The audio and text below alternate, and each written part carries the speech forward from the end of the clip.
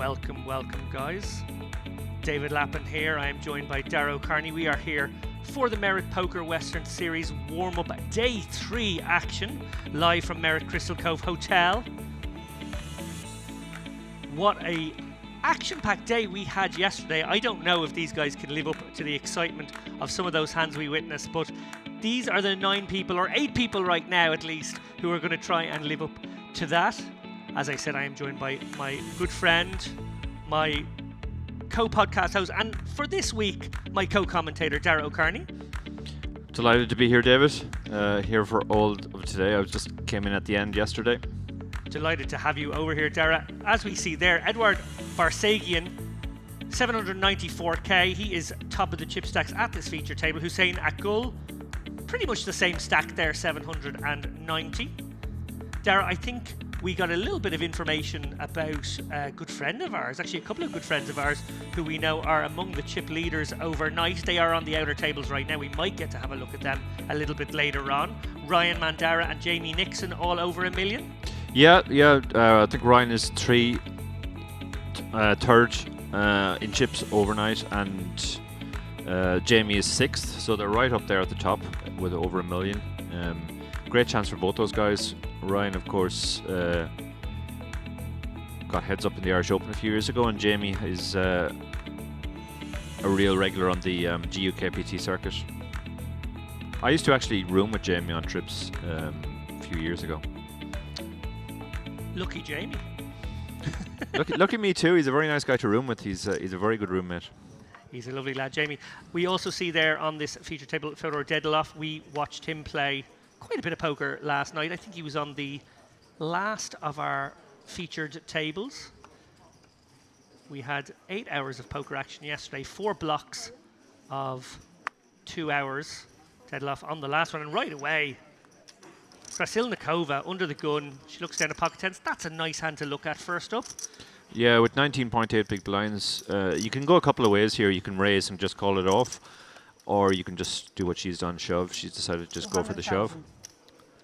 Close one here for Idemir. Ace Queen suited. Well, he only has 6 big blinds, I think. So I think he's going to be sticking it in as well. No, he's oh, does he? Oh, no, sorry, you're right. 64 big blinds. So this represents about a third of his stack. And wafer thin, to be honest. I think you could pass this one. He's not going to, though. Could. Ace King is the big fear there, because often the quick shove under the gun. Oh, we've a third all in. Oh, look at this. Oh, Aristotelos. Oh, she's so happy. Look how happy she looks. She was... well... it's written all over her face that she's a hand she's very, very pleased with, it must be said. Aristotelos, she was on our feature table. I think it was the second of the 4 feature tables yesterday. She made an incredibly sick above the rim fold in a spot where she had, I think it was ace jack on an ace queen X board, and on the turn came a 7, which her opponent took the lead with the ace 7. I thought she was going to have to not quite go broke, but lose a huge portion of her stack in that hand. She didn't, and now she has put herself in a great spot here. Yeah, Idemir is now regretting he didn't let the ace queen go. Krasilnikova as well. I said it's a spot where you could raise and call it off, but if it went raise, shove, reshove, you could also fold the 10s. Yes, exactly. That's a great point, that she could have given herself an escape hatch there.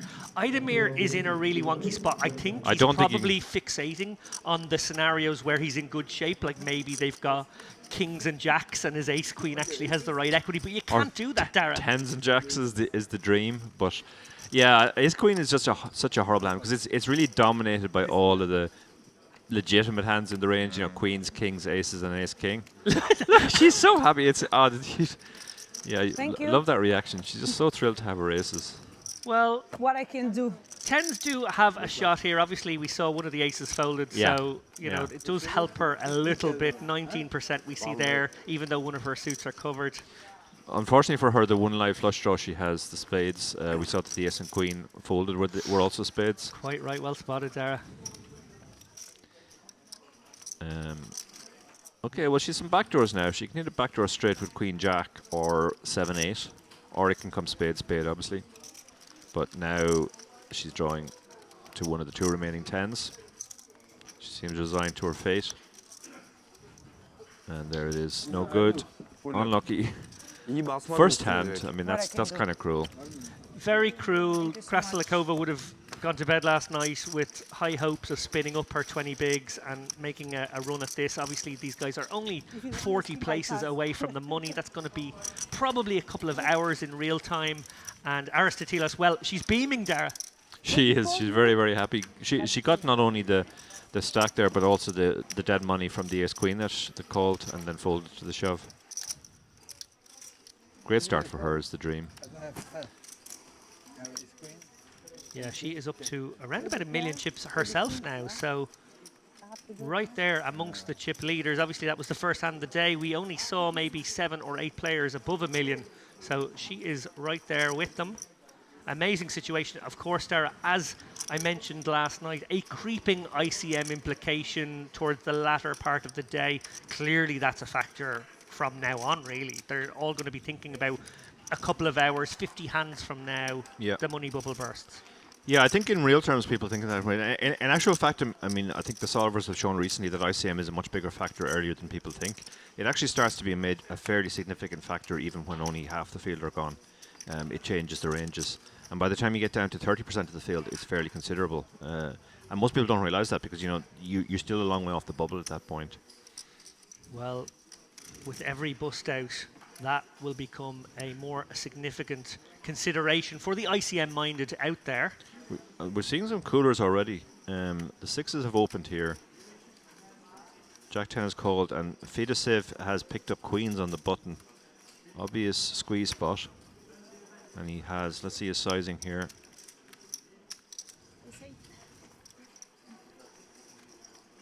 It's gone, yeah, that's about fairly standard size, I think, 3.5x roughly.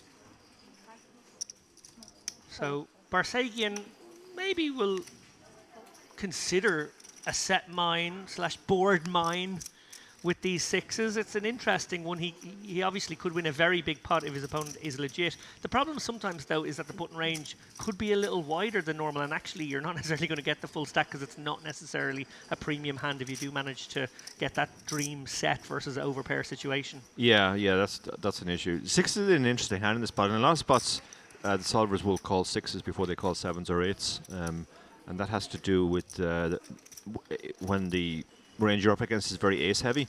If the board comes 2, 3, 4, 5, obviously the sixes outdraw the ace, but sevens or eights don't. I love little nuggets like that when you sort of see these curious things that you have to sort of reverse engineer and work out why. And of course, that's the reason the 2, 3, 4, 5 is the cooler. Yeah, there's a lot of spots, like all of those hands are very close to break even, and just a very small thing like that can actually tip something to being a call. Often people look at the solver output and go like, how can sixes be a call and sevens or eights isn't? Sometimes it's blocker effects as well. It's good you didn't go all in. No, before. So, a lot of action already. 2 quick hands right out of the gate.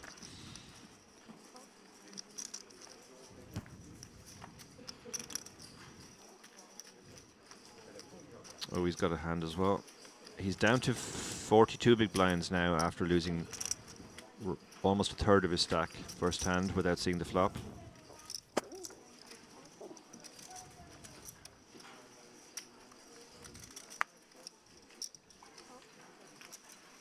Ace 6 in the small blind lets it go. Queen 6 is going to fold as well. Only 3 hands so far, but it does look like everybody's just playing relatively legit with the bubble looming, as you said.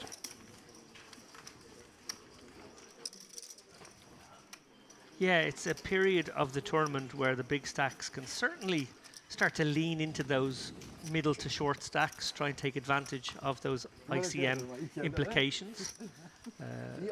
That usually takes the form of opening slightly wider, firing slightly more continuation bets, and often very small bets, Dara. Yeah, 3-betting and squeezing more as well. Yeah, the 2 periods when ICM is most extreme in a tournament are final table bubble and money bubble, but they're different in a sense because when you're on the money bubble, the people who feel the most ICM pressure are the short stacks because they really want to get into the money first before they put their stack in. Whereas on the final table bubble, it's the middle stacks that the big stacks can push around more. Another interesting difference of those two situations is that the moment the money bubble bursts, actually a lot of the tension goes out of that. Now it builds back up again, Yeah. but it dissipates immediately, whereas going from 9 to 8 to 7 is actually much more gradual. Yeah, yeah, that's true. So pretty loose open here from the hijack. 10-9 off. It's certainly defensible, but it's on the loose side. The ace-2 is defended. It's a pretty good flop for the ace-2. He's got a gut shot. His ace-high will be good a lot, and he's got backdoor nut spades. So I can't imagine he's going to fold to the c-bet here. Fedoseev also thinks this is a pretty good board for him because a lot of 5x and 3x will just fold pre. My mother's still asleep. This is such a bad time to move here. Still 4 in The the morning. fact that the ace high has showdown in and of itself, does that make this a more compelling call rather than going into the raising range with all those backdoors like you mentioned? Yeah, I think if you had a much weaker hand like 7-2, for example, with a spade, then there'd be a more compelling case to raise. But you can just call here. You're mostly hoping your opponent just shuts down, but he's obviously not going to shut down that he's hit top pair. Fedoseev will be enjoying that 10 of hearts on the turn. It will mean he takes the lead in quite a few scenarios. Yeah, he almost the only stuff he would have been ahead of on the flop were straight draws that 10 high was beating. So he definitely has to bet now because he's pulled ahead of almost all the made hands that Barzigan can have, and he also wants to charge the draws.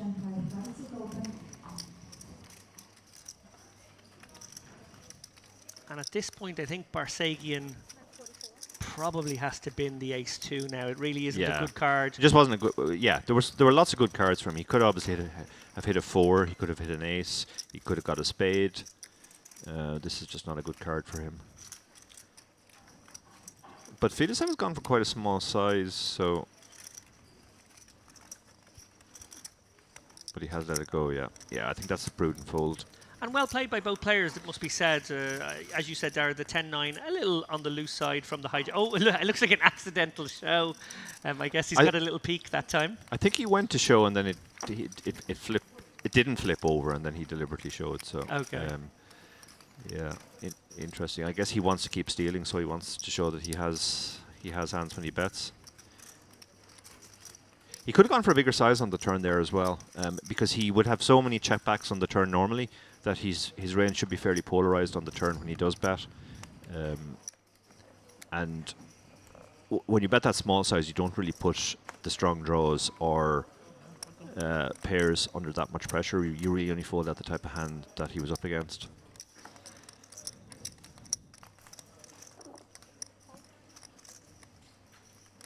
Got another hand here, pocket 2s. Just by the way he looks, you would pick him as maybe the most aggressive player at the table. Yes, he does have a He's sort got of that a young hoodie brooding vibe. Young guy with hoodie and sunglasses. It's almost a cliche at this point, but. Well, Aristotelos giving some consideration to her ace-4 suited, one would presume maybe thinking of deploying a light 3-bet, but she thinks better of it. From later position, maybe that would be kind of cool, particularly against one of the aggressive players. And remember, she's now chip leading him, if you like, after her newfound wealth. Yeah, I think if the seats had been reversed there and she'd opened the pocket 2s, she was getting 3-bet. But Very possibly. She's probably just feeling very happy that she's got that early infusion of chips and thinking, well, that's going to get me to the bubble. Jakovlevich, Queen 6 suited, feels like a mandatory defend here to the slightly larger than min raise, open. Yeah, it would certainly be a mandatory defend yesterday. This near the bubble, you do start having to fold more hands because you're not going to be able to call as many flops.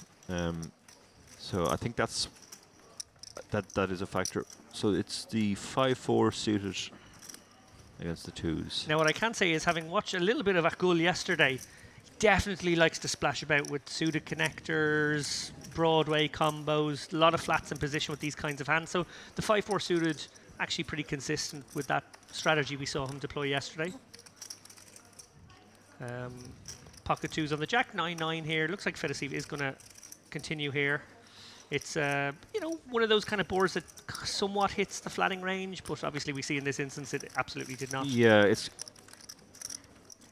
often the out of position player won't have too many leads on a lot of boards, but on a board like that, which is kind of hard to hit, there's only 2 9s missing, and the jack is not that huge in the flatting range either. That's the kind of board where you can lead out with pocket 2s. You're obviously just hoping that the guy folds, but they should be folding a lot. Okay.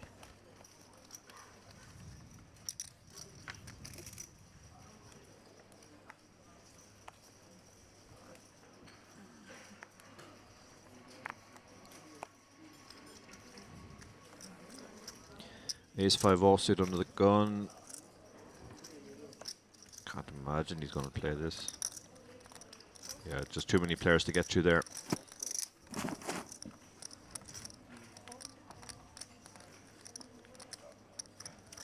King 10 in the hijack. This should be an open. He's got a nice stack, 74 big blinds.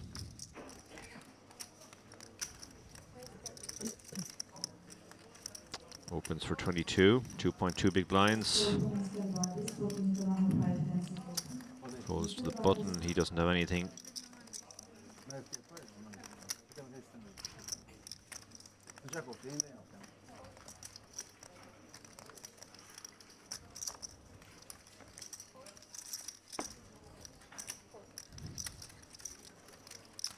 Pocket 7s.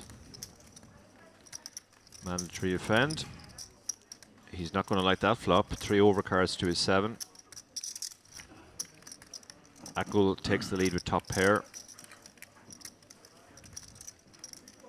Definitely wants to bet this board. There's so many draws he can get value from, and worse hands, Queen X, 8X. Even worse, King X will be in the big blinds range here. Interesting that Doggett Tikinian is going to be a little sticky here. Yeah, he has a diamond, which is a slight factor. Backdoor straight draw, or backdoor flush draw, but it's only a 7 high flush draw, so he does get a diamond on the turn, though. That might encourage him to stick around. Now, if you're a Gull in this situation, it's an interesting one. Obviously, the best hand you could be up against maybe is King Jack. Obviously, you could be up against the 8-6 or even the Queen 6, maybe because it's a big blind defend, but you probably have to go for small value again. I don't think there's any sense in slowing down here. Yeah, the flushes are getting there is a slight worry, because the big blind should have more flushes in his range. Although it's pretty close actually when the ace isn't on board. They both have a decent amount of flushes. It almost serves as an advanced blocker in that scenario. If you get raised, yes, you're probably ditching your King 10 now, but if you get called, yeah, I can imagine a lot of checkbacks even with the King 10 now. Yeah, but the 7s fold this time.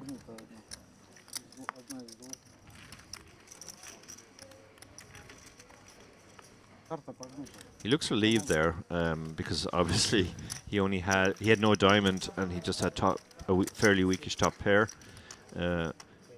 Sometimes you can get misreads off players like that if you're watching them afterwards, and you could think, oh, he must have been bluffing there, but it's more relief that his sort of good but not great hand won. They're changing the Ben deck. fark etmedim. Okay. Что случилось? Ну, карта погнута, кто-то поднимает, так сильно заламывает.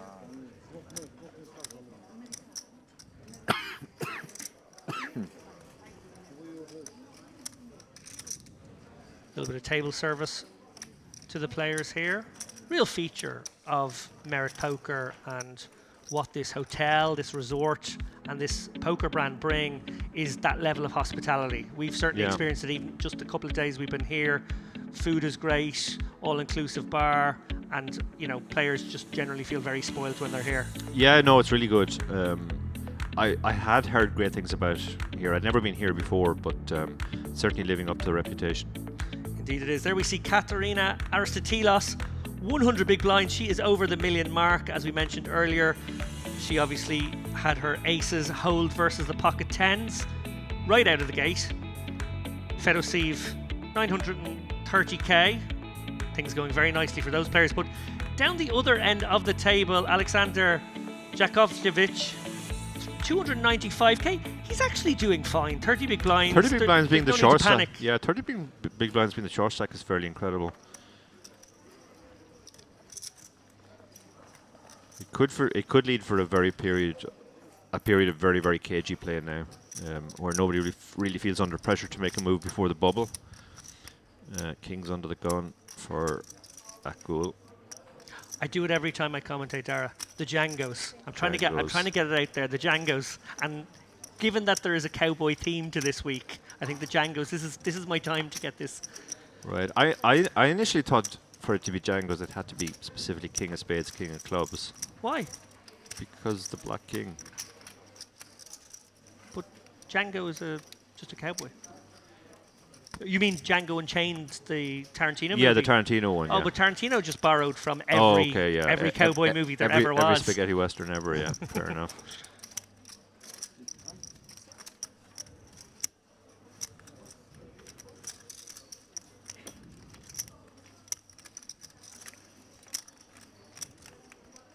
Bonus points for every segue to a spaghetti western we can make during this. I've been using the phrase when a player just wins a pot and then enters the next pot, back in the saddle. That's that one. Is that a spaghetti western? They're back in the he's back in the saddle. I don't know that. A blazing saddle. That's not a spaghetti western either. Blazing Saddles was a western, wasn't it? Yeah, that's the Mel Brooks comedy western. Yeah. So that's not spaghetti western. Well, you said spaghetti western. Well, western. That's Yiddish. That's a Yiddish western. Ah. So Ace Jack suited small blind. This is a tricky spot against an early position raise. Yeah, he's gone for the 3-bet, Dara, and Akgul, it's interesting whether he will just flat here or will he go for the 4-bet. He is going to go for the 4-bet. Yeah. Basically happy to get it in now, I guess, hoping maybe Queens will put it in, Ace King will put it in. Yeah. When you do 3-bet in this spot, you should kind of know like why you're 3-betting. Are you 3-betting because he's in early position, and if you 4-bet, you know that you're very likely to be dominated and you're folding? You can't really 3-bet for value against an early position raiser with Ace Jack. And the suitedness of the Ace Jack actually means you flop okay, so makes you flatting is nice. Yeah, it makes you very sad if you're going to have to fold. And yeah, he looks like he's very reluctant here.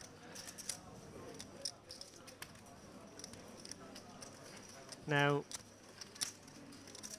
we don't know, but perhaps these guys have a dynamic. They may know each other. They may have been playing together. Akgul, as I mentioned, is on the splashier side. He's a loose player. Now, usually 4-betting in this scenario is an indication of actual strength and really having it, but I'm sure it's in Akgul's arsenal to do this light, and maybe that is what Doggan is thinking about. Yeah, I mean, if you are going to have a light 5-bet shove range, Ace Jack has such a... He so reluctantly let that one go. Yeah, that was a fold under protest. Yeah, I think I'd prefer 5-bet shoving there to flatting.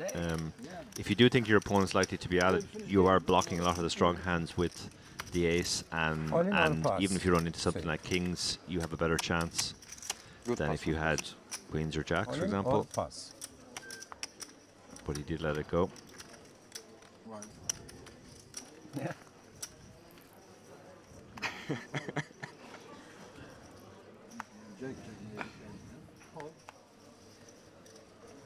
Aristoteles will let the ace-2 go.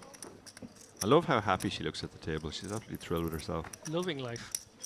There's Michael Lech there, Miguel Fiesta.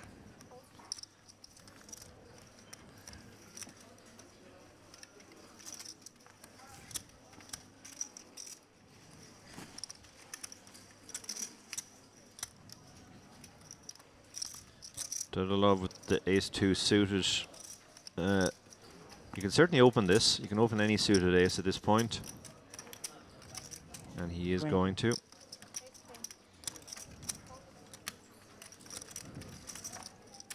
Michael Lech, a very good friend of our good pal, Slay America, Luke Frabel. Oh, I didn't realize that, yeah. Shout out to Slay. I was actually chatting to him yesterday on my way over. Vidasev is going to call with the 9-7 suited. A very nice hand to defend here. Flops very well. He has flopped bottom pair, but this is a really bad board just to have bottom pair on with the ace and king there. Dedalov has top pair, backdoor flush draw. Thank you very much. Some argument for just checking here. On these two high card boards, you're going to have a lot of hands that you don't really want to put more money in, like your pocket pairs, and you want to check some top pairs as well. But he is going to go ahead and bet. It's a small bet. I like the size here. This is just trying to fold out the misses. Yeah, maybe extract a little value from some King X, some 7X for this sizing that will be put under pressure. Their minimum defense frequency will probably force them to at least call once. Yeah, I think Fedushev would probably have folded this to a bigger bet, but now this bet is so small, he's thinking I probably just have to call this now. Even if just to try and bink a 9 or a 7 on the turn. Well, Dara, it looks as though he might be lining up some raising chips. Oh, here. he is, yeah. Okay, maybe he thinks this is weak. He thinks this is just a stab. It's not his board to be allowed raise at some level here. No, it's not. That's the problem with this raise.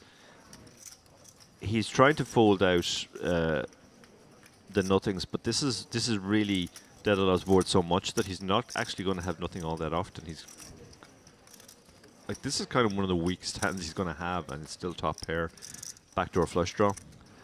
Yeah, I wonder if he will make a sort of exploitative fold in this scenario versus what isn't a hugely sensible raise. I suppose he can have King 7 and pocket 7s is maybe the very best hand Fedushev can have. Yeah, they're the hands. Well, yeah. The 5 is an effective break. Like, that should just never improve either player. Fedushev doesn't pick up equity. Often in these spots when you do the check raise, you want to have hands that can, they have backdoors or something so that you can turn equity. 9-7, you can only improve to 2 pair or trips. Yeah, I very much feel as though 95 players left, 30 roughly from the money. This is a pure, I'm going to just try and put pressure on you, manu-y-manu. Yeah, well, Daedalov only has 25 big blinds behind, so he is threatening his entire stack if he puts in another bet now. And it's a horrible spot for Ace-2, Yeah. admittedly up against a curious enough line, a strange line that he will be certainly feeling is a little on the fishy side, but this is very hard to call. Yeah, and he's sized up. He's gone for just over half pot here, and he's basically saying, if you call here, there's going to be 300k in the pot. You're only going to have 185k behind, 178k. I'm going to shove in a lot of worlds. This is what myself and Barry Carter refer to as a threat bet in our book on ICM. You're basically threatening the entire stack with this bet. You're saying if you call this, the rest is going in on the river a lot of the time. And remember, Daedalov uncapped in this spot. He can have aces, he can have pocket kings, he can have ace-king. He's the pre-flop aggressor. So that's the part of this hand that's a little bit on the strange side. And that's exactly what Daedalov has recognized, is that this is a very strange line from his opponent. It's a very strange line. It's a very reluctant call, though. He's kind of giving away the fact that he has this type of hand, I think. Oh, my God.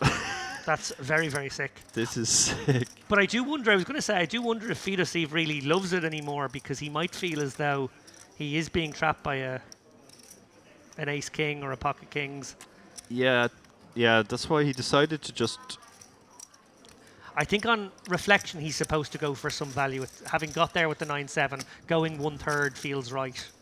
Yeah. Try and get the cry call from ace-queen. Yeah. Otherwise, he's almost giving himself a reverse free roll, that if his opponent does have ace-king and he bets, is he going to fold the 9-7? He's not going to fold the 9-7. No, I think he should probably just shove the river there, to be honest.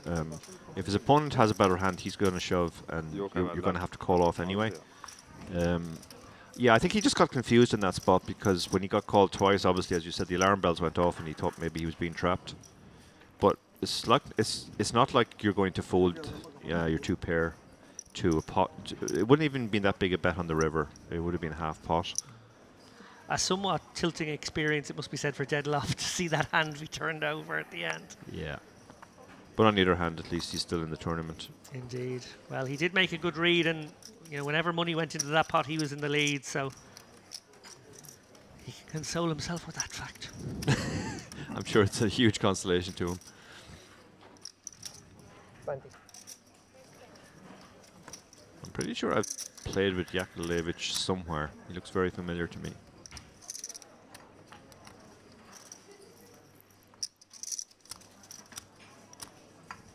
Fedosev has been the action player so far, and now he's got another hand here. He's up to 1.1 million now, so he's the chip leader at the table. He's going to be absolutely loving that. He's going to start putting pressure on people, I think.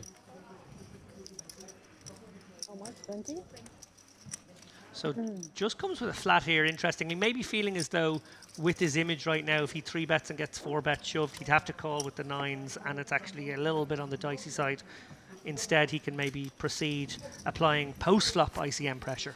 Yeah, 27.5 big blinds. I mean, you would be relatively okay with getting 9s in, but as you said, he's decided to take a more cautious route. Now he's going to hate this board with the ace and the queen there. Particularly with one of the shorter stacks at the table being the pre-flop aggressor, he's most incentivized to knit up in this spot. Yeah. Now we saw him check raise the last with his hand was slightly different because it had more outs against the value. Yeah, I actually like this check back. I did kind of advocate in the previous hand for the check back when you have a very weak top pair, and you have an aggressive opponent who's likely to start bluffing. You just get more value from the bluff part of the range, and yet you don't have to put in too much money with your fairly weak top pair. That's really nice analysis. Now he's likely to start going for value. Oh, the king is tricky too as well. It improves a lot of hands. Yeah, that's why I think he's decided to just check back. Now he's going to feel much better about his hand. He's pulled ahead of stuff like ace queen, or sorry king queen, and king queen was very possible there. Fedosev decides just to take his showdown. He's hoping he's up against 8s or a lower pair. You probably have to go for value now with your 2 pair. Sizing wise, Dara, do you go sort of on the slightly larger side, maybe 40, 50k? It looks like he's gone for exactly half pot. Yeah, I think in theory you're probably supposed to go big, but I think as an exploit, it seems that Fedosev is trying to get a fairly weak hand to showdown. So if you bet small, you're probably always getting called, and if you bet bigger, you don't know how often you're getting called.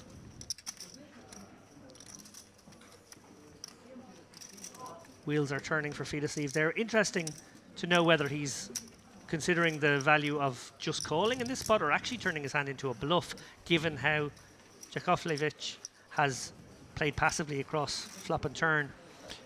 Yeah, he probably recognizes his hand isn't going to be the best hand right very often now that he's facing a bet on the river. 9s would be one of the worst hands to turn into a bluff because it really doesn't block any of the value.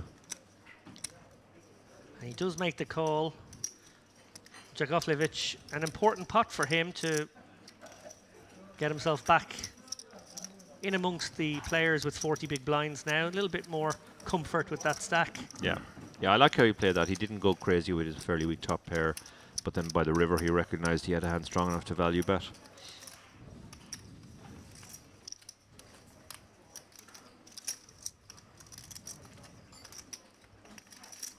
And a spewy enough call there, it's got to be said. Yeah, you're beating absolutely nothing there. Like 8s isn't going to turn itself into a bluff on the river, I don't think. So. And any hand that wanted a bluff would surely have bluffed an earlier street. Yeah, the so-called Brokaw law, the obvious way to bluff is the line that people will take.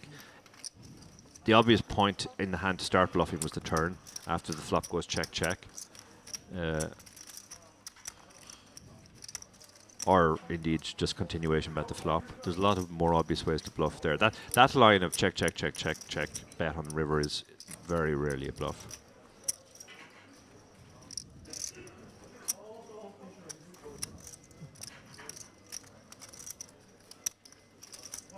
Fedosev looks like he's thinking about getting into the action again. Doggintin's gone for a very loose open here. Ace-2 offsuit in the hijack.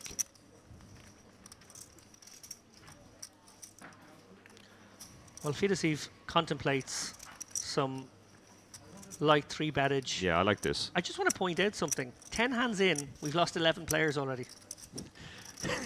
Fearless. People are not hanging around for the bubble, clearly.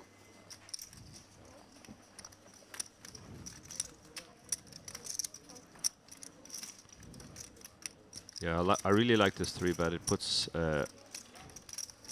Doggintin in a horrible spot now. He's not going to call with ace-2, is he?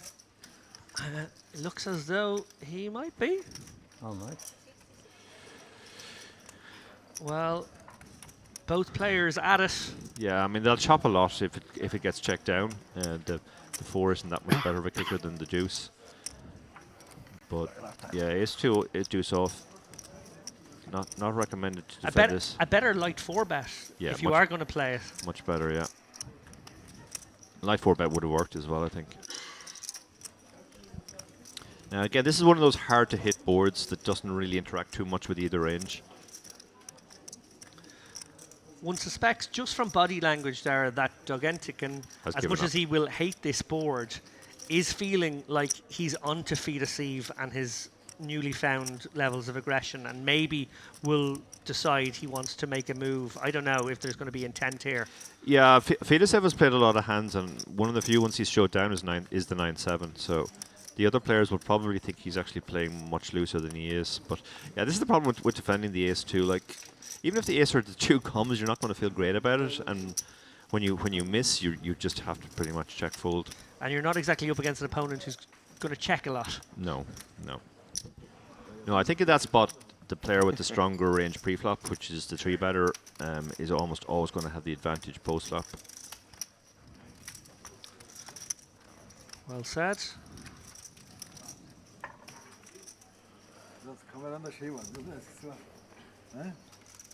And I got to say, and it was a feature of yesterday's play as well, given the amount of 3-betting and blasting that we're seeing in general, the pace of play is very, very good. We're not seeing tanks. We're not seeing long, arduous, deep thought calculations about bet sizing. We're just seeing guys fire out their chips pretty liberally.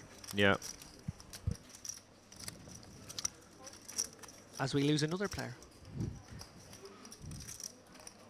Fedosev now with an actual hand. It's almost unfair. This is cruel, yeah. Now, unfortunately for him, the button is probably one of the least likely players to attack him. Light, yeah, she's going to just fold with her 5 deuce. Lets it go as well. And the 9-3 suited, yeah, you can certainly defend. This is a fine defend. I think this is the original fine defend, actually, if you remember. The very first discussion we ever had about fine defends. Our good friend Kevin Killeen was defending somebody who defended 9-3 suited specifically, and he described it as a fine defend. And it's fair to say it was a teachable moment for us because we did not think it was. Look at this flop. Well, it's a very, Look at this flop. it's a very fine moment now. He is absolutely loving life. And Fedosev is going to look at this flop and think it's perfectly safe. Yeah, how can he have 9-4, 4-3, or 9-3? Yeah. It's not possible, It's right? just not possible. Well, Fedosev obviously has reasonable equity over pairs, can find a way to win from this point out. Interesting to see if Agul will spring the trap now right away, or will he play possum and try and induce later street bets. I think given how wide Fedosev likely to be, you might want to just call here and let him maybe fire off with no equity in a lot of situations. Yeah, he hasn't really shown a tendency to fire off with no equity. He's certainly he had little equity in the 9-7 spot. The argument for raising here is that you have a lot of very vulnerable hands here. If you just have the 9, for example, and you think it's good, but also with the 2 clubs on board and, you know, lots of gut shots, some open enders, there are cards which can kill your action on the turn as well. We might be about to see an absolute car crash of a hand. Yeah, there. this is... now, the deuce is not a complete brick because Fedosev could have ace-5. Ace-5 would play this way. 5-6 would potentially play this way. But I think Akgul has just has to decide, okay, well, I might not have the best hand anymore, but if I don't, it's just a cooler. And he has to start going for value against the type of hand that Fedosev has, and that's what he's going to do. And Fedosev definitely can't give up just yet. The clubs, Absolutely the not, obvious no. straw, have No. not got there yet. No, no. Had that been a 2 of clubs, I could imagine a world where Fedosev could get away right now, but not on the 2 of spades. I mean, it's even possible that Akgul could be value betting a worse hand here, like just a 9. So you absolutely have to continue here.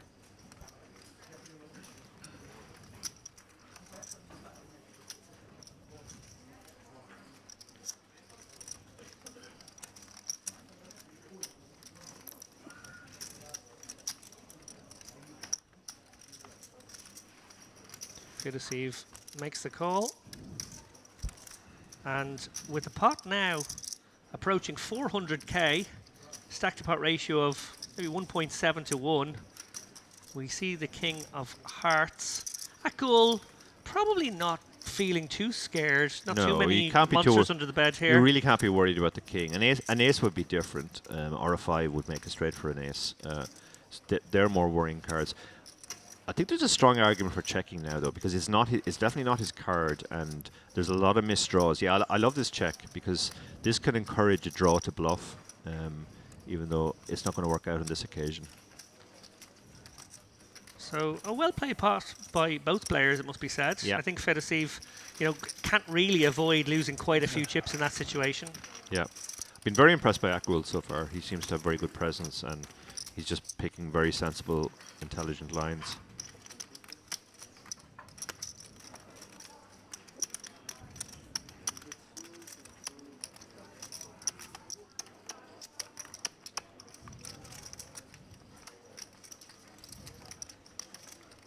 And that was a skirmish, let's say, between two of the bigger pots, and the chips swung from the bigger stack to the less big stack, equalizing them up almost now.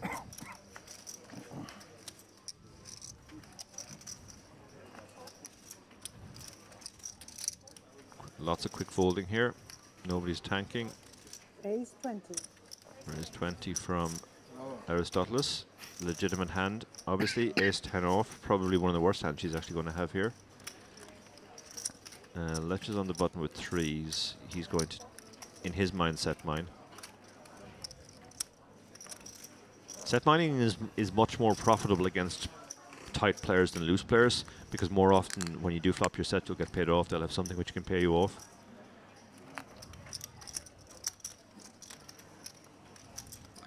And Deadloff off a relatively short stack decides to let the Jack-9 go, let these guys play heads up. Okay, now she has a gut shot, backdoor nut flush draw, and her ace high will be good a lot of the time. Definitely like this one for a small range bet. I don't think you have to go big here, maybe 15k, 20k. Yeah. Yeah, there's two types of boards that you see bet quite a lot out of position. One is a board which really favors you, like this one. Love this sizing. Yeah, and oh, that's a beautiful sizing. Yeah, that's a really good sizing from her. Easy. And the other type of board is the really hard to hit board. You know, if it comes like a 5-5 deuce or something like that, then whoever had the stronger range pre-flop is probably still ahead. Most other boards, you're going to see a lot of checking. Yeah, Aristoteles played superbly well, it must be said, on our feature table yesterday. And, yes, okay, we can all play those aces the way she played them. She's not getting too much credit for that, but she's playing her hand so well otherwise too. Yeah, she played that hand really well. That's just really pulling faces. I can see why he's friends with Luke. Michael Lech, just to give you a little bit of background on that player who set mind with the pocket threes in that last hand. 9 WSOP circuit rings and 1 WSOP bracelet, Dara. He won his WSOP bracelet on the online felt during COVID pandemic lockdowns. That was in 2020. Okay. But 9 circuit rings in the real world. Yeah, that's very impressive. And testament to the kind of show that these guys here at Merit Poker are putting on, that Americans are making the trip. Yeah. Yeah, absolutely. They're drawing people from all over now. It's a very, very multinational field. You can understand why. Like, it's just such a great place to be. Great vibe around the place as well. Everything just feels so relaxed and friendly.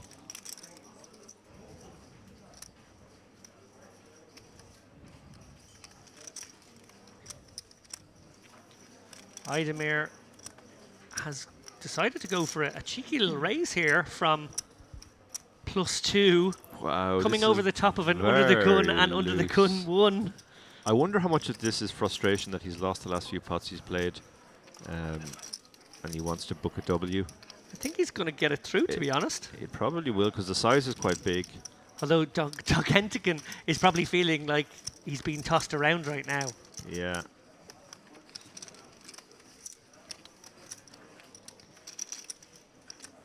Yeah, you can't really defend the Jack-10 suit at that shallow to that size. Larceny. Absolute larceny with the 5 high, yeah. Not even 9 high. His card's just added to 9 there. Dara, you took a little run. Obviously, in a former life, you were Ireland's premier ultra runner. You, for some time, held the record for Ireland's longest distance ultra runner in a 24-hour race. You held many other accolades over your marathon and more than marathon career. You had a little run around the town here today. Not quite around the town. I ran around the facility here, and then I decided to venture out. So I went out one of the main roads, and I got to sort of the edge of town just to get a sense of where the town was. Seems like a very nice town. I'll definitely go farther someday where I have more time. Very pleasant running environment too. Nice temperature.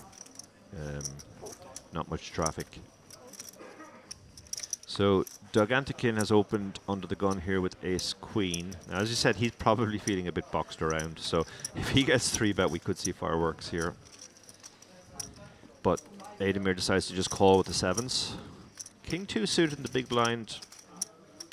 We've seen Chekhov, Livic fold hands like this, just maybe somewhat aware of the ICM. looming ICM. Yeah. 87 players now. We've lost another 4 since I spoke up a moment ago. Yeah, it's dropping pretty fast. Bubble might not take as long as we think. I predicted it would go in level big blind 16k yesterday. I think it's definitely going to go in big blind 12k. Yeah, he's let that go. I do actually like that fold as well. King 2 is just so mucky. Your king is very likely to be dominated when there are 2 players in the pot. It's a much bigger concern than when there's only 1 player, and also the ICM is a much bigger concern as well. You don't really want to leak chips when you flop top pair with that hand and have to call 1-bet. So Well, he just decided to cut that off by just getting out pre. Idemir with a mandatory call here on the 8-10-10 board. Dogantikin's ace-queen, not best. That 6 will certainly keep Idemir involved. I don't know if Dogantikin is going to fire out again or if he's going to decide to Looks like check it. But he's going to keep betting, yeah. You're not loving with the 7s here, but you have picked up a gut shot, and it is more your board. So he's going to make the call again. Will Dogantikin find the 3rd bullet if he misses here? And he does miss. backdoor clubs get there, but that's unlikely to be a significant part of Ademir's range. Much more possible that Dogantikin could have a hand like that. That might be the kind of barreling run out you would need. He is Yeah. going for this. So again, a man who felt probably largely pushed around for the most part of this first hour is now deciding, do you know what? I'm not going to be pushed around in this pot. I'm going to keep firing. He's fired out small though. Yeah, I think I would like to see a bigger size. I mean, he's basically trying to tell the story that he has an overpair here, or maybe he has a 10. Yeah, the small bet isn't going to get the job done. I think in that spot, a lot of players feel obliged to bet because they think it's the only way they can win, but they kind of bottle it when it comes to the size. I think there was a bit of that there from Dogantikin. Ademir played his hand really well. He maximized value there. He didn't love any of the streets having to call, but he recognized that he kind of couldn't really fold on that board to the sizings that he was facing.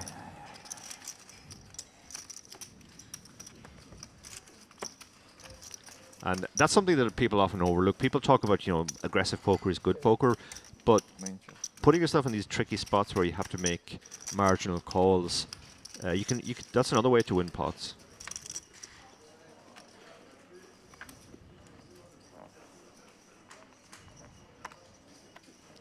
And another setback for Dogantikin, so he's really going to be feeling under pressure. It's been a fairly nightmare session right from the get-go, where he lost almost a third of his stack with the ace-queen.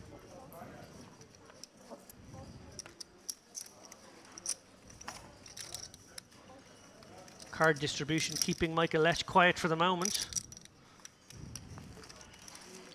Deadloff, well, he is one of the shorter stacks right now, hoping to see something a little prettier than the 10-5 suited.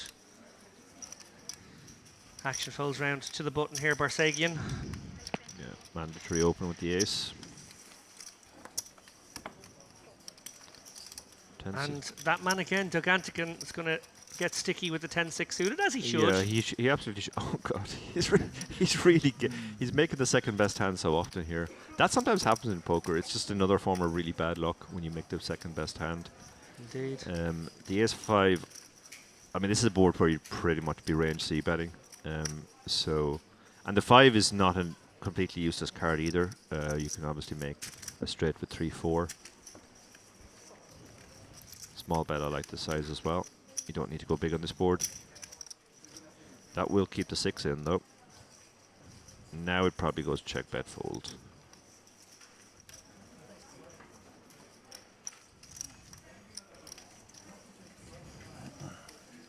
Although Barsegin won't feel brilliant about his hand. There's some argument for checking the turn here and just calling the river then if your opponent bets, or checking behind on the... But there's also argument for betting here and then checking the river. Yeah, I agree. I think it's one of those classic can go both way situations. Yeah, it's a 2-street hand and it's just a question of which 2 streets you want to go for. He has gone for a half pot sizing. So as you said, pressurizing hands like exactly the one Dogantican has, a 6. That's the most likely holding, let's be honest. And obviously also charging clubs. Dogantican, I wonder, like in an ideal world, in a vacuum, you'd be happy to toss the 6. Yeah. And in fairness, he's shown good discipline. No, he to do did, yeah, exactly that, yeah. But he is getting sort of, as you said, on the wrong side of it each and every hand now. Yeah, he's getting boxed around, but he has kept his discipline and is cool. Often you see players just lose their mind in those spots. After the break. He definitely will be feeling under it, and maybe that people are picking on him. But that hasn't been the case. It's just they've generally had it when they bet against him, and he's had the second best hand every time.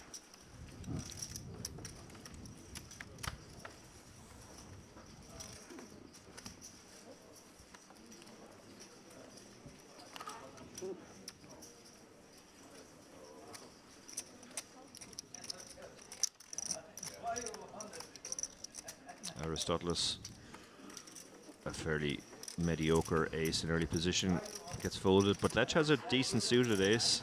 He'll be playing. Our American invader. And Akul has a hand here. This could be interesting. Two of the more skilled players at the table.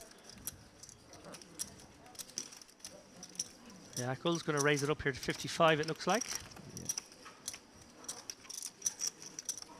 Yeah, if he'd been on the button, I think he'd be much more likely to call there. But part of the value of this raise is it forces out the players behind.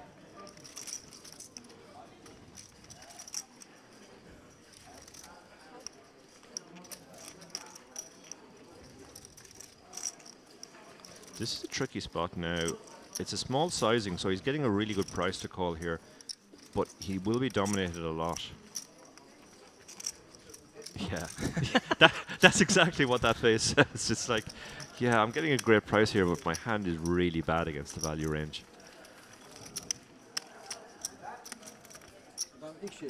Michael, very expressive in his gestures. Yeah. Yeah, ace-9 suited is so much worse than ace-10 suited in that spot, because ace-10 suited at least can flop straight draws, as well as the flush draws and backdoors. But ace-9 is just very mucky.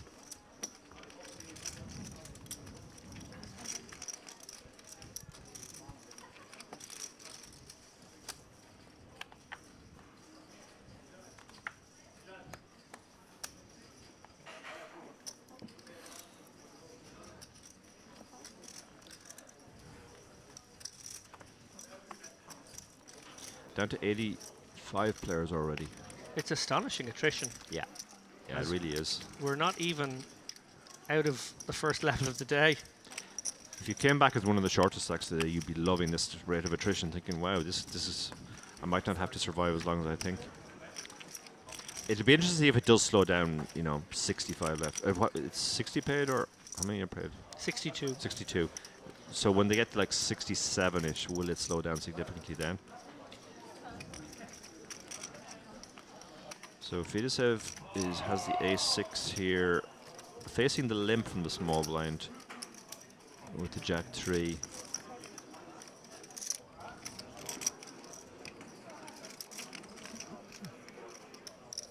Ademir going to have to release here, I feel. Yeah, this is just one of the worst hands you're going to have. So if you're not going to fold this, what are you going to fold?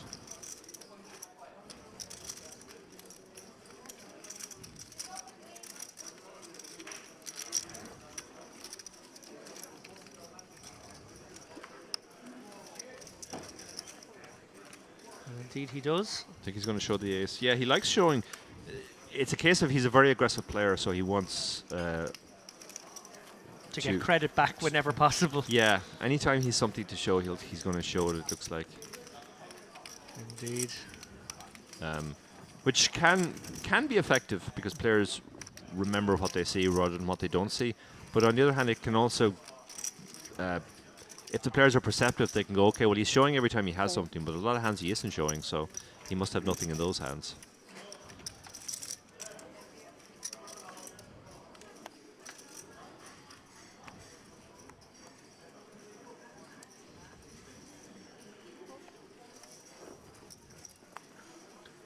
While I have a moment there, I'm going to give you a little update on the payouts. I mentioned this yesterday, but I'm sure we have a lot of new people joining us today for the stream.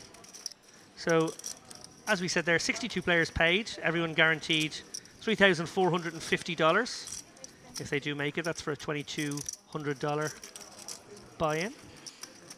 Ladders and pay jumps are sort of as you would expect, roughly every table or so, until we finally get to the final table where ninth will get 18,200, working all the way up to a whopping 181,200 US dollars for first place. And now Idemir with the Django's. Django's. You're determined to make this stick, David. 7 years on. If I can't make it stick at the Western Series, I will give up, I promise. Really? No. Parsakin with a very callable Queen Jack suited here, it must be said. Yeah.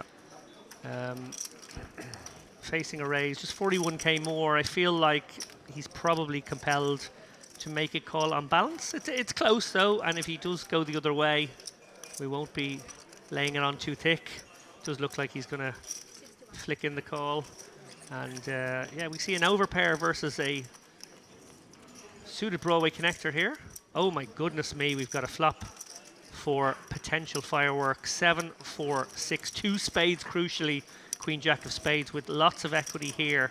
Yeah. This is a monster flop for Queen Jack of spades. Because you're going to think your Queen and Jack are good a lot of the time as well. Now, after this goes check, bet. The question is, does Barsagian decide to use his hand as a semi-bluff, or does he just call, aware that maybe a lot of turn cards can freeze the action? It is quite a coordinated board anyway, and then maybe he has the option to bluff river sometimes. You can sort of go both ways. Yeah. Yeah, I'd personally go for the check raise here because this board he's much more likely to have. He's got all the sets here. He's got some stuff like well, he basically has all the sets, I guess. And his opponent very rarely has more than one pair on this board. Well, he comes with the call. Pot is 300k. Now that's one of those freezing cards. Ademir might decide to check back now.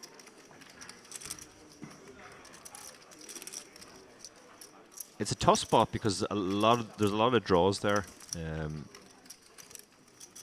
Does Idemir ever consider an advanced blocker here, going a very small sizing, something like 70k there, and then he knows he can snap check back rivers? Well, that's what he's going to do. I'm not saying I recommend it, but it's an idea. It's certainly an idea, yeah, and it looks like that's what he's gone from. I think the problem with that line is with the advanced blocker, you want to get called by a lot of worse hands. And that's probably the part where the advanced blocker falls down in this place. But it's a very draw-heavy board, so you do kind of want to charge the draws as well. Yeah, it's a tricky spot. The ace definitely favors him, so even though it doesn't favor his hand, I think there's a strong argument for betting just because the ace is more likely to have improved him. Yeah, I do like the idea overall. I think I understand the pros and cons of it, and it's often the way in poker that versus some portions of the range it's a cool bet, and versus others it's actually not a great bet. But on balance, I actually kind of like it. Yeah, I think the key thing that we often lose sight of in these spots is it's not so much what your hand is, it's what your range is in this spot. when you get a good card that's good for your range, like an ace, you can go ahead and pretty much range bet. And Barsagian now pretty much paralysed. I don't know if he will contemplate maybe bluffing on an 8 or on a 3 as sort of giving himself another way to win. That's an idea that could be possible out there. But he's probably not able to bluff on anything else, and now he's missed. Yeah, there's nothing wrong with just realising your equity as well. Just playing it to hit, knowing that you'll win a pretty big pot and you're getting the right price, and giving up, not getting stubborn and trying to force it if you miss. Yeah, no, I think they both played their hands fine there. Actually, they both played really well. It's fine. Like, you don't have to win every pot. It's fine to just call with a draw, and if you miss, give up. That's not bad poker if you're getting the right price. Dara O'Carney, you don't have to win every pot.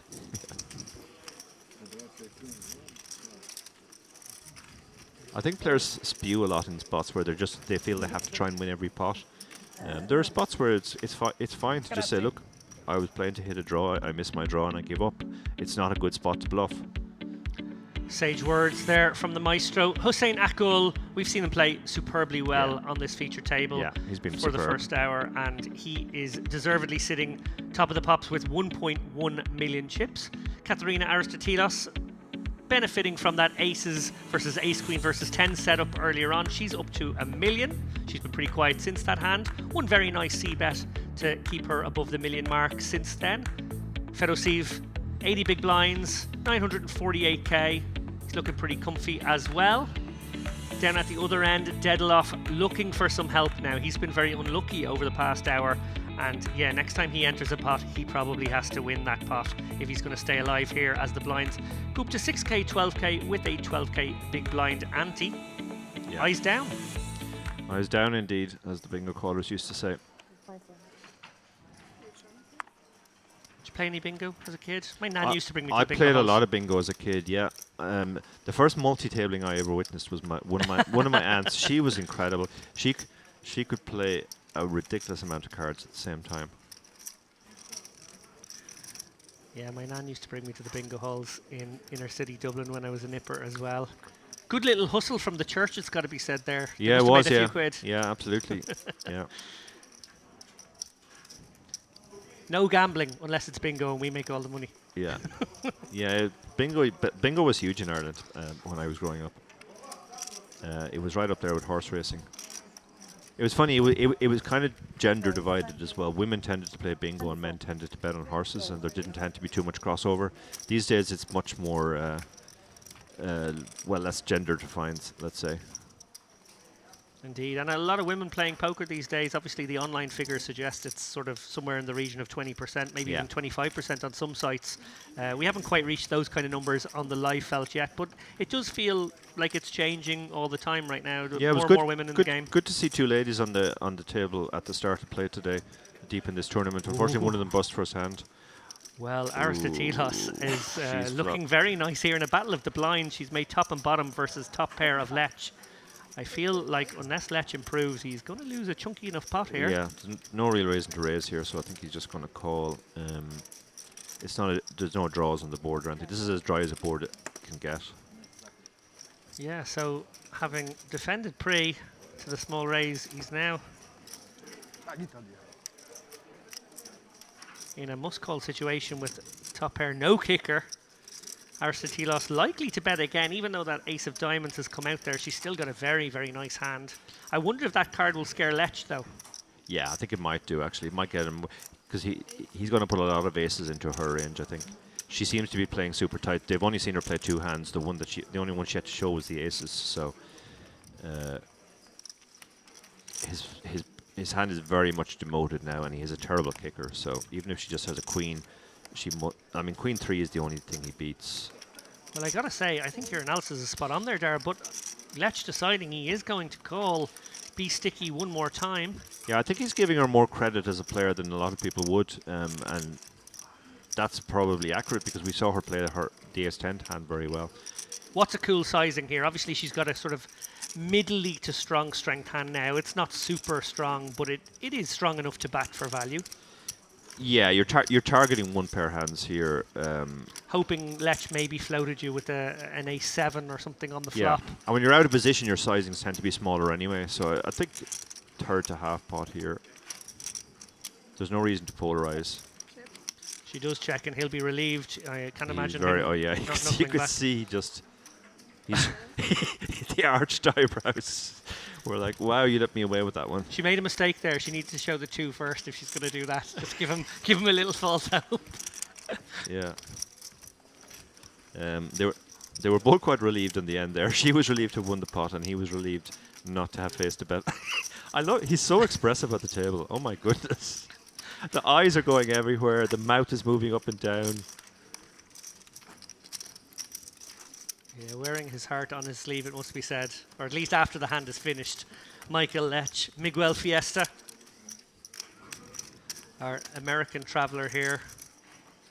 A man who has done a lot in the world of poker. He's a big online winner, but those 9 circuit rings and 1 WSOP bracelet, certainly the feathers in the cap. For a man who's been grinding for probably as long as us, Dara. Yeah. Yeah, you described him there as an American traveller, and I guess we could describe you as an Irish traveller. You could do that. And some people at home will get that reference.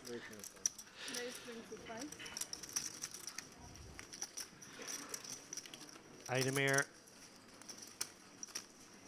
back in the saddle. With Coming out blazing saddles. Yeah. Fedosiv, Unforgiven. We could do this all day. I'm just going to pull up a glossary of Western movies. Yeah. I feel like you've got the edge here. You're much more ardent movie buff than I am. And we're about to go 3 ways with Akul. You could call it the good, the bad, and the ugly. Who are you calling ugly here? We're going to let the viewers decide. Yeah. If it was ace-3 off, I could see maybe that being an ugly hand, but it's suited. It's quite a pretty hand. Agul, I don't predict going to make a move here. Ace-10, obviously eyeing up the possibility of a light 4-bet. He is going to do it, Dara. Yeah, no, I like this. I like this. This hand is much more likely to be dominated 3-way, so he's kind of turning this into a light 4-bet. Oh, sorry, light 4-bet. And think about what's going on here, guys. These players all have 80 big blinds plus effective. So this is a battle of the deep stacks, like a cash game hand. Yeah, almost. it is. And crucially, he covers the other 2, so he can knock them both out this hand. Idemir cannot take the heat. The 9s against... No, 9s just shrivels up in value now. And Fedosiv caught with his hand in the cookie jar. Yeah. Yeah. This is a very good pickup from Akul. He basically picked up the fact that Fedosiv is very, very likely to be light here. And Idemir pretty much would be hating life with queens right now, let alone 9s. Yeah. He does suspect larceny here, though. Wow, is he going to make this call? Is he going to put it all in? Or he's going to put it all in and just hope? just pray not to get called. We've seen it a few times from Idemir. He does take his time over these decisions. He does ultimately come to the right decision more often than not, and I think he's just going to take his time. Might be eyeing up the clock a little bit as well. Yeah, he's like 84 left. We're 22 from the money. Do I really want to stick in 80 big blinds with 9s? Because it's a guessing game, really. Oh, it's a total guess. Like you might as well have 7 deuce here as 9s if you're going to stick it in, because you're going to be toast against the snap calls. I think this is Hollywood. I think we're going to see another minute tank and then a fold. So you think the tanking might have started now? I think it might be advanced tanking strategy. Right. I mean, you would be the expert on this, so.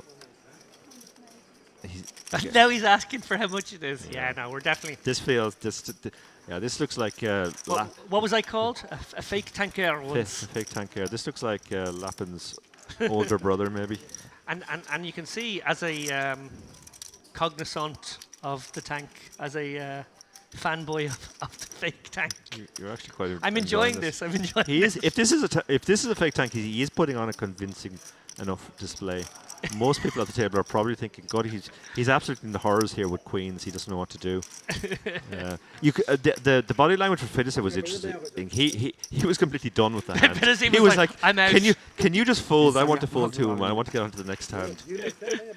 Great pickup by Ackwill there. He's been, to my mind, the most impressive player so far. In terms of the ways he's played his hand and picked his spots. I've got to agree with you, Dara. I think he's been absolutely superb.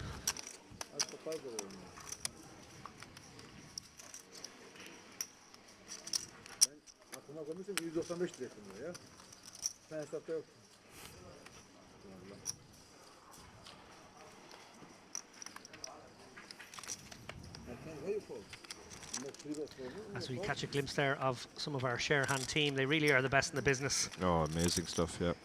These Always a joy to work with. Everything is on the ball as far as the graphics and all the technical stuff goes.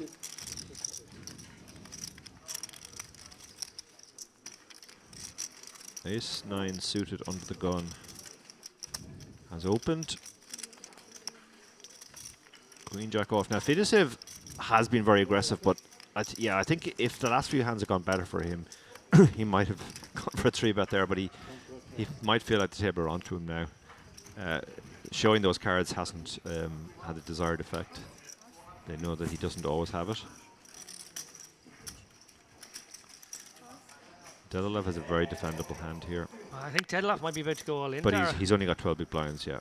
I think this is a fairly standard. It's an under the gun open problematically. Yeah, for you him. can actually you can still call here in this spot. And then just go with your hand if you hit anything. Yeah, if he had a few more chips, he might feel like there was a bit more fold equity, but it looks like he is going to stick it in. Yeah, now the S9 hates it because it's a good price, but it's a good price, but it's not good enough, I don't think. Particularly with the bubble looming, I think it just probably shaves off the very bottom of Dedeloff's range. Yeah, you're just praying it's eights. That's kind of, or king queen maybe. Once in a blue moon, king queen suited. Yeah, but you're going to be dominated so much here.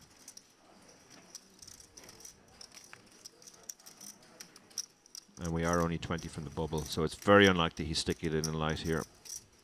Yeah, virtually impossible to be a light one over the top of an under the gun open. So there we see that the odds 26%. I think that's going to be something like the number looming in Bersagian's mind. He's going to think, oh, I'm probably 25 to 30% against almost all the range. What's my price? And if he does the quick maths on that price, he knows he has to call, roughly 110k to win a pot of about 300-ish. So, just a bit of guerrilla maths there. You need 36, 37. Yeah, You're not getting it. You never have that, no. You'd have to put a lot of king queens and 7s and 8s into the range before you get anywhere near that price. Yeah, good fold from Bersagian there. And a lovely pickup for Dedeloff, who I'm sure is relieved. He's extremely relieved, yeah. Even if he sees his opponent's hands this near the bubble, he's not going to mind too much the fold. Absolutely.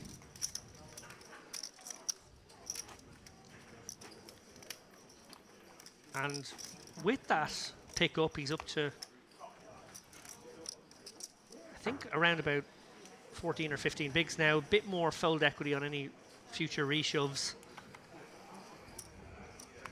which is a key piece of the arsenal when you're shallow.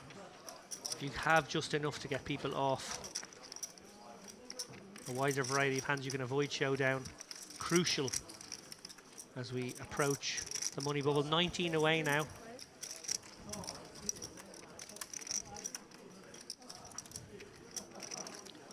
So the prediction of 8-16 as the level it goes is looking pretty solid now, as it turns out. Yeah.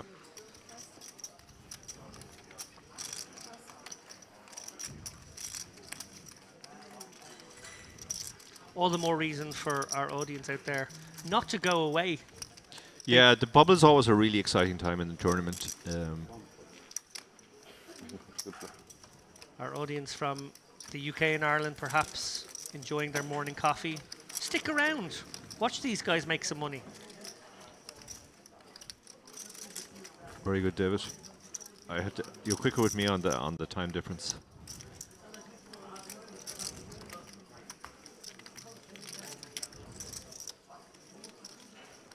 I know, Darren, most of the poker players I know from the UK and Ireland haven't woken up yet. Yeah, that's the reality. Or if they're awake now, it's because they're still awake rather than they've just woken up. Gigantin, oh yeah, you don't really want to get involved with King 10 off under the gun, particularly the way it's been going for him recently. Ace 10 suited, on the other hand, that is a very nice hand. And he makes the raise. He's been impressive too because it hasn't really gone his way, but he has kept his discipline and, as you said, come to the right decisions in the right spots. Oh, Lech has an interesting one here now. This is a tempter, Ace Jack. I think he might let this one go. I think situationally again. Yeah. Bit of risk premium as we approach the money bubble. Yeah. Awkward stack. Yeah, I like this. If he was on the button, you could just call there. But with two players behind, you're much more likely to get squeezed if you just call. Quick folds, as is a feature of these feature tables, it must be said, and I think a feature of just every table in the room. Yakovlevich can certainly defend the Queen Jack off. We've seen him fold stuff like King 2 suited and Queen 6 suited, but Queen Jack off is definitely a defend. Well, monotone here. Neither of them have a club. Very likely to go check, check. Very likely, yeah.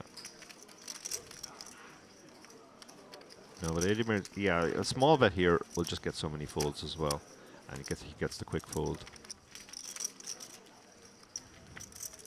I've been impressed by how he's played, as I said earlier.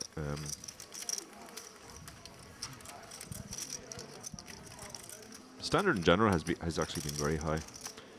Got to agree with you. I think the two things I've noticed over the course of the 9-10 hours of play I've watched firsthand so far is one, generally a very good standard once we get into kind of like post-flop and turns and river decisions. And the other one is everyone's a little bit loose. Everyone's just like an extra hand or two more than I would expect, which I think is kind of makes for a more interesting thing to commentate on. Yeah, yeah, for sure. It's almost like everyone's agreed to play two more hands than they normally would. Yeah. Or maybe they're actually normally way looser, and this is actually the tight version. Well, that's true too. They might be players who play any two normally, and they're going, oh, I'm going to tighten all the way up to maybe I won't open ace 8 off under the gun. Dedalov. Ooh, this is a tricky one. I think he's got to stick it in, Dara. Yeah, it's... The maths is harder now. It's 14.7 big blinds. You can also raise fold this. If you raise this and you get shoved on or raised, you're going to be dominated a lot. Well, that's exactly the route he's chosen. Yeah. And it looks strong. It does look strong, and he has been tight so far, so he should get a decent amount of respect here. I don't think people are necessarily going to go after him just because he's short stacked. No, it feels like an induce with a like lot of that. the range, Yeah. so you can put in a few of these light ones. Yeah, I like that open. He allowed himself to get away from it there. Like we saw a player bust hand number one, just open jamming 10s under the gun, which was fine. It's obviously a very profitable play, but you don't necessarily have to stick it in just because you have a profitable jam. And we see there even an audible ripple of guesses that it was a premium hand there, so he did absolutely get credit for one. Yeah. Yeah. It is the advantage of having a tight image. You can open a hand like that. You're not going to get attacked very often. And if you do, you're going to know that your ace 8 suited is toast.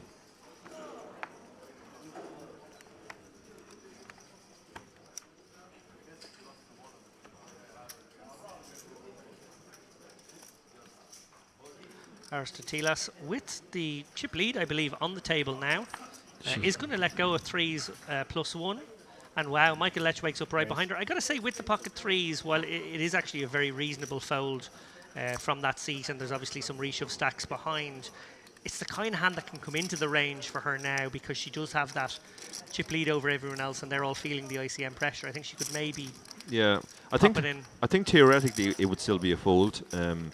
Because if you're going to expand your range, you'd be better off having more King X, for example, in your range than the low pairs, which really block nothing. But I think at this table, she could absolutely get away with opening it.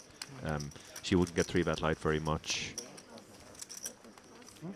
And her fold opened the door for Michael Lech here to bump it up with big slick here. And it looks like he might get it all the way through. Idemir unlikely to defend the 10-5. Yeah.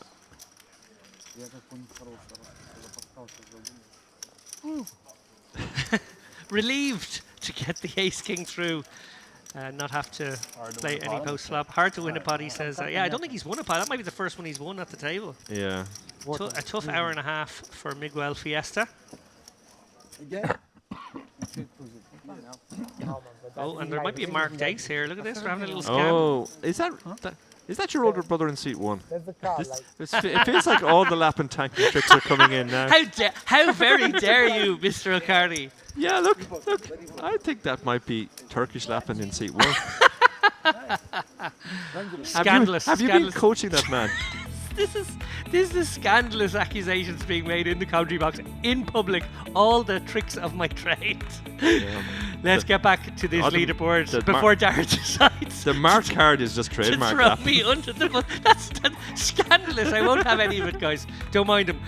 Hussein Akul, 101 big blinds, 1.2 million, and Katerina Aristoteles, 1.174. She picked up a nice little pot in the last 15 minutes or so against Miguel Fiesta to increase her stack to almost 1.2 million.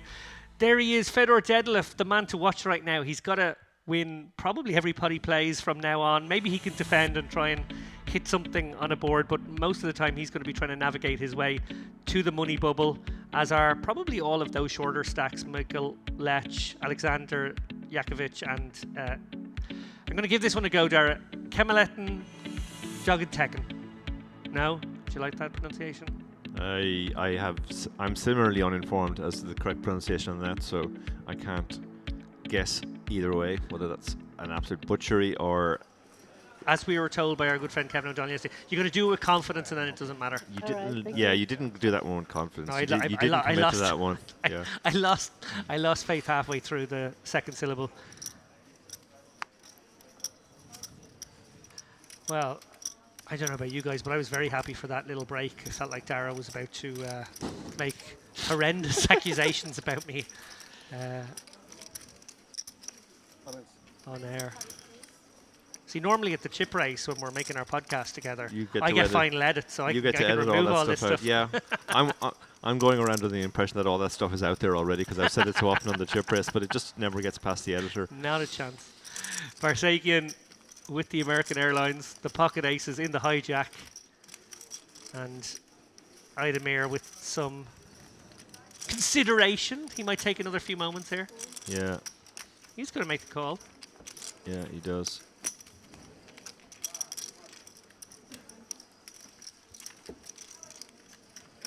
Could be in trouble if he hits a pair here, but he doesn't. We're going to know for sure that the box of tricks is being deployed, Dara, if he orders a drink and then accidentally tips it over our beautiful RFID table. Yeah. Imagine it's going to be a quick give up here. I imagine it's not going to Well, be a actually, quick sorry. give up. What am I saying? We're talking about Turkish lapping here. Backdoors. I've got it. What do I do with my king 10 on this board? Backdoors. He's giving a lot of consideration to those backdoors. Yeah, it's true. He does have a double backdoor hand. It is the kind of board as well that your opponent will have missed a lot. So you could certainly give some thought to check raising this as a bluff, particularly when you cover your opponent as significantly as he does. But no, he does let it go. And the clock ticks on another minute, and the field drops to 79. Yeah, 17 from the money now. We're getting to that really exciting portion where there's going to be huge relief from 62 people, and one person is going to be very unhappy. Terrible sadness.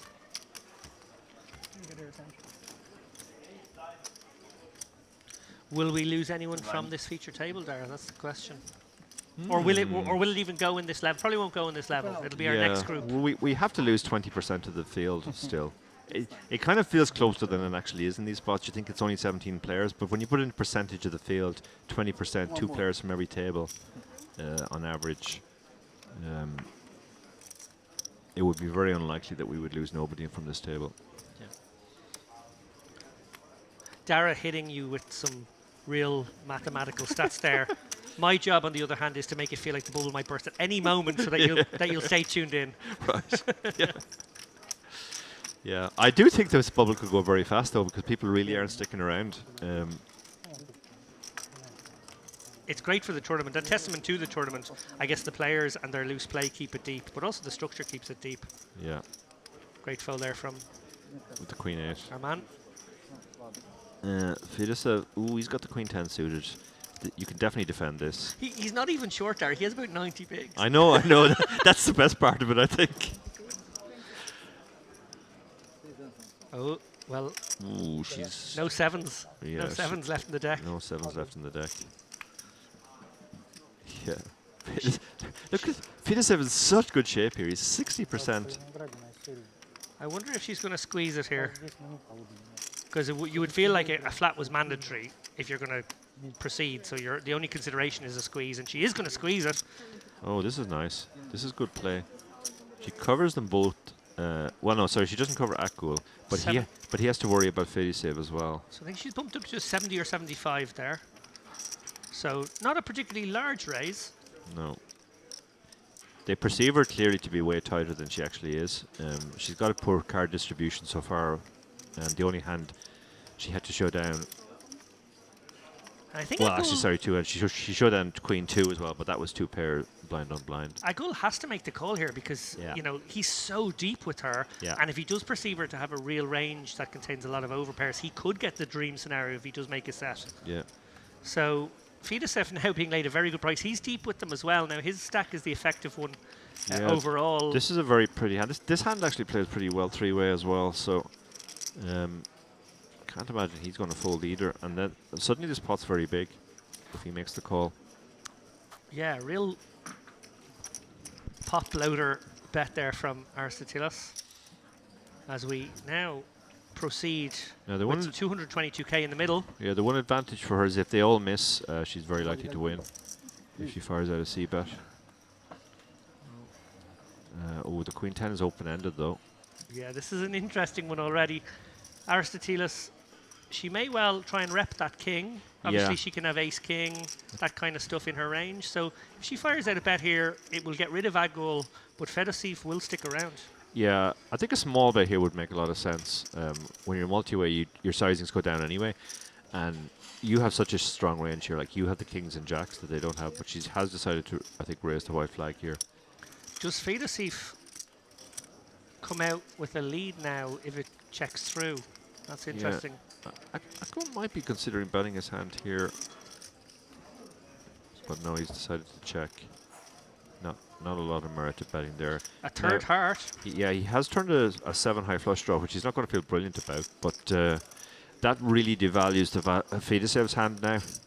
Indeed it does. Aristoteles with that 7 high flush draw. Will she now bet? Second chance. Oh, she's the one with 7 high flush draw, right? Yeah, I missed that. Yeah. Or, as you said, Dara, will Fedosif decide to sort of represent that flush with the backup equity of the straight draw if he was to get called by a top pair or a 1 heart hand? Yeah, when the flop checks through like that, he's the one who now suddenly has a lot more strong hands. And I think this is going to get the job done. Yeah, because he's going to check everything on the flop. They're going to bet their stronger hands, so this was likely to work. She won't think her 7s is good very often, and she won't feel great about drawing to a 7 high flush. You can actually see it written on her face there. She's just very uncomfortable. She also has the player behind to worry about. He's not that big a worry because he checked behind on the flop, but in some worlds he might be trapping some hands. Yeah, at the risk of being a little bit critical, I think the 2 opportunities in this hand were, well, 1, she could have just flatted pre, but if she was going to raise, I would have liked a bigger sizing. And 2, the time to fire a c-bet was the flop. Yeah, she makes the right play in the end. The quick fold, and Akgul folds as well. The pot gets pushed to Fedosov. He recognized there that after they checked through, they just had nothing most of the time, and he was going to be able to bet, and he had the backup that if he got a call, he could hit it straight on the river. Funnily enough, if his hand had been stronger there, he would have been more inclined to check. But because he was just drawing to a straight in a spot where a straight might not even be the best hand, he decided to turn his hand into a semi-bluff. Yeah, good play, must be said. And now he joins the Million Club. Small blind. Different.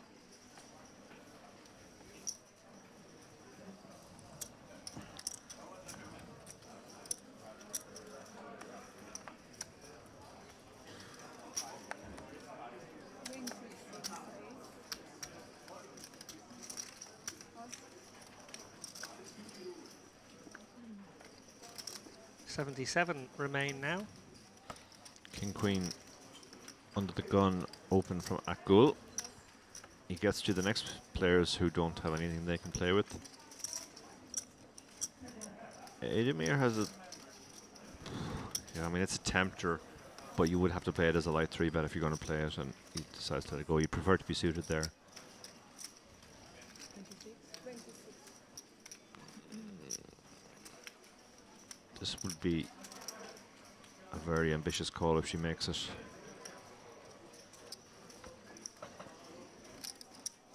Yeah, no, good fold.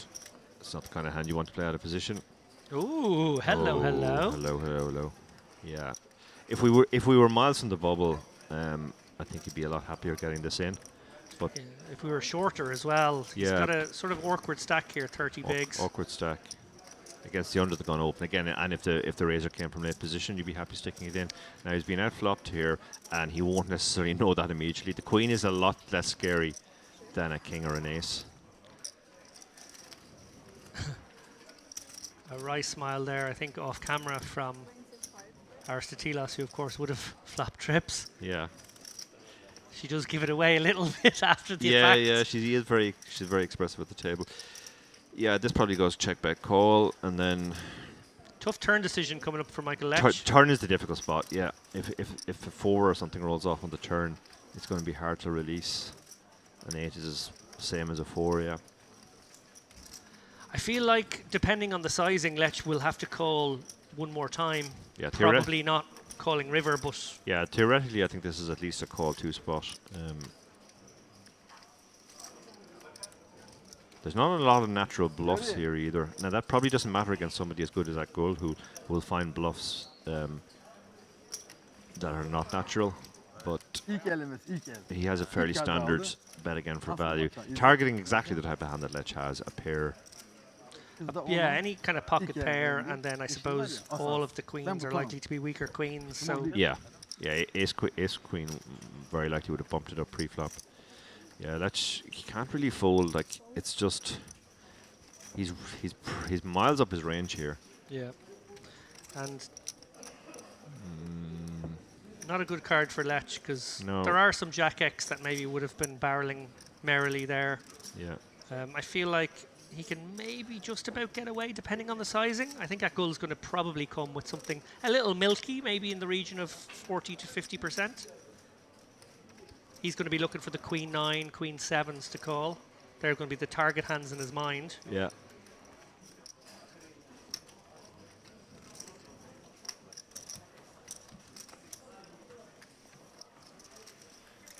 Feels like maybe 80k is a nice number.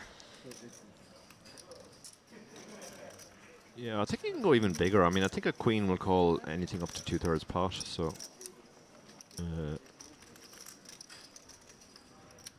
Well, he makes it very hard for He's Michael's gone exact very, hand very here small. for Oh 60. my god, this is so small. Yeah. Yeah, I think he's recognized exactly the type of hand he's up against here. I don't think this is a size that would ever be used in theory, but as a pure exploit against a player who you're pretty sure has something like 9s or 10s or 7s, well, that's a good disciplined fold getting that price. But again, you know, you have to. Sometimes the size gives it away as well, and they think like, would he really use that tiny size as a bluff? Yeah, you know that he knows that you have something. Yeah, and he's still bet tiny, so it feels like he's trying to milk something rather than he's trying to bluff something. If he went bigger there, he might actually be more likely to get called. It might look more bluffy if he bets, say, 2/3 pot. I think particularly live, you just rarely see the small river bet being a bluff.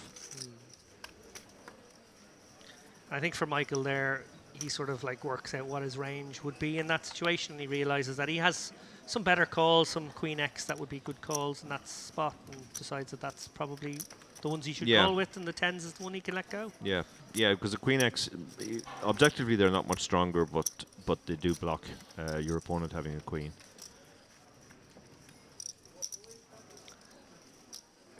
I was going to say I can see a world where Jakovljevic actually folds his King 10 suited, given we are now just 11 from the money, but he does open it regardless of 22 bigs. Yeah, yeah, I think you're still supposed to open these hands, so you absolutely don't like it, but you're going to end up overfolding. Lech releases the 7-6 suited. He's left himself with about 24 bigs, so very squeaky bum time for these guys in or around the 20 big blinds. This is a hand which you would normally defend. He covers very comfortably as well his opponent, so he can apply a lot of pressure post-flop. If the flop comes 3 rag cards, he can actually come out betting. That's not a board he can do that on, though.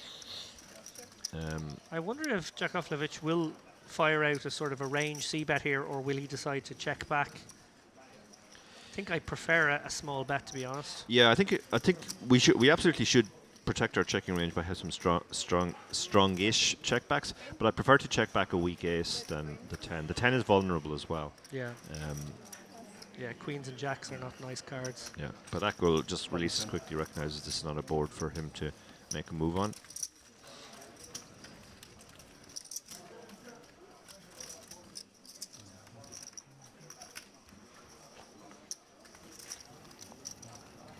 And credit to Jakovljevic there for continuing to play some poker regardless of the looming risk premium. Yeah, a lot of players just kind of chicken out in those spots and they talk themselves into folding pre-flop, or they don't have the courage to see bet when they see the ace on the board, and they just try and check and get the showdown.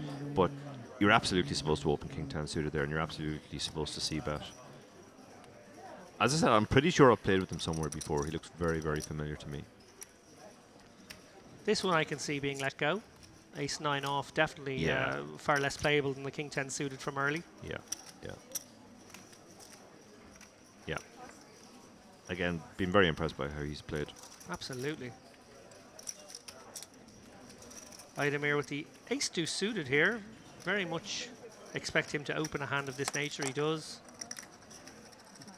Talked a lot yesterday, Dara, about board coverage and the importance of using those suited aces all the way up and all the way down as a way to give yourself the potential to have hands in or around the middle of the board, the lower part of the board, even when you've opened from early. Yeah, yeah. And they also cover you on flushy boards as well, and on the really low ones can cover you on some straighty boards as well. So 11 from the money, it's really going to be looming large in their mind now. Yeah, Deadloff with an interesting one here. Obviously, getting a good price to defend the Queen 10. Yeah. He needs to sort of make equity and go with it. Yeah, this is a reluctant defend, but it's uncomfortable. it's very uncomfortable. In these spots, you're often relieved when you miss the board. It's true. okay. Well, now I can just check fold, and I've just lost that one big blind. But I absolutely had to put it in pre-flop. So. Yeah, like if you see the King 10-4 there, you're a bit like, oh, Yeah, how many chips am I going to lose? Now we're going to have to put more money in.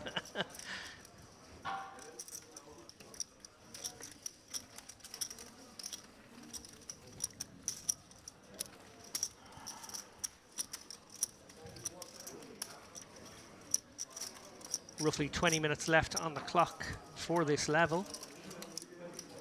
Expect another 6 or 7 hands at this feature table. Bubble won't go in that time, I can be pretty sure of that. So when we take our 15-minute break, stick the kettle on, put on another pot of coffee maybe, depending where in the world you are.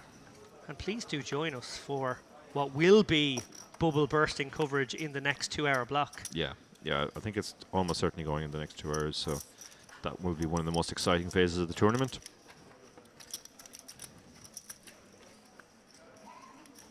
The anticipation is to play 10 levels today. We're going to do a dinner break after 6 or 7 levels. I think there's some indecision about that at the moment, but we will take a dinner break around about the 8 p.m. local time and continue providing day 3 coverage until roughly midnight local time. So again, that's a sort of reasonable time in the evening for Central Europeans and UK and Irish. Lech getting in the mix here with the ace queen off from the cutoff. Agul could go either way here with the king jack. Yeah. Yeah, And this he's going to do a small raise and lean pressure onto Lech. I wonder if Lech Yeah. will just go with his hand now. without ICM, this would be mostly a flat, but with ICM, you're just going to get more folds when you 3-bet. And I do predict that Lech will just go with his hand Yeah, in your this hand's, spot. your hand's too strong now. You've only got 20 big blinds. You're miles up your range here. I think you just have to stick it in, and if he has it, he has it. Exactly. That's not to say that it's not a great raise here from Agul. It's a really No, it's a really good raise. awareness of- I mean, the fact that ace queen isn't loving it shows you, like, if he has worse aces, he's definitely folding them. Yeah, he's gone all in now, and can't imagine he's calling off here. And Lech very much relieved to see not a snap decision. Now, Yeah. Agul is getting a count which maybe indicates to me that he wasn't exactly sure of how many chips Lech had Yeah. beforehand and how good in a way his raise was to leverage Lech's whole stack and sort of get a lot of folds in the gap between his opening and 4-betting range. Yeah. But I think when he gets the news, he'll realise that he does have to let this one go. Yeah. And Lech very relieved, obviously, not to be facing a showdown here, particularly against this exact holding. Yeah, and once you don't get snapped, as you said, you know you're ahead, pretty much, unless it's like whatever his lowest pocket pairs that are going to call off. Yeah, in his mind right now, he's like, don't call with sevens. Please don't call with please sevens. don't call with sevens. Please don't call with king jack.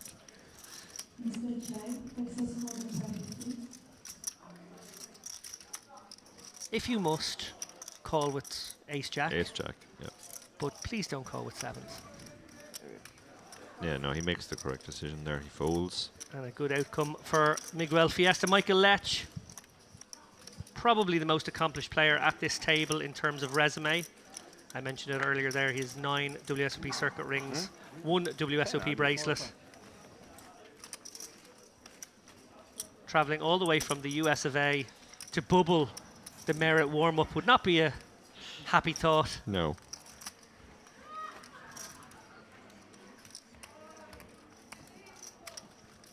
Atardım aslında. And while we take this break, again, 15 minutes away, guys, don't be running away yet, but when we take this break, we will do our best to scan around the room. A few of those notables we mentioned earlier, Ryan Mandara, Jamie Nixon, and anyone else we can feast our eyes on, we will let you know how they're getting along. They started the day with heaps. They may still have heaps. I spot there Andrew Hulme was up there among the top chip counts. It does seem like all the Brits who travelled doing very well. Dara, you have lots of history with Andrew Stato indeed. Hulme. I do indeed, yeah. He's one of the players I've definitely played the most with down the years, more online than live. Very, very accomplished player. I also scanning over the chip counts right now. I see that Ari Kleiper was very deep stacked, our Israeli player who was on our first feature table yesterday. 934k he started the day with. Try and get an update on him as well. Idemir gets the blinds there with the king jack suited in early position. A good result. Full schedule at this Merit Poker Western Series Festival. They've guaranteed over 3 million. I think they're going to end up with 5 million plus in prize pools across the festival. January 16th to 27th. There's a lot of days of poker in there. A lot of days of poker, very full festival as well. Very full festival. Side events every day pretty much. There's quite a few satellites going on at the moment, of course, because the main event will be kicking off tomorrow. And it's always nice to see how excited you get about guarantees being smashed. You're like a child on Christmas when the guarantee just gets smashed. This one got doubled. Yeah. Great stuff.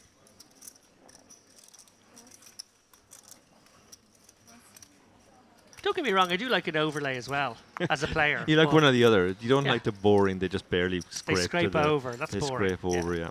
You want Yeah. it either smashed or Yeah. thrashed. Yeah, when they get over by like 3 or 4%, it's always in my mind that like some clever person in accounting got it completely right. Yeah. That's boring. Ooh, all in here. Wow, this is a big shove. No, sorry, he didn't say all in. Just a raise. My heart missed a beat when you said that. I was sure I heard all in there. Barsakian Yeah. bumping it up, single chip to 25k. We might see an all in from Jakovic though. He's got 24 big blinds facing a button raise. Yeah, he's moved all in. And I think the fives will fold now. This should work. Well, Dogantican is not going to get involved with the 7-4 and the 5s. You're absolutely right there. They can't call in this Fives spot. can't call, yeah. Quick fold. Correct fold, even though Huge we know. exploit. Yeah. That's why these really big shoves with those low pocket pairs, they're so effective because you can get, it's an amazing result when you get the overpair to fold.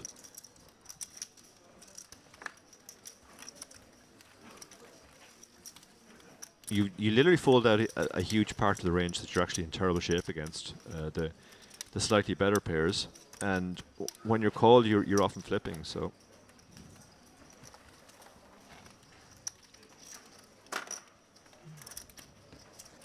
High standard here, it must be said.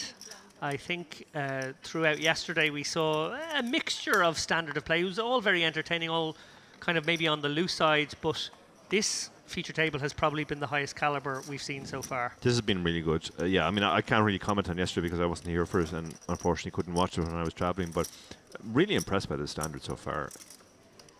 Nobody is playing really badly and some players are playing extremely well.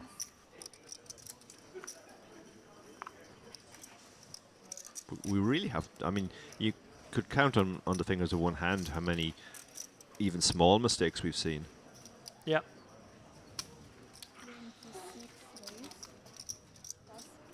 And speaking of high standard, Agul, the player who has probably impressed Dara O'Carney the most here, Yeah. he's going to bump it up with the ace-9 suited. Perfect hand category to open up from early here with his big stack. Yeah, he's got a kind of a fear factor around him now as well. He's won a lot of pots. He's chipped up. He hasn't really put a foot wrong. If players find themselves with a marginal decision, they're more likely to just let it go. But Ademir is not a man who's afraid. He's going to defend the 7-5 suited, which again is another fine defend. And you got some tank equity down the streets as well there. He's hit his 7. Now this is the kind of spot I was talking about earlier where like you're not that thrilled because you're going to have to keep going and your hand's pretty weak. Agul has lots of backdoors here. Backdoor straight, backdoor nut flush. And his ace high will be good a lot. So it's a fairly mandatory c-bet. Just use the small size. Fairly mandatory call with bottom pair. Oh, he's going to feel much better about his hand now.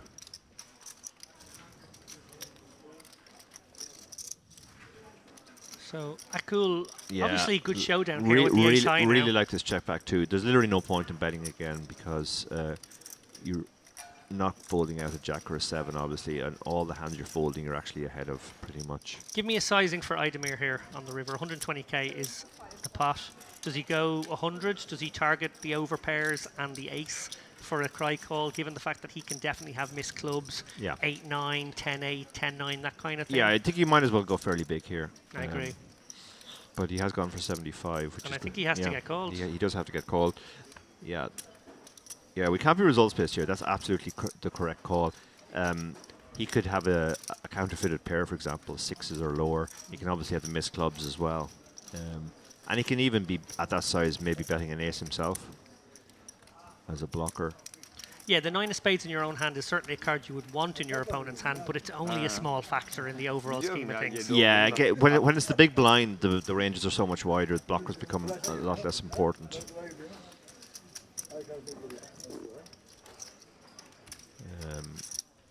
Rice smile there.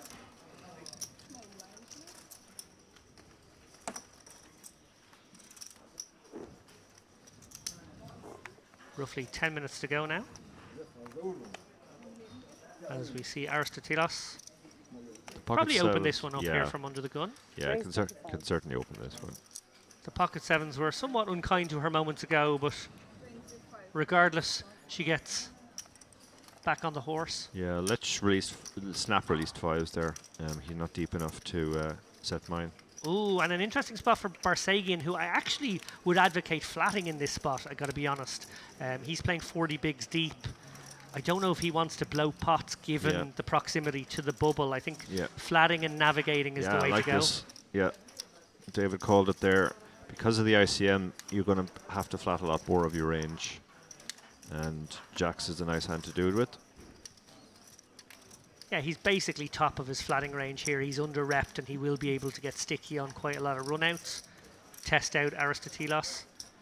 Now, it does open the door, obviously, for more players to get involved or potentially a squeeze. But Yeah. I suppose you worry about that when it happens. He probably feels it's better against somebody like her who doesn't auto-barrel as well. Like we saw her give up with the 7s, for example. So he probably feels she's going to play relatively honest post-flop. Now, we know that isn't true because we saw her fire with the ace-10 on the king-queen board. Oh, there is a 7! Ooh, and there's no ace or king, crucially, so it's going to be very hard. This is going to be costly for Barcy again. He's going to have to call at least 2 streets, probably.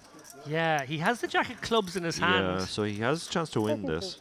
But it's looking fairly thin. Aristotelos absolutely loving a board like that. She doesn't even have top set where she has to sort of worry about, you know, using her hand as a trap. She can really target the queen. It's the perfect card that could be in her opponent's hand. Yeah, he has to make the call, and he does.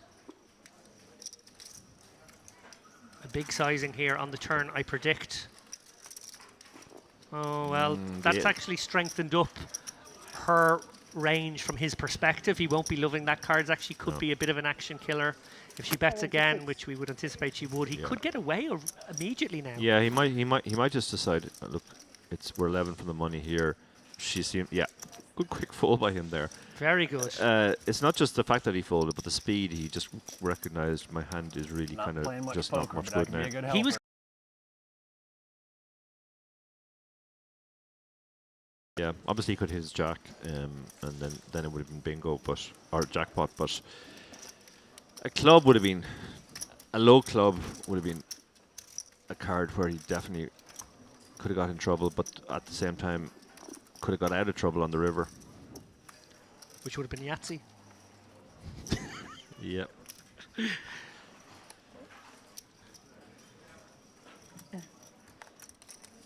Well, 11 from the money now. These guys going to be going on break, very much thinking about adding to their no doubt illustrious handed mobs. Yeah. All in. Ooh. All in. We definitely sure I heard all in that time. It's a big shove as well. It's 27, 20, 29 bigs almost. 29 bigs, yeah. Idemir obviously has to give it some thought. I mean, you've got Queen 9 and you're only facing 30 big blind much? shove. How much is that shove? Yeah. Can we have an exact count, please? I love the moxie of doing it on the feature table as well. Where he's got to know the commentators are sort of taking the piss now as well. It's great. Yeah, he's doing it in good spirit too. He's smiling and. Yeah. So some commentators would be sort of annoyed by this. I love it. I love it. He's As connoisseur of this. Also, it's fair to say he's causing a lot of stress to Dugantine at the moment. Thinking, have I run into Ace Queen or Ace King here, and am I going to have to flip this near the bubble? Well, Dugantine, he's just Ooh, King Queen. I this don't is a think. tempter. I don't think he's going to go with it, but basically the 30 big blind all in. Yeah, yeah. The quick fold there from the King Queen. What do you feel good about when you face the 30 big blind all in there? Like if you do, you can't fold Ace King, but you don't love it because you do feel like it's a flip. No.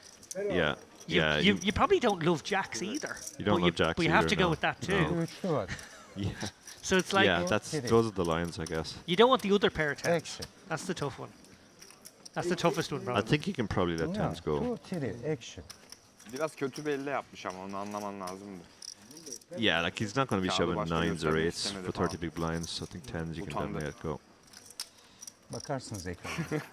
But very much the first example of a sort of a change in strategy for these small to middling stacks, Yeah. where they have to just put all of their range into their shove range because they actually don't want the showdown. Yeah. They don't want to play their hand in the Oh, most yeah, no, profitable chip way anymore. Yeah, absolutely. No, the King Queen wasn't folding there if he opened normally. The Queen 9 suited even probably wasn't folding. So good adjustment there. Just recognize there's a lot of value to just winning the 2.5 big blinds that are out there without contest. Fedosiv is going to try and steal this one from the button. He's gone 2.5x. Trying to get a few more folds from the dangerous Michael Lech. who he knows would defend correctly. Well, Michael has an ace, so he does defend regardless. And we see there that Fedosiv, with maybe more going on in a way, he's got some backdoor potential. Probably take this down with a continuation bet. Lech can't really get too sticky off this stack in this scenario, one feels. No. He would have been hoping to flop an ace and have his opponent sort of represent the hand that he had and maybe get a couple of streets that way. That's sort of how you get your money with the ace-5. Yeah, it's one of the worst boards for ace-5 anyway, so.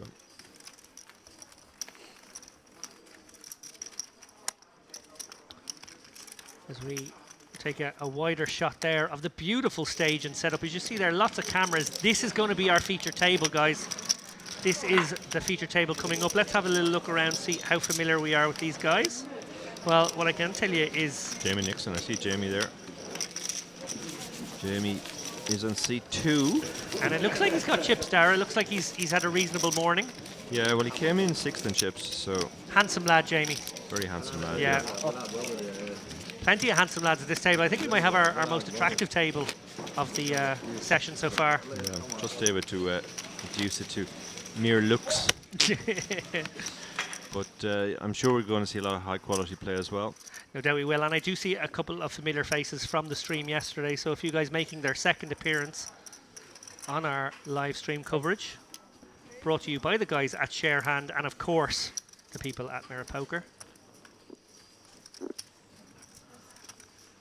As Jakovlevich, as we've seen playing reasonably fearlessly, it's got to be said. You know, bubble, be damned. Yeah. I've got a king and a queen. I'm going to raise it up. Yeah.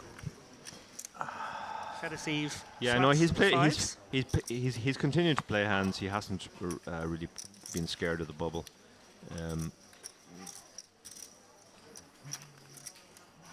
We're going to defend the king 3, so we're going to have some 3-way action here, which you don't love when you got king queen and you're this short near the bubble.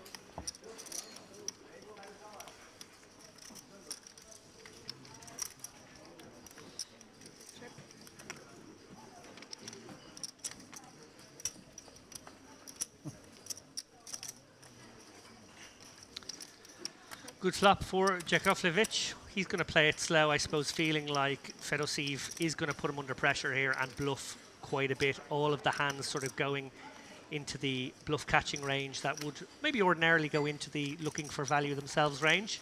Yeah. Yeah, you're going to be giving up a lot on this board too, so you absolutely have to protect your checking range. And even with your hand, you're more likely to get value from worse by checking. Jakovlevich, obviously not fearing monsters under the bed here. Fedosiv, while he potentially does have a 4 in his range, very occasionally, much more likely to be behind here. Yeah. And actually reasonably likely to be airballing. Well, if you're worried about your hand before, there's no need to worry now. You've improved to 2 pair. And actually, maybe a good card for him to check again. And another card for Fedosiv to represent and put pressure on what he might perceive as 7s, 8s, 9s. Not a lot of point in betting here. It feels like a check range spot. I mean, Fedosiv has to think, well, I'm up against a queen, and king-queen is quite likely. However, he'll be maybe fixating on the 8s and 7s and 9s that might have to fold here. Yeah, no, there's definitely merit to this bet. It has advantage against that part of the range. They absolutely have to fold now, so... Now, I think we're about to witness something very, very important in a hand of this nature, guys, and this is going to be a lesson for everyone at home. Jakovlevich is going to take a good bit of time over this and look agonized. He wants to maximize the number of potential bluffs that will be fired into him on the river, so the correct thing to do here is not to look relatively comfortable and happy with this, but it's actually to, maybe if you're capable of it, give off a little bit of Hollywood that this is a tough decision. Yeah. I personally wouldn't be buying it because, for one thing, he did that thing of like looking down, but then looking very fixedly at his opponent, which I call the sizing up look of how much will this guy, much money will. Oh my God, look at that river. That makes it extremely unlikely now in Fedosiv's mind that Jakovlevich has the king, and he's much more likely to bluff now than on a blank. I love the check here. Obviously, if Fedosiev has a king himself, he will bet it himself, and the king-queen will snap it off gleefully with a better full house. And What are you targeting now if you bet? To fold. the sticky pocket jacks. Well, yeah, I mean, the 8s and 9s all got out on the turn, so... It's you're not loving it if you have a hand like ace queen, I guess. You probably have to call, but it's pretty gross. I think you have to call ace queen. So again, I think if he thinks this through, he'll just realize there's not enough that folds here to make this a good bluff spot. Yeah, he just give up. I really like this check back. I actually think he played that hand really well. I mean, I know you love the fake tank on the turn, but actually I think that kind of gives it away. That particularly with that sort of like lingering look with the eyes of how much are you going to put the rest in on the river. Sad, Alex. But he's going to be relieved there as well. Yeah, and again, a very nicely played hand by both players. Yeah, no, they both play their hand perfectly. So we're going to have time for just one more hand. I think that clock is about to tick over, but the dealer, as usual, she's pretty nifty. She's pretty fast. She's going to get us in one more. I think the lesson of that hand was anytime you are bluffing, think about the hands that you're actually trying to get to fold, and can you get them to fold. The bluff on the turn was a very good spot because you can get 8s, 9s, 10s, all those types of hands to fold. You know exactly what you're trying to fold. But then once you do bet and get called, you know he doesn't have those hands anymore. And now you're thinking, okay, well, he must have at least a queen. Can I get a queen to fold? And a queen is much less likely to fold when the king comes on the river because it makes it much less likely that your opponent has a king. So you actually get nothing to fold really on the river. And I think he thought it through very well and he recognized that. Well said. Thank you. Straight back on the horse, Jakovlevich. Get one more in before the end. One more horse Western reference. He's bumped it up with the Kojak suited. And actions quickly full of revenues. Often the way when people are about to go on break, they're not going to linger. They want their 15 minutes, yeah. And with that, we are done. We are going to be bringing you brand new players after this 15-minute break, including the great Jamie Nixon. Great Jamie Nixon, GUKPT London Grand Final champion. He's in a bit of run of form at the moment. We're going to say goodbye, unfortunately, to Catherine Aristotelos, but maybe not for too long. Jeez, there we are on screen. These guys might be back. Again, I chose blue again to go with the backdrop. Yeah. Dara's black, so you won't be able to mess with him. I'm worried about people drawing on me, yeah. So. Guys, we will be back in 15 minutes. Please do not go away. Really looking forward to rejoining the action with a new set of players. Take care.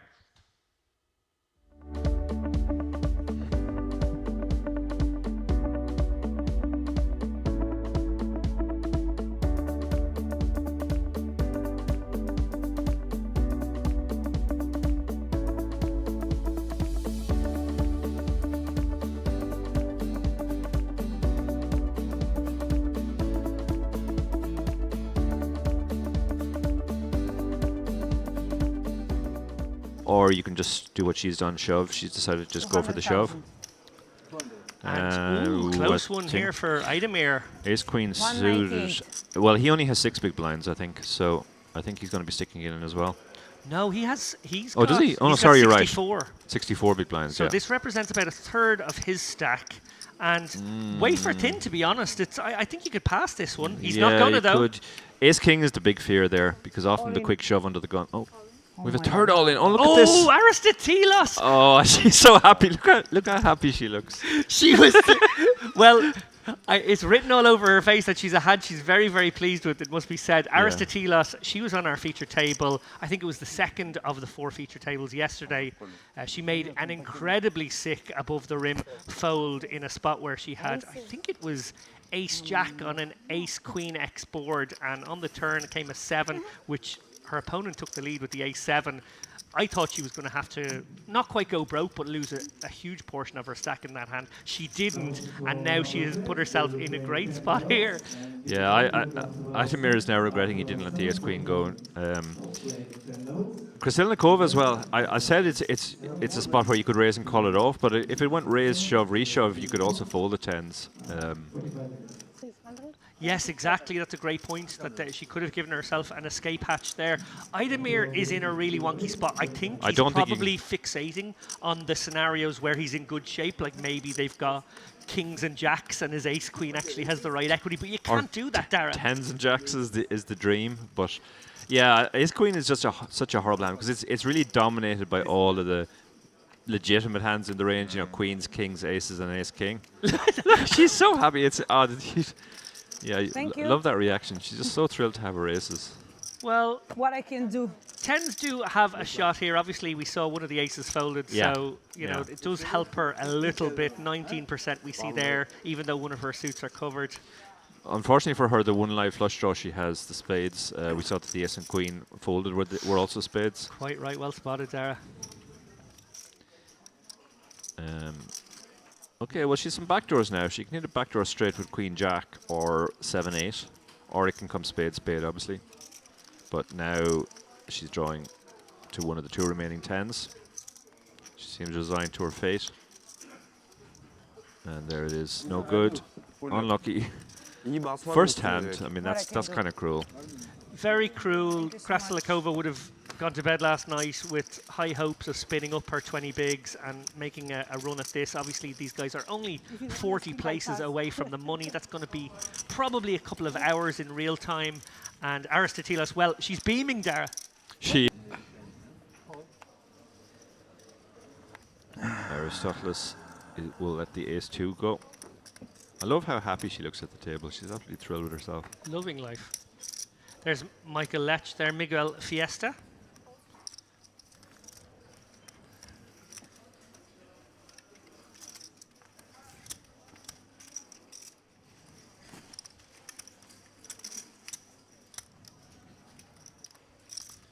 Love with the ace-2 suited. You can certainly open this. You can open any suited ace at this point. And he is going to.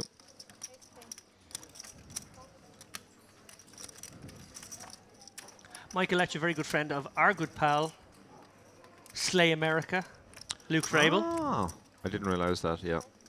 Shout out to Slay. I was actually chatting to him yesterday on my way over. Fidesev is going to call with the 9-7 suited. A very nice hand to defend here. Flops very well. He has flopped bottom pair, but this is a really bad board just to have bottom pair on with the ace and king there. Dedalov has top pair, backdoor flush draw. Thank you very much. Some argument for just checking here. On these two high card boards, you're going to have a lot of hands that you don't really want to put more money in, like your pocket pairs. And you want to check some top pairs as well. But he is going to go ahead and bet. It's a small bet. I like this size here. This is just trying to fold out the misses. Yeah, maybe extract a little value from some King X, some 7X for this sizing that will be put under pressure. Their minimum defense frequency will probably force them to at least call once. Yeah, I think Fedesev would probably have folded this to a bigger bet, but now this bet is so small, he's thinking I probably just have to call this now. Even if just to try and bink a 9 or a 7 on the turn. Well, Dara, it looks as though he might be lining up some raising chips. Oh, here. he is, yeah, okay. Maybe he thinks this is weak. He thinks this is just a stab. It's not his board to be allowed raise at some level here. No, it's not. That's the problem with this raise. He's trying to fold out the nothings, but this is really Dedalov's board so much that he's not actually going to have nothing all that often. He's like, this is kind of one of the weakest hands he's going to have, and it's still top pair, backdoor flush draw. Yeah, I wonder if he will make a sort of exploitative fold in this scenario versus what isn't a hugely sensible raise. I suppose he can have King 7, and pocket 7s is maybe the very best hand Fidusif can have. Yeah, they're the hands. Well, yeah. The 5 is an effective break. Like, that should just never improve either player. Fidesev doesn't pick up equity.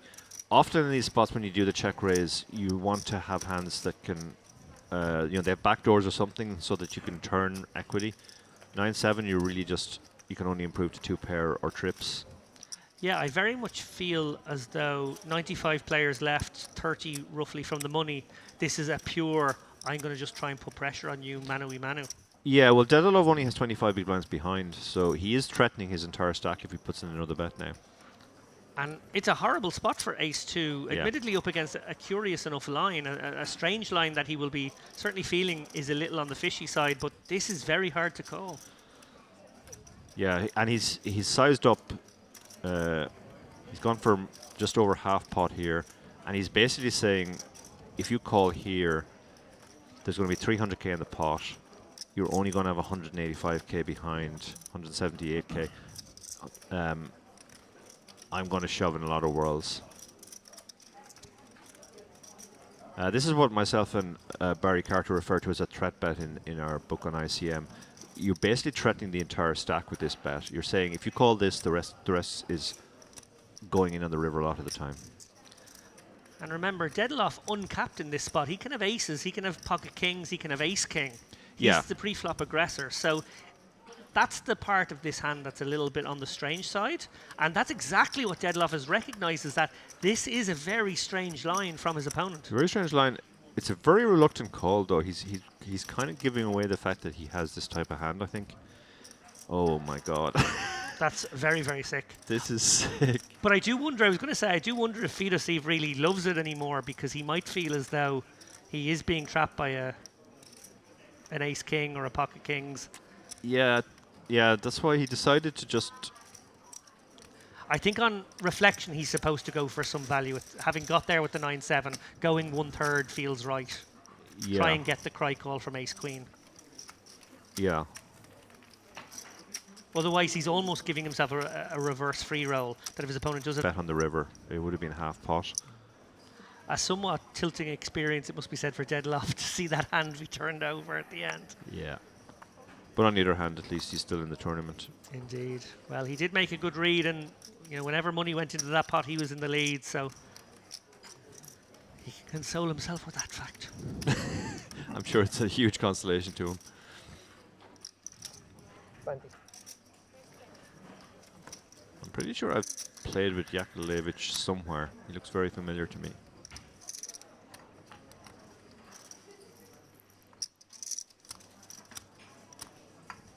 Fedosiev has been the action player so far, and now he's got another hand here.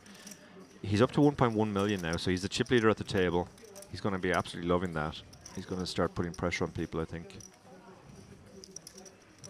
How much? 20? So just comes with a flat here, interestingly. Maybe feeling as though with his image right now, if he 3-bets and gets 4-bet shoved, he'd have to call with the 9s, and it's actually a little bit on the dicey side. Instead, he can maybe proceed applying post-flop ICM pressure. Yeah, 27.5 big blinds. I mean, you would be relatively okay with getting 9s in, but as you said, he's decided to take a more cautious route. Now he's going to hate this board with the ace and the queen there. Particularly with one of the shorter stacks at the table being the pre-flop aggressor, he's most incentivized to knit up in this spot. Yeah. Now we saw him check raise the last with his hand was slightly different because it had more outs against the value. Yeah, I actually like this check back. I did kind of advocate in the previous hand for the check back when you have a very weak top pair, and you have an aggressive opponent who is likely to start bluffing. You just get more value from the bluff part of the range, and yet you don't have to put in too much money with your fairly weak top pair. That's really nice analysis. Now he's likely to start going for value. Oh, the king is tricky too as well. It improves a lot of hands. Yeah, that's why I think he's decided to just check back. Now he's going to feel much better about his hand. He's pulled ahead of stuff like ace queen, or sorry, king queen, and king queen was very possible there. Fedosiev decides just to take his showdown. He's hoping he's up against 8s or a lower pair. You probably have to go for value now with your 2 pair. Sizing wise, Dara, do you go sort of on the slightly larger side, maybe 40, 50k? It looks like he's gone for exactly half pot. Yeah, I think in theory you're probably supposed to go big, but I think as an exploit, it seems that Fedosiev is trying to get a fairly weak hand to showdown. So if you bet small, you're probably always getting called, and if you bet bigger, you don't know how often you're getting called.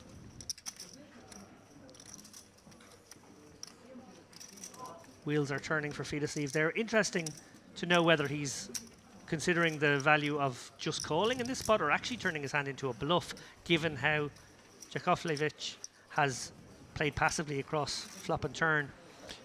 Yeah, he probably recognizes his hand isn't going to be the best hand very often now that he's facing a bet on the river. Nines would be one of the worst hands to turn into a bluff because it really doesn't block any of the value. And he does make the call. Jakovljevic, an important pot for him to get himself back in amongst the players with 40 big blinds and blasting that we're seeing in general. The pace of play is very, very good. We're not seeing tanks. We're not seeing long, arduous, deep thought calculations about bet sizing. We're just seeing guys fire out their chips pretty liberally. Yeah. As we lose another player. Fidesiv now with an actual hand. It's almost unfair. This is cruel, yeah. Now, unfortunately for him, the button is probably one of the least likely players to attack him. Light, yeah, she's going to just fold with her 5 deuce. Lets it go as well. And the 9-3 suited, yeah, you can certainly defend. This is a fine defend. I think this is the original fine defend, actually, if you remember. The very first discussion we ever had about fine defends. Our good friend Kevin Killeen was defending somebody who defended 9-3 suited specifically, and he described it as a fine defend. And it's fair to say it was a teachable moment for us because we did not think it was. Look at this flop. Well, it's a very, At this flop. it's a very fine moment now. He is absolutely loving life. And Fidesiv is going to look at this flop and think it's perfectly safe. Yeah, how can he have 9-4, 4-3 or 9-3? Yeah. It's not possible, It's right? just not possible. Well, Fidesiv obviously has reasonable equity over pairs, can find a way to win from this point out. Interesting to see if Agul will spring the trap now right away, or will he play possum and try and induce later street bets. I think given how wide Fidesiv likely to be, you might want to just call here and let him maybe fire off with no equity in a lot of situations. Yeah, he hasn't really shown a tendency to fire off with no equity. He's certainly he had little equity in the 9-7 spot.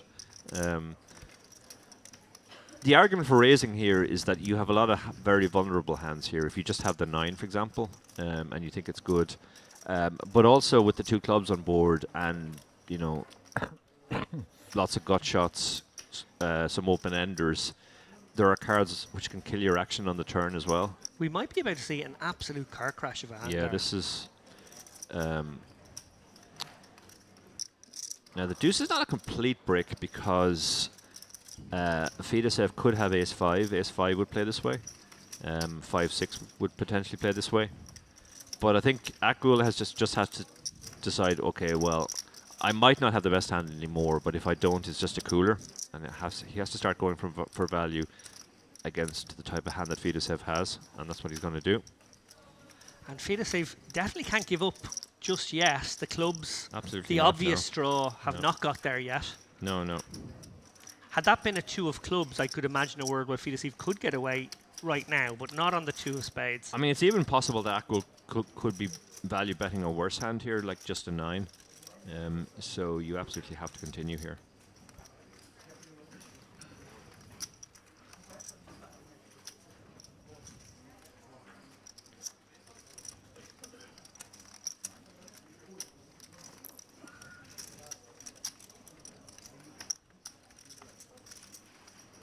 Fidesiv makes the call. And with the pot now approaching 400k, stack to pot ratio of maybe 1.7 to 1, we see the king of hearts. Akgul probably not feeling too scared. Not too many monsters under the bed here. You really can't be worried about the king. An ace would be different, or a 5 would make it straight for an ace. They're more worrying cards.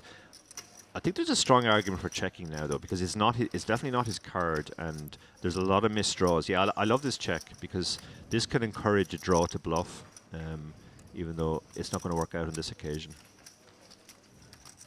So a well-played pot by both players, it must be said. Yeah. I think Fidesiv, can't really avoid losing quite a few chips in that situation. Yeah.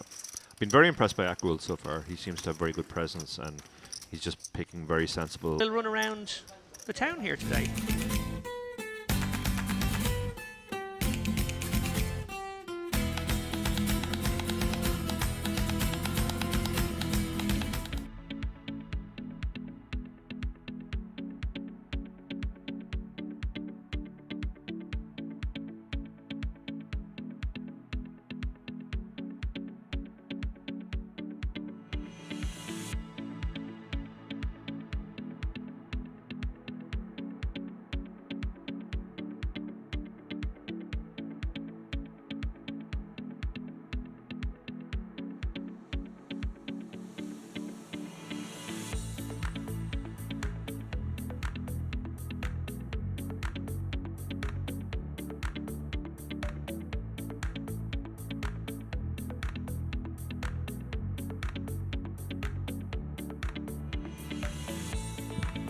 Welcome back, guys. We are here in North Cyprus for the Merit Poker Western Series warm-up day 3 coverage. We're about to burst the bubble, Darrow Kearney. Yeah, I mean, it could be a while yet, but I guess your job, as you said, is to make people feel that it could go any moment now. As we see on the screen there, James Nixon, quite strange to see him there as James Nixon. He's actually lost a bit of chips since the start. He had over $1 million at the start of the day, but he hasn't lost too much. Jamie obviously won't be worried. He still has 63 big blinds. Borzan Akimov is actually a massive chip leader at this table with 1.6 million. That's going to put him right up there in the whole tournament. Puts him in a great spot as the bubble comes. The short stack at the table has only 9 big blinds. Nobody else is under 25, so there's really only one player under pressure, and that's Fedor Dedalov, who we saw earlier.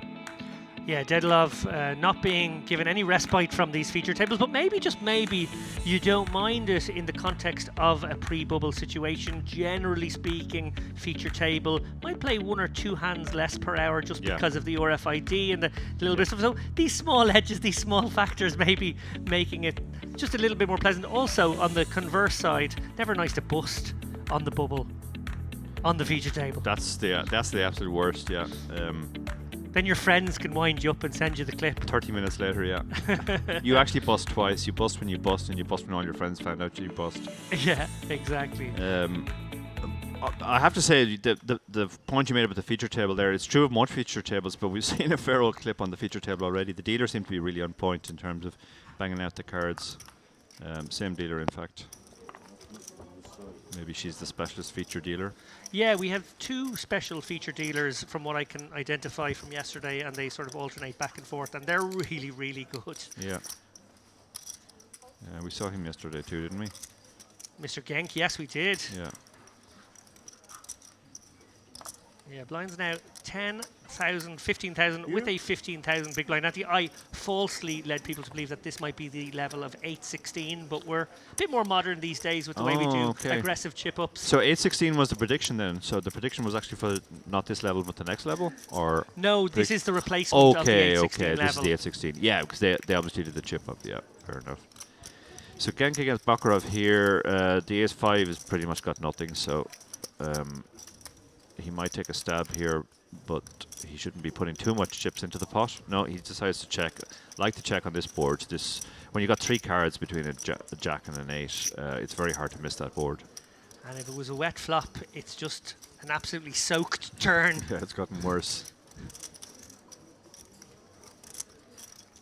Yeah. Do you ever go for the delay c-bet here, because maybe you can represent a bit more of that? Well, what are you trying to fold? Pair? Maybe like a low pair? Maybe like 6s. Yeah, that's probably it. Yeah, I don't think there's enough hands that fold for that to have. Yeah. And you have showdown anyway. I suppose just thinking about a big blind range maybe would contain some 10x and some 8x that you could have gotten to fold on the turn. But you're absolutely right, Dara. You do have showdown already. Yeah. A lot of those hands, well, you just don't need to really get them out. You don't need to get them, and particularly with ICM, he was covered there as well. So you would hate to get check raised in that spot. Indeed. And miss out on your chance to hit the river.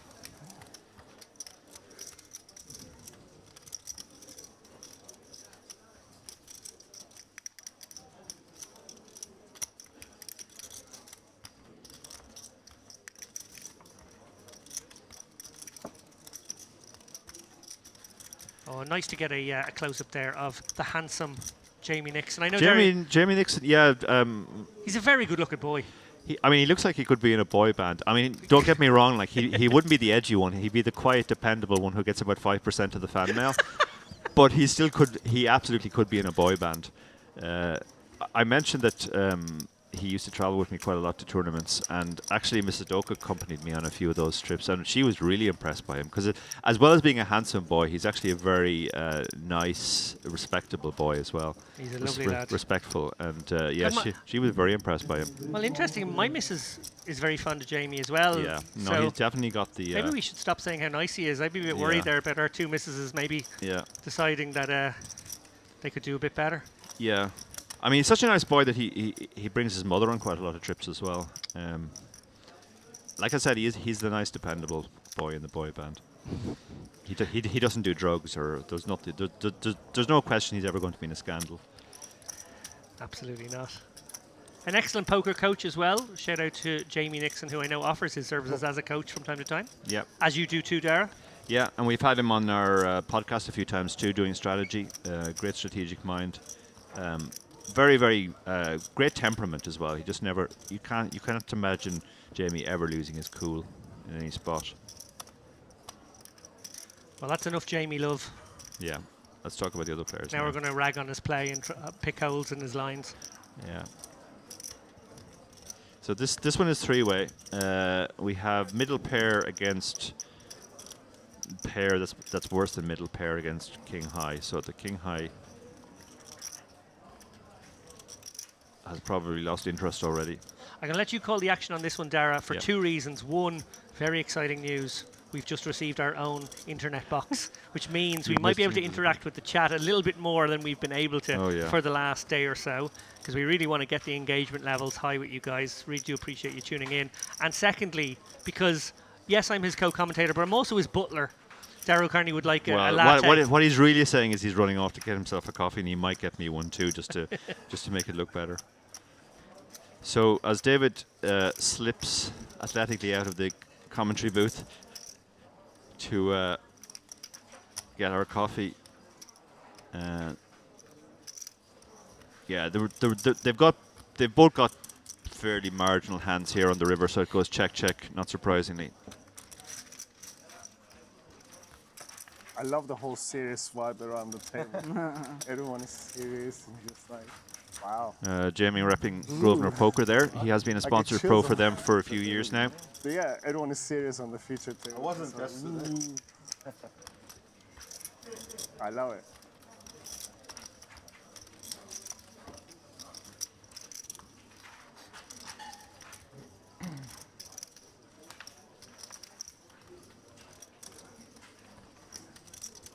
No one wants to bubble on TV, right? That's what it is.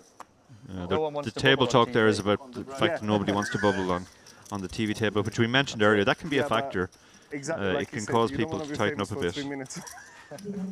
Sometimes it goes the other way too. People make high wire moves. They want to do the big bluff. Be interesting to see how this table plays.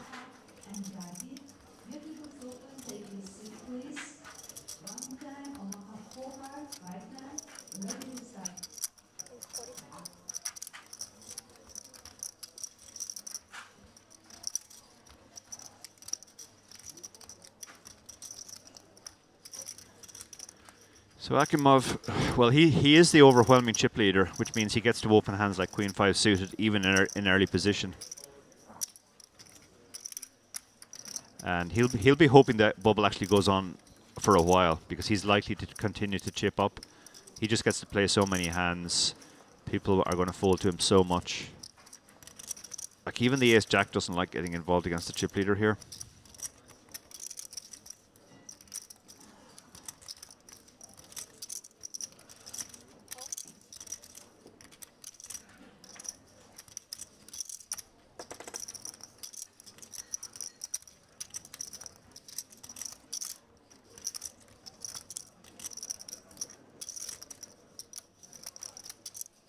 Right.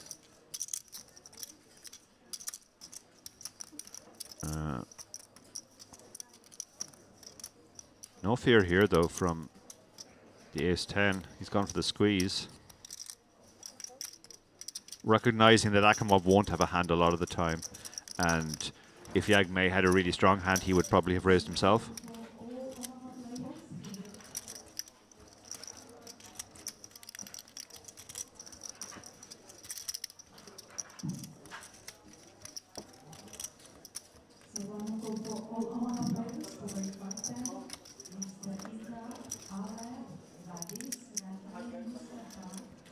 And the squeeze, very effective there.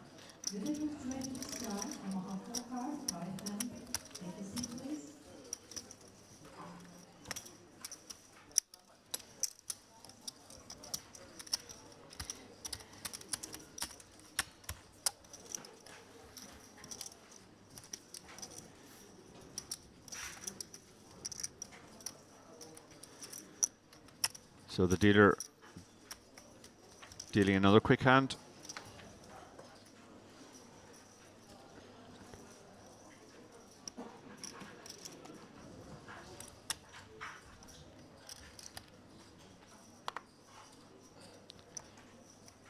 So ace-8 suited under the gun here from Genk. He's got just over 40 big blinds. We're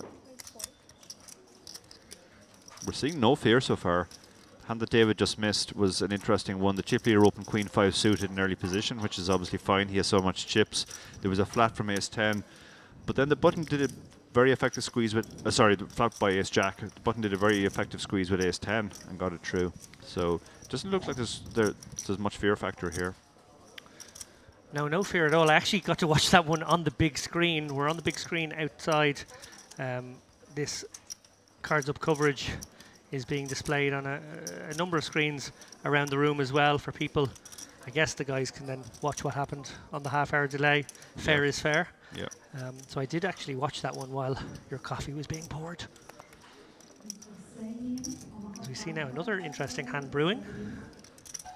Bochkarov considering the King 5 suited here, or maybe just taking a little bit of time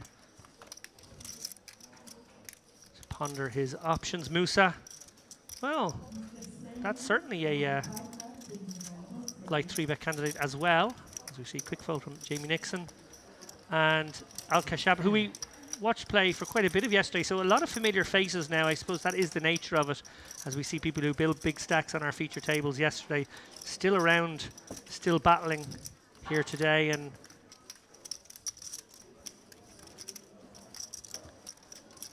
a good flop for Genk. If you're going to open the ace-8 suited under the gun, pretty happy to see the 8-6-6 board. Akimov. Okay, yes, he does have backdoors with the 2 clubs, but it's not really a good flop for him to continue, particularly against the aggression from the under the gun opener. And he lets it go.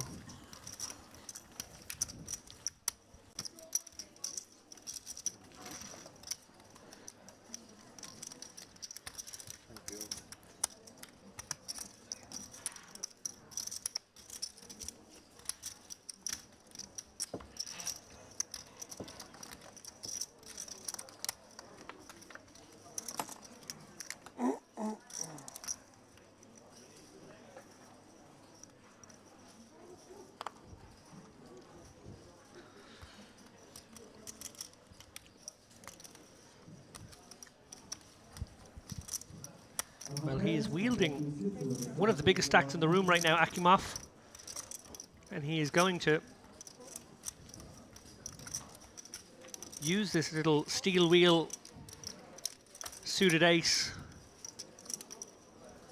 to open things up in early position. You get a lot of exploitation with this one. People who wake up with bigger aces behind you can't really continue in the hand. It's kind of cool, Dara. Yeah, it's a great spot. I mean, it hasn't been working out for him so far. This is the third hand on the bounce he's played, and he's lost the other 2. But he's still going to keep it up. You have to keep plugging away in these spots. You can't expect to win every hand. If you tell me today is Saturday, I will believe you. Yeah, I came on 17 morning also. Hear a little background chat there on the table about somebody who feels like it's Saturday right now.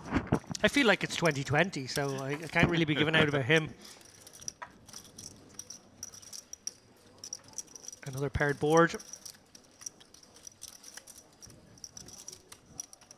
Same villains here, but completely different positions. This time round, Genk defending his big blind with the jack-8 off. Whole lot of nothing really on this board. He's going to have I to don't know. give up, I think, here to Akimov's even very small continuation. Well, Maybe. If I see them, maybe I'll raise. he may have lost the last couple of pots, but as Dara said, undeterred, he went again, and this time takes down a little one.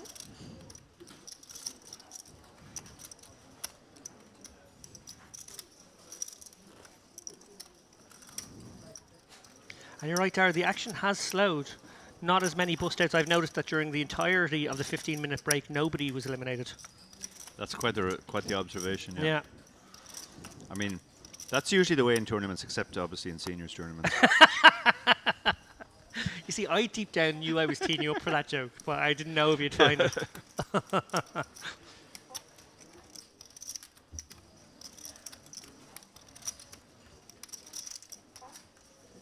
Someone needs to clip that. I think that might be our funniest ever double act moment.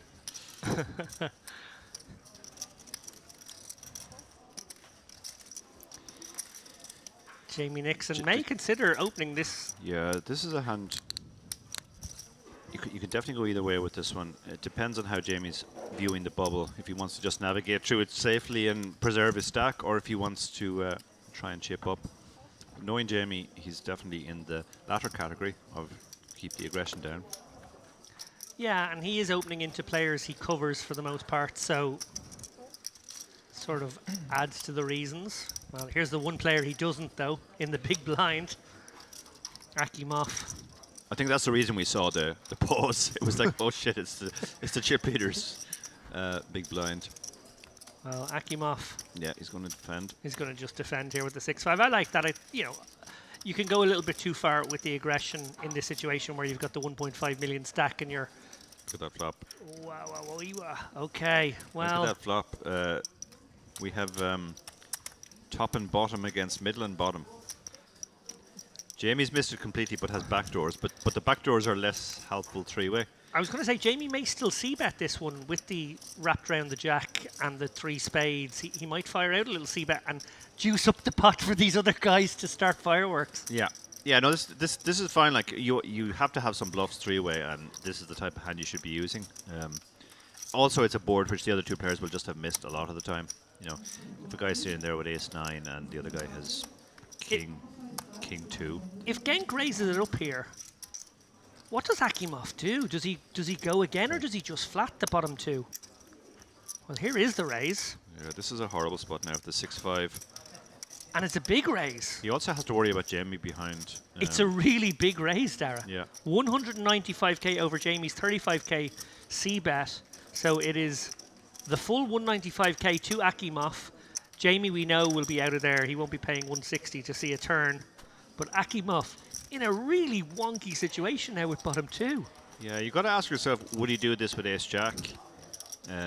Would he do this with any of the possible draws? It's almost certainly he wouldn't do it with a draw, but he might be playing something like ace-jack very fast. So put 6-5 in a really tough spot now. I think Genk's getting the full double up here because there's Yeah. only really one more bet in the hand because of the large sizing chosen by Genk. If Akimov raises, he commits to Genk. And he is going to raise. Look at that, Dara. We see at least 400. Looks like 400 and change. Maybe a 420, something in that vicinity. Indeed, 420. And, well, Genk's going nowhere. Akimov's going nowhere when it goes back to him. We're about to see our biggest pot on this feature table. Yeah. Genk doesn't love it either because he has top and bottom, but you know there's nothing to stop his opponent having a set here or top 2. And we're only 8th in the bubble now. Yeah, as you say, Dara, it's not beyond the bounds of possibility that Akimov has pocket 6s. Obviously, we block the possibility of pocket 5s, but there is a looming combo out there of that as well. Combo draws spring to mind. They seem to be the kinds of hands that would also do this. Akimov understanding that he has fold equity against a lot of hands that are not super premium, and I guess Genk is on the borderline there. If he does have the 7-8 of spades, if he has the 8-9 of spades, Yeah. if he has the But all those hands have a lot of equity actually against even against two pair. So it's not it's not a slam dunk spot. You're not thinking, oh brilliant, he's raised me. You're thinking, oh my god, he's raised me. Can I fold a hand this strong, or do I just have to go with it? yeah, and there's no question it's a go with it or fold it spot. Akimov's 3-bet here on the flop to 420 is representing entirely 2/3 of what Genk had going to the flop, so there's no getting away at that point. And Genk maybe considering the possibility of the Jack-6 out there as well. Of course, his opponent just calling from the big blind. That's possible too. You're right there. As you piece this all together and you look at the high equity of all the combo draws that might be doing this light, when you put it all together, this could be a very, what on the face of it seems like a nitty fold, but actually maybe isn't as nitty as it first appears. Yeah, I wouldn't be stunned to see a fold here. Oh.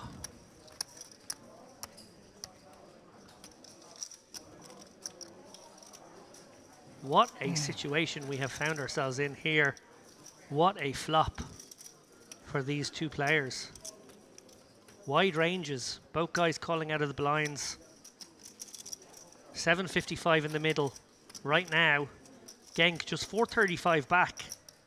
He needs to call another 230-ish just to call this bet. He'd be left with just 200. So it's all in or fold. Yeah, this is entirely the bubble causing this. Any other stage of the tournament, the money's already gone in. But he's literally thinking, we're 8 players in the money. It's actually possible that I'm beaten here.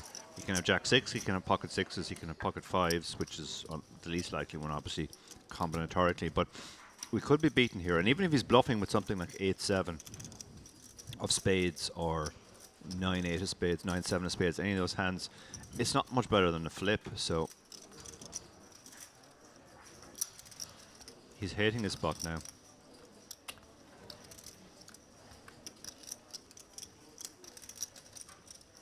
What a heart-in-mouth moment for Genk. You see on screen there, he is being put in the grinder. Yeah. A really... Yeah, he's put it in. He's decided in the end he has to go with it. And a quick sort call. of a sigh all in what you got. He's going to be so happy with the news. Yeah. The absolute best case scenario for him, he has 92%. He doesn't have to fade straight cards or flush cards. He just has to fade one of these 2 remaining 6s in the deck. Well, Akimov has 2 pulls. He still didn't look thrilled, though.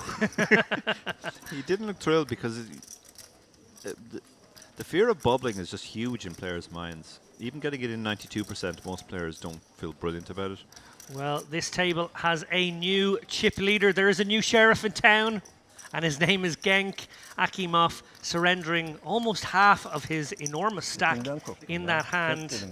Don't think he did anything wrong there. No. It was a pretty cold situation. It's just a cooler, yeah. Once they both flop 2 pair. Çünkü onları da oynuyor yani. 7-8'leri kente de marke artık dedim lanet olsun bunu da oynayamazsak. Did you get the new sheriff in town reference there? Very good call. Yeah. I haven't written these down just in case. They're just off the top of my head. Yeah, I know. It's really impressive stuff. It's the finest moment of your broadcasting career, without a doubt. Your ability to recall westerns. Yeah. Good fold. GPI award-winning broadcasting career in this booth right now. Yeah, Wow. we're definitely getting on the GPI award after this performance of you just splattering out the names of westerns every so often. The only combination you win. 7-8 of spades. What a setback for Akimov as well. Like, he was cruising. He came to this table with 1.6 million in chips. Yeah, he was thought, I'm going to pound this bubble. I'm going to have more than 2 million when we get through the bubble. And now he finds himself with 850k left. Oh yeah, we are in that zone now. Beautiful. So, but that's the way it is in tournaments. You have to be able to take these setbacks. It's very rarely an easy run to victory. I thought you were clambering for a Western reference there. No, easy run. No, I'm not easy rider. No, that's kind of modern Western, I guess. With the motorbike as a horse. By the final day, we'll be doing Star Wars reference, space westerns. Space westerns. We'll be, What about Japanese samurai westerns? yeah.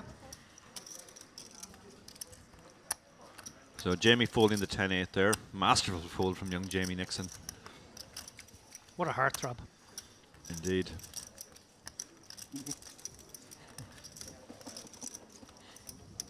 Former student of mine as well. I'm going to take all the credit Who for isn't? Jamie's success. Who isn't a former student of yours? You. You're not going to claim me. No. There's like, even if I did pass on a bit of wisdom once in a while, I don't want responsibility for that. We'll never talk about that afternoon you spent in my house learning how to play 3X satellites. What is Akimov? He's right back into it now. And he's missed the flop, but his opponent has 6 high. Interested to see what he does here. Yeah, I like the check here. There's not much reason to bet your hand, I don't think. You don't get called by worse. You don't fold out better. Now he's picked up a gut shot. He has a gut shot. Yeah, weak draw, decent showdown is a good candidate to check out of position. Will Osbeck take the bait and try and bluff now? If he does, he has to recognize that it's going to be a spot where he's going to have to fire twice almost certainly. His opponent doesn't have too many hands that'll give up to a single bet. They would bluff themselves. Good analysis there, Darren. He has gone for a larger sizing though, which will give maybe an extra little bit of pause for thought for Akimov. He's going to call though, like you said. Well, an interesting river about to come up. Even if he's behind, oh, well, that now Akimov feels much better about his hand. Does he feel compelled to bet it himself now? It's just going to look so strong if you come out betting. Yeah, it does feel like you had the 8-9, the 7-8 when you do. I think it's also likely that the opponent is bluffing a lot, and you might as well let him bluff again. It's far more likely he's bluffing than he actually has value with this line, because most of his value would have bet the flop, but he is going to bet himself, and I think that's the end of the hand. Yeah. Unless Osbeck has a moment of insanity where he decides to shove, because what can he call with? Yeah, not unreasonable that Akimov could even have the king-queen here too, so... Yeah, no. I think I would have preferred a check there on the river and try and get him to bluff once more. Yep, I have to agree.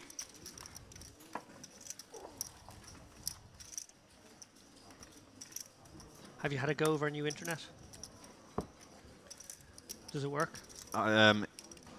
Yes, it does. It's much better. Unfortunately, I still can't figure out how to see comments on YouTube on my phone, but... Oh, I can help. Yeah?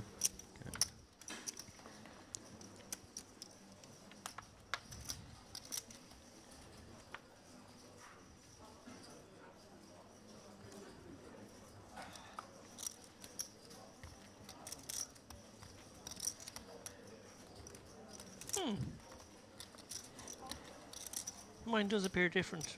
Okay. I'm not... yeah, I'm not able to give you a hard time now. I actually can't see it either. Yeah. Same on my iPad as well. So that's why we're not interacting, unfortunately, with the chat as much as we would normally, because we actually can't see the chat. Or you can tweet abuse at us. We'll see tweets, all right. Inviting. It's important that the people listening at home be able to abuse us. I think that's a really important function of when you're doing commentary.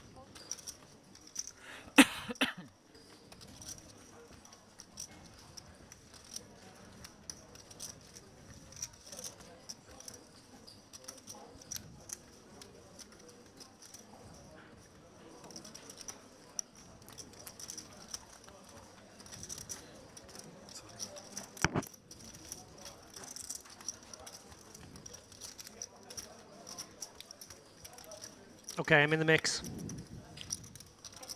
Katie Swift, can you see this comment, guys? Hello. Hey. No, Katie, we can't. Hey, sorry. Katie. Why is yours different from mine? This is annoying me now. Ryan Trinidad has a question for you, Dara. I'm going to pose it to you while I glance back at this feature table coverage. Does Dara play live, and if so, what buy-ins do you play? I do play live. I play live quite a bit. I've played pretty much everything from, I guess, there's probably no lower limit. I tend to grind even small side events when I'm playing live, and I probably, these days I don't really go up above 10k. I've played as high as 25k's in the past, but yeah, these days probably 10k is the limit.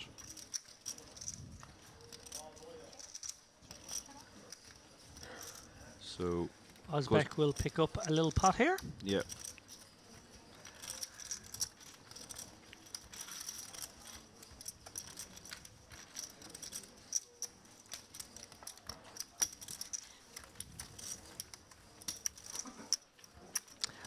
Andy Patton, I have my bottle at my desk, and I am now ready to play the world-famous chip race drinking game where I take a shot every time the podcast is mentioned or the book is shilled. I don't think we've been gratuitous. Andy, I reckon you're stone cold sober. Andy is never stone cold sober. Not even in the morning. The man is Scottish. Alex O'Brien in the chat as well. How you doing, Alex? Yeah, thanks to Alex who got out the tweet before we managed to do. We have had internet issues here in the box, but they are resolved now. Yeah, great internet everywhere in the resort except this room. Yeah, where we most need it. And we're going to spend most of our time. But no, it is great here in this room now as well, so thank you to the team, the Sharehands team, who resolved that for us. So Musa raising up the ace-10 suited. He run into a whole pile of nothing behind, so nobody's giving him any action as of yet. But we are getting into the 10s. Here we go. Oh, and here we go. 69 players left, 7 from the money, and we are about to see... He's a short stack, yeah, this is going in. We are about to see a potential bust out here. Deadloff will be going to showdown here, hoping to win a flip. He's 6 from the money. This is... Yeah, he's recognizing he's so short he has to go with it. And he's so short, I think he's going to have to call off with the ace-10 suited as well. Oh, King-Queen for Jagme. And he does cover the opener, so this is a spot where he could stick in a small raise and get Musa to fold and find himself in a flip a lot with dead money in the pot. 450 behind. Yeah, that's exactly what he's looking at. He's looking at how much behind. Interesting spot here dynamically. 450. Musa with the ace-10, definitely the hand Deadloff would rather go up against. Yeah. I actually think the ace-10 suit is giving away a lot of information there. Not just the fact that he said how much his stack was, but he sounds kind of irritated. And that usually indicates not super strength. Because if he was sitting there with aces, I think he'd be staying nice and quiet. And is there an argument for King-Queen just flatting here sometimes, Dara, for whatever it is, 7 bigs? yeah, it looks super strong for sure. And then Musa could come in, but given that they're playing a dry side pot, there would probably be no overt larceny, and maybe they could tag team Deadloff. Yeah, and Musa is very unlikely to stick in a hand worse than King-Queen, so... Jagme in the big blind, so he already has 15 in there. It's only another 95, another 6 bigs to call. He does let it go, and Musa now obviously has to snap that one off. Probably realizes he's behind a fair amount, but definitely getting the price. Deadloff gets the dream, really. He would have hated going up against King-Queen, ace-10. Yeah, he's in much better shape. Ace-10's a better hand in theory, but when you specifically have 10s, there's the ace. That's cruel. That's very cruel. Yeah, the side there. Now he's wondering, why didn't the King-Queen get in there? Now he's basically got 1 out. This is horrible. You're so far ahead pre-flop, but as soon as the ace comes, you're miles behind. 9 of clubs, no help. No, a 10 of hearts, or Deadloff will be out the door in 69th place. I thought you were going to say our Deadloff will be dead. Nice catch. Nice catch, he says. Musa did nothing wrong, in fairness. No, he had to call there. He was getting more than 2 to 1. What can you do? What can you do, indeed? Well, we lose Deadloff. Just 68 players left. 6 from the money. Yeah, I'm folding. What? You are? Buckle up, guys. We are in for an exciting bubble hour or so. I don't know what the normal procedure is here. as far as at hand for merit hand. events in terms of hand for hand, exactly Yeah. there. Sometimes people like to go 2 from the money, Yeah. 3 from the money. My expectation is they'll just do it on the immediate money bubble. The players are playing pretty quickly. Yeah, it does seem to be the case. So Katie is cheering on her teammate Jamie. She says great comms and obviously railing Jamie.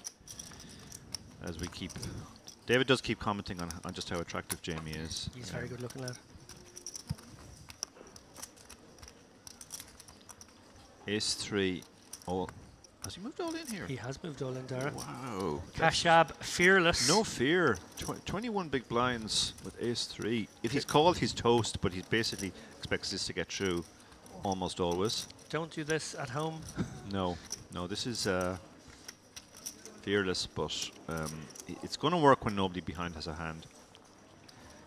Fearless, it must be said, to the point of reckless. Yeah. Al Kashab with 21 bigs, not really in terrible shape. This wouldn't even be a shove with no ICM. No, you see, but you sometimes see that players, the pressure gets them a little bit. They hate the idea that they're going to have to keep folding, and they prefer to take the initiative into their own hand, as it were. And I mean, don't get me wrong, it works most of the time, but when it doesn't work, it's fairly catastrophic. As we take a look at our Merit Poker Series warm-up, day 3 leaderboard here from the feature table. Musa Genk, we saw that huge pot moments ago. Top and bottom pair against bottom 2 pair. The Jack 5 dominating the 6-5 on the Jack 6-5, and that has propelled him to a whopping 1.4 million chip stack. Yeah. Barzan Akimov, he's over $1 million as well, but down at the other end of the table, Saeed Al-Kashab, we saw him just shove the ace-3 there. As I said, bordering on reckless. He's not really in terrible shape here with 24 bigs. He didn't really have to do that, but that just indicates we might be about to see some fireworks. Yeah, I wonder if the fact that he's the shortest stack at the table made him think that he's shorter than he actually is with 21 bigs he shoved. Sometimes when you're the shortest at the table, you might feel that you're short, but you're not short with 21 big blinds. There's no reason why any of these players should actually bust before the bubble. Nobody's under immediate threat. And they're all kind of bunched. I mean, from 2nd down to 7th, they're basically bunched that if 7th doubled up through 2nd, he'd become 2nd. Here's the way I do it, Dara. The small blind is almost the same size as the big blind at this level. This is that curious level where there's a smaller gap. So just let's, for argument's sake, gorilla mats it and say there's 3 big blinds. 3 big blinds is what you got to commit every 9 hands. Yeah. How far away from the bubble are we? Well, even if the bubble goes on quite a while, we're probably no more than 27 hands away. Yeah. If it's 27 hands, you have to give up 9 bigs. If you have 24 bigs, you'll be left with 15. That's not brilliant. You don't love whittling down to that, but you do lock up the cash and you can always spin back from 15. Yeah. So taking a, suboptimal spot, obviously there will be presented to these guys very good spots and they may take them, and that's perfectly reasonable. But taking a suboptimal spot in that scenario just seems a little bit crazy. Yeah, it does for sure. I think sometimes inexperienced players don't realize how quickly the bubble will go in this spot in terms of number of hands. As you said, there's absolutely no reason anybody should. And yeah, it might feel bad folding and waiting around, but you can also get dealt aces in that time, or kings, or a hand that you're much happier to go with. Question from the chat: in the money 68 or 69? It's actually 62, right? Correct.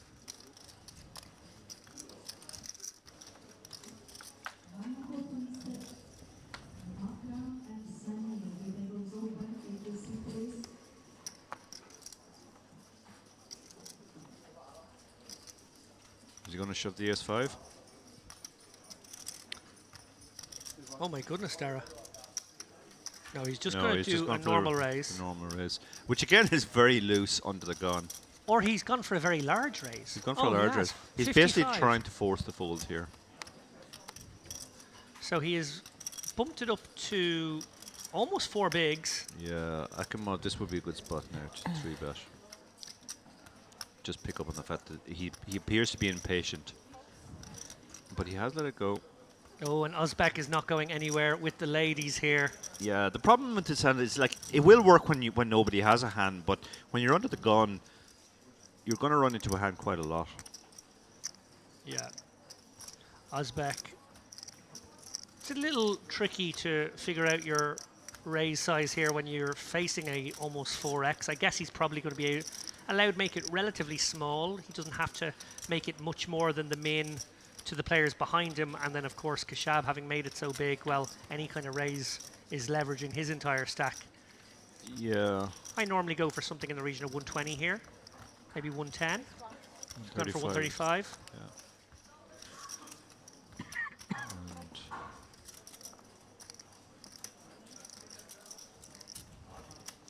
And when the action gets round to Al Kashab, well, he's got to let it go, and he's put 4 bigs unnecessarily into this pot. Yeah. Yeah, that's the issue. That's more than an orbit. Jamie folding the jack 2. Yeah, I mean, he's lost more in this pot than he gained when he shoved. Oh, he's going to compound his error and actually call here with ace-5. This would be very ill-advised. Yeah, one of the aspects of going for this under the gun, almost 4x open, is that you really define the hands behind. You actually reduce massively the number of bluffs that would ever be in there coming over the top of you. In fact, you could make an argument that versus the vast majority of tables and table mates, there might be no bluffs. Yeah. He also showed the ace, which is interesting. I'm not sure you want to be doing that either.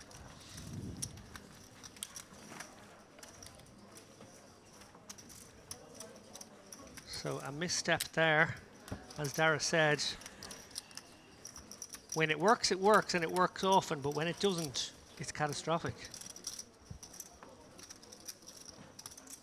And 55k represents an orbit and a half of what you would pay in blinds and antes. That's 10 or 12 hands. The ball might have been gone in that time.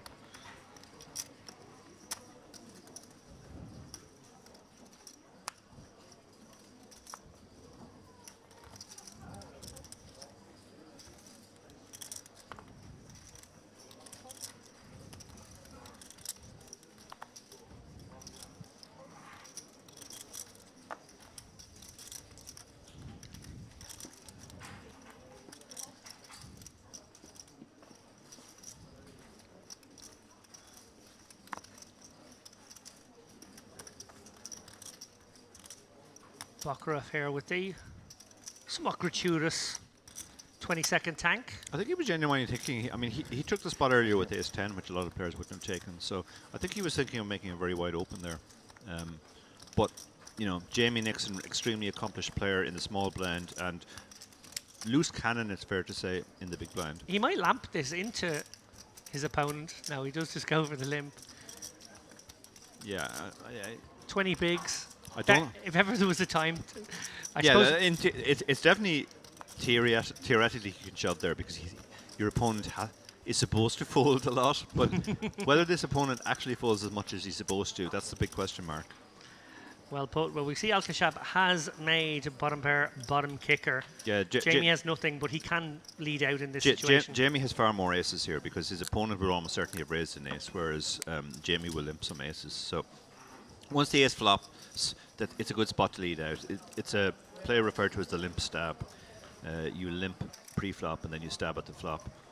Opponent's gone for a raise here. This is kind of funky. Now Jamie's going to be really suspicious of this raise because, as I said, like his opponent would have raised any ace, and that's really only the hands that should be raising. I think Al Kashab is raising here because he wants to win the hand right now when he has a pair. He's afraid that if his hand is ahead, he'll get outdrawn. Yeah, Jamie's thinking this true. Jamie's thinking you're basically repping Queen 3, lad. Yeah, yeah. It's tricky because, as you said, Dara, you're up against an opponent who you can't predict. You can't predict. Do the sensible thing. Yeah, you could shove there and he could still tank call with 3-2, and then you're in the horrors. So it's hard to play against those types of players a lot of the time. They do unpredictable stuff, and they do stuff that in theory they're not supposed to do, but actually doesn't help you when they do it. Yeah, most of the time when two players get involved in a sort of a car crash scenario, the equities don't exchange neatly between the two of them. In fact, quite a lot of the overall equity in those pots gets redistributed to all of the other players left in the tournament. Yeah.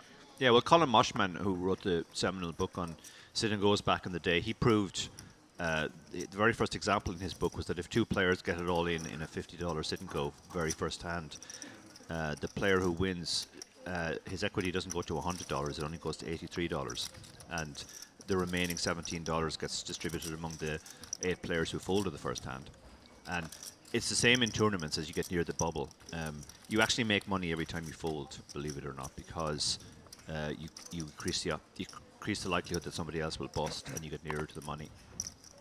It's one of the few spots in poker where you can actually make money folding. It's a beautiful thing. Very beautiful thing. And you can make even more money by slow folding. You didn't see it, but he darted me a look there, guys. The tank fold.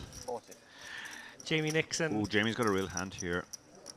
And Akimov, the aggressive former chip leader, has opened super wide, it has to be said. King 6 off under the gun. I think he can come with the flat here, Dara. Yeah. He has a very nice hand. He'll be under-repped. He can be reasonably confident his opponent might represent exactly his hand in a lot of situations. Yeah. Yeah, and when you raise, you just get him to fold all the stuff like King 6, and you don't fold out the better hands. So. And you don't want to face a 4-bet right now. The only problem with this flat is you might get Al Khashab coming in behind now with the ace deuce. You might get Al Khashab coming in for all of us. Yeah, he has. Wow. Okay, well, you're happy to snap now. Yeah, Akimov is going to get out of the way, as is Genk eventually. Yeah, Jamie's going to call off here. And Jamie, yeah, it does feel as though. Yeah, I think he factored that in. He thought he's like, you know what? If he looks down at an ace, he's likely to just stick it in as well. Have a count, please. He is asking for a count just to make sure that, but I think he will make the call off here. Yeah, I hate to say that we have been foretelling or preempting this, but it does feel as though Al Khashab has had a bit of a death wish over the last 5 or 6 hands. He's got involved in unnecessary situations. As you say there, Dara, I think Jamie's going to piece this together and decide that actually, given the activity of this player, his ace-queen stands to be very good. Remember, if Jamie loses this one, he's still got 25, 30 bigs. He can still navigate his way through the bubble, so it's not an ICM disaster for him if he calls and loses. No, the hand he's worried about here is ace-king, but he has made a call, yeah. Yeah, Jamie took his time there, which is fine. Good luck, gentlemen. But he makes a very good call in the end. Al Khashab, 23%. He needs to find a duck or maybe some wheel cards. Maybe 4 spades would do the trick as well. He's doing the old stand-up trick. Not only has he stood up, but he's taken his microphone off. Oh, wow. That's next level. Well, that's good for getting a wheel draw. This is pretty sick now, yeah. Chop. I'll take a chop. Jamie says Jamie. Okay, now he probably won't take a chop. Okay. 5 or a deuce. Good game, Mike. And Jamie Nixon manages to pick up quite a nice little pot, get himself back above the million mark, 1.2 million now. Yep. Yeah, the fearless Al Khashab, he really went for it on the bubble. He didn't hang around and just make sure he squared into the money. Died on his sword and brought everybody one spot nearer to the money. Not so much he lived by the sword, died by the sword, but sort of like put the sword on the ground, threw himself onto it, and then, had the rest of the table mates jump up and down on his back. Oh, that was Maybe it's not called, yeah. This time, is this when we move on to samurai movies now? I wondered, it was kind of almost like a Kill Bill reference there. So. Yeah.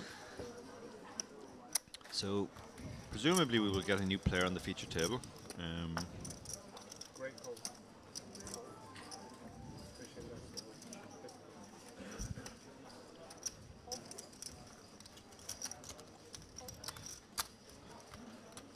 And then there were 65. Guys, look, emphasizing even more emphatically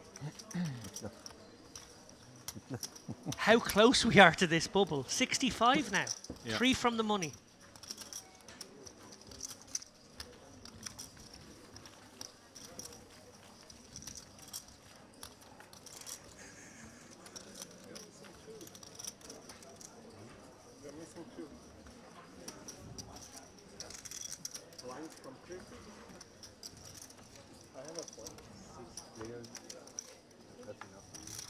It looks like the very momentary delay there was so we could rebalance tables, I think. Yeah. Very important to, as much as is feasibly possible with these bust outs, get people onto the right tables.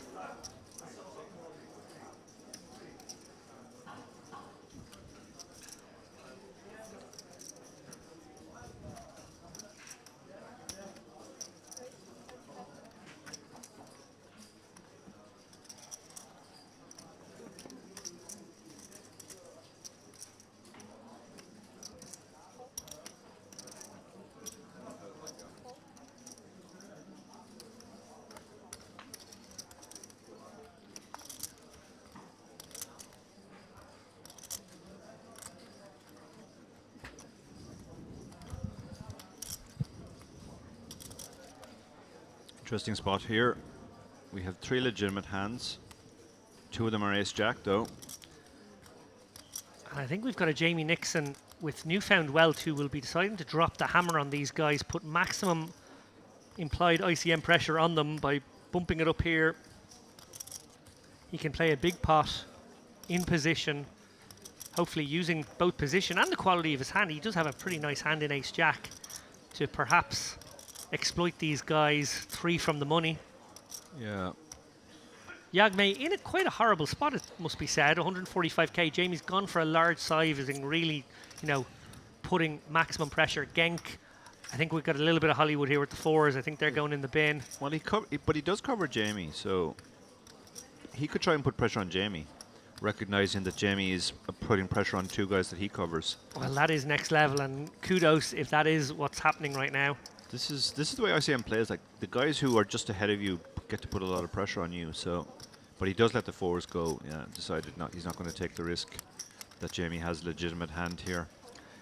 Pretty easy call with the pocket 9s in a no ICM situation right now, but Yeah. with ICM, Horrible. it's pretty gross. You're just guessing. You're just praying that he doesn't have a hand, and even if he has something like ace-jack, it's a flip. So the prudent play here is just to fold and live to fight another day. 100% agree with that analysis, and I gotta say kudos to Jamie Nixon, who has, in most worlds here, obviously we're yet to see the responses, but has executed a very, very nice squeeze play.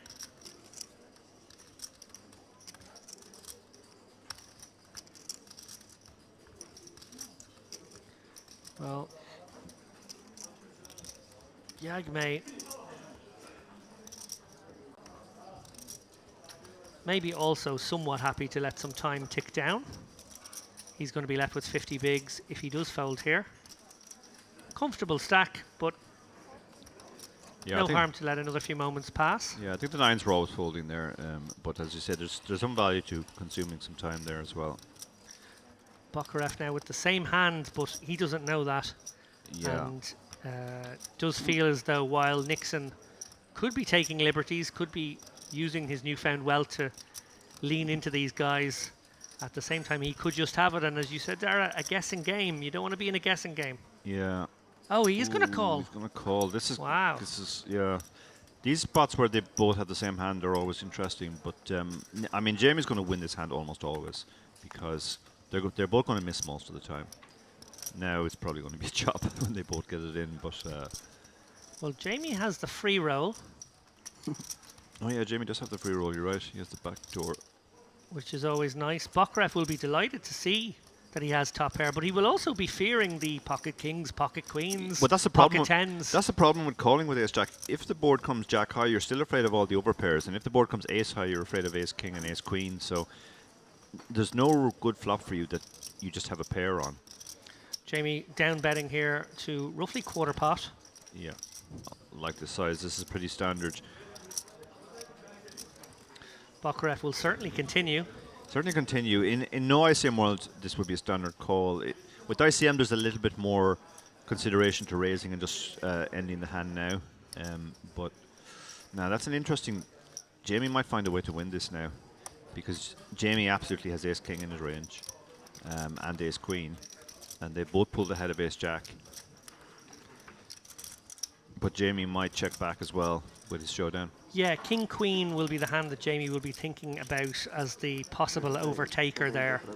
King Queen suited as a flat pre and a flat to the squeeze does make a certain amount of sense and would probably not fold to a bet. So Jamie again just to say, well, they have the same hand, they have both made the nuts, and well, we're going to get all these chips in. Maybe in installments, it might go bet, raise, re-raise all in. Some fake tanking maybe as well. Maybe a bit of fake tanking, but yeah.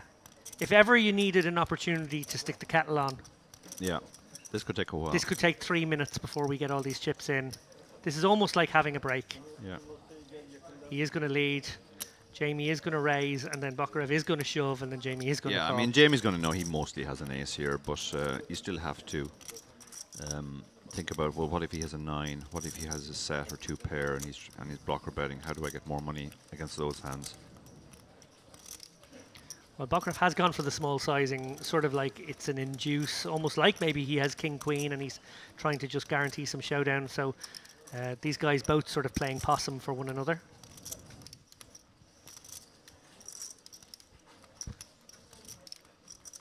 The cat will be out of the bag pretty soon, though, when Bakarev finally shoves over the top of whatever raise size Nixon chooses. There will be wry smiles from both players.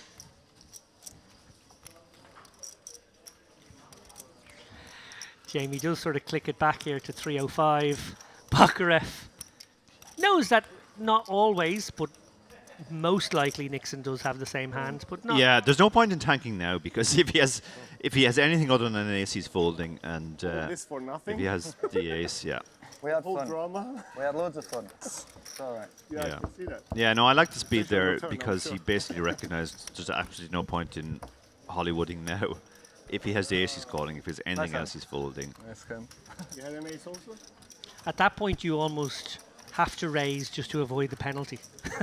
Even though you know you're chopping. Well, yeah, you know, well, you certainly know when you're chopping if you're getting called. It'd be a very high wire move to sort of bluff at that, bluff using that line on the river.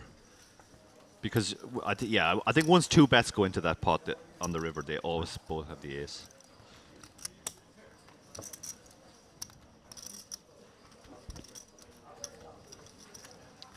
But the other players are amused that all that was just for a chop pot.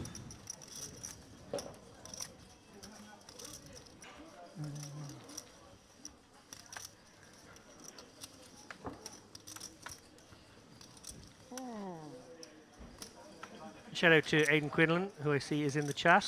Any fake tankers about? Yeah, quite a few Irish. Conal as well in the chat, suggesting that the player who we just left didn't so much fall on the sword as swallow the sword. Nice to see so many Irish representing, and of course Katie as well. Katie also a former chip race guest. And Lock-in as well, actually. There you go, Andy Payton. You have to take a double now. Yeah, have to get Andy even more pished than he is already.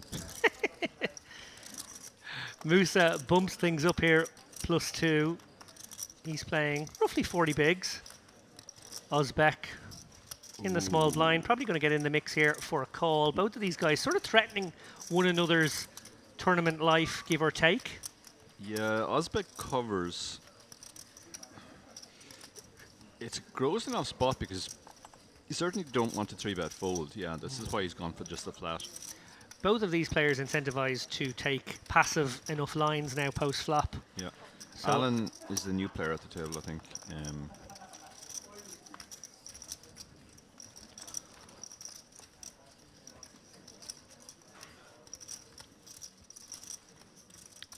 I expect this one to go check.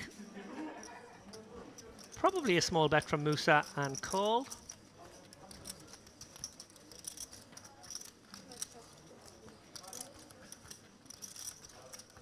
And from that point on, I would strongly suggest that the action will be extremely passive and it might get checked down all the way to showdown. Yeah, and often players think that this is weak poker and, you know, people are playing scared, but this is actually theoretically correct. You should just be playing very... Oh, and the 9 on the river. Well, now there's definitely more money going in, but we're not going to get a call. Musa's going to recognize that he doesn't have the best hand here very often. Yeah, and when the turn goes check, Uzbek probably not putting his opponent on too many king X now, so probably changing his strategy to find a bet size that might get called by a hand like jacks or queens. Yeah, I like this size. He's gone for a very small size to make it even maybe look like he's going for a weak blocker here. When we piece together what bluffs might be in Uzbek's range, well, obviously the flopped flush draw with hearts did not get in. It's possible, maybe, just maybe, there would be a wheel ace that didn't get there. But for this sizing, like you said, Dars, feels very value-y. It feels like he's got the king-queen and he's just looking to extract one more bet from pocket jacks, that type of thing. Yeah, and as we said, describing an earlier hand, when it gets checked to the river and one player bets, it's not usually a bluff.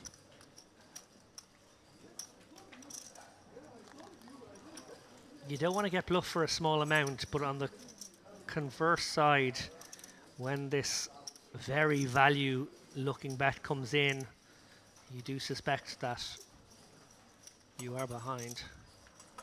He's going to let this go, I feel. Yeah, it's rueful, but he's got cards in one hand and chips in the other. I don't know which is going to move in. Yeah. He's got the devil in one ear saying call, and he's got the angel in the other ear saying no, he's never bluffing here.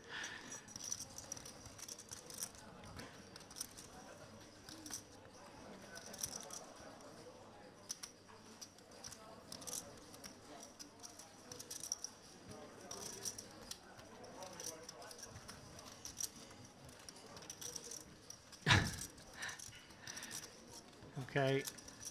Yeah. He's going to let it go. The angel wins and he folds. Uzbek tells no lies, good fold, shows the pocket nines. And I suppose crucially as well, a few more minutes tick by there while he tanked that pretty reasonable river spot. Oh yeah, no, it's fine. It was absolutely fine to tank there because it would be a fairly sick bluff spot to take and get into fold ace high. Thank you. Certainly worthy of consideration there. That was probably not a fake tank. Quick glance back at our leaderboard here as the blinds go up to 10k, 20k with the 20k big blind ante. Price of poker has gone up, and that will throw the cat among the pigeons, so to speak. Musa Genk 1.36 million, Jamie Nixon 1.2 million, Borzan Akimov 1 million. At the other end, Basil Musa 26 big blinds. He is absolutely fine. This is plain sailing. You can navigate your way there without taking too much risk. But then again, we said that only moments ago and we still found our way to a bust out. Gökhan Özbek, 36 big blinds. Yagmail, 37 big blinds. These guys actually pretty well stacked. I don't know all the chip stacks out there on the outer tables, but there's got to be some shorties around. Oh yeah, for sure, for sure. There's absolutely no reason why any of these players should bust now. Don't have. Important update on Twitter on the question of the odd couple comparison. Who's Felix and who's? Do we need to fill the audience in on what this is, or do they know this reference already? You can tell them. Okay, so I know a lot of you guys have come to the stream via your love for Merit Poker in all its forms, maybe from other sources, but one of the ways you might have found your way here was from our Twitter accounts, which posted a beautiful view from your balcony, in fact, Dara, this morning, and I compared us to the odd couple. Actually, I was referencing one of the people in the chat yesterday who said we were poker's odd couple, and you got kind of concerned because if you think back to that movie, the original movie, well, there are two very different personality types there. Felix and Oscar, yeah. Felix is the pernickety, uptight one, and Oscar's the more slovenly, but I guess more interesting character. But anyway, I think we can both agree that Jennifer Newell is more than qualified to make the judgment on who's who. I have no knowledge of her film. I think we should both accept Jennifer as the ultimate. She says it's pretty clear that I'm the pernickety one. David is Felix and I'm Oscar. Yeah. I thought that we were going there. Yeah. So I'm perfectly happy with the odd couple comparisons now. But anyway, back to the hand. So Akimov has gone for a very loose open. He came in at the start with a commanding chip lead and the plan to open almost everything. It didn't work out, but he has chipped up again now, so he's continuing to open super wide. And he's probably going to win this pot now because the ace-5 is missed. He's wrapped around the 9, so lots of backdoors. Any card between a 7 and a queen improves him. He might take a cheeky 6. Or a 6 indeed, yeah. Yagme probably just gives up now, even though it's hard to hit this board, but you're out of position against a guy who more than covers you. With 34 big blinds, very important to make sure that the dealer checks how much the bet is, and you consider that for another 15 to 20 seconds. Then maybe touch your chips for a little while. Oh no, actually do find the call. He's made the call. This is a call one spot, I guess. Well, he's made a fool out of me there. He's made a fool out. You were convinced he was fake tanking there, but no, he wasn't. The 4 is a complete blank on it. Actually just makes it far less likely anybody has a 4. There's only one of them left now. Akimov obviously will not love this run out. A 9 unlikely to fold to a second bet, given the perception of how wide Akimov likely is. So it'll be interesting to see if he fires again. Obviously not beyond the bounds of possibility that Yagme has the case 4 too. Does Akimov decide, well, I'm going to try and target your flush draws, your ace highs, and your 9s, and maybe even try and get a 9 off it by the river? Yeah, I think to get a 9 off, you'd have to fire 3, but you can definitely get a lot of hands to fold to the second barrel. Yeah, I guess some pocket 5s, pocket 6s would be feeling the heat right now as well. I feel like they might have to be sticky one more time too, but big bet from Akimov is actually a very clever deployment of the large sizing. He's essentially gone for a you're threatening the whole stack now. 67%er. Yeah. You're threatening the whole stack. If he calls here 520 behind, sorry, 520 in the pot and only 480 behind, so he's got a pot less than a pot size shove on the river, and that's what he's setting up. He's basically saying, I've got value here and I'm going to shove the river. Please call, and then I will shove the river. And to reflect back on the flop play, Yagme's call, obviously with ace high, feels like it's the appropriate amount of minimum defense and stickiness. But really, you got to understand the context here. And the context here is high ICM and a player who will overbarrel and overbluff. And if you're up against somebody like that, that's not where you make your money in the hand. We are about to see another call. Yagme has decided, you know what? Will Akimov find the third barrel now? Will Akimov find the shove on the river? That's the question. Oh, lovely card for Yagme. Yeah. And yes, I think Akimov will on this card. Maybe he'll think it depends how much he knows about his opponent. If he knows how sticky he is, he might think, well, he actually has a lot of ace highs in his range now. But wow, this is playing into Yagme's hand. If Yagme checks here, I believe Akimov will put him in. That's my prediction. It's basically a pot size bet. Yeah, it is. Yeah, I think the plan was to shove almost any river, but I'm not sure this is one of the rivers that you're shoving. But a good check by Yagme there.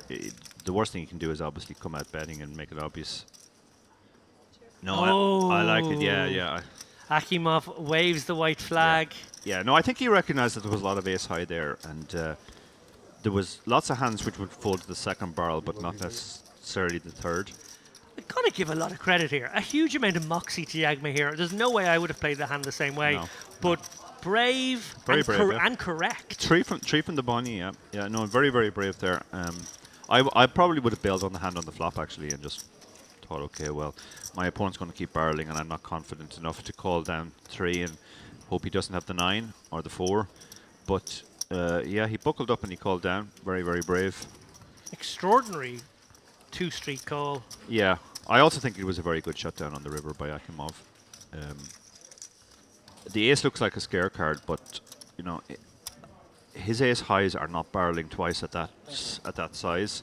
Small flop, big on turn, whereas there are more ace highs in the hanging on range.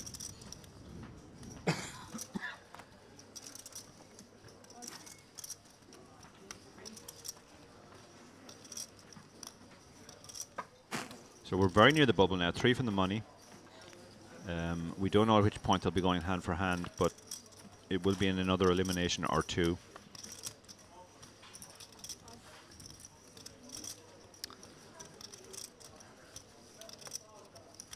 As Alan, in the most likely to steal from position, looks down at the lovely ladies. He's going to raise it up here to 40k. Yagame with his newfound wealth. Will he speculate with this little Suda connector? He's not gonna. At this time. And Bakarov almost certainly going to defend here with the suited ace. So we will play a pot between two players with almost identical stacks here. Almost identical stacks, so they both have roughly the same ICM here. I mean, Alan would have 15k left if he got it all in and lost, but effectively they had the same stack. Now, good flop for the queens. Does Bakarov have to be sticky for one? Probably does. I'm not sure with the. I don't think so with the ICM. I think people are over sticky in these spots. They focus on the fact that they have the best hand quite a lot of the time, but how often are you actually going to get the best hand to showdown? If it is the best hand. Does have a decent number of backdoors. Yeah, but again, backdoors go down in value as well, as I see. But yeah, no, I actually like that fold. I remember looking at these spots in the solver once and being surprised at that even hands as strong as ace-9 are often folds. Purely because of ICM. It's just, you just don't get to realize equity enough. Also remember that the betting range is stronger. Well, like we saw earlier, the ace-queen against the 9s, the two players were checking the whole way until one of them hit the river. That's a spot where the razor is not going to be c-betting as wide as normal either. He usually has something when he c-bets, so you're better off just giving up. Yeah. Are you here or diamond? Yeah, nice. Brilliant. I used to stay here all the time. Yeah. Yeah. Actually get some fresh air. What's this fresh air that Jamie's talking about? Don't know.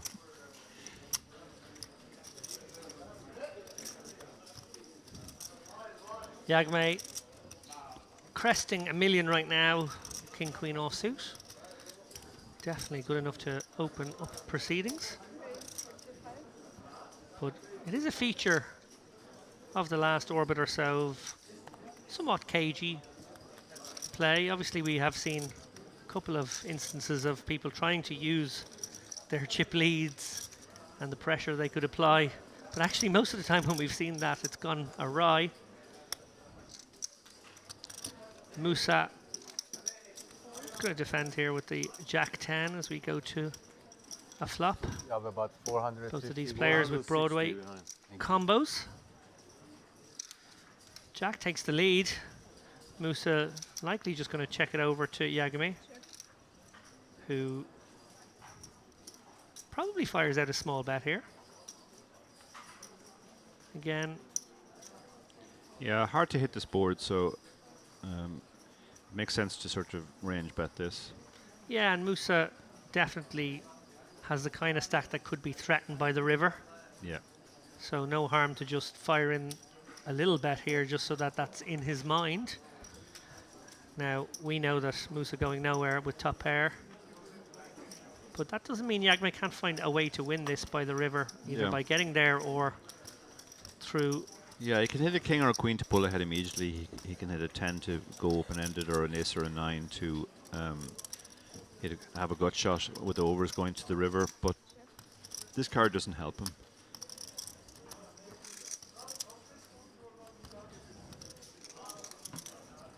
It is a spot, though, because he covers the player. You know, the players who are covered have to play much more cautiously and they have to fold more, and the players who cover therefore get to bet more in spots where you normally wouldn't find a bet. So there's definitely some merit to double barreling here, even though you haven't picked up equity. Yeah, I like the way you put that. I think he can target some pocket pairs, the 5x, the 3x. Probably realize he can't get too many of the jacks to fold. No, the jacks aren't folding because, you know, that's a safe turn card, but you can certainly get probably all the 5x and 3x to fold, and some pocket pairs as well. And it's uncomfortable for Musa here, who No, it knows he has to call this bet, but really won't be loving the fact that there will now be a less than 1-to-1 stack to pot ratio going to the river. His body language is interesting too. He's really conveying the fact that he's just not happy with this spot. But he might be. Did he just stick it in, or no? That's just a ostentatious call. He does make the call, and as I said, we are going to the river here with a stack to pot ratio of 0.7 to No. 1. This, depending on the river, he can definitely shove this river. You know, we've seen spots before where players have shut down, but that's because you can't get anything to fold by the river. You can definitely get some hands to fold here. Pretty grim. If, It's if grim if you Musa's shove. put in the bin You here. absolutely hate it. I mean, you have a total bluff catcher. It would be absolutely gross. The pot's 430. Musa only has 305 behind, so 6-7 got there. Ace deuce got there. There are a lot of better jacks. There's all sorts of two-pair combos because, again, it's a button open. So really, yeah. you know, into two shallower players, he could be opening the 8-5, the 3-5. That wouldn't be unrealistic. Yeah. So it's pretty horrible for Musa if he does face a bet. Now, will Yagme pull the trigger? From a spectator's point of view, I hope he does. It's very hard to predict what he's going to do here. He's either stealing himself to put it in with king high, or he's talking himself out of doing that. And looking at him, I can't really predict which of those two he's going to do. It's a very tough spot. Like, you get some hands to fold, but probably maybe not enough. But he is going for it, it looks like. It certainly does. Yeah. And as you said, Darren, maybe just the physical affectations of Musa on the turn. Yeah. Sort of encouraging this almost. It does encourage it for sure, yeah. Well, yeah. like the word emblazoned upon his jersey, boss. This is really gross. He's actually not put them all in. It's almost like he said to him, I'll leave you one chip for the spin. This actually looks stronger as well. It does. It looks like you're trying to say, look, you won't be out of the tournament if you call, so please call. And if you do get called, you've saved yourself that chip as well. Yeah. I like this size. It's really good. It's really cool. Very, Yagme, very clever. boss move. Yeah. And yeah, we saw him heroically He hates this flat now. the ace high in the last big hand, and now he's with the shoe on the other foot, dropping the hammer. He's in the horrors here now, Musa. I let it go if I'm in his shoes. Yeah, I think I let it go, yeah. I'm just going to fold a few more hands and I'm in the money. I take 2 more minutes, but I do let it go. You wait till they call hand I wait for hand. I wait till they call the clock. 2 more minutes. You take as many minutes until they call clock on you, and then you take 59 seconds. If you heard 3 all-in calls, maybe you snap it off then. Wow. Yeah. Oh, it's such a grim spot. It's horrendous. I mean, you're just guessing now. You're just, I mean, you know the guy's going to be bluffing a lot. He's going to be doing this a lot, but there's absolutely nothing to stop him having 2 pair, a straight, anything here. And it really could be any of the 2 pairs because it's a button open. It's a total guessing game now. And to give Yagme his credit, he looks absolutely stoical. He's impossible to read here. Look, I mean, we know he's bluffing, but looking at him, if I didn't know he was bluffing, I wouldn't know whether he was sitting there knotted or on the bluff. Ladies and gents watching at home, we are being treated to some great poker, it must be said.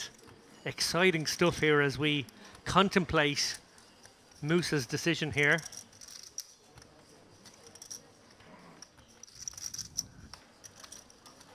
It's a filthy spot to be put in by your opponent. Absolutely horrendous. I mean, you're just guessing here. If you call here and he rolls over a better hand, you won't be too surprised. If you call and he mucks, you also won't be too surprised. You're just trying to guess which of those 2 universes you're in now. Do you ever try to engage your opponent in these situations? Try to make him respond to something? Yeah, there's certainly an argument for that. If you think he's the kind of guy who might give away information. To be honest, I don't think Yagme is. I think he'll just sit there and say nothing. So I think you're absolutely right. he's got the sunglasses as well. It's the battle of the sunglasses, actually. So I thought it was far away. I You- think he's talking himself into folding here. He's just. That's fine. But Yeah, I thought if you were far back. maybe he'll prove me wrong. No, that's fine. Yeah. But it feels like he's just mourning for the loss of his top pair. Yeah, I do feel as though Musa is leaning heavily towards ultimately mucking what we know to be the best hand right now. I don't blame him, I have to say. No, I don't blame him at all. It's a horrible spot. It's just a pure guessing game. Oh, it's so grim. Yeah. This is what happens when you make pre-flop calls with Jack 10 offsuit this close to the money. Opponents might put you in the bin. This is part of it. Yeah. Yeah, I mean, from a theory point of view, you have to call off because if you don't, your pre-flop call is terrible. But it's still very hard to do it when you're under the spotlight, looking up at the clock, saying that you're two or three players in the money. If you fold, you're going to be able to fold into the money. If you call and you're wrong, you've busted on the feature table, and everybody, all the chat pros will be going, it was obvious he had a set. Of course he always has a set there. Nobody ever bluffs like that. Oh. It's a horrible spot.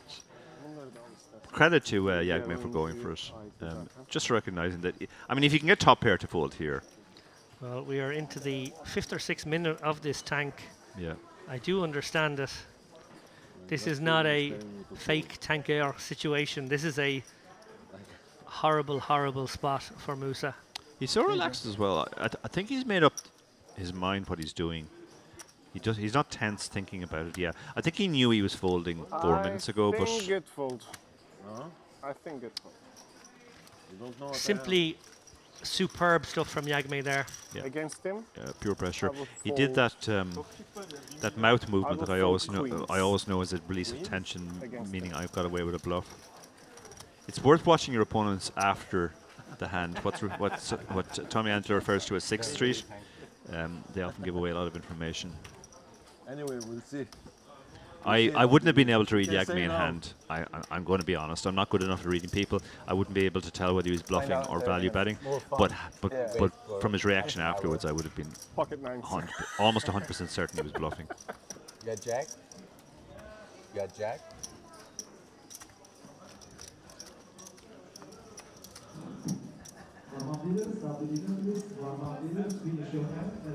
So I hear the announcement over the intercom there that they are saying after this hand, stop the action. We see the 64. field has ticked down to 64. It may have ticked down to 63 as well, or they may be going hand for hand 2 from the money. That's never bad with a big field, 523 players boiling down to 64 here. Yeah, Sometimes easier just to kind of get hold of it with 2 to go. Yeah, you don't want to mess it up. It's possible that there can be multiple bust outs at different tables, and some ways going hand for hand 2 from the money can actually make it faster because you stop all the tanking. Absolutely. As we see Bakarev open things up here. Musa, well, I didn't understand. And handsome Jamie Nixon in the big blind with 8-3 suited, and You have like 800. covers. You have Yeah, like 800. the stack is You important here. You want to be pretty deep against your opponent if you're going to defend a hand like 8-3. You also definitely want to cover him. I can't see if there's any more around there. That's all. Oh, yeah. Yeah, and Jamie, again, the sign of his professionalism there, making sure that he knows exactly what the stack is. yeah, this pot's going to be played 40 big blinds effective. Jamie is going to just call and probably look for many, many ways to win that don't include making a pair. Yeah, if the board came 3 rag cards, you can definitely lead. You've far more leads in these spots because of ICM, but this is not his board. Yeah, And quick fold. Quick fold. Yeah, don't get over ambitious in these spots. You're calling. There's lots of really good boards for you, but if you get a bad board, just accept it and move on to the next hand. He looks well under the spotlight, young Jamie. He does indeed. Yeah. The pride of the tune. Lives in Leeds these days, but originally from Newcastle. A hotbed of poker, Newcastle. Indeed, one of the all-time greats of poker, Ian Simpson, hailing from in or around Newcastle. Yeah, the rough part, I reckon. Yeah, well, the mad part, probably. Then he might be bluffing more. Hand for hand, it's official, guys. We are on the bubble. Ish. We might be 2 away. I think we are 2 away, probably, but yeah. Left you 30k behind as well. So just in case there's any newcomers out there watching the stream, there could be some family members, friends of some of these players keenly watching on and don't have a good grasp of what's happening right now. Basically, we have halted play. We will take 2 minutes is the norm off the clock for every hand that is played, but every table will play one hand at the same time. As we look to the outer table there, Aristotelos, is she involved? No, she's not in the hand, but the other 2 players on either side of her are. Let's watch this one. I'm pretty sure it was an ace on the turn or on the river here. My eyesight. Yeah, ace on the turn. Not going to try and call the action on this one. Too far away, guys. But let's see how things pan out. What we basically don't want to happen is people to bust out on different tables and us not to know who busts first. So to prevent that from happening, we will play hand for hand. Every table will play one hand and then stop until everyone's ready for the next hand. And that way we have a good sense of who busts first. If a player busts on the same table, then the bigger stack will make the money and the other player will not. And if 2 players bust on 2 different tables, they will chop the bubble, they will split 62nd place money, almost get their money back for the tournament in that scenario. Yeah, I love hearing you explain procedure. I love procedure. That's why people tune in, to hear you explaining how bubbles work. We made some jokes about tanking and people trying to remove time from the clock in the run-up to the bubble. Well, once we go hand for hand, there's absolutely no need to tank anymore. It completely removes the possibility. It's why sometimes in fields where an inordinate amount of people are doing an inordinate amount of tanking, they will actually go hand for hand a little bit earlier. It looks like we're going hand for hand 2 from the money. That's reasonably standard with a larger field tournament as this one is. Yeah, completely, yeah. Yeah, no, I think it's a sensible decision. It's a sort of a management situation, like World Series main event. They tend to go like 5 from the money because, again, they're dealing with a room full of people. Yeah. Yeah, it's kind of a percentage more than a number. Yeah. If you're dealing with a small side event maybe and you've boiled down to 2 tables, they're probably just going to go hand to hand. Oh yeah, when no, we're on the direct bubble. I mean, small runner fields can even the direct bubble can take hours and hours.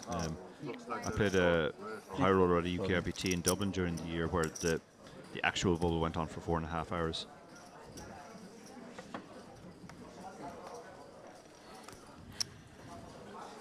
Ben de bir Türk kahvesi alabilir miyim? Sade.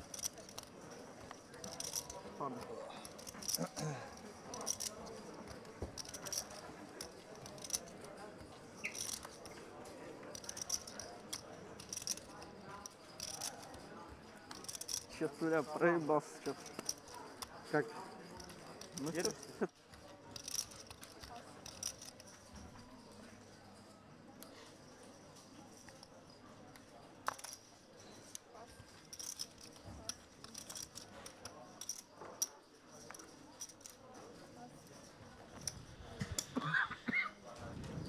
So Alan raises an early position with ace-8 suited, and Genk is going to defend. He's the chip leader at the table, so he gets to defend super wide. The king-8 off is more than good enough.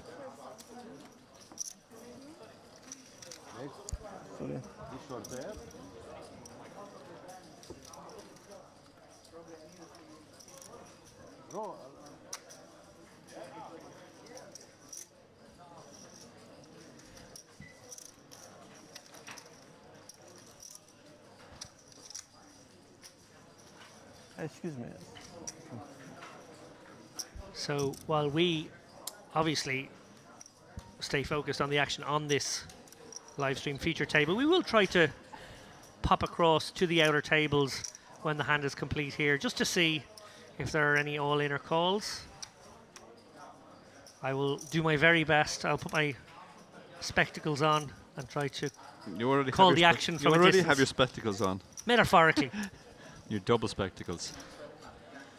Ой, да не знаю, короче, это я So вот... the ace у меня here сейчас стрик идет в интернете, is miles 3 ahead. месяца 0 катаю. Поэтому вот сейчас выбрался сюда Asking покатать. himself whether he wants to Посмотрим, bet. как здесь это катаем, а дальше... Counting out chips, fires in the bet. That should be the end of the hand, unless the king 8 starts to get very creative. Really? On your table? What about Paul?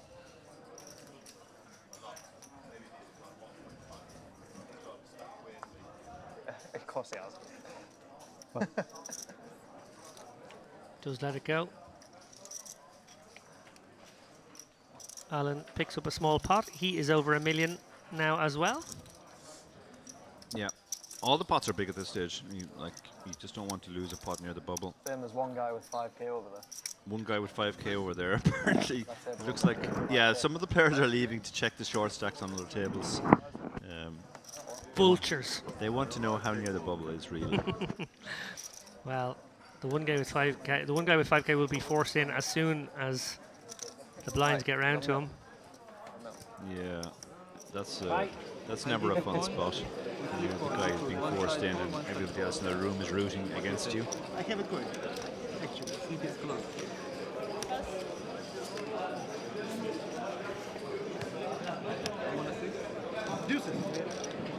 Always a tense time at the tournament. Even the middle stacks just kind of want the bubble to be over. They get that dopamine rush if I cash the tournament. There we see Andrew Hulme, bottom right of your screen. Ryan Mandara briefly jumped into shot a moment ago as we pan across the room, almost like a drone. Yeah. Reminds me of Citizen Kane somehow. Rosebud. Rosebud. And no bust outs that hand. We are going to play another hand. That guy with 5k can't be lasting too much longer, so I fear... You hate it in this spot. It's just... It is what Ryan's it is. got You're 8 or hoping 9. you'll spin your 5k, but you know you're going to have to if you're going to cash the tournament. So nobody's super short here, so they're all... Moose. Oh wow, Moose has just folded king queen there. Open folded king queen. That's a man. It's got to be done. That's a man who's decided I'm just getting into the money here. I'm going to just fold. It's got to be done. Yeah. Jamie Nixon on the other hand. Jamie putting the hammer down. All good. Hopefully. Well, Genk covers Nixon here. Could come with a cheeky 3-bet. Would certainly not hate that play. Would like No, it very much. Definitely wouldn't hate it at all. The problem is he's quite close to Jamie, so even though he can put huge pressure on Jamie, Jamie putting a lot of pressure on him as well. Well, Genk's flat has brought in Only for you. Akimov from the big blind. These guys are all playing relatively deep. Akimov's got almost 40 bigs. Akimov got into a spot of bother earlier with 6-5 in a similar spot. I think there was a large argument for just folding the 6-4 there and avoiding it on the bubble, but... Well, everybody's got a piece of this. Yeah. Akimov bottom pair, backdoor flush draw. Jamie Nixon's got middle pin. He's probably going to bet it. Yeah, Makes sense to just fire out 30k here. He has to bet here. It is his board with the ace. The small blind is the most likely player to have an ace apart from Jamie. But there's still no harm. Oh, and again, he's gone for the raise. Genk did this earlier in the hand, between these three exact players as well. Very small raise. Yeah. Jamie will probably have to call to this sizing. Yeah, you do have to call now. Look at that look. Oh, I absolutely love it. A little side-eye glance to Genk there. I think he's thinking two things. First thing he's thinking is the last time he did this, he had 2 pair. So even if I hit an 8, I might not be good. That's point number 1. Point number 2 is he covers me now, and maybe he's just applying pressure. And they both pull you in different directions. He does let it go. Yeah, he lets it go. I think he decided that discretion was the better part of valor there. Oh, he said you can pick one. Pick the 8. Pick the 8. Ah, he picked the ace. Pick the right one. Only Did the one for before? you. Oh, thank you. Yeah. I had 10. Yeah. Great fold there from Jamie. Yeah, Obviously, Jamie saved himself chips there, that's really important in tournaments. Chips saved are actually better than chips won at this point. and here we go, guys. The player with the 5k is all in. He's got the 9 deuce, and he's playing against the jack deuce. Hulme is going to try and take him out by the roots. He does flop a 9 though. He's got a chance here, guys. Remember, So you're antes saying are in there there's a as well. chance. But it looks like the jack 2 is the jack 2 of spades. Oh Hulme has got a flush draw. Basically a coin flip right now. 7 is safe. Spade or a jack. Oh, it is a spade! It's a spade. He got teased. Oh, and I'm sorry to see him go. Our 64th place finisher. Andrew Hulme, well, a very minor pot in the context of his tournament, but a very major one in the context of that man slinking away in 64th position, almost the bubble boy. Yeah, I mean, he was down to 5k, so he was going to have to get lucky, but cruel way to go still in the end. A very, very cruel way to go indeed. Oh my goodness, there's another all in. It's 10s against 9s. 10s is all in here. 10s needs to do a hold. A very good flop for 10s, it must be said. Queen, Jack 3. Clubs are no on the river! Would you believe it? Oh, that's horrendous. Oh, that is absolute filth. That is so dirty. He pings the 9. 2 outed on the river on the bubble. Oh, and that would make you sick, Dara. We have burst our bubble.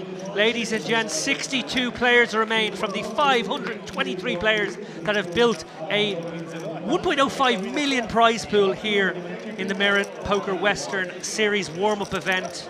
181k for first place, but everybody in the room right now who is still seated with chips in front of them will get $3,200 roughly.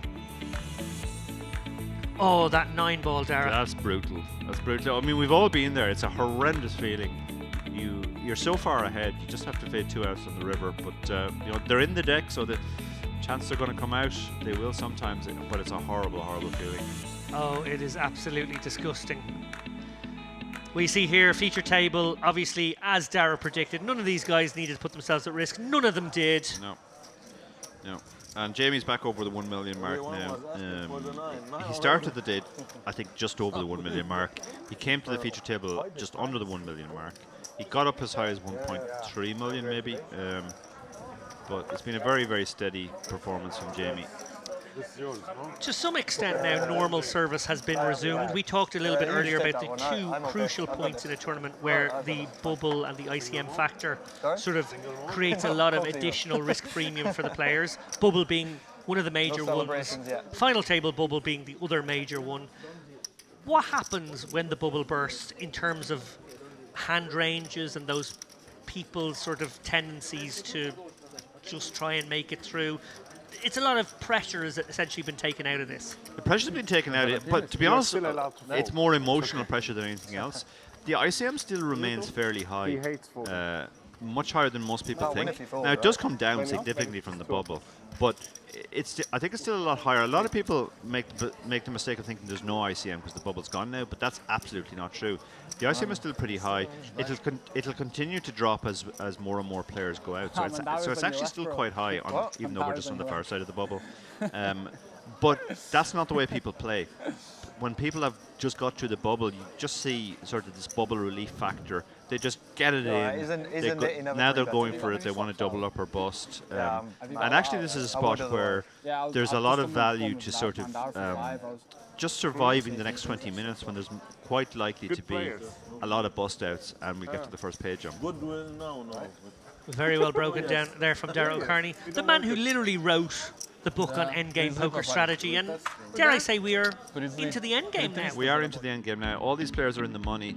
That really changes things.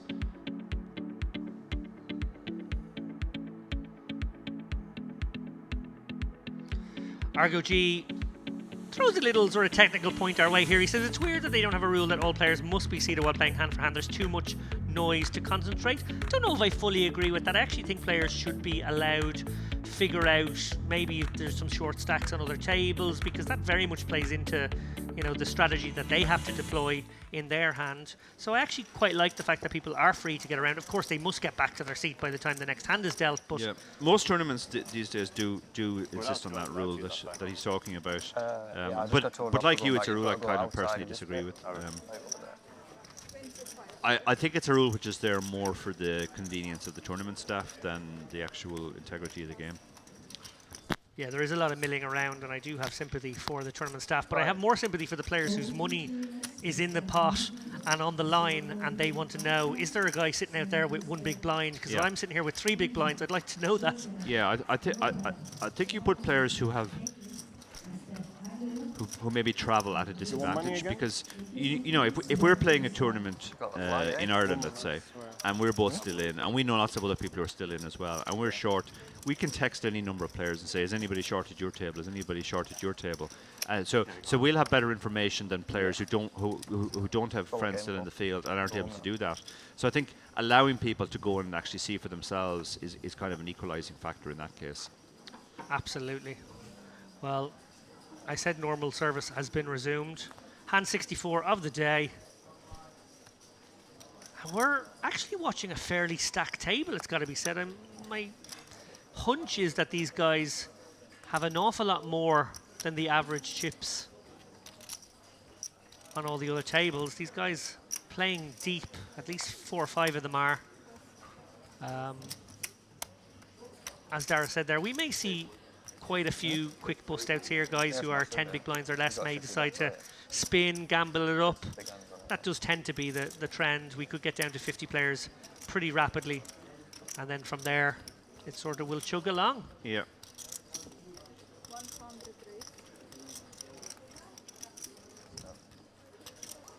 Bokaraf has actually limped in here, interestingly, off a 50 big blind stack from under the gun 1. That is bringing Genk in with a suited wheel ace. Akimov has decided, going to charge these limpers, bit of limp tax here. He's bumped it up to 100k, and Uzbek lies behind him in the small blind with the ace king. Well, there's a lot of dead money out there already, 190k. I normally wouldn't advocate for a 37 big blind shove, but I actually think that will be the right play now. It's going to be very hard to construct a balanced range where you're going to find a raise size to 240k where you have any folds. Yeah. So therefore, I think you just stick it in here, and even if you get called, you're probably flipping, and it's okay if they fold. 190k to your stack. 190k out there. That's just fine. Anytime you can add 20% to your stack if they all fold, it's the standard play is to just shove. Well, Uzbek has found a raise size. As I said, unlikely as it would be to find a raise size for a third of your stack where anyone would believe you have any folds. He is going to charge Akimov here. Akimov has to pay 135k when it gets back to him here into a pot of 415, so that'll be 550 if he calls. Obviously getting a very, very compelling price, but he does just have 4 high. Nice bluff. Genk. King Queen of Diamond, did I get it right? Yeah, it was bluff. King Queen. It's unusual Was it a bluff? pause for thought here from Genk here with the ace deuce of hearts. He has just limped in, remember, just 20k out there. I would never believe you in my life again. Oh my Facing God. a raise of 100k and a 3-bet to time. 235. Jay, I would have had a Quite side sure bet. what King Queen, going we had. on right now. Diamond. No. Wow. This is very interesting play. This might be the post-bubble relief we were talking about. Just spy with my little eye here. Ryan Mandara has come into shot. He's joined us on the feature table, former Irish Open winner. Oh yeah, he was a winner. Yeah, I thought he'd only got heads up, but you're right, he did win it. He beat You scared the hell out of me. What? nice lad from Limerick. Of course, fold. Heads up. Are you scaring me like that? Uzbek. Kıyamadım. Thinking 60 hours. 60 hours. Looking at my stack. 60 hours. I Just a have slight minimum aces. exaggeration there. Maximum. Good luck, Jamie, says Haven't Hassan this. Ali. Very popular figure in the UK poker scene. Jamie, it's fair to be said. Handsome lad. He is a handsome lad, yeah. Nariman, you really let me down. Never. But It was very good bluff. Robin Page more asking, is this on trusting. Twitch as well, or I just told you I YouTube? would've Just folded YouTube, the Robin. queens. You're gonna have to tune into us here or on the Merit Poker website. should do, They're yeah. the two locations. Yeah, I know. Well, Jamie and Ryan will know an awful lot about each other. I'm sure they've played together many, many times on the UK circuit.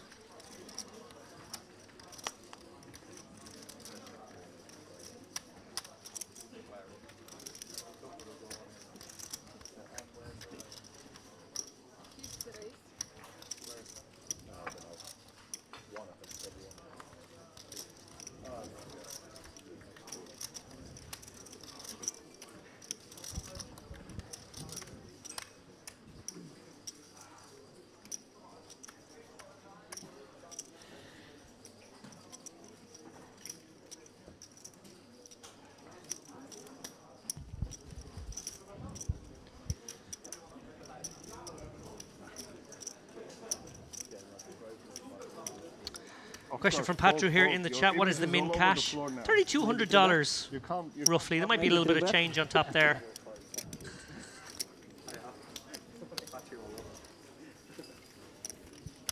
Big prize here is 181,000 US dollars. 90 buy-ins for the winner. Yeah, that would be very tasty. That's where all the players are eyeing now. They've gotten past the I've got the min cash, and now they're looking at the top prize and thinking, oh, that would be nice. What would I spend that on? Yeah.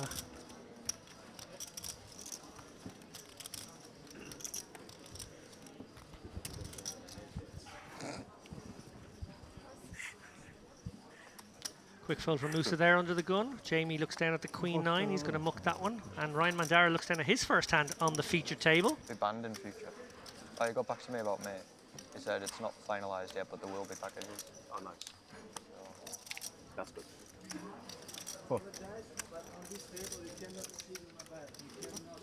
Plenty of feature and final table experience for Ryan Mandara. Don't know. Yeah, Ryan is a very What's the bet? he's experienced in these spots. Like Ryan has been deep in so many live tournaments.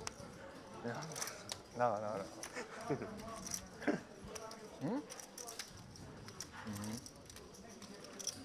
Я так понял, ругают за борты. Чтобы картинка была хорошая. На столе можно.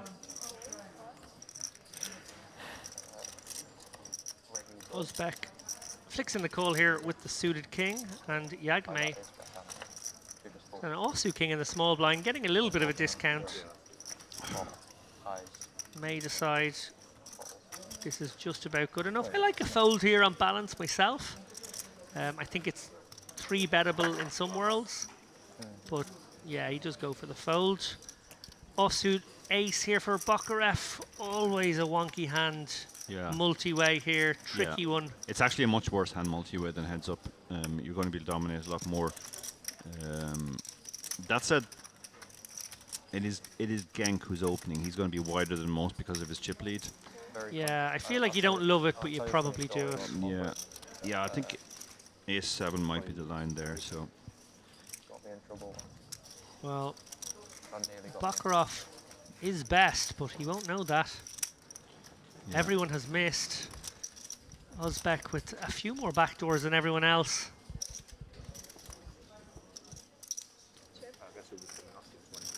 Yeah. I would You want to get reckon that the first person to put money in this pot will take it down.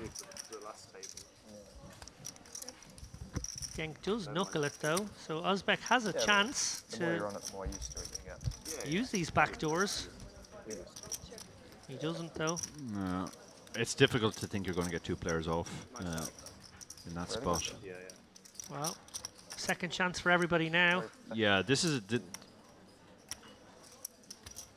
a card which has improved almost nobody. So It's hard to fall off these. Yeah, Bakarev deducing that maybe a 9 or a 10 would have bet the flop.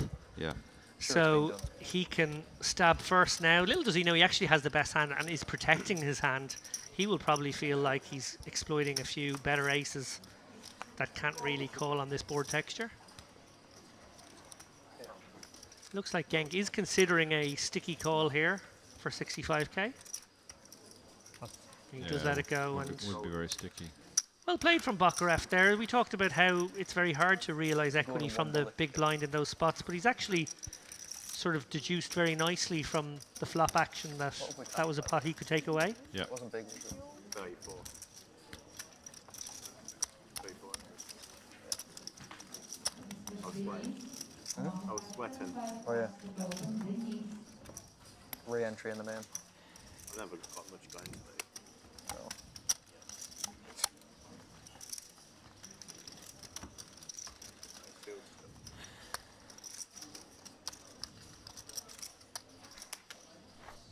Nice.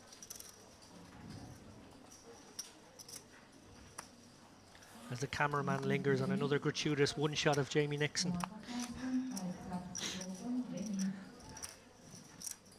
Well, certainly one of you is a big Jamie admirer. At least one. You want your net. Ace is double up. Yeah. Jamie's sister is in the chat. Apologies for all the gratuitous Jamie. Jamie's sister? Well, someone claiming to be Jamie's sister. Rowan Duo. Okay. Thank you. I'm going to say she's telling the truth. I'm not disbelieving her. You got a pair of believers here, Rowan. Yeah. Boss bottles on here. Rowan, question for you. What's it like having such a handsome brother?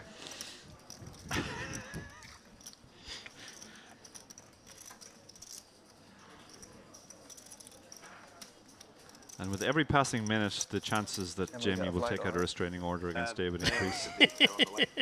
Katie Swift straight in there. Jamie's an only child. Okay. Well done. I was reasonably confident that was true. That's pretty soon. Yeah. Well, that he knows, that he's aware of. Yeah. No. This might have been quite sort of I'm Jeremy. pretty sure I've met Jamie's entire family, and This could be like Jeremy Kyle breaking news right now. Yeah. Might set him a bit Could of time be. to get out the airport as well. Rowan just says he wishes, so she's sticking to her guns here. Ah, okay. No, maybe he wishes that she was his sister. Alright. No, he wishes that he was an only child. Oh, right. The 2.5 hour one was long. I don't know who to believe. Okay, I'm going on Facebook. That's the only way we're going to resolve this. Facebook would never lie We're to going to us. do some virtual sleuthing now.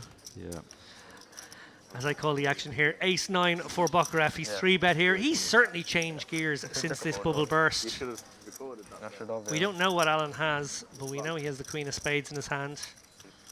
If it's an ace, Would've been funny. a king, or a queen, maybe even a Jack of Spades, we might see it continue here.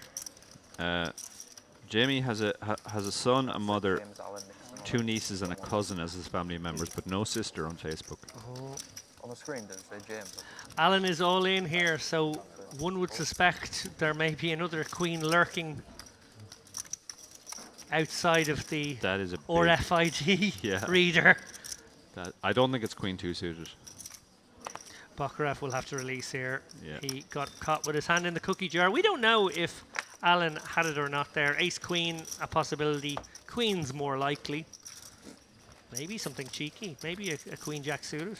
100%. Yeah. We'll never know. As he crosses the 1 million mark. 50 big blinds. I feel like the average right now, Yeah. something around 800k. That does feel about Means right. we're playing about 40 deep. Great structure. really Magnificent to have 40 bigs as an average stack right now across the tournament. Hopefully we maintain something around that throughout. What was the starting stack? 100k. Okay, yeah, yes, and they pay 12% of the field, so 800% would 800k would be right on the money. In the little, there's a little box. Ellie Cooper can confirm that Jamie does have a sister. This is not a Jeremy Kyle He doesn't situation. want anyone Oh, to okay, know. well, Ellie would Supposed to definitely do know. that, So Leanne Nixon, Rowan Duo. You apologise, Katie Swift. Apologise right now. We should probably probably a slide apologise through to Thank be you, fair. Ellie. Delighted to have any Nixons Yeah, in the chat here. yeah. As I said, I've met Jamie's mother on No, many definitely would trips. have got that in the box. More Nixons is always better. Right, yeah. The 5. Once it got through.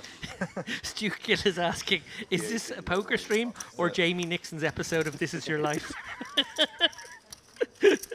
Excellent stuff. Yeah. Excellent stuff.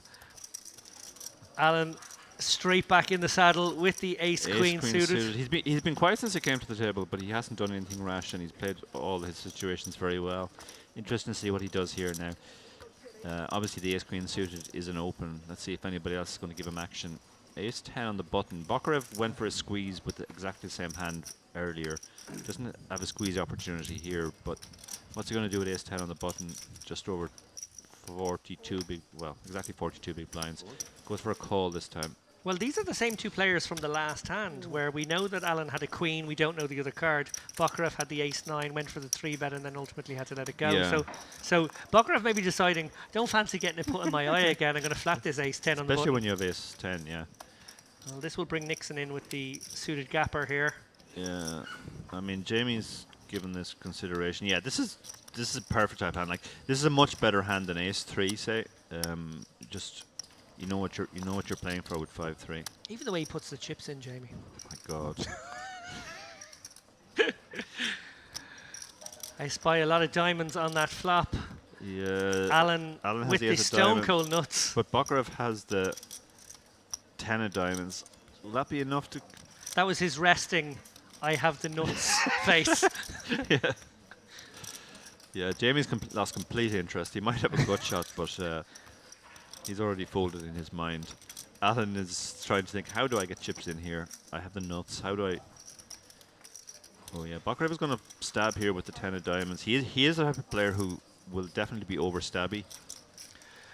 So in Alan's seat there, you obviously block the nuts and the second nuts because you've got the nuts. Yeah. So you're Best he thinking can to have is the yourself, maybe you've got the jack-high diamonds and that's what I can get all in here. But more than likely, a king X hand is the likelihood, right? Yeah, I think there's no point in raising here.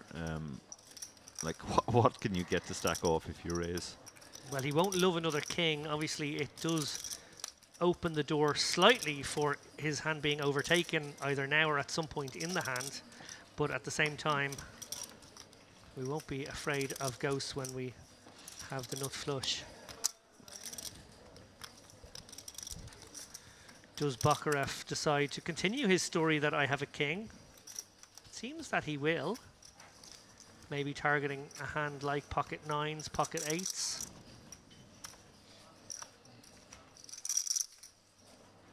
For a fold.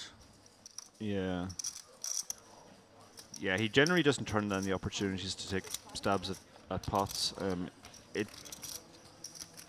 It's been very effective where nobody has anything, but you do tend to run into it eventually, which is what's happened here.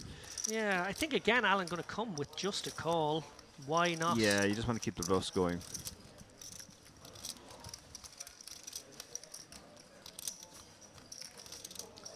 And yeah, I really like this play from Bakarev, or from Alan, I should say, versus And I have the to wily say, Bakarev. in terms of his body language, he is giving off a decent amount of reluctance here, which might also can persuade his opponent to keep bluffing. No reason not to continue to play possum here. He's going to check it over. I wonder if he will come with the check raise on the river. Bakarev has a pot-sized bet. If he bets any amount less than pot, I wonder if Alan would just flick in the call here, or he would go for it. Now Bakarev does knuckle back. He realizes something is afoot, and indeed it is. Alan with the flush. Don't think you were calling, he said. No. And a very well played hand by Alan, who Yeah. set the trap and Yeah, got yeah. 2 streets. Yeah. No, he got the absolute maximum there. He puts a single chip in by his own volition. He doesn't get a penny in that hand. Yeah, absolutely.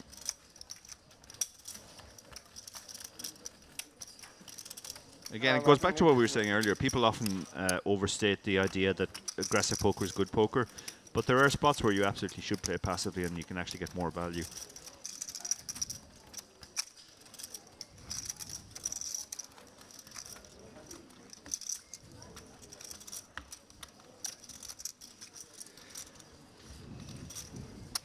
Katie Swift in the chat here, clearly just jealous of the fact that we have not 1, not 2, but 3 screens up right now with Jamie's face on them. Yeah. I'm not going to comment.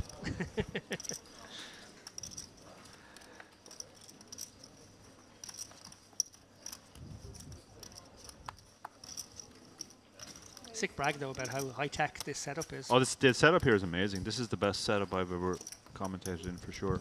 I've done some commentary in broom closets down the years. I've been in those broom closets with you, unfortunately. And I've stayed in smaller hotel rooms than the room that we are doing commentary in right I now. have definitely stayed in smaller hotel rooms than this one.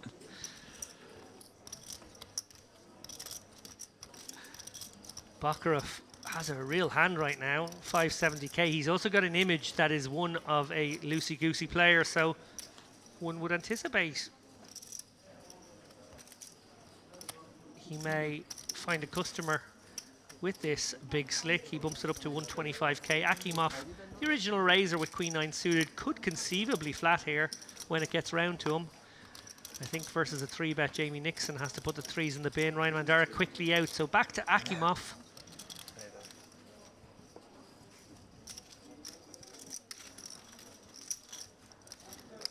Who does let it go, so Baccarat, who has lost the last 2 skirmishes. Yeah, he's not put off it at all in the slightest. It's always thrilling to watch that style of player who doesn't get upset when they lose a couple. They just keep firing. Good friend of ours, Kevin Killeen, was, if you remember, Kevin was very much in that mold. When you were railing Kevin, it was different from railing anybody else. There was never a period of smooth sailing. It was up, down, up, down, up, down the whole way. It sure was.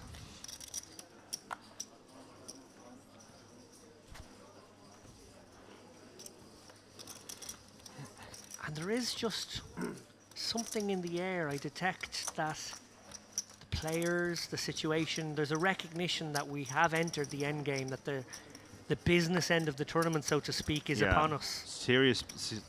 Yeah, the serious tournament starts now almost. I mean, all these players are in the money, and that's all well and good, but there's 180k up top. One of these players at one of these 7 remaining tables now is going to walk away with a major amount of money at the end of this tournament, and that really does concentrate the mind. Absolutely. We see Musa, who made that huge fold with the Jack 10. He was put in a grim spot, it must be said, by a very cagey opponent about 3 or 4 hands before the bubble burst. Yeah. Has now, post-bubble, found a spot finally to ship in his 12 bigs. It's a reshove over the King 10. Is the King 10 going to have to call off? It's pretty close. It's 205 into what will be 540. So he needs 38% roughly. And I think when Genk gets out of the way here, he'll find that is exactly what he has. Wow, yeah. That's because we know he has ace-9, but King 10's dominated a lot and is never dominating. I'm not sure against the range he has the price here. Yeah, I do agree that there's no hands you beat. You're sort of... You're just dominated so much and you're never dominating, so I think against the range you're definitely not 38% there.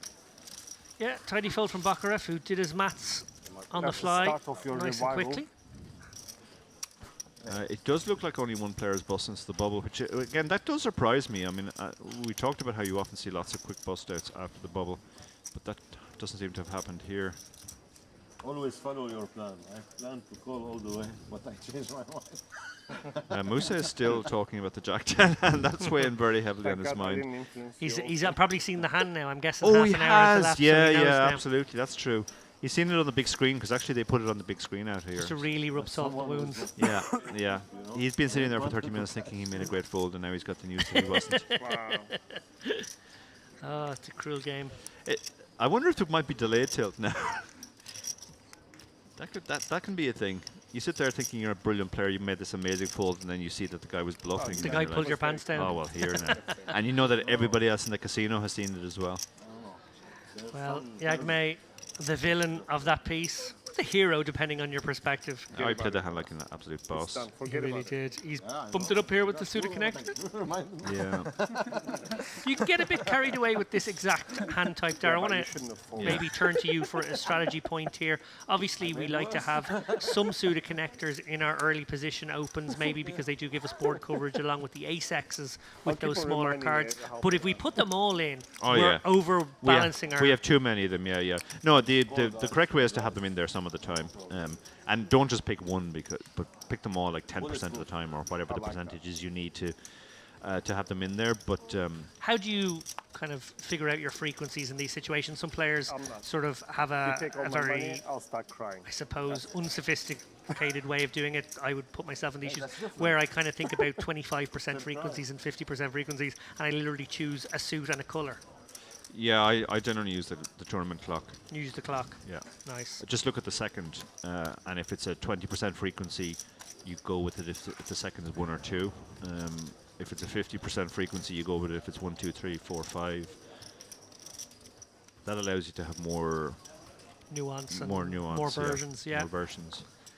Nice. Well, Yagame, having opened up the 7-6 suited, has gotten a pretty nice flop here, the 9-9-6, combinatorically versus all these flats. He's probably ahead. He's going to fire out now and try and either whittle down the field to 1 or just get it through. It's a good result if he gets it through. Yeah. And that's what happens. Just want to say as well too, Musa has actually taken it in great spirit. He clearly does know now that he was bluffed, but he's not. You sometimes see angry after reactions, but he's just laughed it off, which is good to see. Yeah, that's poker, baby. Sometimes you get bluffed unless you're a total calling station like David. Yeah, I've never been bluffed. No one has ever successfully bluffed me. Yeah. Yes, boss.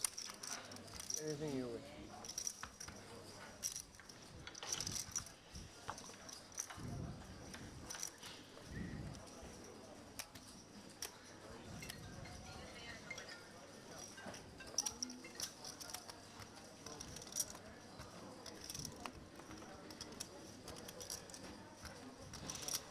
A few players have busted now. We're down to 59, so I guess 3 players have busted since the bubble. Yagme in the action again with pocket 7s. Under the gun +1. A little bit early for this hand, but he is going to be opening super wide. Oh yeah, he's been told to put his cards on the box. Something else for dealers to consider at these feature tables. They have to make sure that the players are following all the rules about revealing their cards.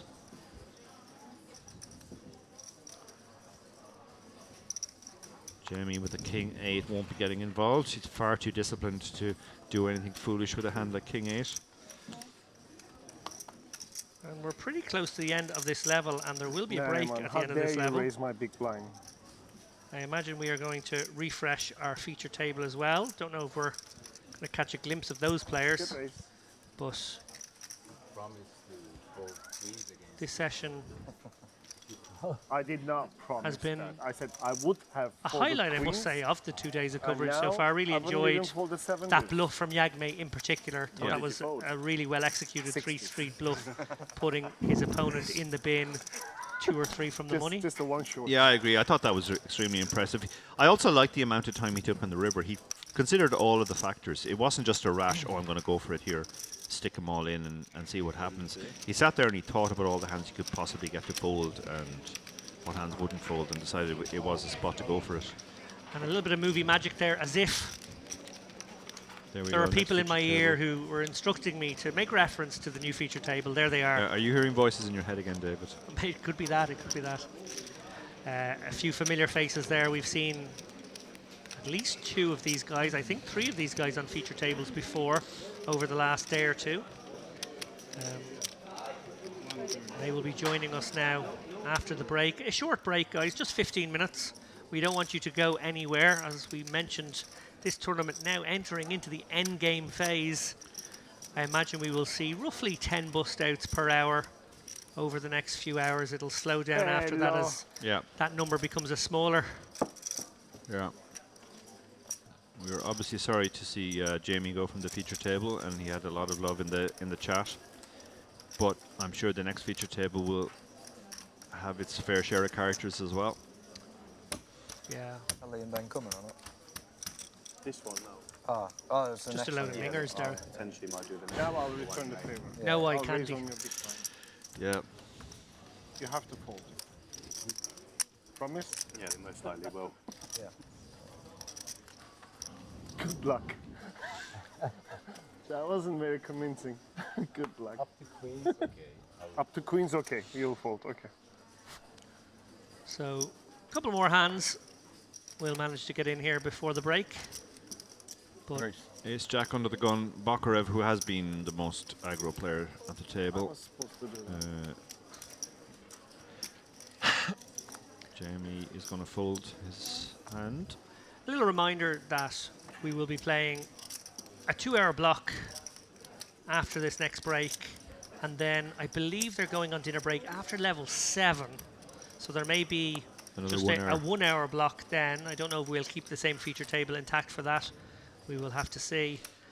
And then the expectation is that we play 10 levels tonight. That will bring us to roughly midnight local time, 10 p.m. in the UK, 11 p.m. in Central Europe.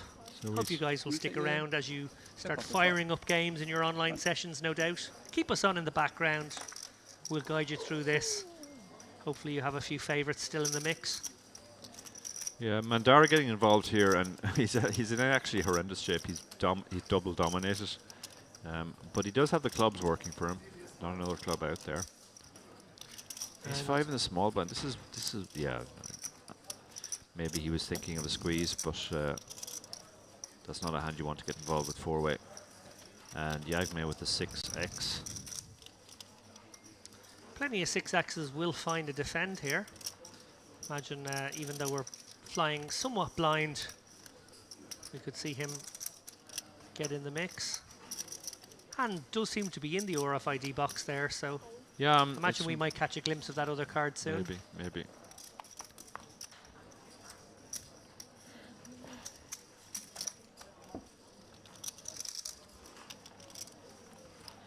Well, it's a reasonable shot that Yagme has taken the lead here. Yeah, he could have the 6-5 or the 7-6 for sure. But of the other hands, a whole lot of nothing for everybody. Genk in the lead with the ace-queen. Mandara's the only one. Mandara has a backdoor flush draw. And will Genk in position fire out a probe bet? No, he won't. And that card definitely favouring Yagme's range. Yeah. Overall, not just because we can see that it actually might be. He may come out with a lead in this spot feeling like he's the person most likely to have a 7-5 or 2x. Even though we can't see his other card, regardless of it, I would like to see him come out with the bet. Yeah, no, it's a 70k here. yeah, it's a really good spot for him to bet when it checks through, because he's a player who has all the monsters on this in this spot. It does look like he is going to put some chips in the middle here. Let's see what he comes with sizing wise. I like 70, 80k, something in that region. Yeah, another impressively played hand, irrespective of what he has. He has been very impressive on the feature table. 75k is the number chosen. There's a very good chance he has a pair or trips or some form of draw. Yeah, 6-8 is open-ended, 6-4 is open-ended. 9-6 has a gut shot. Oh, okay, sorry. He could have 2 spades as well, and obviously we see there the 5 of spades. So I think even pocket 6s is possible here as well. He might have the best hand that way.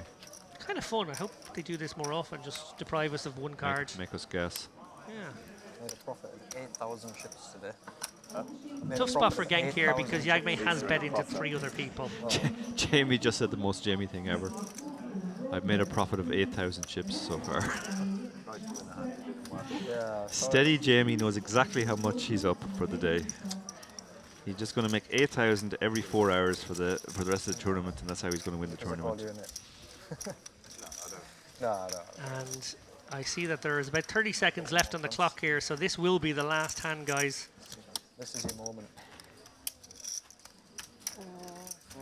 This is the last, for the moment, we will see of Last these hand. 9 They're all contestants, full because they want to go on break. Who got aces? all vying for a big piece, and maybe just maybe the lion's share of this $1 million prize pool. $181,000 up top. A very big bankroll boost for whoever gets in the mix. Even top 3, top 4 is pretty tasty. Jamie Nixon, well, he's in profit no longer. Oh, did he have to post there? No. Oh no, he's raised. He's raised it Oh, up. he's raised from his profit pile. Ooh. He could have escaped. He could have locked up an AK profit and moved to his new table with that, but he's putting them at risk. Uzbek Yeah. just going to call here. I think you can go both ways, but I like a flat. Yeah, I do too. I think if you 3-bet, you just narrow the range to hands you're in bad shape against. So these guys, as they fold their hands, all going off in a break. But we are going to go to a flop in most worlds here. Yeah. Nixon and Uzbek in the mix. Yagmei yet to act. Now he's out of there. And Bakarev with another awkward ace X, which he won't be loving right now. The worst ace, yeah. He's going to flick in the call, though. We've seen it before. Yeah. He does like to get sticky with these hands. They are borderline. They're really borderline, yeah. You're not making a mistake either way, but... and King Queen into a commanding lead on that board. Yeah, Jamie's got the middle pin to the 9-5, meaning he's a backdoor straight draw to go with his 7s, but he can't really bet into 2 players, I don't think, here. But Uzbek will want to bet, for sure, to deny equity here. Yeah, he can come pretty small in this spot, maybe 40k. He can go really small, yeah. 40K. Looks like he's got 55. 40k, 55, yeah. Oh no, he's got 80, sorry. He has actually 80, gone for a large sizing. Yeah, I don't really like that sizing. That will clean the boys out pretty quickly. Yeah, that gets them out. Okay, guys, on that note, they're probably going to turn our cameras on now, so brace yourselves. Oh, God. We've obviously thoroughly enjoyed the guys. There we are. Look at you. Look. In all our glory. It's brilliant. All Look, our glory. please do come back in 15 minutes' time. We really appreciate you out there, and terrific. we will be bringing you further coverage of this, the Merit Poker Western Series warm-up day 3. We're probably going to get down to 20 or so players today. Stay tuned. Stay tuned. More Felix and Oscar.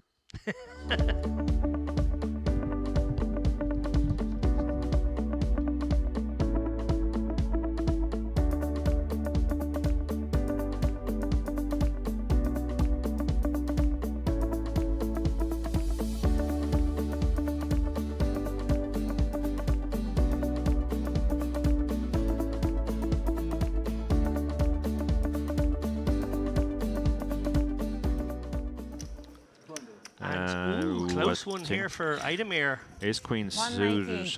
Well, he only has 6 big blinds, I think. So I think he's going to be sticking it in as well. No, he's Oh, got, does he? Oh, no, he's sorry, got you're 64. right. 64 big blinds, So yeah. this represents about a third of his stack. And wafer thin, to be honest. I think you could pass this one. He's not going to, though. Could.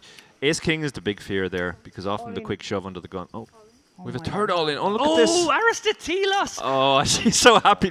Look how happy she looks. She was... well... it's written all over her face that she's a hand she's very, very pleased with, it must be said. Aristotelos, she was on our feature table. I think it was the second of the 4 feature tables yesterday.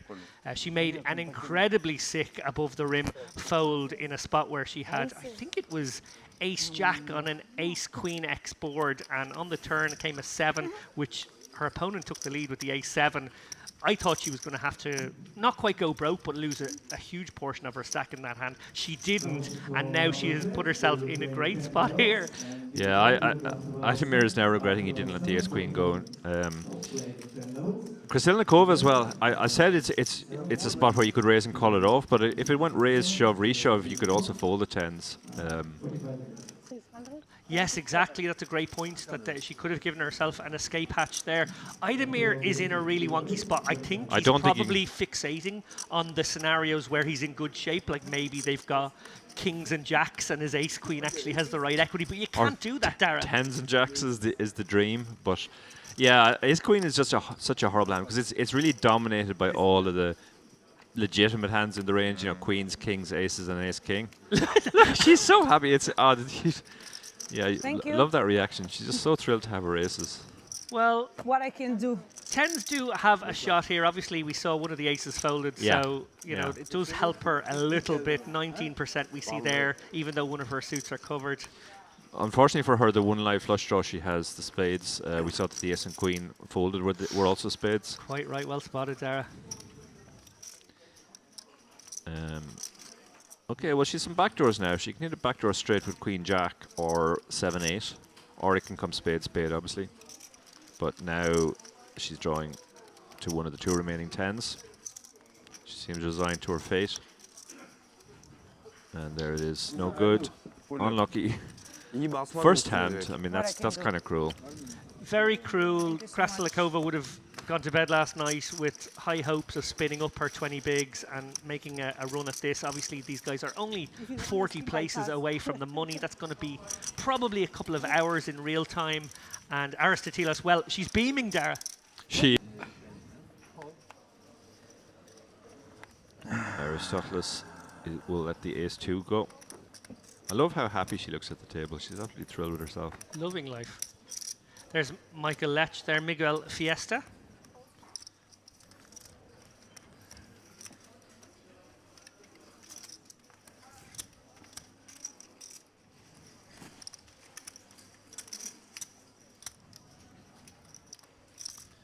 Dadalov with the ace-2 suited. You can certainly open this. You can open any suited ace at this point. And he is going to.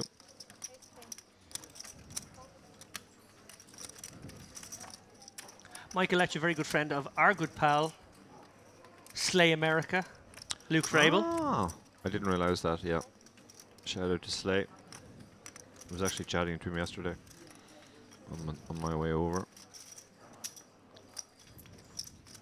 Fidesev is going to call with the 9-7 suited. A very nice hand to defend here. Flops very well. He has flopped bottom pair, but this is a really bad board to have bottom pair on with the ace and king there. Dedalov has top pair, backdoor flush draw. Thank you very much. Some argument for just checking here. On these two high card boards, you're going to have a lot of hands that you don't really want to put more money in, like your pocket pairs. And you want to check some top pairs as well. But he is going to go ahead and bet. It's a small bet. I like this size here. This is just trying to fold out the misses. Yeah, maybe extract a little value from some King X, some 7X for this sizing that will be put under pressure. Their minimum defense frequency will probably force them to at least call once. Yeah, I think Fedesev would probably have folded this to a bigger bet, but now this bet is so small, he's thinking I probably just have to call this now. Even if just to try and bink a 9 or a 7 on the turn. Well, Dara, it looks as though he might be lining up some raising chips. Oh, he is, yeah, okay. Maybe he thinks this is weak. He thinks this is just a stab. It's not his board to be allowed raise at some level here. No, it's not. That's the problem with this raise. He's trying to fold out the nothings, but this is really Dedalov's board so much that he's not actually going to have nothing all that often. He's like, this is kind of one of the weakest hands he's going to have, and it's still top pair, backdoor flush draw. Yeah, I wonder if he will make a sort of exploitative fold in this scenario versus what isn't a hugely sensible raise. I suppose he can have King 7, and pocket 7s is maybe the very best hand Fidusiev can have. Yeah, they're the hands. Well, yeah. The 5 is an effective break. Like, that should just never improve either player. Fidusiev doesn't pick up equity. Often in these spots when you do the check raise, you want to have hands that can, they have backdoors or something so that you can turn equity. 9-7, you can only improve to 2 pair or trips. Yeah, I very much feel as though 95 players left, 30 roughly from the money. This is a pure, I'm going to just try and put pressure on you, manu-y-manu. Yeah, well, Dedalov only has 25 big blinds behind, so he is threatening his entire stack if he puts in another bet now. And it's a horrible spot for Ace-2, Yeah. admittedly up against a curious enough line, a strange line that he will be certainly feeling is a little on the fishy side, but this is very hard to call. Yeah, and he's sized up He's gone for just over half pot here, and he's basically saying, if you call here, there's going to be 300k in the pot. You're only going to have 185k behind, 178k. I'm going to shove in a lot of worlds. This is what myself and Barry Carter refer to as a threat bet in our book on ICM. You're basically threatening the entire stack with this bet. You're saying if you call this, the rest is going in on the river a lot of the time. And remember, Dedloff uncapped in this spot. He can have aces, he can have pocket kings, he can have ace king. He's the pre-flop aggressor. So that's the part of this hand that's a little bit on the strange side. And that's exactly what Dedloff has recognized, is that this is a very strange line from his opponent. It's a very strange line. It's a very reluctant call, though. He's kind of giving away the fact that he has this type of hand, I think. Oh, my God. That's very, very sick. This is sick. But I do wonder, I was going to say, I do wonder if Fidosiv really loves it anymore, because he might feel as though he is being trapped by an ace king or a pocket kings. Yeah, that's why he decided to just... I think on reflection, he's supposed to go for some value. Having got there with the 9-7, going 1/3 feels right. Yeah. Try and get the cry call from ace queen. Yeah. Otherwise, he's almost giving himself a reverse free roll, that if his opponent does it, we've seen so far. This has been really good. Yeah, I mean, I can't really comment on yesterday because I wasn't here for it and unfortunately couldn't watch it when I was traveling, but really impressed by the standard so far. Nobody is playing really badly, and some players are playing extremely well.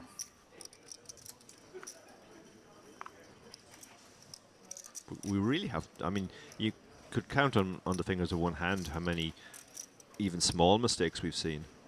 Yeah.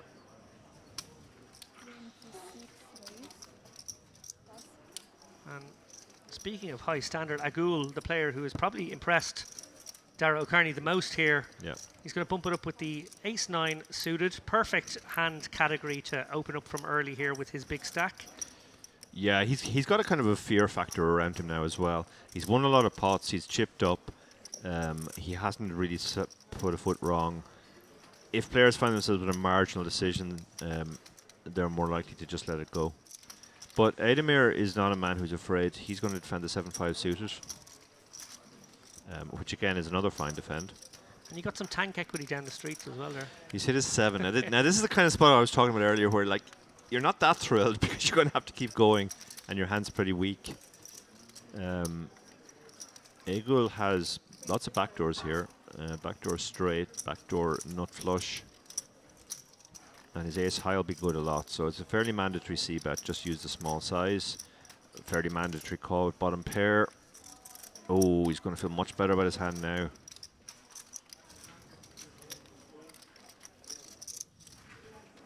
So Akul, obviously good showdown here with the really, ace high really now. like this check back too. There's literally no point in betting again because you're not folding out a jack or a 7, obviously, and all the hands you're folding you're actually ahead of pretty much. Give me a sizing for Idemir here on the river. 120k is the pot.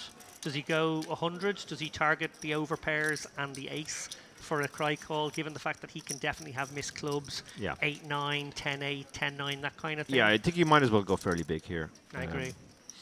But he has gone for 75. Which And is I think he has to get called. Yeah, he does have to get called. Yeah. Yeah, we can't be results-based here. That's absolutely the correct call. He could have a counterfeited pair, for example, 6s or lower. He can obviously have the missed clubs as well. Can your Look at that flop. wow. Okay, well. Look at that flop.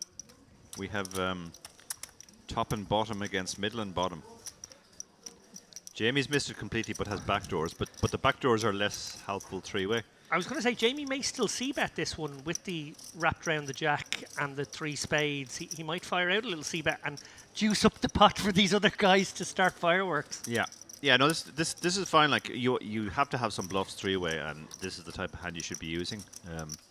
Also, it's a board which the other two players will just have missed a lot of the time. You know, if a guy's sitting there with ace-9 and the other guy has king-2. If Genk raises it up here, what does Akimov do? Does he go again, or does he just flat the bottom 2? Well, here is the raise. Yeah, this is a horrible spot now with the 6-5. And it's a big raise. He also has to worry about Jamie behind. It's a really big raise, Dara. Yeah. 195k over Jamie's 35k c-bet. So it is the full 195k to Akimov. Jamie, we know, will be out of there. He won't be paying 160 to see a turn. But Akimov in a really wonky situation now with bottom 2. Yeah, you got to ask yourself, would he do this with Ace Jack? Would he do this with any of the possible draws? It's almost certainly he wouldn't do it with a draw, but he might be playing something like Ace Jack very fast. So put 6-5 in a really tough spot now. I think Genk's getting the full double up here because there's Yeah. only really one more bet in the hand because of the large sizing chosen by Genk. If Akimov raises, he commits to Genk. And he is going to raise. Look at that, Dara. We see at least 400. Looks like 400 and change. Maybe a 420, something in that vicinity. Indeed, 420. And, well, Genk's going nowhere. Akimov's going nowhere when it goes back to him. We're about to see our biggest pot on this feature table. Yeah. Genk doesn't love it either because he has top and bottom, but you know there's nothing to stop his opponent having a set here or top 2. And we're only 8th in the bubble now. Yeah, as you say, Dara, it's not beyond the bounds of possibility that Akimov has pocket 6s. Obviously, we block the possibility of pocket 5s, but there is a looming combo out there of that as well. Combo draws spring to mind. They seem to be the kinds of hands that would also do this. Akimov understanding that he has fold equity against a lot of hands that are not super premium, and I guess Genk is on the borderline there. If he does have the 7-8 of spades, if he has the 8-9 of spades, Yeah. if he has the... But all those hands have a lot of equity actually against even against 2 pair. So it's not it's not a slam dunk spot. You're not thinking, oh brilliant, he's raised me. You're thinking, oh my god, he's raised me. Can I fold a hand this strong, or do I just have to go with it? Yeah, and there's no question it's a go with it or fold it spot. Akimov's 3-bet here on the flop to 420 is representing entirely 2/3 of what Genk had going to the flop. So there's no getting away at that point. And Genk maybe considering the possibility of the Jack 6 out there as well. Of course, his opponent just calling from the big blind. That's possible too. You're right, Tara. As you piece this all together and you look at the high equity of all the combo draws that might be doing this light, when you put it all together, this could be a very, what on the face of it seems like a nitty fold, but actually maybe isn't as nitty as it first appears. Yeah, I wouldn't be stunned to see a fold here. Oh.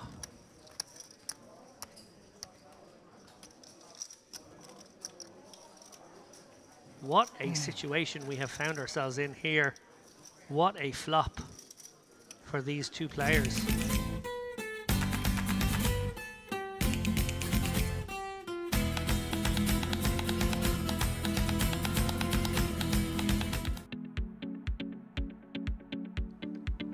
Welcome back, ladies and gentlemen.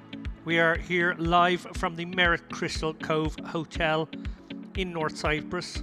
Beautiful spot here on the northern coast in Kyrenia. I'm David Lappin. I am joined by my co-commentator for the week, Dara O'Carney, and we will be bringing you coverage, live stream coverage with a small delay of this warm-up at day 3. We have just burst the money bubble, so everybody in the room with the seat with chips in front of them have cash for at least $3,200, but there is the no small matter of $181,000 US up top in this one.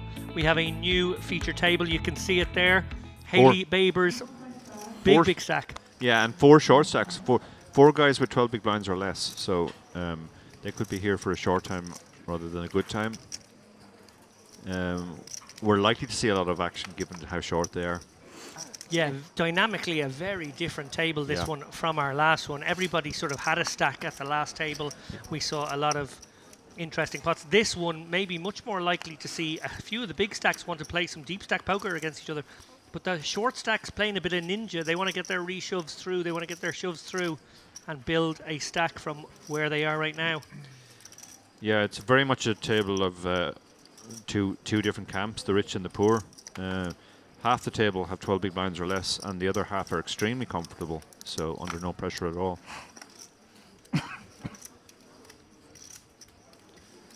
And we see there the blinds are Wait. up to 10, 25 with a 25k big blind ante.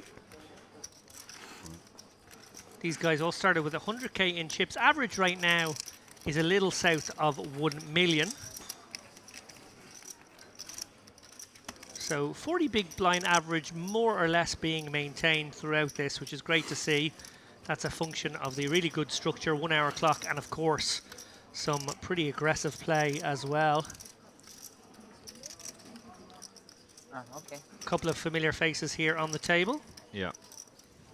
And a few new people. No, no, no. Misdeal? Misdeal, it looks like.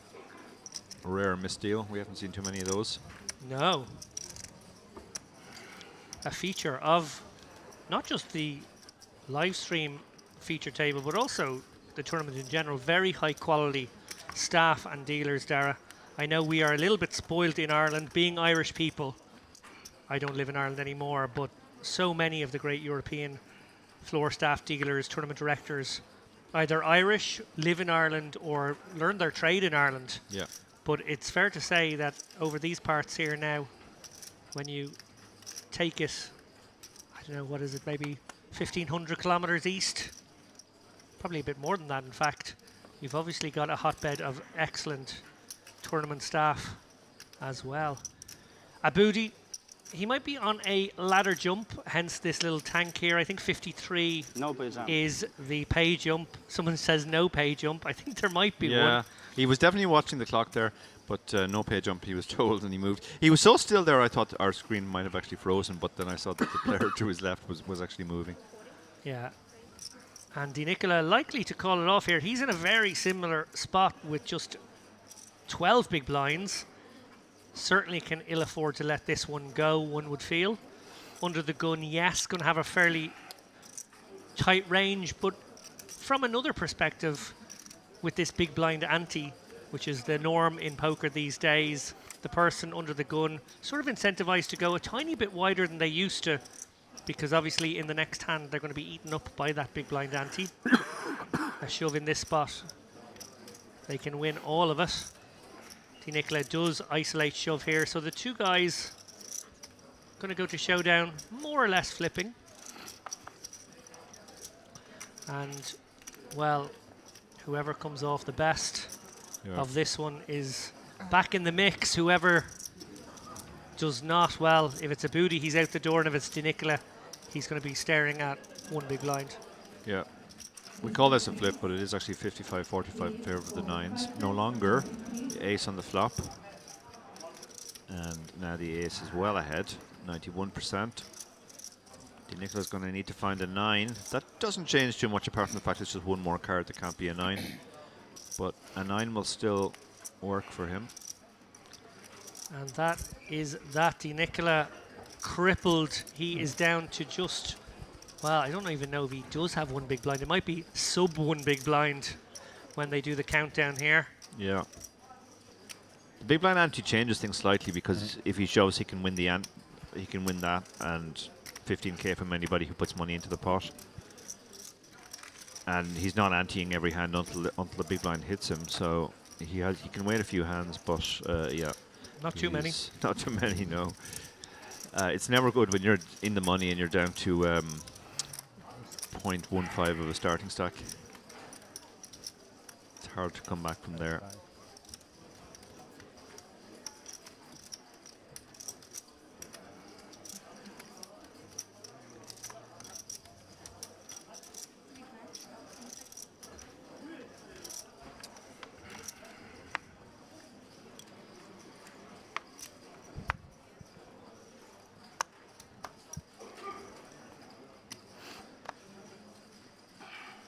Philosophe decides to bin the Queen Jack in early position. Di Nicola also folds his 8-6. He's going to hope to pick up a better hand the next hand.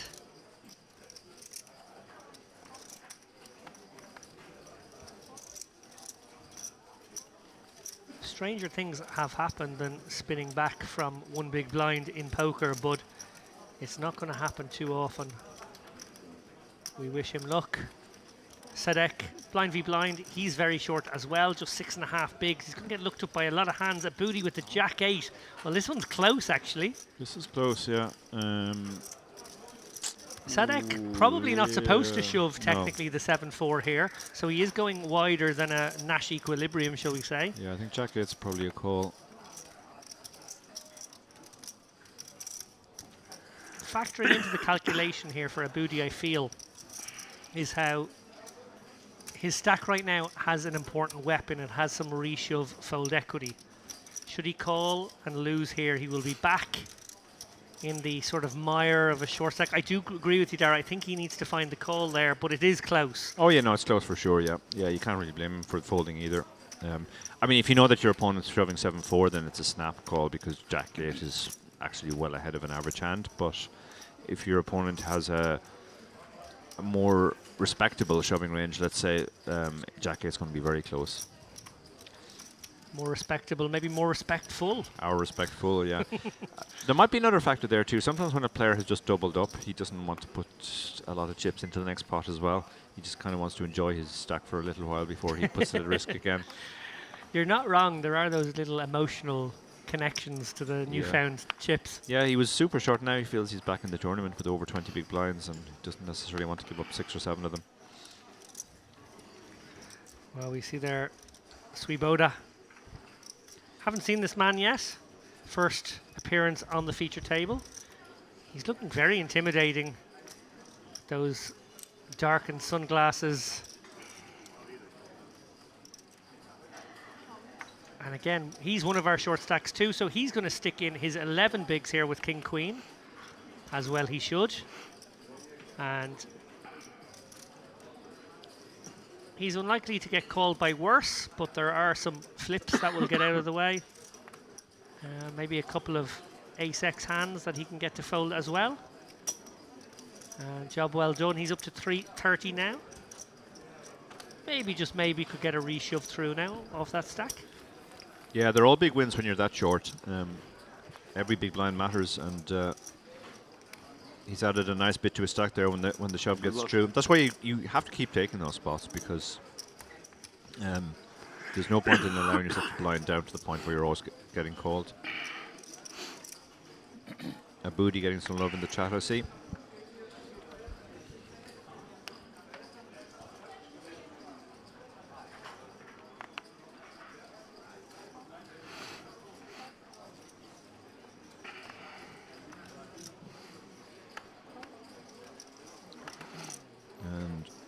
I think we're going to see this portion of play where the short stacks, if they find a hand, they're just going to stick it in. Not a short stack. Bay Bars finds a nice hand in the hijack, Queen Jack off. And De Nicola has moved all in with his 9-4 suited. Well, actually, he's all in on the big blind, in fact. So, yeah, clearly big blind first there. He didn't have to put in the ante with the 15k. Yeah, yeah. So he can win 15k from anybody who puts money into the pot. And he'll be happy to see a 3-bet come in here. He's going to get a little bit of isolation love. Yeah. Potential quadruple up now. Pot's 40k, so. And there's a side pot of 35k. Yeah, it's from the. So. You see, there's 9. He's still alive. Has to fade a queen and jack or a 10, though. You're saying there's a chance. Wow. Oh, there's the 10. But a diamond would split the pot. Yeah. Drawing thin here. Yeah, that was a bit of a roller coaster. He pulled ahead on the flop. He was almost dead on the turn, drawing to a chop. Didn't get there on the river. And while he does appear to be making a quick exit, we hope it's not too quick. There will be somebody trying to find him to pay him something in or around 4 grand. Not a bad day's work. Yeah. Obviously not the payout he would have been hoping for. Obviously he would have liked to see the 9s hold moments ago, but nonetheless, we don't want him to walk out of the room without getting paid. Definitely not, no.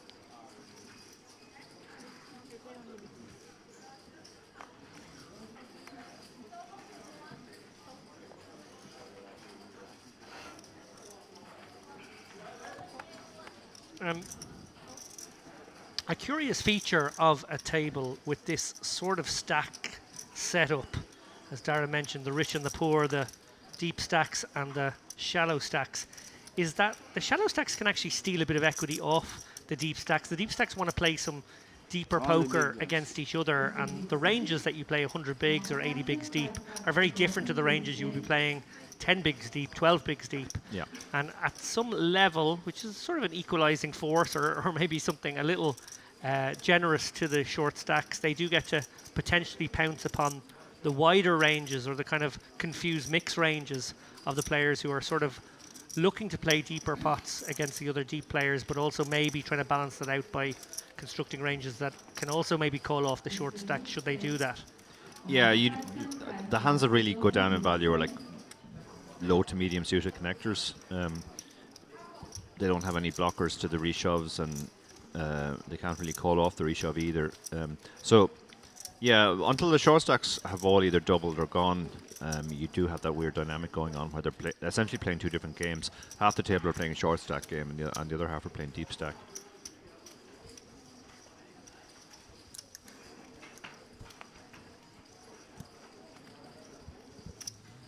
A booty with a nice little tiddler C back there. Enough to get the job done against ace high.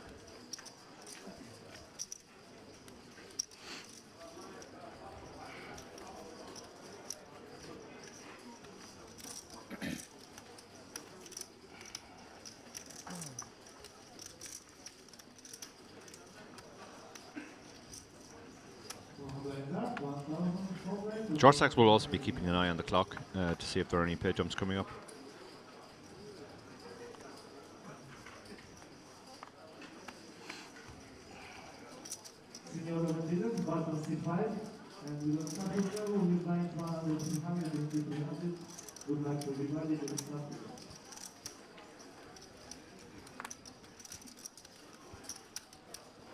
A booty.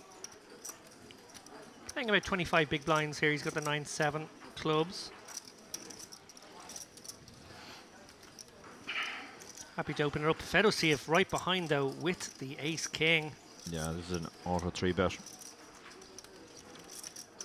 It's a loose open from a booty off 23.4 big blinds. And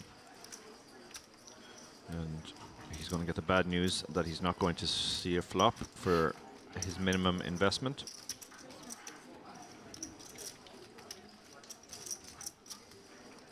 Ooh, and look at this. Cove's picked up queens, and these two players are relatively deep against each other. Fedosev has 34 big blinds. Who covers him comfortably? This is the dream spot for queens. We're going to see a 4-bet here. And we're not going to see Fedosev surrender his ace king. No, I think no, this is getting in here. Yeah. Probably the biggest clash we've seen we're not in the tournament so far. We're not 3-bet folding ace king this shallow in these positions. So, yeah, the 4-bet is effectively stack committing.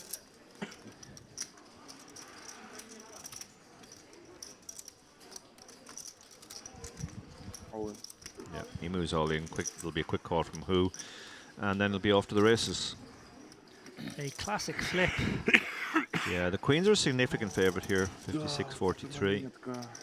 With the dead money included, there is around about 2 million in this pot. A massive spot here for both players. Fedosev looking to double up. Who? Well, there you go. Ace and a king. I suppose if an ace is going to come, you'd like to see a king as well on this board. A jack still works for Who. And a diamond now. And a diamond. Wow, it's almost still a flip. 7, 8 up diamond. This is no, a black 4, and Fedosev gets more than double with the dead money in there. It's a huge pot. Fedosev 2.1 million now amongst the chip leaders. Average right now approaching $1 million. And Who now down very short. He played on our feature table yesterday. Played very well, I must say. And very unlucky there. Obviously, nothing he could do. No. A classic flip, a cooler for more chips than they even had. And he will be left with just 13, 14 big blinds now when they do this countdown. 7, 8, half diamond. Gotta win your races, as they say. Right, all in. Mom, mom.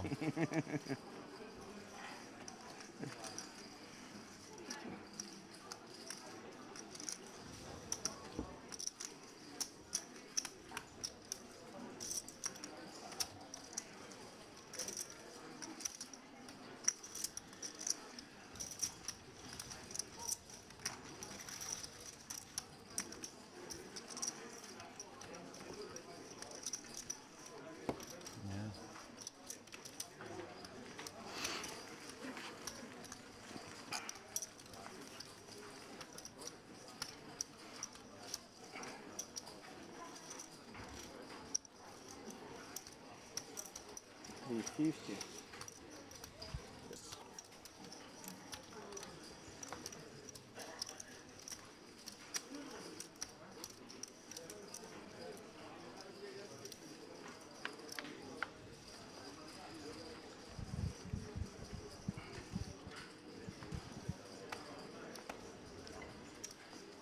Well, after that countdown, I can confirm who left with just 14 bigs. Aboudi, we saw him get the double up there just a few short minutes ago. He's now got the pocket 10s working for him. He's going to open this up off 23 bigs. Looking for action, I think. You know, happy to get it with the 10s. Yeah, definitely. Having raised folded the last hand as well, makes it more likely that he's going to get action this time, but nobody has a hand they want to play. It's also a good result just to take the blinds and ante.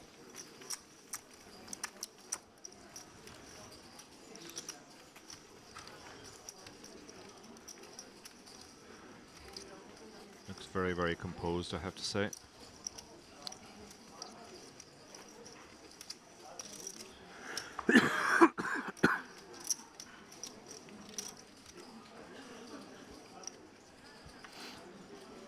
So, while we have a little lull in play, and obviously draw me back in, Dara, if a hand becomes comment-worthy, I want to point out that there is a mystery bounty part and parcel of this festival. Now, mystery bounties, sort of the new fandangle thing. We've actually put our own names on a couple of mystery bounties so far, one in Dublin, one in Malta in the last few months.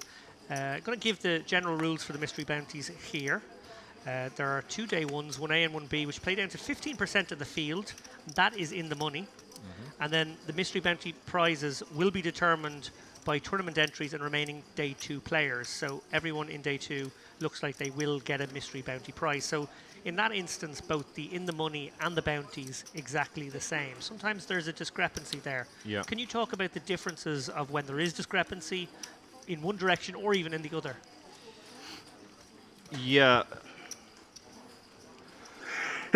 I mean, essentially what it does is it reduces the impact of the bubble, because the ability to win mystery bounties is huge. If they're only paying 15% of the field, and that's the point where the mystery bounties come in, then the mystery bounty on average is going to be worth 6.6 times whatever they put into the pool from each player, which is usually one third or half. So that'll be a significant number of buy-ins, 2 or 3 buy-ins, and that kind of becomes more important than just min cashing. So what it does is it effectively makes it much more aggressive on the bubble than normal. People aren't trying to scrape into the money; they're trying to get into money with a stack that contain other bounties. Probably the most important thing in a mystery bounty is just to work out exactly what the average bounty is, and then work out what the equivalent number of chips is when somebody moves all in and you cover them. So that you can do a calculation on how wide you should call. Most players still don't call anything wide enough. Like, there's a lot of spots where it's just any 2 call because the bounty's so big relative to the amount of chips being risked. But yeah, it's a very new and interesting format, and it has caught on like wildfire. It sure has. I guess one of the really popular online formats that's sort of taken over online, I suppose, in a large sense, is the progressive knockout. Very hard to administer a progressive knockout in a live setting. This is sort of doing it in another kind of way. It's creating the knockout factor. It's putting that injection of fun or instantaneous prize winning into the tournament, but it's not as complicated to administer with a separate stack of chips that have to get chopped in half, etc., etc. I have seen more and more live progressive knockouts the last year or so, but yeah, they're complicated, and the best way to do them is to have the progressive knockout part of the pool be a number which is divisible by lots of other numbers. So usually organizers make it 80 or 800, depending on the buy-in level. So that means, you know, if you knock somebody out, you get 40, and 40 goes on your thing, and now you've got 120. So that 120 is still divisible by 2. If you get knocked out, or if you win another one, you go up to 160. So it's very important that there's a lot of finesse, let's say, to the thing, and also the dealers have to just keep an eye that people aren't stealing bounty chips as well.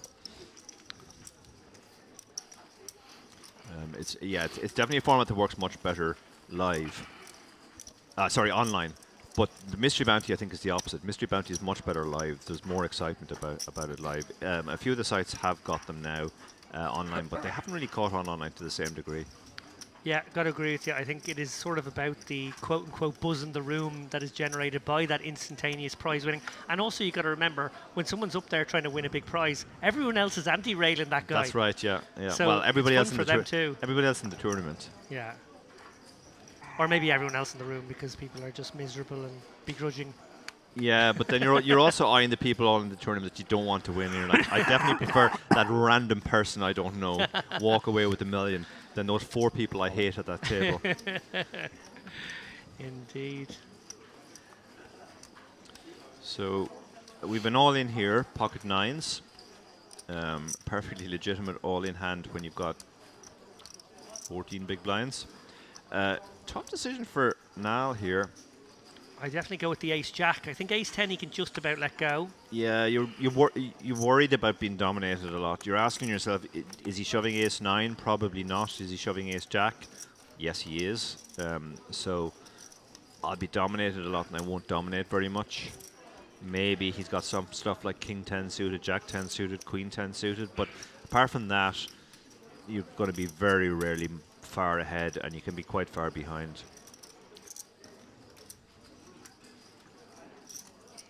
When it's a 10 big blind shove or less, he's going to go with it. It generally comes down to price. You don't have to be ahead. You often only need 40%. But when it's a bigger shove, you kind of have to think, how often am I ahead compared to how often I'm behind? Well, the 2 players behind do fold, and off to the races we go. It is a flip, another 55-45. The 45s have been winning all these so far, so maybe the odds changed recently. Well, Hugh was the unlucky man with the pocket queens in that mammoth hand from just 15 minutes ago. So far, so good, though, for his chances of coming back.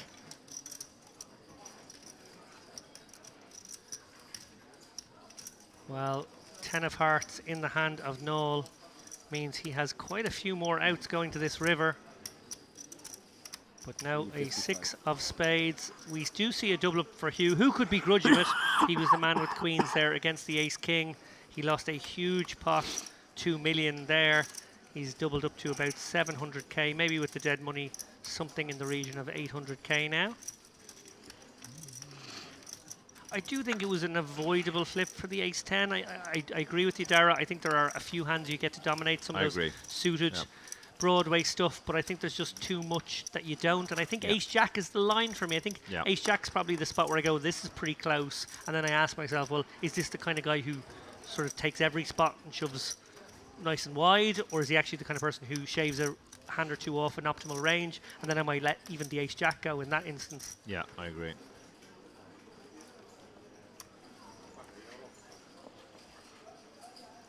Those are tricky spots. Like, you often hear players say that there's not much skill when it gets down to 20 big blinds or less. And actually, Andrew Headley said that in a recent interview with us. But I strongly disagree with that. Getting your lines right is super important. Even a relatively small mistake can be quite costly at this stage. Like, remember, the starting stack was 100,000.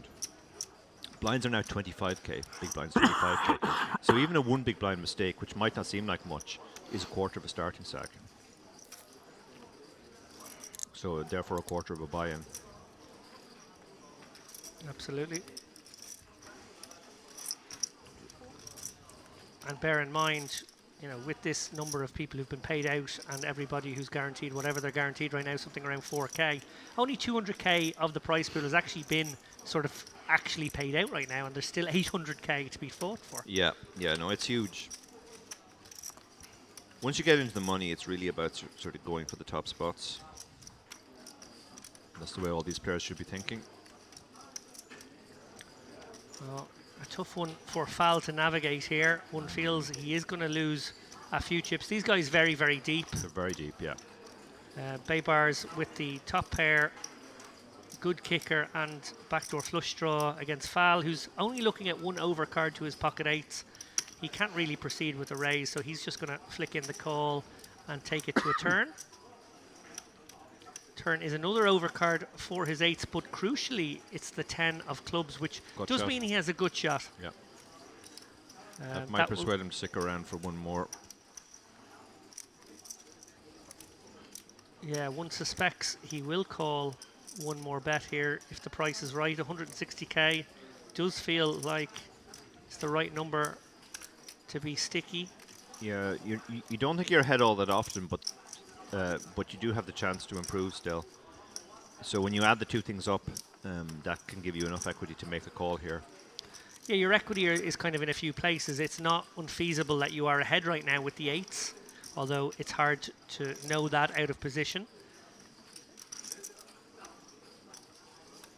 And then, of course, as you said there, Dara, the actual equity of his hand against hands that do beat him, which we see there is 14%. That's against King Jack specifically, but it's probably not a far estimate of what it would be against a lot of the hands. Him hitting an 8 or a 9, those cards would be pretty pure in this spot. Just let this one go. Perfectly reasonable. He is staring at overcards.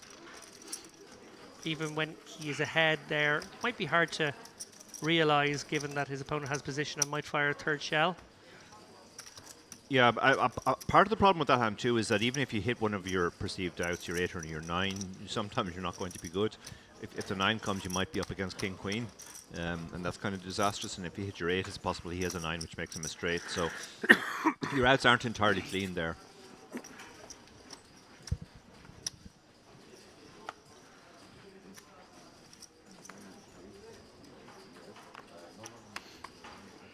Well, this would be very loose open.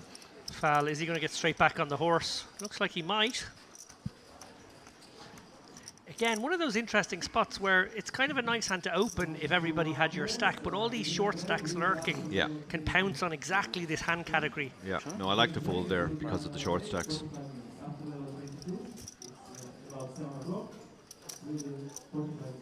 Dinner break. После следующего уровня, да. After 22 levels. Little chat about when exactly the dinner break will be. I don't have confirmation of that right now. Initially, early on in the day, I was told it would probably be after level 7. Obviously, we had quite a short bubble. I don't know if that changes anything. Yeah, they said 22 levels. How many levels did you play yesterday? Or between the first 2 days, sorry. I think we've played 8 and 8. Okay, so that would be after level 6 then. Yeah, so that would imply this session and then out. That makes more sense, to be honest, and would be my preference, just because we don't have to have one of those like 1 hour sessions. Yeah. But we will have to see. Obviously, there will be rhyme and reason behind why the tournament staff do whatever they do. As we watch this battle of the blinds between Aboudi, who's limped in here with the 10-4 off a stack of 26, 27 bigs. Fedosiv, well, he's got a lot of chips. One of the players at our feature table furiously stirring the sugar into their beverage. Appreciate the background. Aboudi does go for one of those limp stabs you described earlier there, Dara, but Fedosiv, feeling like Queen High is good often enough, is going to get sticky. Yeah, this is a different board from, say, Ace King 5, because the Ace actually makes it a lot less likely that Aboudi has an Ace, because there's only 2 of them missing, obviously. And I wonder if Fedosiv is going to go for a small bet here, or is he just going to sort of try to get to showdown with the Queen High that reckons to be good an awful lot. Looks like he is going to bet here. Yeah, quick fold. The main purpose of that bet is just to fold that equity. You're never expecting to get called by a worse hand, but irrespective of what he has, he's going to have at least 6 outs against your hand.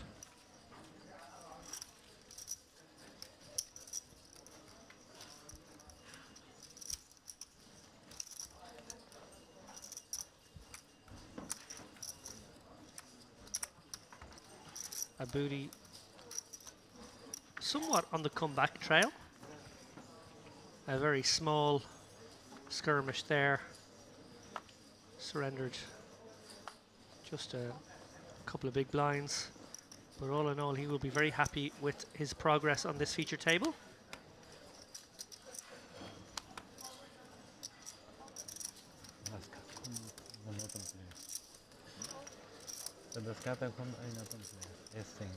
We have an all in here. The king 9 in the cutoff for just 6.5 bigs. 6.5 bigs, yeah. This is pretty standard. Yeah, Sadek. Oh, and well, he's getting called. Pocket 9s is definitely calling. Yeah, it's a bad one to see there. He's just got the king working for him right now, 29%. Foul. Well, he's one of our big stacks right now. Is he about to add the short stack of Sadek to his tally? It looks like he is. Just has to fade the king. Running diamonds as well, actually. Oh, no, not running diamonds. He is. Yeah, running diamonds would have worked too. Now just the king, or we will lose Sadek in 48. Another one bites the dust, Dara. Down to 47. So 62 players cash. That feels like it was only 90 minutes ago. Down to 47 already. Yeah, we had I thought we'd have a lot of bust outs immediately after the bubble. We actually didn't, but now the rate has definitely picked up, and that's down to a lot of guys just having sort of 8, 10, 12 big blinds. Yeah, I was forewarned about an epically long, I think that was the phrase used, final day. The guy said, well, we're going to play 8 levels, 10 levels, and then there'll be a 16-hour, 14-hour last day. I don't see that happening, to be honest. It's a 1-hour clock, and 10 levels today. Well, we're only halfway through the day. I reckon we're getting down to less than 20 people maybe by the end of today. And I think we can get from 20 to 1 before 5 in the morning tomorrow. Who knows, though? Who knows? You never know. How long is a piece of string with these poker final tables? I definitely need to sleep tonight if we're going to have an epically long day tomorrow. We're going to have the Red Bull on standby. Yeah.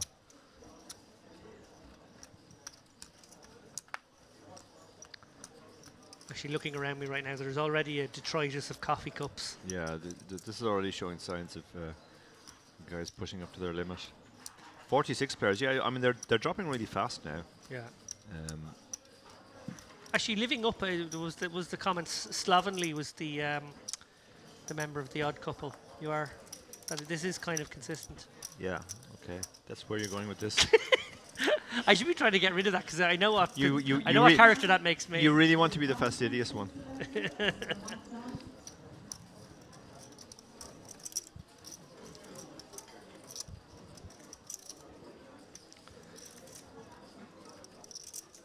Yeah, the short stacks are really studying the clock, and they'll all be aware of the pay jumps and strongly rooting for them to ladder, for themselves to ladder.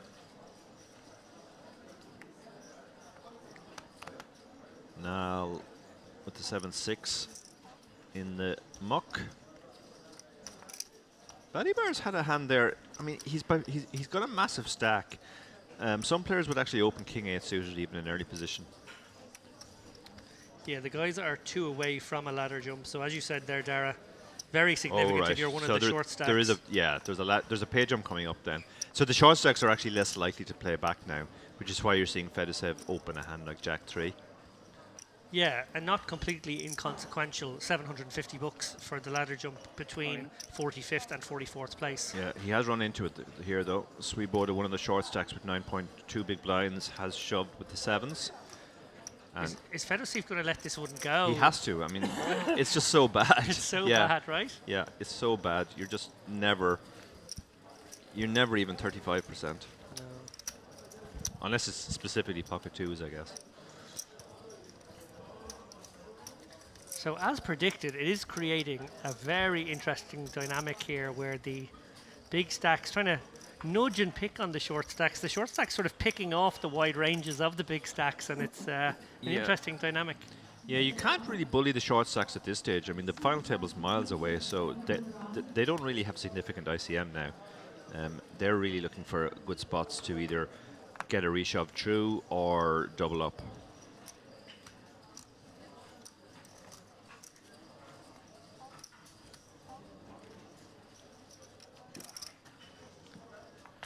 Action back on Swoboda immediately. He's got a few more chips to work with now. 15 bigs. He's going to limp in with the Jack 7. Yeah, I like the limp here off this stack. Hand isn't really strong enough to shove. And the very raggedy ace 8 deuce here for Noel. Now this is a good spot for Swoboda because he does have a lot of ace X and king X. Niall has much less, but he decided to check and see what he does. He's got the 7 of clubs in his hand. I don't know if he wants to, at this point now, having not fired a little limp stab as you've trademarked it, Dara, does he now want to not bother and just kind of hope that he gets the showdown? His Jack has reasonable showdown here, so yeah, he doesn't necessarily have to bet now. And he's going to fire a little bit. Noel tries to make it look nonchalant, like he's going for, you know, a wide enough value bet with the 10 or a 3. Gets the fold, yeah. Does earn the fold.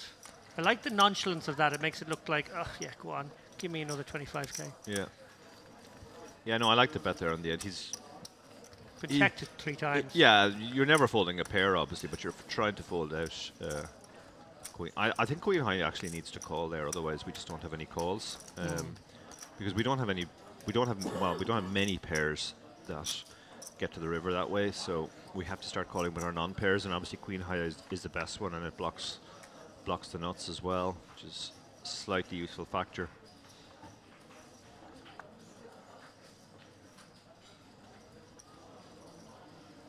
A reminder of what these guys are playing for, ladies and gents. 181k up top, 133k for second, and 81k for third.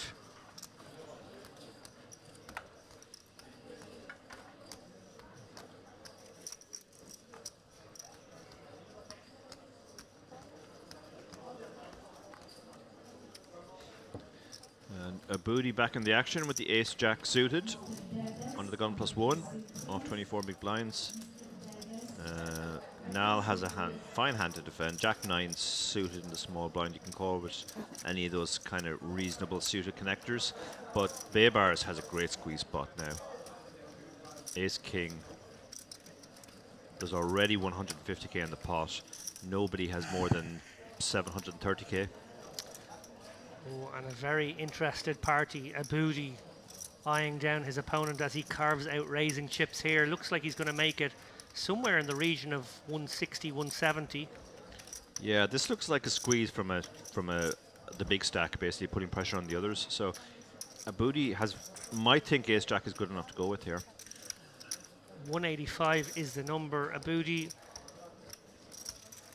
I think he's probably opened this hand from early position so that he can fold to this type of aggression, so he does stick to his guns. Yeah, it's one of those you hate it because you think the guy is going to be stealing a lot, but I mean on this occasion he's not. Niall's hand is actually a better call than ace jack because you won't be dominated as much. And he does make the call. He does make the call, yeah. I mean this is a lot of his stack he's put in now already. Yeah, an awful lot of his stack is in there. Stack to pot ratio 1.2 to 1. Yeah, if he flops equity, he's going with his hand, and he does. Wow. So Baybars, 2 overs. He has the ace of hearts working for him in another way as well. Interesting to see if he fires a c-bet here. Does feel like the call under the gun open from the small blind, call the squeeze, contains a lot of pocket pairs actually. That's sort of what I would be putting Noel on right now. So interesting to see if Baybars does indeed fire a continuation bet, or whether in fact Noel will give him the option. Noel might well try and shut this one down. Yeah, that's exactly what he's done. He's moved all in. Not giving his opponent a chance to make another mistake there at some level. But also not giving his opponent the opportunity to check behind. Indeed. I think this is probably a check behind board if you think about it and think about the ranges as you said. and you have nut ace high as well, so you have the nut no pair. Annoying for Baybars here. There will be Super some. annoying. Super annoying. Now he has the ace of hearts in his hand, which is useful because it makes the likelihood of value stronger. Because obviously the ace x of hearts would be a very strong bluff candidate who might take this line. Yeah. So that's not in there. Of course, that doesn't mean he doesn't have the jack queen of hearts or king queen of hearts, which would also make some sense. Yeah. Difficult spot here. Obviously, you know, he might feel as though would his opponent do this with like pocket eights. So that's probably what he's trying to think. Sixes, eights. Yeah. Is that sort of stuff in there? What really makes the most sense here? We see that he does have top pair, but Baybar is definitely going to think on this one. Yeah, because the thing is, even when he's you can see that even when he's behind in his spot, he still has 26% equity. It's a pot-sized shove roughly, so he only needs 33% to make this call. Okay. If he ever thinks he's ahead of stuff like, I don't know, 10-8 suited maybe. Looks like he got shown the 9. Yeah. A funkily played hand by Noel, I gotta say. Yeah. I wouldn't have made the pre-flop call probably in either spot actually, versus the relatively short under the gun player. I think I would have mucked the jack 9 suited in the small blind, and I definitely would have mucked to the squeeze. Yeah. And maybe wouldn't have shoved the flop. And maybe wouldn't have shoved the flop, but would have done everything differently. But that is the beauty of poker. Different players deploying different types of strategies, valuing hands in different ways.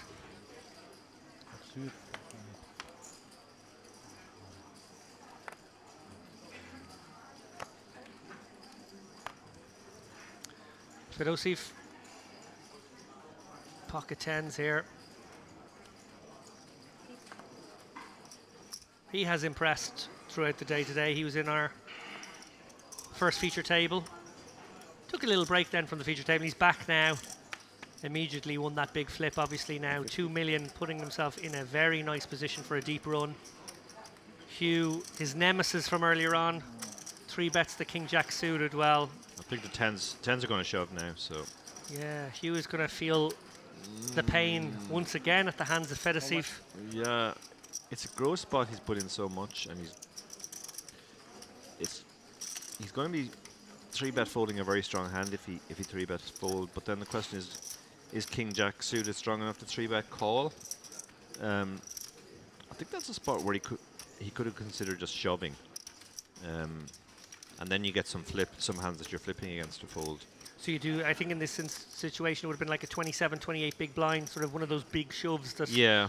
Well, you're going to do that with pocket pairs as well, and it can't just be pocket pairs. King jack suited is a reasonable hand to shove quite a lot. Yeah, he went for the 3-bet fold line. At least he knew exactly what he was doing in the hand that he was 3-bet folding. He didn't have to think about it. Sometimes you see players, they 3-bet in that spot because they think, oh, I have a strong hand and I want to find out if it's the best and I want to win the pot right now. And then they get shoved on and then they start thinking because they don't know. You should always know what you're doing before. If you're happy with folding your hand, if you get shoved on, then by all means go ahead and 3-bet. Or if you're happy with calling it off.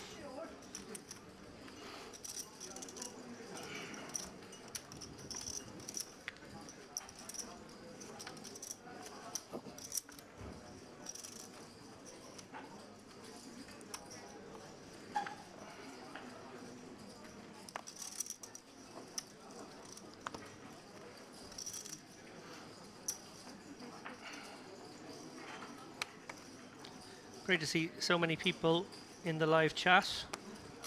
Apologies that I only speak English properly, so I can't engage with some of the chat here, but it's nice to see so many people engaging with one another. Yeah, absolutely. Unfortunately, you just have a pair of paddies in the box and we only speak English. I might be able to guess it. You could do a little bit of French or German, Dara. French or German, yeah. But that's pretty much it. Or obviously, if you guys all want to speak Irish too, then that's fine too. Well, card rack Fedosif, what a session this has been for him. Seems like every second hand he looks down at a premium. Ace king this time. And just a raise and take it.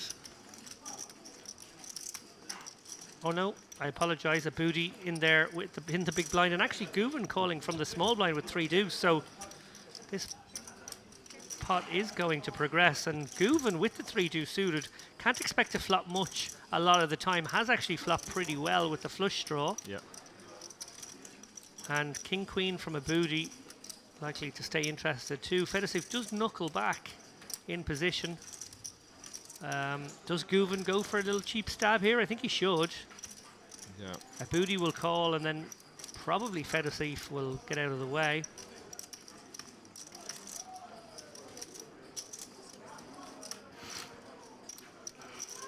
A cheap stab indeed. He's only made it 1/3 pot.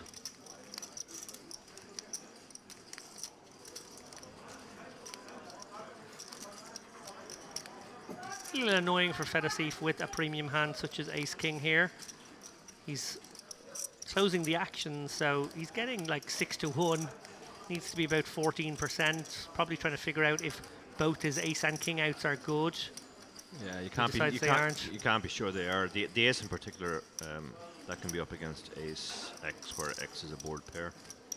And the 9 of spades does complete the flush Govan has got there, and I think he might well get paid off if he sizes this one right. A booty has the King of spades in his hand. Oh, I think you got to do your own betting there, sir. Well, a booty now has the opportunity to go for some thin value of his own. It would be thin. Yeah, you have to be ahead of half the hands that will call you, and when you factor in all the possible flushes, yeah, good check back there. Yeah, and not a great decision from Govan, I think, to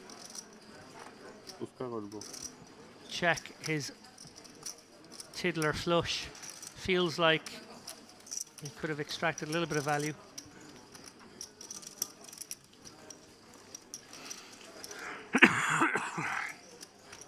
So important if you are going to put hands like 3-2 suited, which by the way I don't recommend, but if you are going to put them into your range, they're so important to get value when you make a hand. If you forego value in those situations, well then you've made the hand not very profitable in the first place. Yeah, well said. Often players focus too much on that he won a hand, and they'll say, oh well, he played 3-2 and he won a pot, so therefore you should play 3-2. But that's a bit like betting on a 10-1 shot at 6-1. If it comes in, it's still not a good bet.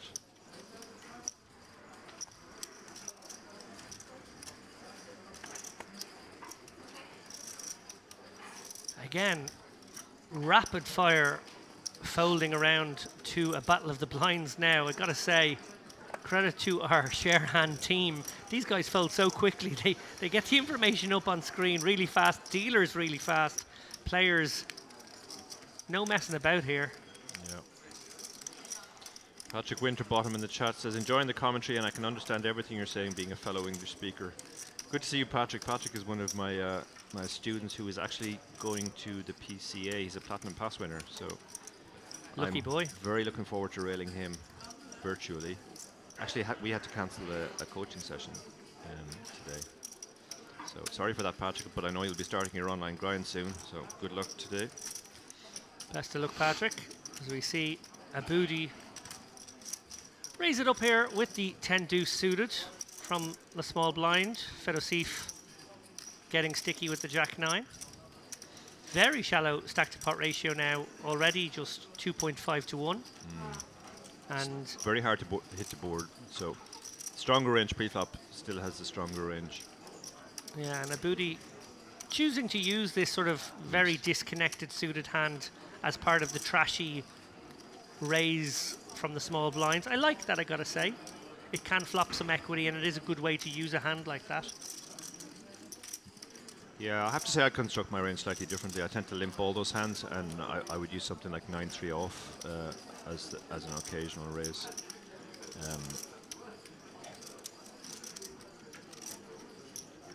But it works out on this occasion.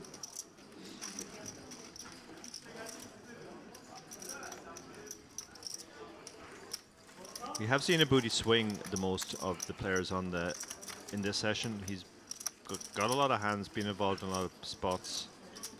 Got the early double up. New player has just arrived to the table.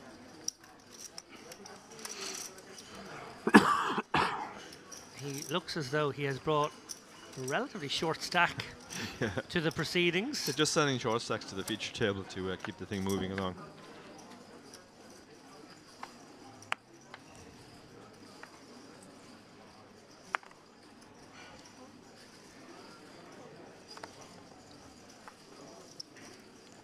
Again, rapid fire folds from everybody here as we whip round the table. All the way to Baybars here, who has a marginal ace-6. He does let it go in the hijack. Guven tosses the king-6, and Abudi will get involved here with the king-10 of spades.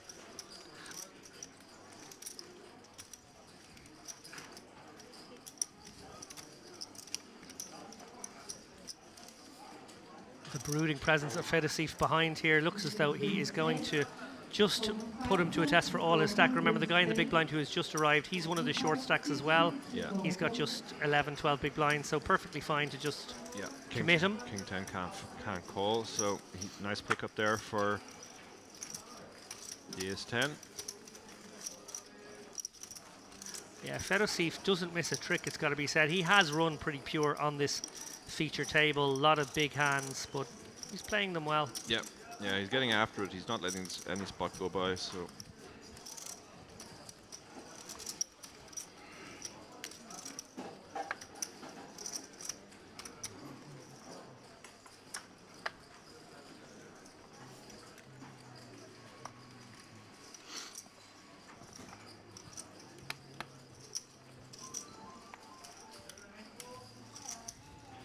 Who similarly stacked 22 big blinds, is going to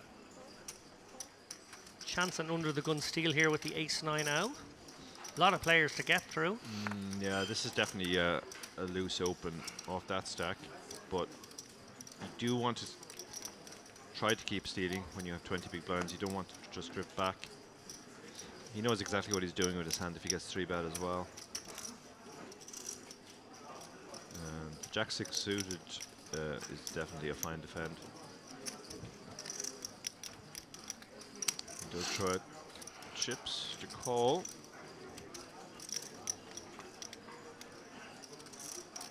Flops top pair, backdoor flush draw. Who doesn't have a lot going on this board apart from his ace high being good most of the time? Yeah, it does feel as though, given what we've seen of Who, he will probably fire out something fairly small, something like 40k. There it is. And as you mentioned there, Dara, kind of an equity denier slash, okay, yes, he's got some backdoors working. Yeah, like even if the guy has a hand like 6-5, he has reasonable equity against you, so you benefit very much from him folding. In fact, even any random 2 cards, which are not a pair, they might all fold and they all have reasonable equity against you. But having gotten called now, he's going to realize all those trash hands are gone from the range. His opponent probably has something. Yeah, question is, does his opponent have a jack, a 10, a 4, or some form of straight draw? Well, yeah, I'd like to check back here. There's not enough hands, I think, that fold to the second barrel. And Hugh does not improve. Question now for Fal is, does he look to extract some value? I think he probably should try and target a 10x or maybe a pocket 9s for value here by firing out something in the region of a third. Yeah, yeah, absolutely. He can have missed draws here, so he can get hooked up. I think he has to do his own betting because Who's unlikely to bluff the river. Once he checks the turn, he's either given up completely or he has a hand like he has, which he's just trying to get to showdown. Looks like he's gone for a large sizing here, 130 into 210, so about 2/3 pot. Clearly feeling like he does have the best hand, and he is looking to maybe polarize himself slightly into the category of having only a jack or a straight draw, and then maybe thinking that his opponent could find some more heroes.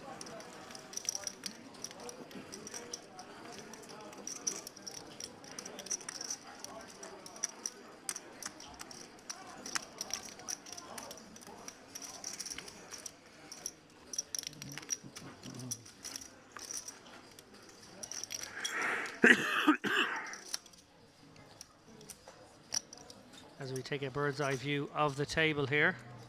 All business, these guys. Playing for some serious money up top now.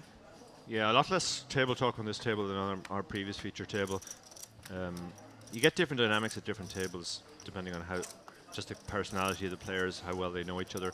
But as you get deeper and deeper into the tournament, it's more likely that people switch off the social element and focus on the strategy element.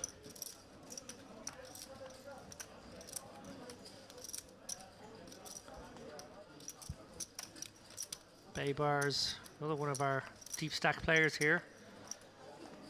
Going for a little early position steal of his own now. And who in the big blind can probably toss the 5-4 offsuit. He's going to call though. Pretty borderline to a more than min open. Yeah. Yeah, I think it's fine. I think it's connected enough and it's not really going to get you into too much trouble.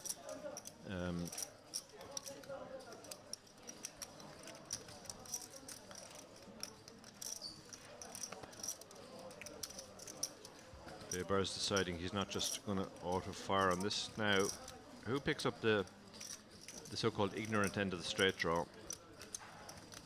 A 6 would make him a straight, but it would also make a better straight for any 10.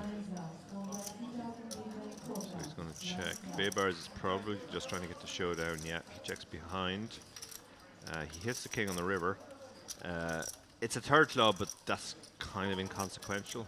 It's extremely unlikely either player has a flush. So now Baybar's only real decision is if who does check, what size he tries to get value from. He's trying to get value from a very weak range here. King. Oh wow, he just checked behind. Yeah, well, that's a little surprising. You kind of make your hand there on the river. Your opponent certainly could have an 8. Yeah. He's checked 3 times, so like it's just unlikely he has a stronger hand than a king.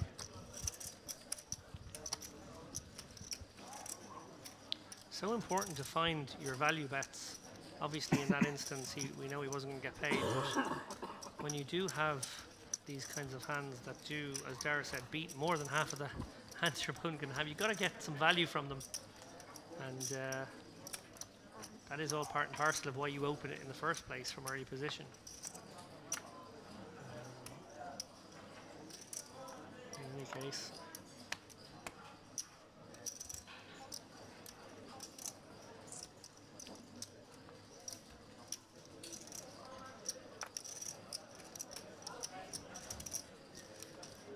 Fedosiv, well, I mentioned him being a card rack. That is not showing any signs. Yeah, gone on a real rush here. He seems to be getting almost all the hands at the table, and everybody else is working with not very much at all. But you do get these runs. That's the way randomness works. Well, here we go. Who's putting it in now? He's going to think Fedosiv just has to be at it now. But with 9s, it's a no-brainer. Get in anyway, and Fedosiv will make the call. And we're going to have another flip. Well, he held with the 9s just 20 short minutes ago. But this is the villain of the piece from the hand that sort of kicked off this new group of feature table contestants. Fedosiv's turn. Well, so far, so just about good for who, although a 10 would also do it for Fedosiv. Yeah. Who takes a deep breath, facing a river. Significant favourite now, but still a lot of outs to dodge, and that's not one of them, so he gets the double up. A little bit of a rebate from that humongous pot from earlier on, that 2.1 million Ace-King against Queen's confrontation, who will chip up here to about 850, giving himself quite a few more weapons in his arsenal now to proceed with. Yeah, he does look like a player who would be dangerous as well if he can get away from this short stack zone. Certainly not afraid to play.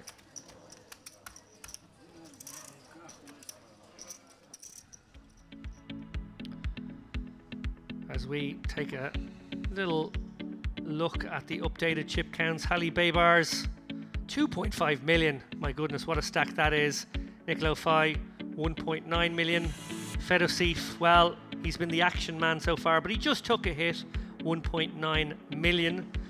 And as we mentioned, it's the rich and the poor on this table. Stoyanov, just 9 bigs, pulling up the rear. Sweeboda 11 bigs, so he needs to win the next pot he plays 2 probably. And Aboudi 17 bigs. All of those guys sub 20 right now and really needing to make something happen. Yeah. I'm going to guess as well it's Nikolai Fowl, not Nikolai Fry. Nice. Nice. I'll agree with you. I don't see why it would be a capital I at the end. Why of would, his yeah, no, that makes a lot of sense. Well spotted, well spotted.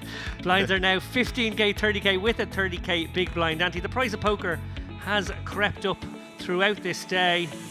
This may well be the last level before dinner break. We're not entirely sure. We'll try and get confirmation on that over the next few minutes. Yeah, I think it is. It probably is. But, I'm hungry. I hope it is. You're going to start making hangry analysis if we go into level 7 before they let us have dinner. Yeah. So Baybar is letting the 5-4 go. Goodwin, we haven't seen him too much action. Aboudi has been an action man. The blinds have gone up now, so he has, 17 big blinds. Ace-9 suited is definitely an open. Mostly rooting for the folds, but if you get called, you have a hand that plays okay as well. What you're not rooting for is the 3-bet. But so far so good. Oh, and who's got kings? Who has the Django's? This is an amazing spot for Who because he's just doubled up. He actually has 28 bigs now. And does he ever flat here, Dara? Live dangerously? No, he is going to go for the raise here. Certainly the more standard play, it must be said. Yeah.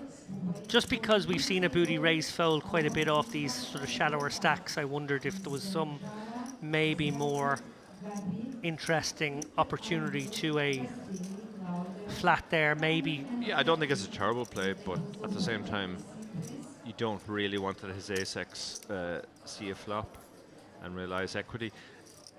I think probably the deciding factor when you're deciding between the two lines is how Aboudi's going to play post-flop. If he's hyper aggro and he's just going to go bet, even when he misses, then yeah, flatting is a good play. But if he's more nuanced than that, you're probably better off just going ahead and 3-betting.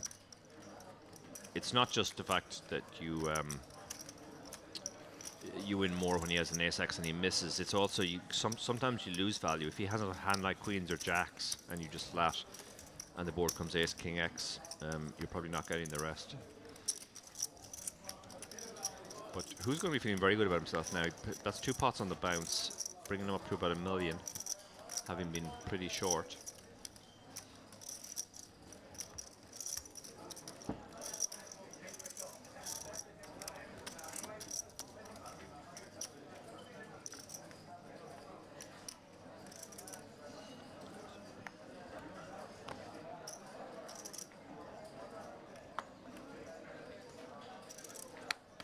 Goodwin has been card dead this last period.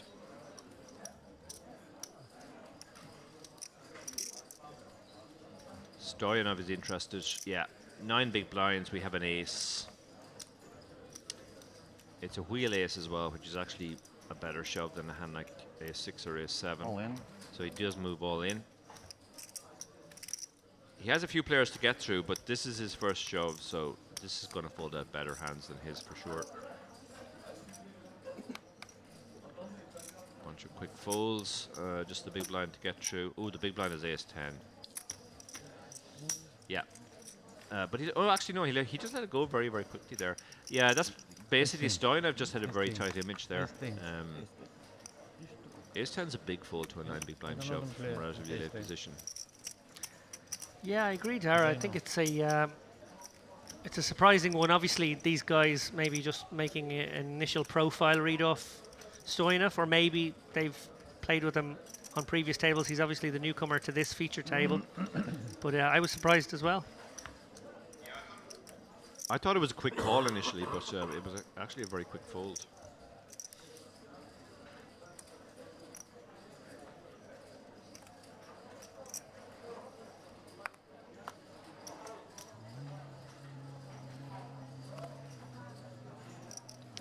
Oh my God.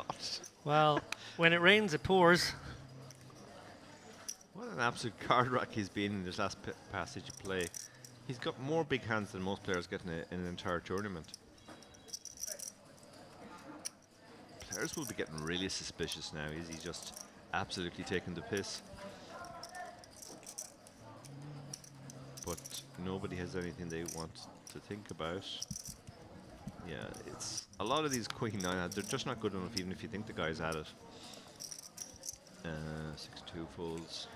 And Ferocy probably feeling a little bit sad that Ashton has folded all the way around to the big blind and Govan.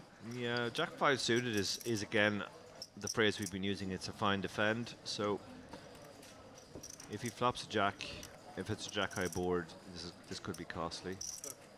That is such a little laugh from both players. They both laugh. I feel like if you have an ace, you mightn't giggle like that. I don't know. You might be like, well, that's oh, true. Oh my god. I think the chances of either player having an ace are slim. These are actually very interesting boards. These trip boards, they're kind of outliers. It's almost like there's no flop. It's just whoever was ahead pre-flop is still ahead. Ace is slightly different because it's slightly possible that the opener has the ace, but it's still very unlikely. I have full house. Yeah, he had a full house. He was not lying. In fact, he had the best full house.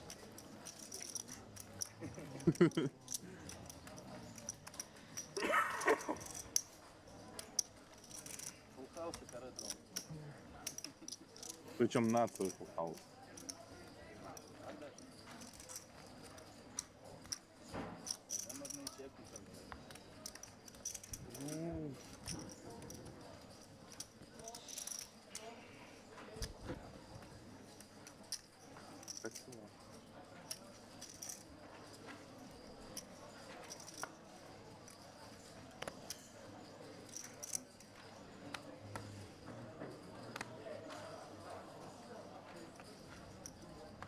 Stoyanov continues to be pretty card dead.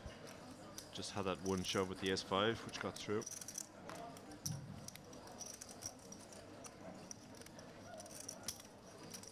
Now opening the King 6 suited in the cutoff. It's a fine open. You are going to have to open a fairly wide range of hands, and this belongs in the opening range, even though it looks pretty bad. The ace-9 has called from the small blind, it looks like. Oh, and Booty picks up ace. Oh yeah, well, he's got 13 big blinds. This is just shove. All in? Yeah. He sticks all of his wagering units into the middle.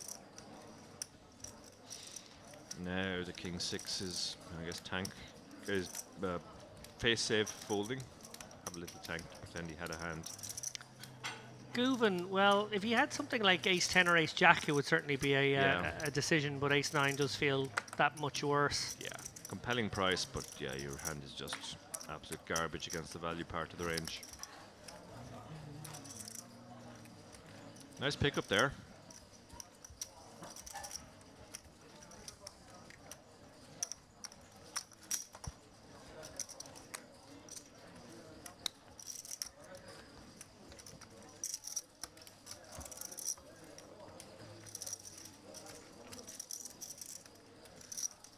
Stoyanov riffling that short stack under the gun.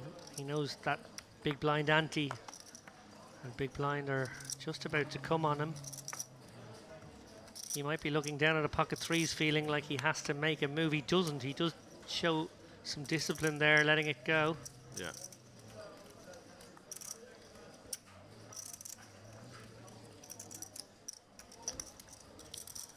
Next page jump for these guys is a few positions away. Probably won't go in this session, so the only time really where you might make a consideration like that as a short stack, you might just be a bit like right on the pay jump. You've got a bit of something to think about. Other than that, it's probably best to proceed trying to build a stack as per normal. Booty might think this is another good reshove spot. Indeed, he might here. 18 big blinds. Yeah, he does. He moves all in. And Govan this time does have exactly the hand I thought might be at least a bit of a decision, but it's a much bigger shove this time because a Booty picked up the last pot. Baybars, I don't think, can pick him off here with the Queen Jack and a player behind. So Govan, probably the player who will face the real decision here. If he had that hand the previous time around, I feel like it could be a close one, but it doesn't feel close this time.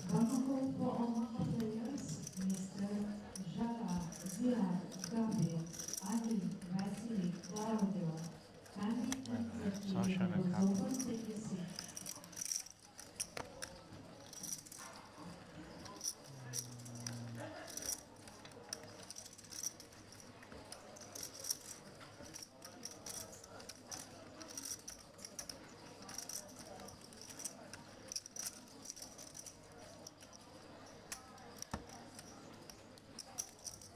Well, action back on Guven as predicted Yeah. for the stack. The chips of booty picked up last hand gave him enough fold equity there. Sorry. 2 nice pickups in a row. So super Kaplan. There's more than one way to chip up when you're relatively short stacked. You don't have to double up. You can just take those spots. Double up. Yeah, they're actually telling him he's doubled up over the course of 2 hands, and he probably has. Yeah, certainly nice to do as we're having to face showdown.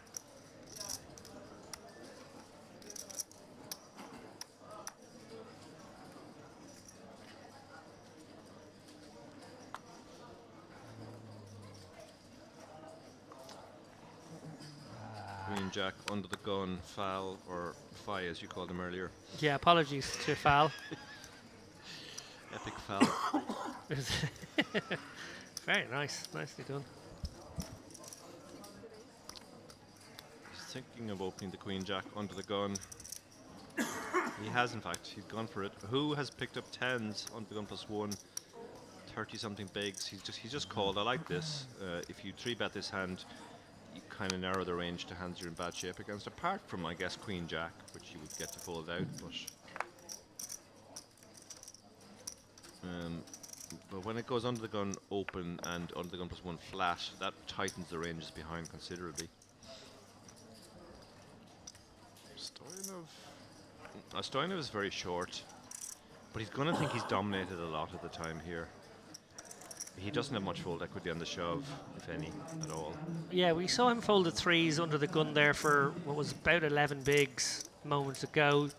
Sort of demonstrative of quite a lot of discipline, yeah, and his desire to maybe wait for a genuinely good spot. That really does feel like a high wire spot where you're maybe just hoping your opponents have some Broadway cards and you have the best hand. Very little fold equity. Yeah, who's going to like this flop now? Well, Fal does have the over pairs. Most of his range is over cards to the 10. 10s, and when 3 undercards come, you have to feel pretty good about 10s here. Fal looks like he might be going to fire out a bet, though. Doesn't have much going on in this hand. He's got two bad overcards and a backdoor straight draw, but whose spot is more interesting? The choice between raising to deny equity or just calling to let him keep barreling / allow yourself to make a decision if he actually has a bigger hand. Yeah, on balance, I do like the flat more, and that is the option Who has decided upon. Safe turn card as well. He's very good, Who. I He feel is, like yeah. he's very dialed in. Yeah, he is. Yeah, no, he's he seems to know what he's doing, exactly what he's doing in every spot. Now the 8 looks relatively insignificant, but of course Fal now picks up a straight draw. Yeah, I feel like Fal, if he's going to be consistent with his plan to barrel, sort of has to barrel an 8 or a 10 here, maybe a king as well. These are the cards that he might have to continue a story.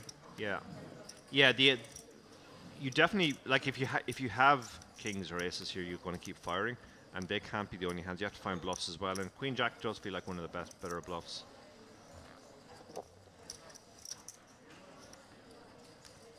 Sizing will be important here. Looks like Fal reaching relatively deep, something in the region of half pot by the looks of things. 375 in there. He opts for 245, so he has gone on the larger side, 65%. I like that sizing. If you're going to do it with some, intent and some representation of exactly the hands you said there, Dara. The over pairs, I should say. Now, Who beats no pocket pairs. He's behind 8s, he's behind 9s, he's behind 5s, and then obviously jacks, queens, kings, and aces. It's a tough spot, but he can't go away. It's a tough spot, but I mean, if you've got 10s and the board is still 9 high, you can't really fold. I'm not entirely sure about the turn sizing there. I mean, if we have aces or kings, I think we maybe go a bit smaller and try and get more value. I do prefer smaller. I said something in the region of half pot. Would you have gone south of that as well? Yeah, 40, 50%, something like that. Because you're not really protecting against too much. There's nothing you're worried about. If you have kings or aces, you're mostly targeting single pair hands that have very little equity against you. If you are going to triple off as well, you set up a bigger river shove in relation to the pot. Yeah. Now he's left himself where there's only 570 left in the hand and there's almost 900 in there. Yeah, now it's very hard to get anything to fold, particularly when the 8 pairs, because that is really a brick. Yeah, if the pot was 750 now and there was 700 behind, he has a kind of a interesting option. I think a more believable line with his value was to bet whatever amount on the turn that left a pot-sized shove behind on the river, and then go for it that way. Checking a quick scratch of the face from Fal there. Hugh, ever observant, side-eyeing his opponent. Who knows he has the best hand now? It's just a question of whether he can get value from worse. Yeah, I guess he's probably going to target pocket 7s. Yeah, that's what you have to Pocket target, 6s. It's pretty narrow. It is narrow. He may knuckle this one back. I agree with you, though. I think he's going to look for some value, but it's one of those weird spots where you're nearly always ahead, and yet at the same time there's not much you can get called by, so...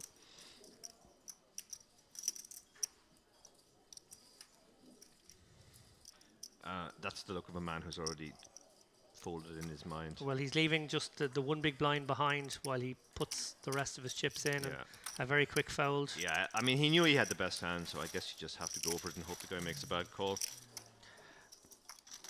I'm going to call it now. This guy Hugh, he is one to watch. I think he is a proper player, and I think he might be. If the cards fall his way over the next 3 or 4 hours, I think he is a very dangerous player who could absolutely take this one down. Yeah, I like his table presence as well. He's very thoughtful at the table. He allows himself all the thinking time. He built up a very big stack ahead of this feature table, took an almighty blow with the queens versus ace-king, but has not let that deter him whatsoever and has stayed active. No. Okay, yes, he's won a couple of flips since then, but he's also played superbly well. It also makes you wonder in the alternative universe where his queens holds. He could be absolutely stomping this table now. And that can be kind of hard psychologically too. You kind of think, well, if my queens hold there and I feel I'm the best player at the table and I'd be running over this table now, and instead I'm having to scrap around, find good reshove spots. But he hasn't let it affect him at all. Been very impressive. Indeed he has. Well, action over to Stoyanov, who is certainly going to stick in his 9 bigs here. Happy to have a hand as strong as an ace in this blind v blind confrontation. He's not getting calls. You know from the shake of the head first. Yeah, I guess he looked at the deuce first. Stoyanov lives to fight another orbit, perhaps. Yeah, it all helps at this stage. You just need one in orbit to stay in the tournament.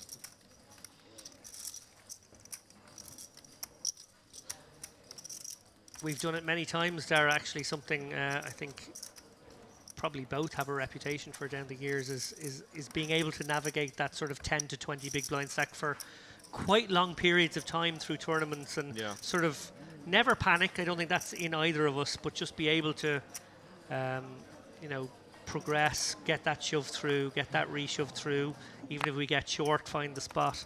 And yeah, there is a tendency for a lot of players to think, oh no, you got to build that big stack and stomp people around. But actually, you can navigate for quite long periods. Yeah, and then you can get the rush, like who just got, for example. Who was very short not so long ago. So now opening up the A7 suited here, perfectly standard even in early position. All the suited aces are good opens. A great line is coming to mind now. Was it the fantastic Scottish player Neil Feraldo Farrell who said you are a Picasso with three big blinds. Michelangelo. I think it was. Michelangelo He with said I three could- big blinds. I could paint the Sistine Chapel with 3 big blinds.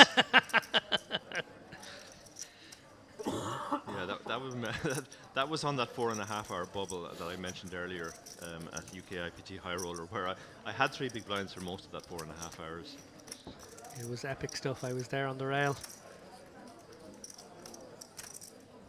Don't recommend trying to progress through an entire tournament, 41 players all the way down to 11 with 3 big blinds. No. 10 or 15 was a bit more workable. And let it be said too, I didn't blind down to 3 big blinds. I lost a pot and I was left with 3 big blinds.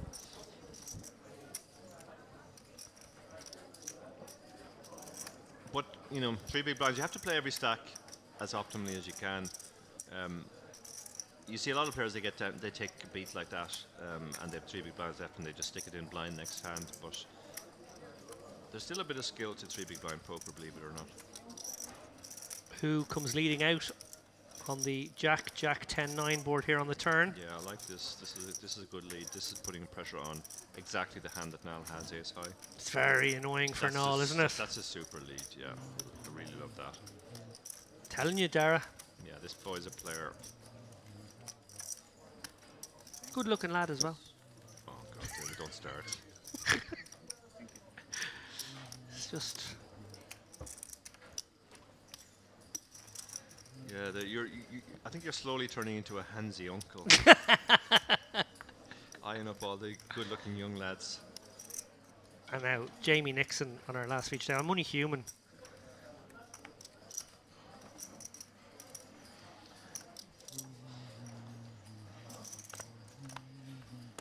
Yeah, I mean, you did initially call this table a table of mingers. Only in relation. Have to strongly disagree with you. I don't. There's a couple of fine-looking gentlemen on this table. They've all got lovely faces. Little Father Ted reference for anyone who got it there. Don't know if anyone who got it there. Very specifically Irish or maybe UK reference. Yeah. Who's got the Jack 9 suited in the small blind? Look at this. He's up to 1.5 million just like that. Oh, look at this. He's just shoved into the short stack as well. Yeah, in your eyebrow. But Oh dear. He's running into ace king. I mean, he's still got 37% here. Even when you run into it, you have a lot of chance. Swoboda Taking it in his stride. in the lead right now. Whatever happens, happens.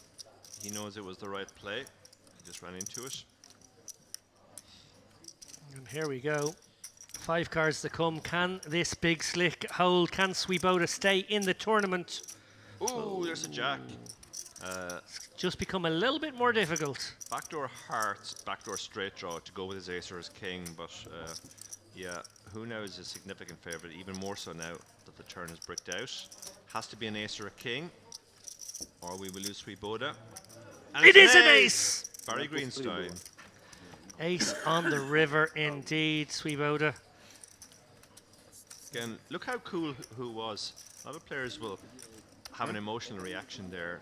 2 very cool dudes, Dara. Yeah. I'm actually getting a little look-alike-y vibe off Swoboda, and I'm going to ask you, who do you think it is? Tourniak. Oh, I can see it, but no, it's not who I was going for. Good pal of yours. Rival podcaster. Yeah, I know who you're talking about, Garrett James. No, but Garrett James is arguably a look-alike-y for this person. So it's all in the same vicinity. He's a Brokos. Little touch of the Brokos is there. Yeah. Andrew has more hair though. Shout out to Thinking Poker's Andrew Brokos there. Yeah. I'm going to say he's your doppelganger.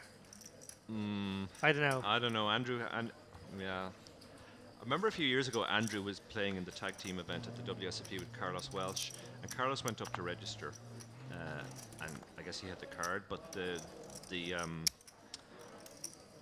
lady taking registration wasn't sure. She looked at Andrew's photo and file and thought maybe that's not the type of player that would be with Carlos. Profiling? Yeah, I know. It's wow. Very strong. So she said to him, describe him. What does he look like? As a what does Brokos look like? As a test, yeah. And Carlos shrugged and said, "Well, be scruffy looking white guy." And then she said, "That's literally half the players who are here." Yeah, that's the entire Rio. Swoboda with the ace king of hearts once again. Oh my goodness. He didn't give them back, Dara. I No. didn't see him give them back. Did you? No, I think he held on to I think them. they went up the sleeve. Look, he's got those. He's got that tracksuit. You could definitely get cards up that sleeve. And who is the Calling villain now, again? This is the first cheating scandal of 2023. That man did not give those cards back. They are the exact same 2 cards. Well, in it goes. And who's like, what is going on now? Yeah, he's like, seriously, dude? Really? You're killing me here. It's only. No, it's 19 bigs. Yeah, it's enough. It's enough that we can just not happily fold, but. Okay. Fold without too much. I saw him fold them this time. I saw them hit the muck. Maybe it was an optical illusion. big though. blind. There's also a 30-minute delay, so. I'm big know. blind. Yeah. New player into the 9 hole. He's brought a lot of chips. What are you laughing at? The 9 hole. The 9 hole. That's what it's called. The 9 seat, I think it's called. Back me up here. You can 9 call it, seat. You can call it the 9 hole. I don't know why the phrase 9 hole has got you laughing. I'm just afraid you're going to start putting a hole onto the end of everything, including like ace and.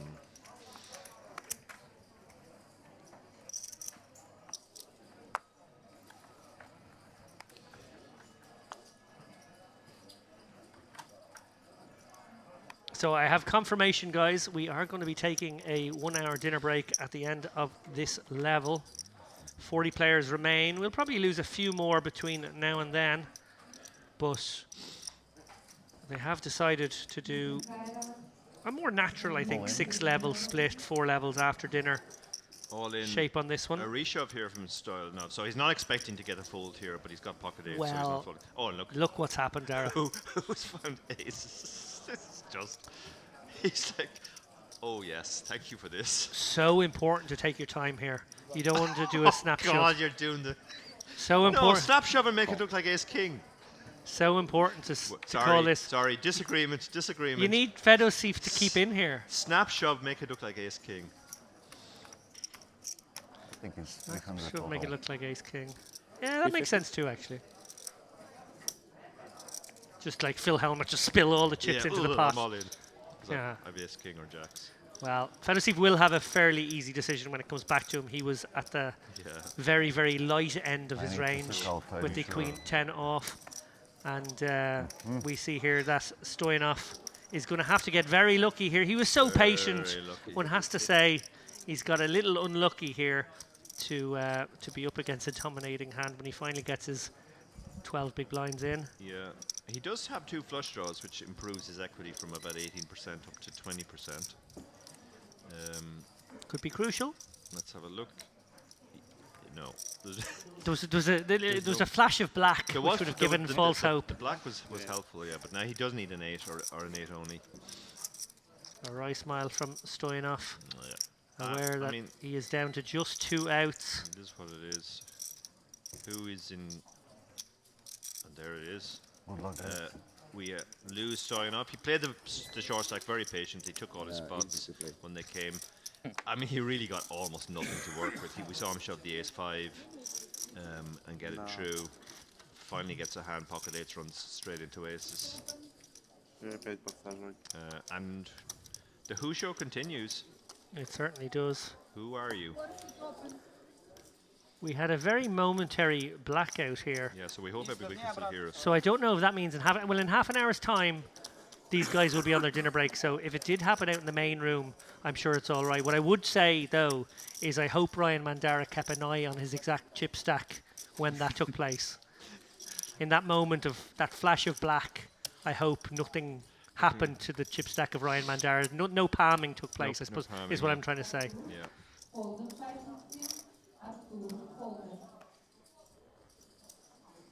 Lucky we are working a backup generator here in the commentary booth while we lost almost all our lights and cameras for, it's got to be said, maybe 5 or 10 seconds.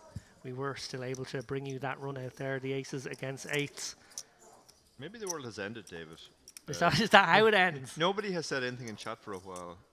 We might be just talking to the void now. This would be quite the way to go, wouldn't it? The last 2 people on Earth.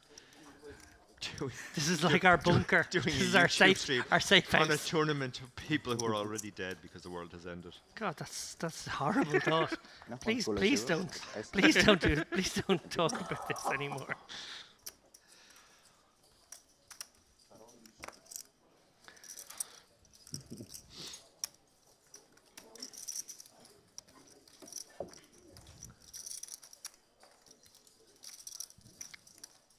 Noel versus Guven.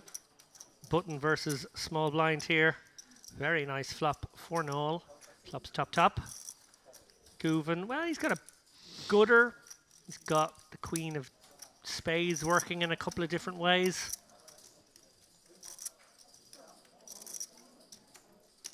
One feels like he probably has to call once. No, he doesn't. He lets it go. Okay. Yeah, he had backdoor spades as well. Yeah. Interestingly, in that one, 100k into 180, he did go for a slightly larger sizing, 60%. Had he maybe gone for a 25%, 30%, then you're then you getting get the called call. for sure. Yeah. Alan Graham says, I'm watching, so there is at least one other person out there, Darren. Good man, Alan. We feel much better now knowing That's a that relief. we're not going to die in 30 minutes. Well, we could still die in 30 minutes, I guess. Well, I'm in a very morbid mood at the moment. That's just simply. Sleep deprivation does this to me. We'll send you to bed for the dinner break, Darren. Yeah, it's past my bedtime. I'm a senior now. Should be in my bed.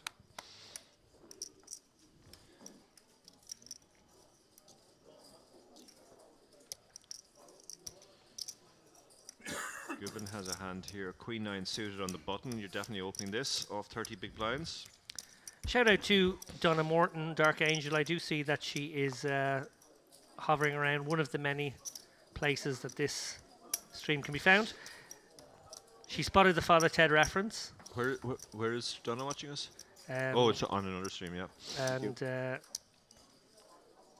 And she is there. She wants to reassure us as well. That's good. As long as Donna's there, we're fine. That should be okay. Okay, so Faye does have his flop. Now he actually has the actual flush. It's the third nut flush as well. So it's pretty strong here. But Guven making good fold there. Absolutely nothing, no reason to get stubborn or Hollywood. Just fold and move on to the next hand. До какого момента сегодня играете? I think I've got word on our next feature table. I'm going to try and bring you that information momentarily. Yes, here it is. Delighted to say that we will be bringing to the feature table Jesse Wigan from the UK, Paul Brown also from the UK, Helmut Fung from Germany, Shoal Barnea from Israel, Maxim Shilo from France, Alexander Yakulevich will be returning. He is Romanian, and Korey Korkmaz from Turkey. And Maxim actually has some form at Merit Poker events. He won the vintage high roller in November 2022 for 184k. Nice. And he's having another deep run here. So yeah, we'd be very interested to watch his play. We will be watching Maxim Shilo a little bit later on. 7 players listed there on our stream table for next up. I imagine there will be an 8th player added to that. I'm going to guess there was a bust out while this one was being picked up. Yeah, So I'm going to guess surprise visitor. I'm guessing that bust out was Andre Brozo because he is actually on our list, but he's crossed out. I did notice that. I was being polite. Yeah. As we see, both players flop a whole lot of nothing here on the 9-6-3 rainbow. Guven with the best hand and the best backdoors. Yeah, although who has the backdoor straight draw? This is a spot where you can actually do some betting and get better hands to fold because you have the more immediate draws.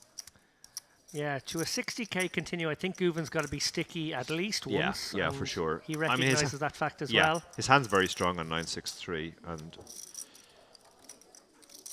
But ooh, the queen's an interesting card. I guess maybe that's the end for Guven though. yeah, interesting now whether whether who will elect to bet the queen or will he just check. I could see it going either way. He does check. I do like this check here. Now he's going to know for sure his hand is the best and he has to try and get value. So he will do some betting of his own here on the river. I can't imagine any world where he decides to check it. Just a question of sizing now. He's targeting a fairly weak range, so Pocket 7s, pocket 8s, maybe a 9-10 suited. Yeah. That's sort of the best case scenario, isn't it? out of position. Yeah, generally out of position when your 300. river bets can be quite small. In position, you tend not to do much small betting. He's decided to polarize there with a full pot size bet, obviously targeting the pocket 8s, pocket 7s and 9x that will now go, oh, that's curious. He checked the queen and now he's going big. Yeah, he's polarized himself to a queen, basically a queen or better. I like this bet from who. It's not going to work most likely against the specific ace-jack of his opponent in this instance. Not against this hand, no. But I do like it as a bet that would work against a lot of the flop calling range. Yeah, nothing really there for Guben to think about with his hand. But if he had 8s or 7s there, it is a much more interesting spot.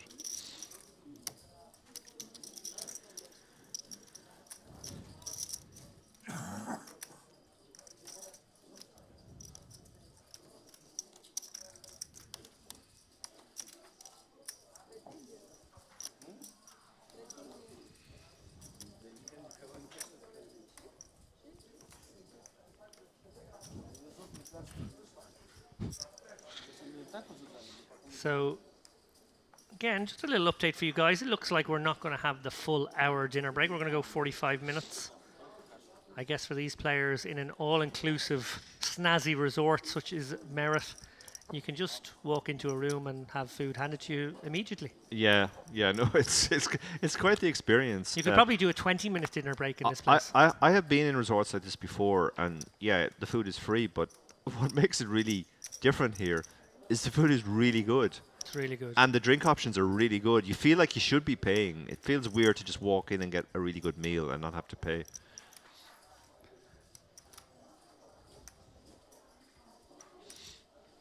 But yeah, definitely. I had heard great things about Merit before, and it's definitely living up to its reputation. It's quite the spot. It's the best one of these all-in resorts that I've ever been at. Yeah, top notch. I hope to be invited back for future events. These guys run events around the calendar, it's got to be said. Now, this is something I talked a lot about yesterday. I'm going to reiterate it right now while we watch a booty get sticky. Actually, no, this is too big a pot. I feel like there could be some fireworks here. Let's check this one out. Fedosif with his cheeky little 3-bet with 7-6s flop best here on the 10-7-3 rainbow. He can't really get away now at this stack to pot ratio 1.5 to 1, so he's probably just going to bet, call it off if necessary. Booty, well, it's not a great board for the ace-jack-o. No. He felt compelled to call here, given the exceptionally good price laid to him pre-flop, but well, a booty not quick releasing here, maybe considering a move of his own here, maybe just putting Fedosif on such a wide 3-betting range here on the button that he feels like, actually, my hand might be good and I'm just going to stick it in. What are you beating though? King, queen, maybe. In Fedosif's hands, maybe a lot of suited kings, maybe a lot of suited aces. Like, just, it's a really wonky one, this. In the 3-betting range, though? Well, I feel like Fedosif is one of the looser players. Like, he's got 7-6 suited. He's definitely looser, but yeah, I mean, he has 7-6 suited, that's true. That's a reasonable point.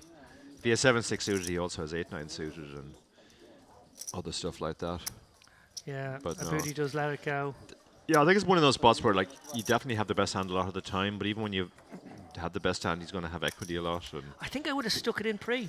Yeah, I would against this guy. Yeah, I would too, for sure. Yeah, 100%. 20. He had, like, what, 20 bigs, just over 20 bigs effective. Yeah. Yeah, ace-jack's very big against a guy who's going to 3-bet you with 7-6 suited. Against some players, it's an easy fold. But against this guy, yeah, for sure. I think you just got I think you just buckle up. Yeah, it's a very nutty hand.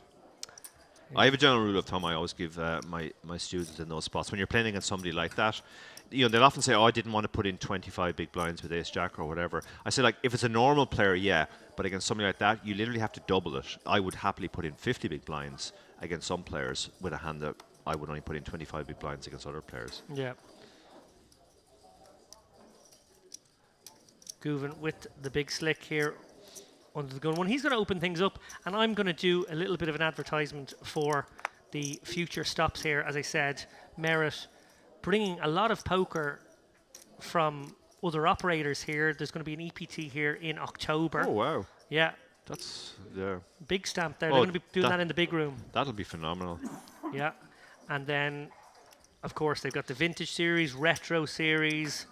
They seem to put on events here on a sort of every 40 to 50 day basis. Yeah. And then, as I said, I predict a lot of incoming stuff from operators. In Yeah. fact, we might be having little chats with some of the people we know in the industry and are close to. I was literally thinking that, yeah, this would be an amazing I'd spot. like to bring them here. They would be absolutely amazing, yeah. It's this is exactly the type I think of our place customers would like this. They would absolutely love this. I think they'd like it very the much. problem is the other stops might start to look a bit. How dare you? You're always down on my hometown of Malta. Your I know what you're doing your here, hometown Darren. of Malta. You're a Malteser now. I'm a Malteser. Yeah. Well, Govan, happy to stick it in here. Fedo Seif, well, it doesn't always work. Getting a little bit cheeky here. Yeah. Shout out to Alex O'Brien sending us some lovely compliments in the chat. She's enjoying the great advice being dispensed for free.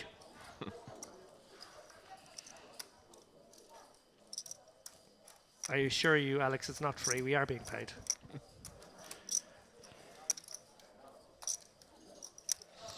But delighted to be here and covering the action. And I have to say, and I don't know, maybe this makes me guilty of a little bit of prejudice, I didn't expect the standard to be as high as this. I think the standard is really, really good. I didn't either, no. I'd heard great things about this place as a venue, but I'd heard not so great things about the type of players who played here in terms of the standard. But the quality's been tremendous. We've seen almost no weak players. We haven't seen very many mistakes. We've seen a lot of really great players, and guys I'd never heard of. Yeah, there was some wild stuff yesterday, and there was some loose stuff yesterday, but it all sort of, you know, was part and parcel of an eclectic mixture of poker players and different standards. But day 3 coverage, I suppose, getting into the business end, the final 15-20% of the field, people are proper. The cream tends to rise to the top anyway, and that's down to the structure. If it's a very, very fast structure, then yeah, that kind of is an equalizer or a leveler. But when you have a very good structure, you tend to get, as you get down to the business end, really high quality players coming through. As both players flop nothing here, I feel like it's a reasonable opportunity to pose a question to you, Dara. This is a 4-day tournament. That's quite a long tournament for a lot of players. 8 hours day 1, 8 hours day 2. Okay, they're reasonably manageable days. They're going to play a bit longer today and a lot longer tomorrow. But that marathon aspect of playing consecutive days in a row, again, cream rising to the top because the players are good, but also that sort of stamina thing. Yeah. Speak to the nature of tournament poker and how you do need a bit of stamina. You need mental stamina. Like, if you think about the difference between a seasoned professional and an enthusiastic amateur, the enthusiastic amateur, their energy levels are at peak at the start of the tournament. They're excited. It's a huge occasion. Everybody's there. There's a huge buzz. So they tend to get through the early stages very much, but often they expend actually too much energy in the early in day 1 or day 2, and by the time they get to day 3, then they're actually quite tired. Whereas the seasoned pros tend not to get too excited at the start of the tournament. It's just another tournament, and day 1 is, you know, a war of attrition. They'll actually conserve energy in those spots, but they kind of come alive late on. They know that that's the point where you really have to be on your game.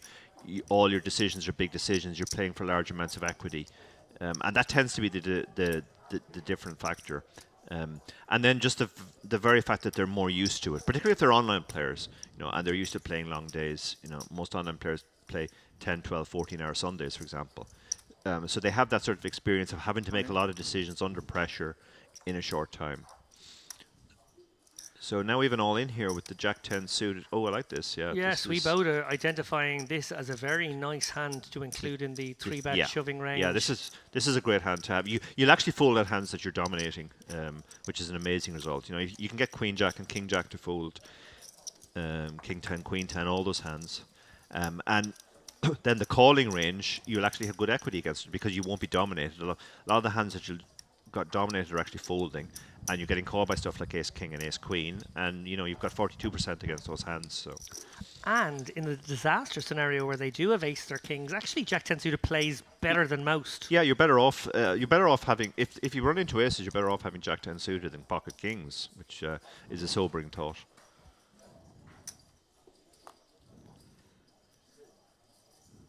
That is a sobering thought. As Fal, he's got the ace jack. He's been. Oh no, that's not Fal. Yeah, that's Fal there on screen now. Ace jack, 1.4 million. Ooh, and who has the same hand behind? 2 big stacks as well. 43 bigs plays 56. So these guys are deep against each other. I feel like who's going to come with the raise here? I don't feel like a Yeah. flat is in his game in this spot. It looks like he's going to make it 180. Yeah. If he'd been on the button, I think he might have called there. But with the players behind who are, he doesn't really want to come into the pot either by flatting or squeezing. It makes more sense to 3-bet and just flush those out and then see what Fal does. Indeed. Well, Fal may well just ditch this one now. Very, very cagey, difficult opponent, out of position with a hand that you're not really sure whether you want to hit the ace or the jack. And he covers you as well. So And he covers you, yeah. Yeah, I would fold in this spot even though it seems very nitty. But it does feel nitty, and I wouldn't want to tell anyone about it, and I wouldn't like it to be on a live stream so someone saw me do it, but I would fold this one. You wouldn't like to do it in commentary on a live stream either, where people might remember, oh yeah, I could just 3-bet doke the next time and he'll fold ace jack. And you can see players are still dropping. We're down to 38 now, so I think your prediction of 20 players tonight is looking good. Yeah, and that means that the afternoon portion of tomorrow will be that sort of sometimes cagey, everyone wants to make the final table phase. We'll probably play that for best part of 3 or 4 hours. And then by early evening, we'll be on the final table. And that's really fun because that's when people are home from work. We'll have the biggest audience available and watching. It's actually a bugbear of mine when people go for we must get to final table on the penultimate day. And then the final table begins at like 12 or 1 o'clock. And actually, that's not when audiences are peaking. Yeah. Some final tables only last 4 or 5 hours. So you don't really have a full day's play then either. Yeah, we were in Vegas recently at the WPT Win World Championship, and we wanted to see the end of the final table. We turned out only up 2 hours and 15 minutes. 2 hours and 15 minutes after started, and they were all walking out. It was over. Exactly.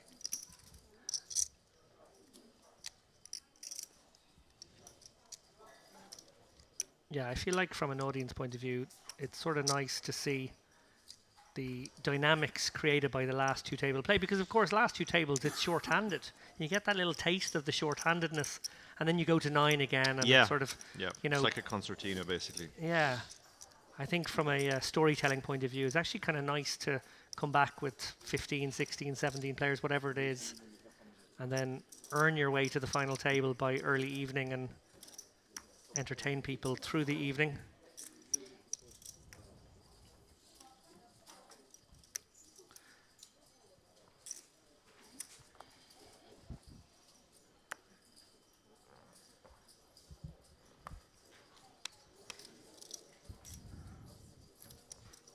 Well, I don't think there is too much time remaining. I think we maybe have 15 minutes or so on the clock, maybe less. Yeah. I actually haven't had a glimpse at a clock for a while. Sounds right. So Aboody's short now. We saw him lose a smallish pot, but still did some damage with the ace jack. He's opened the king 5 suited, and Fedosev's going to pounce on this with the ace queen.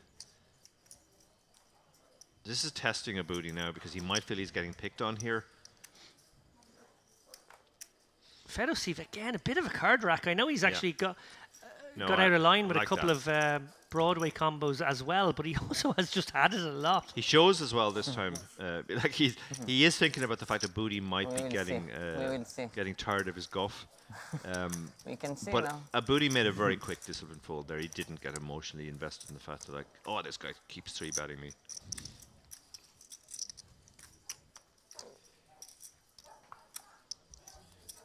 Somebody in chat asking, are they in the money? Yeah, they're well into the money at this stage. It's 38 left, 62 paid.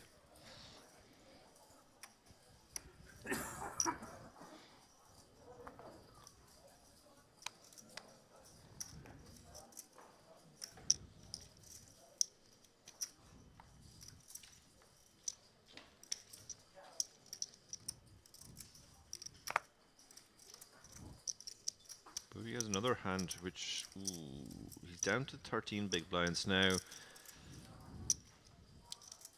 60.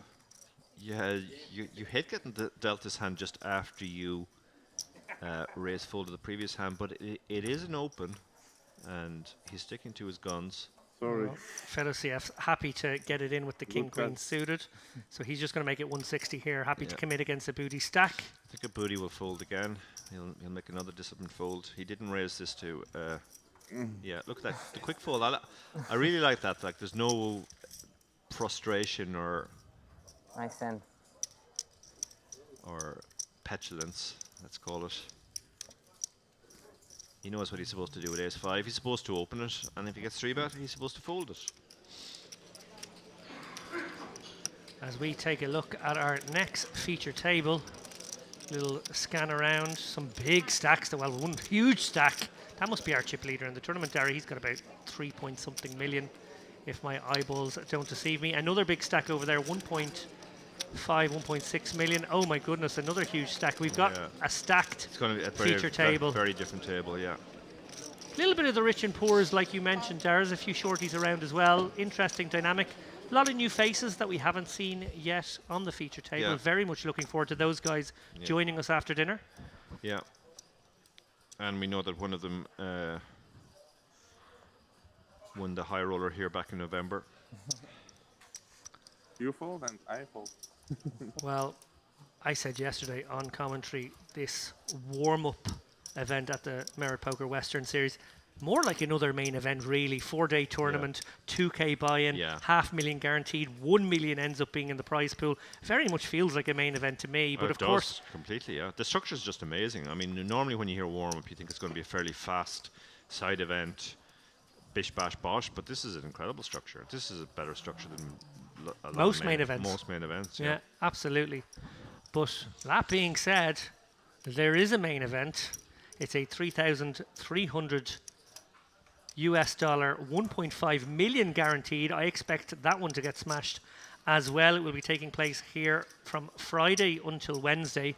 Now on Friday we will be covering the warm-up final day. That's tomorrow. We're going to be bringing you coverage of that, but there will be coverage of the main event from that day henceforth. There's a 1B, a 1C, and a 1D turbo. Day 2 is on Monday, day 3 on Tuesday, and the final day of that really big one is on Wednesday.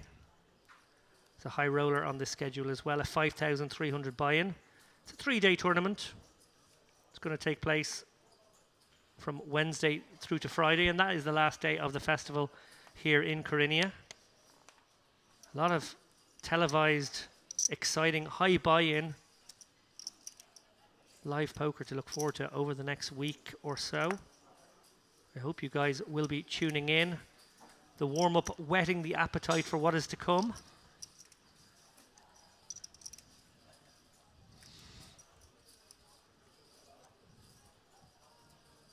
Oh, all in here from a booty, and I think he's getting called. Yeah, Goovin with the pocket pair. ace just too strong here for 10 bigs. 10 bigs. It's going to be a flip. The Queen Jack's a nice hand, but not to this action. And actually, oh, he looked from Booty's position there, going with the ace jack for 10 bigs over the top of Goovin specifically under the gun. I wouldn't be loving it. It is nice for him that he does have a flip, but it would be actually a little bit of a sort of spot. You've only got 10 bigs though, so you kind of can't sit around too much. Indeed, and those blinds and antes are whipping round. Yeah. He could very easily find himself with 7 bigs in a matter of moments. Yeah. The shorter you get, the more the dead money in the pot as well affects your odds. Like, you don't, even if you know you're always getting called, you don't even have to be ahead. 45% is about the break-even point. Gouvin is going to give it some pause. It does represent a Interesting, substantial 35-40% of his remaining stack. Yeah, I mean, you don't love eights here because you think, well, I'm almost never dominating him, and he's dominating me quite a bit. He has all the bigger pairs. But just 260k. Oh, he just let it go. My goodness, what Wow. exploitation we have just seen. That is, yeah. He only needed to be 31-32% against the range. We see he was 50. Well, Yeah. almost 50. He had 50 against the hand, yeah. Against the range, probably not. But like I said, like, is sevens in there? Is sixes in there? Probably not. But all the overpairs are. But then there's so many flips. That's what makes it a call, essentially. Yeah, Gouvin, I would assume, fixating there in his own mind On on the the weapons he has with this 28 big blind stack and how he doesn't really want to Possibly, yeah. drag himself into the shorter zone. Probably fixating on those overpairs you mentioned, which he Yeah, was in bad players shape sometimes against. do. You sometimes hear players use the phrase "flipping at best" as a justification for that fold. And even if that's true, like even if the guy never has sevens, like there's so many overcards in the range. Like if he's going all the way down to ace jack, so he's got 16 ace jacks, 16 ace queens, 16 ace kings. He probably has 16 king queens as well. So that's already more pairs than he can have. There's only 6 combinations of every pair. There's 16 combinations of all those hands. Absolutely.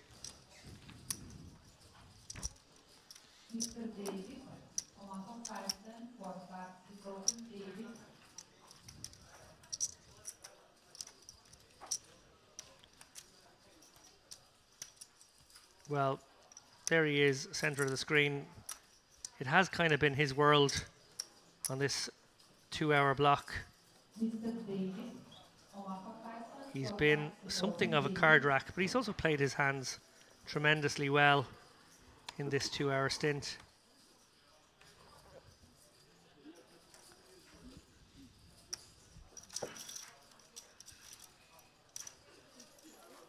As we see who bump it up here from the hijack with the raggedy ace.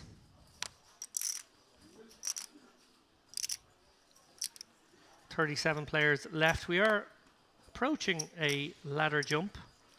I'm not sure if that will factor into these guys and their calculations. I reckon it should, ever so slightly. Aboudi will defend here with the ace deuce. So 13 big blinds. He's going to invest 1 in the hopes of flopping. What exactly? Well, I guess he just has to be sticky. Minimum defense style with this raggy ace. Yeah. Who has flop best, and he's probably going to fire out a small bet here. Something in the region of 1 big blind, maybe 1.5 big blinds. Ooh. Was that the power cut? That was definitely the power cut. I think that was the power cut. You could see who looking off to the side going, is this... He had exactly the same reaction as well, so like maybe this is the end of the world now. I have to say, who is a confusing name as well. When you said ace-2, who has flopped best, I thought ace-2 hasn't flopped best here. Well, Aboudi's going to be sticky. Oh, no, he's not. He's going to actually make a move. Wow. Yeah, he's basically... Yeah, his hand's not strong enough to call, but he thinks this is his board. Sorry. Tough spot for who may be feeling like he is potentially very far behind, and there's not many more chips to go into this pot. Are there going to be some raised folds here? We see that there are. Yeah. He is just going to call, and now this puts... If Aboudi can find a shove here on the turn, it will probably do the trick. That's an interesting turn card as well. This will be a no equity bluff if he goes for it. A lot of the bluffs pick up equity here, though. Queen Jack might take this line. 10-9 would take this line for value, possibly. 9-8 as well might try and deny equity.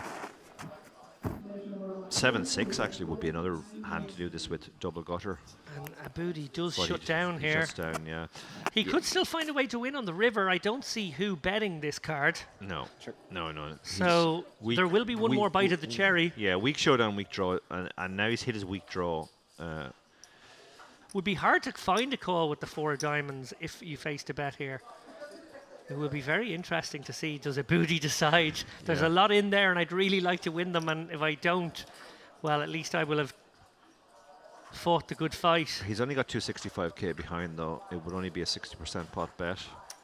Can you find a call without a diamond? We see that he's got No. a very small diamond. No, I think you did. I'm pretty sure you put this into a solver. We never fold the flush, but we fold lots of other stuff. Well, the booty does fully shut down now. Yeah, there's no point in value betting this either. And I don't see who targeting the 3 of diamonds somehow. Yeah, I mean, generally flushes are supposed to bet, but like it's the 4 high flush on this board. He is going to bet. Yeah, I think. So he's decided, well, okay, maybe his opponent has, I don't know, a set. Yeah. That's hard to imagine that It's 8s and 10s don't go in pre and 4s, well, you're blocking them. Yeah. I guess you're targeting straights. Yeah, I'm not completely surprised because I have seen solvers do this. I mean, they just really value flushes on the river, even on 4-liners. It's just when you think about all the other hands that the players can have in this type of pot, 2 pairs and sets. It's an interesting one, but I'm pretty sure that a solver would approve of that. Fascinating stuff there, and a fascinating final hand as we say goodbye to this group of players, and we will shortly be welcoming a new group.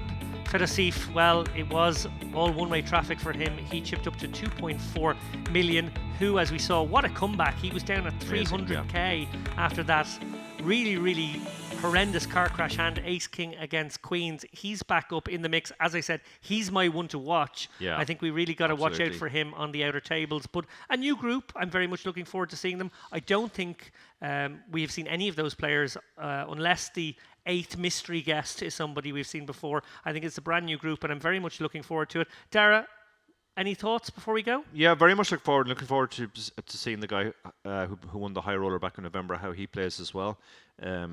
Yeah, it's nice to see a new mix of players, and obviously we're building to the climax for tomorrow.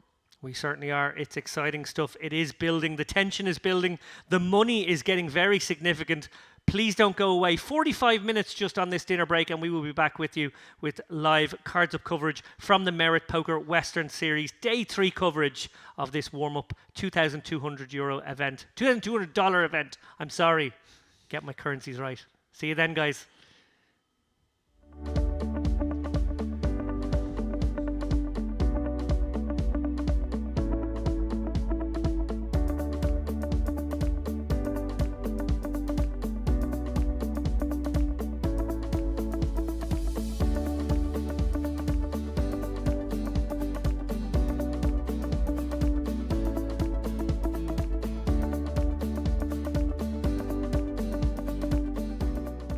Yes, exactly. That's a great point. That she could have given herself an escape hatch there.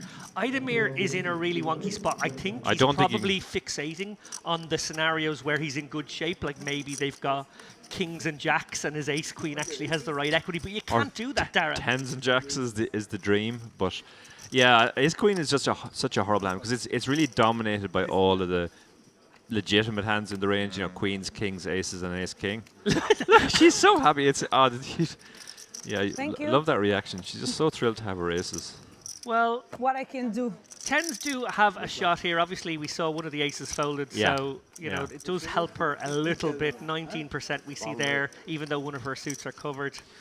Unfortunately for her, the one live flush draw she has, the spades. We saw that the ace and queen folded were also spades. Quite right, well spotted, Dara. Okay, well, she's some backdoors now. She can hit a backdoor straight with queen jack or 7-8, or it can come spade spade, obviously. But now she's drawing to one of the 2 remaining 10s. She seems resigned to her fate. And there it is. No good. Unlucky.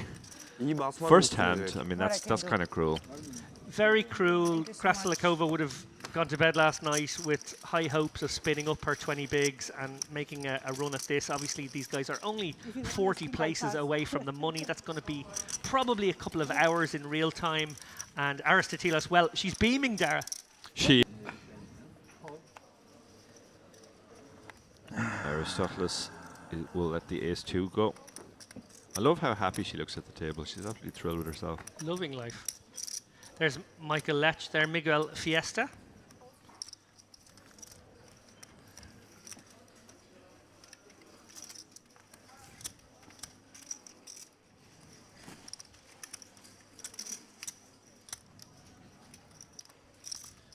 Dedalov with the ace-2 suited. You can certainly open this. You can open any suited ace at this point. And he is going to.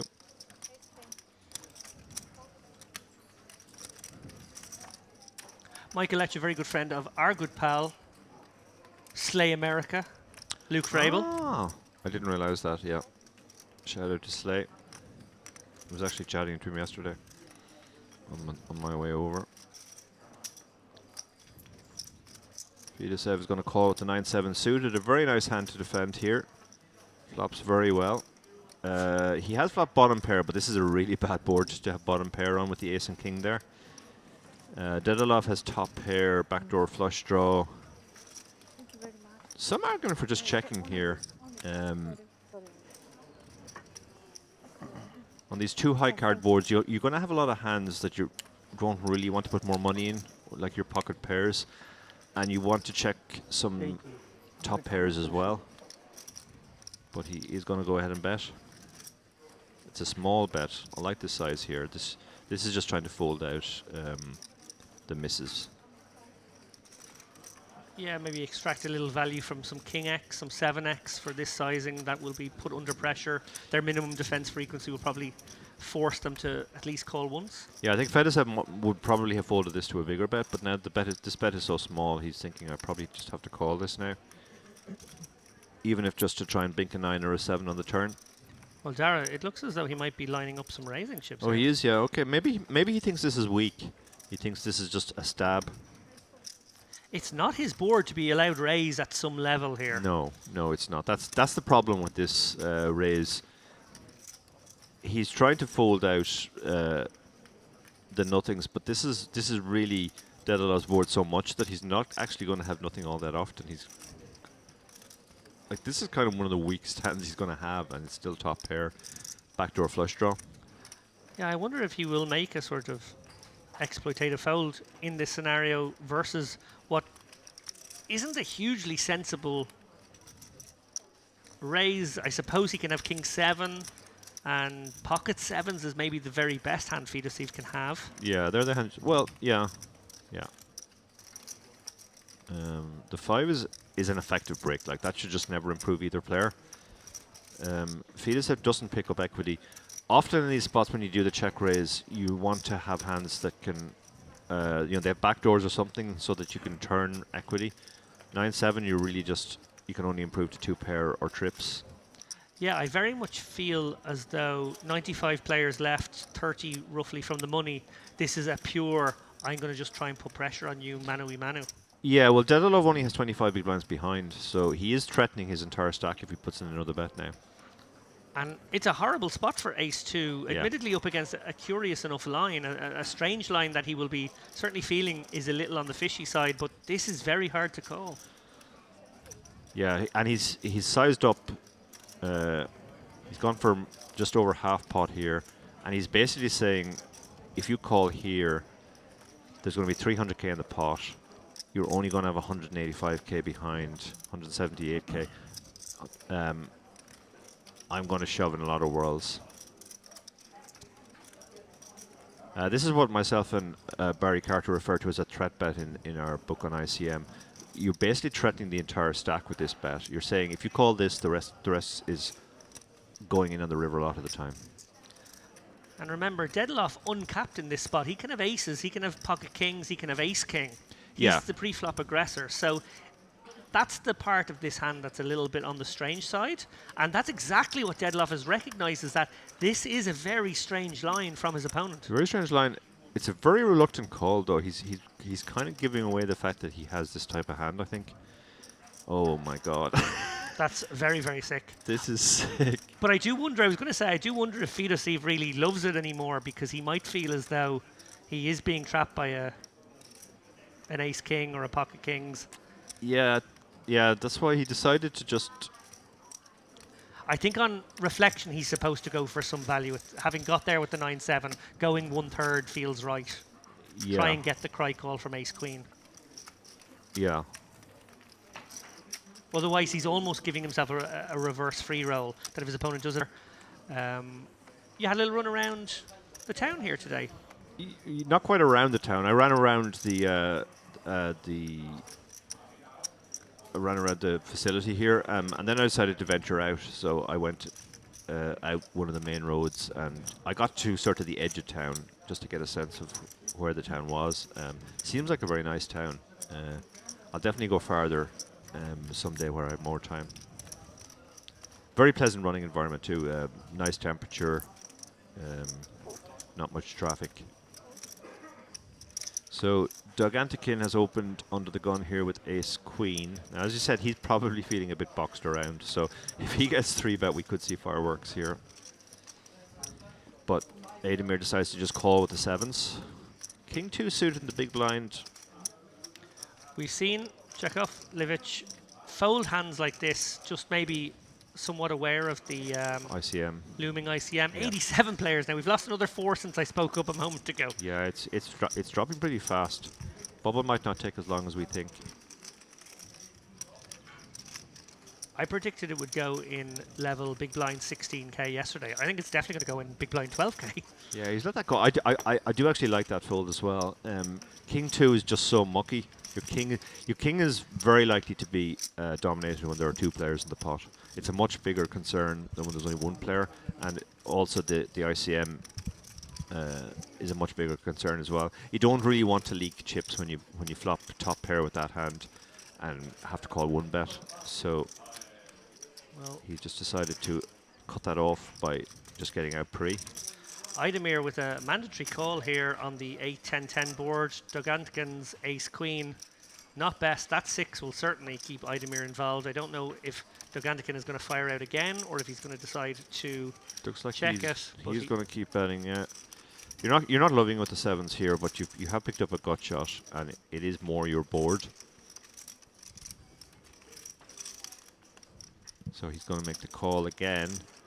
Will Dogantikin find the 3rd bullet if he misses here? And he does miss. Backdoor clubs get there, but that's unlikely to be a significant part of Ademir's range. Much more possible that Dogantikin could have a hand like that. That might be the kind of barreling run out you would need. He is going for this. So again, a man who felt probably largely pushed around for the most part of this first hour is now deciding, do you know what? I'm not going to be pushed around in this pot. I'm going to keep firing. He's fired out small, though. Yeah, I think I would like to see a bigger size. I mean, he's basically trying to tell the story that he has an overpair here, or maybe he has a 10. Yeah, the small bet isn't going to get the job done. I think in that spot, a lot of players feel obliged to bet because they think it's the only way they can win, but they kind of bottle it when it comes to the size. I think there was a bit of that there from Dogantikin. Ademir played his hand really well. He maximized value there. He didn't love any of the streets having to. Well, I have a moment there. I'm going to give you a little update on the payouts. I mentioned this yesterday, but I'm sure we have a lot of new people joining us today for the stream. So, as we said there, 62 players paid. Everyone guaranteed $3,450. If they do make it, that's for a $2,200 buy-in. Ladders and pay jumps are sort of as you would expect, roughly every table or so, until we finally get to the final table where 9th will get 18,200, working all the way up to a whopping 181,200 US dollars for first place. And now Idemir with the Django's. Django's. You're determined to make this stick, David. 7 years on. If I can't make it stick at the Western Series, I will give up, I promise. Really? No. Forsaken with a very callable Queen-Jack suited here, it must be said. Yeah. Facing a raise, just 41k more. I feel like he's probably compelled to make a call on balance. It's close, though, and if he does go the other way, we won't be laying it on too thick. It does look like he's going to flick in the call. And yeah, we see an overpair versus a suited Broadway connector here. Oh my goodness me, we've got a flop for potential fireworks. 7, 4, 6, 2 spades crucially. Queen Jack of spades with lots of equity here. Yeah. This is a monster flop for Queen Jack of spades. Because you're going to think your Queen and Jack are good a lot of the time as well. Now, after this goes check bet. The question is, does Barsagian decide to use his hand as a semi-bluff, or does he just call, aware that maybe a lot of turn cards can freeze the action? It is quite a coordinated board anyway, and then maybe he has the option to bluff river sometimes. You can sort of go both ways. Yeah. Yeah, I'd personally go for the check raise here because this board he's much more likely to have. He's got all the sets here. He's got some stuff like well, he basically has all the sets, I guess. And his opponent very rarely has more than one pair on this board. Well, he comes with the call. Pot is 300k. Now that's one of those freezing cards. Ademir might decide to check back now.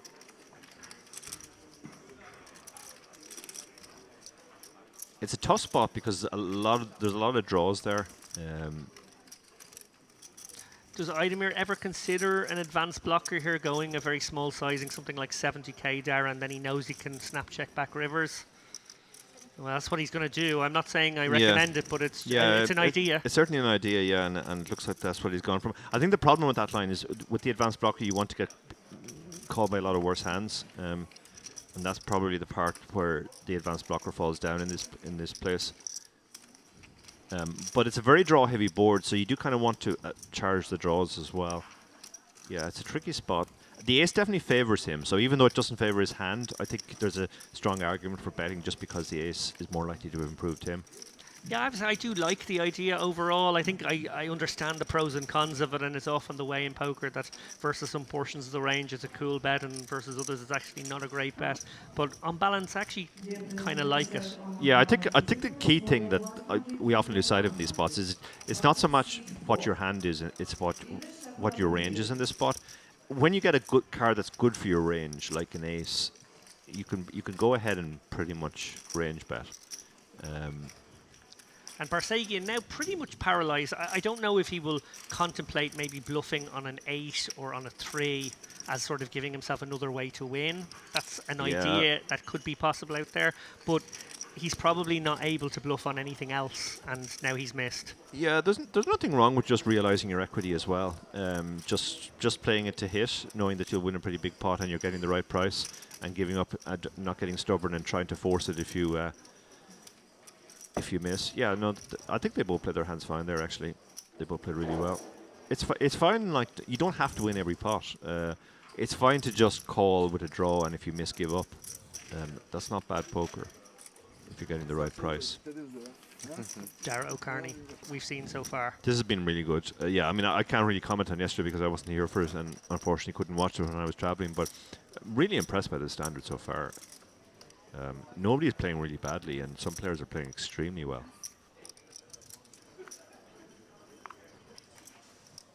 But we really have, I mean, you could count on the fingers of one hand how many even small mistakes we've seen. Yep.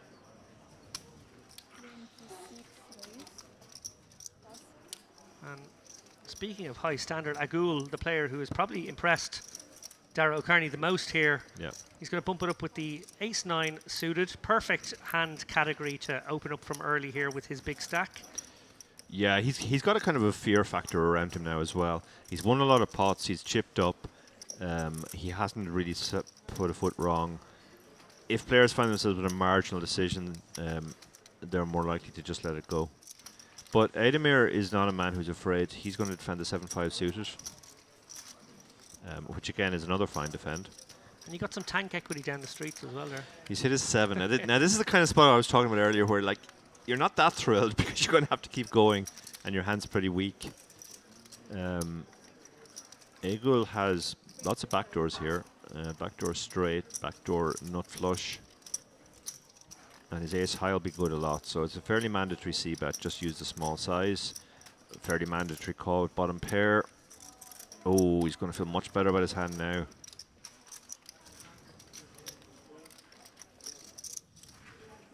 So Akul, Yeah, obviously good showdown here with the ace high really now. like this check back too. There's literally no point in betting again because you're not folding out a jack or a 7, obviously, and all the hands you're folding you're actually ahead of pretty much. Give me a sizing for Idemir here on the river. 120k is the pot.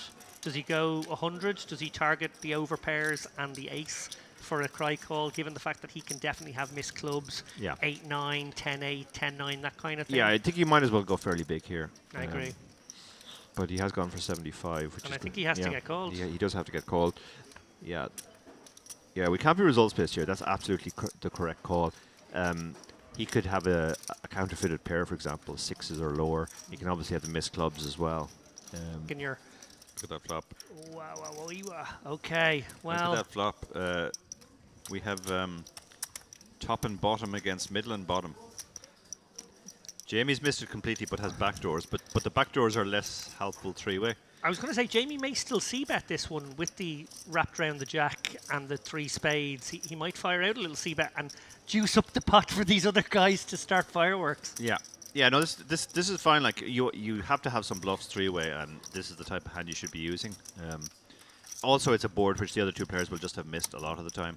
You know, if a guy's sitting there with ace-9 and the other guy has king-2. If Genk raises it up here, what does Akimov do? Does he go again, or does he just flat the bottom 2? Well, here is the raise. Yeah, this is a horrible spot now with the 6-5. And it's a big raise. He also has to worry about Jamie behind. It's a really big raise, Dara. Yeah. 195k over Jamie's 35k c-bet. So it is the full 195k to Akimov. Jamie, we know, will be out of there. He won't be paying 160 to see a turn. But Akimov in a really wonky situation now with bottom 2. Yeah, you got to ask yourself, would he do this with ace-jack? Would he do this with any of the possible draws? It's almost certainly he wouldn't do it with a draw, but he might be playing something like ace-jack very fast. So put 6-5 in a really tough spot now. I think Genk's getting the full double up here because there's only really one more bet in the hand because of the large sizing chosen by Genk. If Akimov raises, he commits to Genk. And he is going to raise. Look at that, Dara. We see at least 400. Looks like 400 and change. Maybe a 420, something in that vicinity. Indeed, 420. And, well, Genk's going nowhere. Akimov's going nowhere when it goes back to him. We're about to see our biggest pot on this feature table. Yeah. Genk doesn't love it either because he has top and bottom, but, you know, there's nothing to stop his opponent having a set here or top 2. And we're only 8th in the bubble now. Yeah, as you say, Dara, it's not beyond the bounds of possibility that Akimov has pocket 6s. Obviously, we block the possibility of pocket 5s, but there is a looming combo out there of that as well. Combo draws spring to mind. They seem to be the kinds of hands that would also do this. Akimov understanding that he has fold equity against a lot of hands that are not super premium, and I guess Genk is on the borderline there. If he does have the 7-8 of spades, if he has the 8-9 of spades, if he has the... But all those hands have a lot of equity actually against even against 2 pair. So it's not it's not a slam dunk spot. You're not thinking, oh brilliant, he's raised me. You're thinking, oh my God, he's raised me. Can I fold a hand this strong, or do I just have to go with it? Yeah, and there's no question it's a go with it or fold it spot. Akimov's 3-bet here on the flop to 420 is representing entirely 2/3 of what Genk had going to the flop. So there's no getting away at that point. And Genk may be considering the possibility of the Jack 6 out there as well. Of course, his opponent just calling from the big blind. That's possible too. You're right, Tara. As you piece this all together and you look at the high equity of all the combo draws that might be doing this light, when you put it all together, this could be a very, what on the face of it seems like a nitty fold, but actually maybe isn't as nitty as it first appears. Yeah, I wouldn't be stunned to see a fold here. Oh.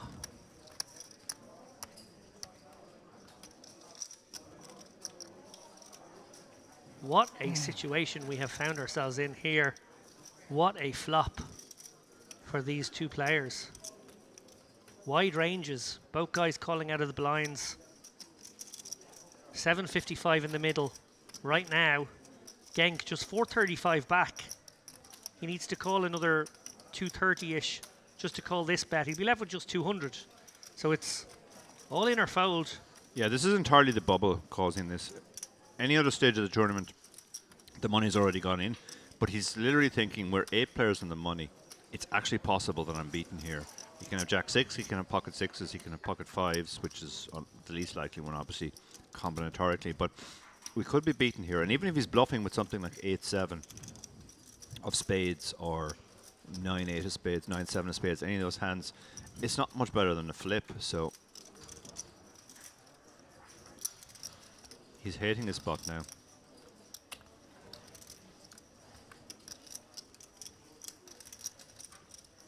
What a heart-in-mouth moment for Genk. You see on screen there, he is being put in the grinder. Yeah. A really... Yeah, he's put it in. He's decided in the end he has to go with it. And a quick sort call. of a sigh all in what you got. He's going to be so happy with the news. Yeah. The absolute best case scenario for him, he has 92%. He doesn't have to fade straight cards or flush cards. He just has to fade one of these 2 remaining 6s in the deck. Well, Akimov has 2 pulls. He still didn't look thrilled, though. He didn't look thrilled because the fear of bubbling is just huge in players' minds. Even getting it in 92%, most players don't feel brilliant about it. Well, this table has a new chip leader. There is a new sheriff in town, and his name is Genk. Akimov surrendering almost half of his enormous stack in that hand. Don't think he did anything wrong there. No. It was a pretty cold situation. Yeah, thanks to Alex who got out the tweet before we managed to do. We have had internet issues here in the box, but they are resolved now. Yeah, great internet everywhere in the resort except this room. Yeah, where we most need it. And we're going to spend most of our time. But no, it is great here in this room now as well. So thank you to the team, the Sharehands team, who resolved that for us. So Musa raising up the ace-10 suited. He run into a whole pile of nothing behind, so nobody's giving him any action as of yet. But we are getting into the 10s. Here we go. Oh, and here we go. 69 players left, 7 from the money, and we are about to see... He's a short stack. Yeah, this is going in. We are about to see a potential bust out here. Dedeloff will be going to showdown here, hoping to win a flip. He's 6 from the money. This is... Yeah, he's recognizing he's so short he has to go with it. And he's so short, I think he's going to have to call off with the ace-10 suited as well. Oh, King-Queen for Jagme. And he does cover the opener, so this is a spot where he could stick in a small raise and get Musa to fold and find himself in a flip a lot with dead money in the pot. 450 behind. Yeah, that's exactly what he's looking at. He's looking at how much behind. Interesting spot here dynamically. Musa with the ace-10, definitely the hand Dedeloff would rather go up against. Yeah. I actually think the ace-10 suit is giving away a lot of information there. Not just the fact that he said how much his stack was, but he sounds kind of irritated. And that usually indicates not super strength. Because if he was sitting there with aces, I think he'd be staying nice and quiet. And is there an argument for King-Queen just flatting here sometimes, Dara, for whatever it is, 7 bigs? Yeah, it looks super strong for sure. And then Musa could come in, but given that they're playing a dry side pot, there would probably be no overt larceny, and maybe they could tag team Dedeloff. Yeah, and Musa is very unlikely to stick in a hand worse than King-Queen, so... Jagme in the big blind, so he already has 15 in there. It's only another 95, another 6 bigs to call. He does let it go, and Musa now obviously has to snap that one off. Probably realizes he's behind a fair amount, but definitely getting the price. Dedeloff gets the dream, really. He would have hated going up against King-Queen, ace-10. Yeah, he's in much better shape. Ace-10's a better hand in theory, but when you specifically have 10s, there's the ace. That's cruel. That's very cruel. Yeah, the sigh there. Now he's wondering, why didn't the King-Queen get in there? Now he's basically got 1 out. This is horrible. You're so far ahead pre-flop, but as soon as the ace comes, you're miles behind. 9 of clubs, no help. No, a 10 of hearts, or Dedeloff will be out the door in 69th place. I thought you were going to say our Dedeloff will be dead. Nice catch. Nice catch, he says. Musa did nothing wrong in fair. Sit and goes back in the day. He proved the very first example in his book was that if 2 players get it all in a $50 sit and go very first hand, the player who wins his equity doesn't go to $100, it only goes to $83. And the remaining $17 gets distributed among the 8 players who folded the first hand. And it's the same in tournaments as you get near the bubble. You actually make money every time you fold, believe it or not, because you increase the likelihood that somebody else will bust and you get nearer to the money. It's one of the few spots in poker where you can actually make money folding. It's a beautiful thing. Very beautiful thing. And you can make even more money by slow folding. You didn't see it, but he darted me a look there, guys. The tank fooled. 40. Jamie Nixon. Oh, Jamie's got a real hand here. And Akimov, the aggressive former chip leader, has opened super wide, it has to be said. King 6 off under the gun. I think he can come with the flat here, Dara. Yeah. He has a very nice hand. He'll be under-repped. He can be reasonably confident his opponent might represent exactly his hand in a lot of situations. Yeah. Yeah, and when you raise, you just get him to fold all the stuff like King 6, and you don't fold out the better hands. So. And you don't want to face a 4-bet right now. The only problem with this flat is you might get Al Khashab coming in behind now with the ace deuce. You might get Al Khashab coming in for all of us. Yeah, he has. Wow. Okay, well, you're happy to snap now. Yeah, Akimov is going to get out of the way, as is Genk eventually. Yeah, Jamie's going to call off here. And Jamie, yeah, it does feel as though. Yeah, I think he factored that in. He thought he's like, you know what? If he looks down at an ace, he's likely to just stick it in as well. Have a count, please. He is asking for a count just to make sure that, but I think he will make the call off here. Yeah, I hate to say that we have been foretelling or preempting this, but it does feel as though Al Khashab has had a bit of a death wish over the last 5 or 6 hands. He's got involved in unnecessary situations. As you say there, Dara, I think Jamie's going to piece this together and decide that actually, given the activity of this player, his ace-queen stands to be very good. Remember, if Jamie loses this one, he's still got 25, 30 bigs. He can still navigate his way through the bubble. So it's not an ICM disaster for him if he calls and loses. No, the hand he's worried about here is ace-king. But he has made the call, yeah. Yeah, Jamie took his time there, which is fine. Good luck, gentlemen. But he makes a very good call in the end. Al Khashab, 23%. He needs to find a duck or maybe some wheel cards.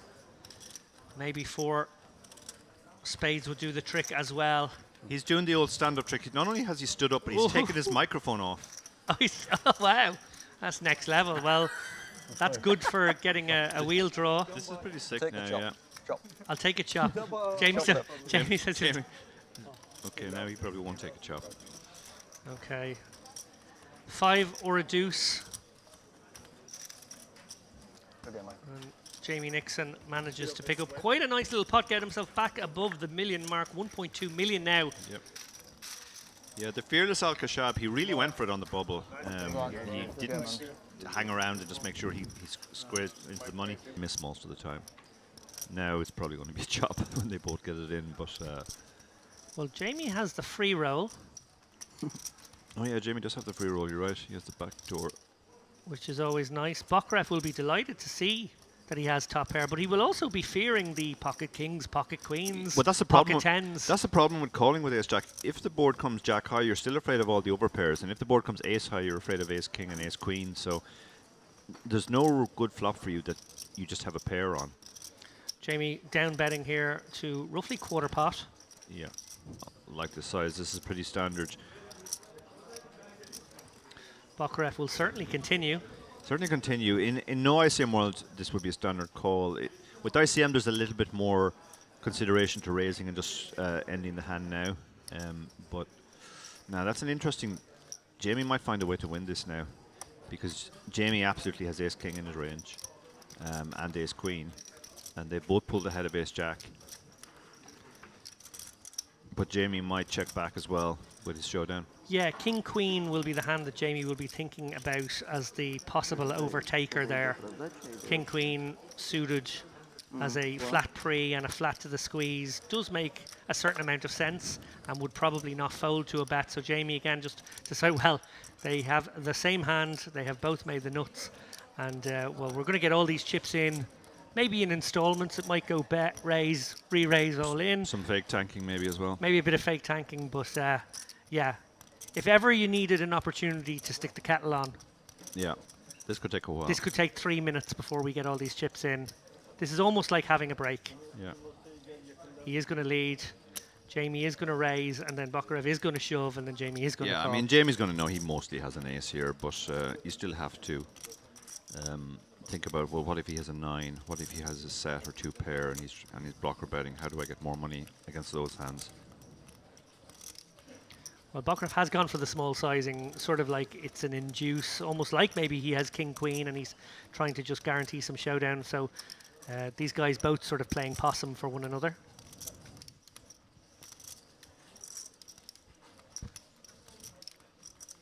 The cat will be out of the bag pretty soon, though, when Bakarev finally shoves over the top of whatever raise size Nixon chooses. There will be wry smiles from both players.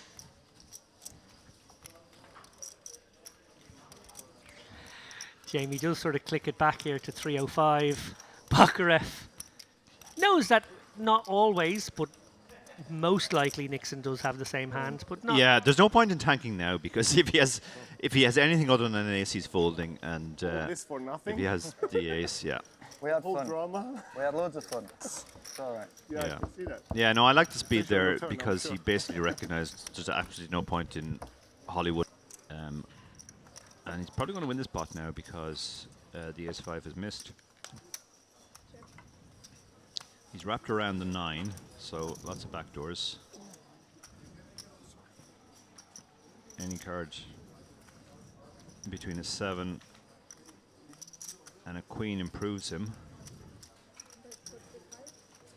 He might take a cheeky 6.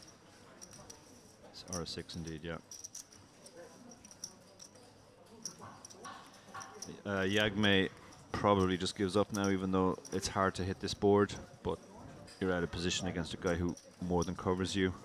With 34 big blinds, very important to make sure that the dealer checks how much the bet is, and you consider that for another 15 to 20 seconds. Then maybe touch your chips for a little while. Oh no, He actually has do actually find made- the call. He's made the call. This is a call one spot, I guess. Well, he's made a going fool for- out of me there. He's made a fool out. You were convinced he was fake tanking there, but no, he wasn't. The 4 is a complete blank on it. Actually, just makes it far less likely anybody has a 4. There's only one of them left now. Akimov obviously will not love this run out.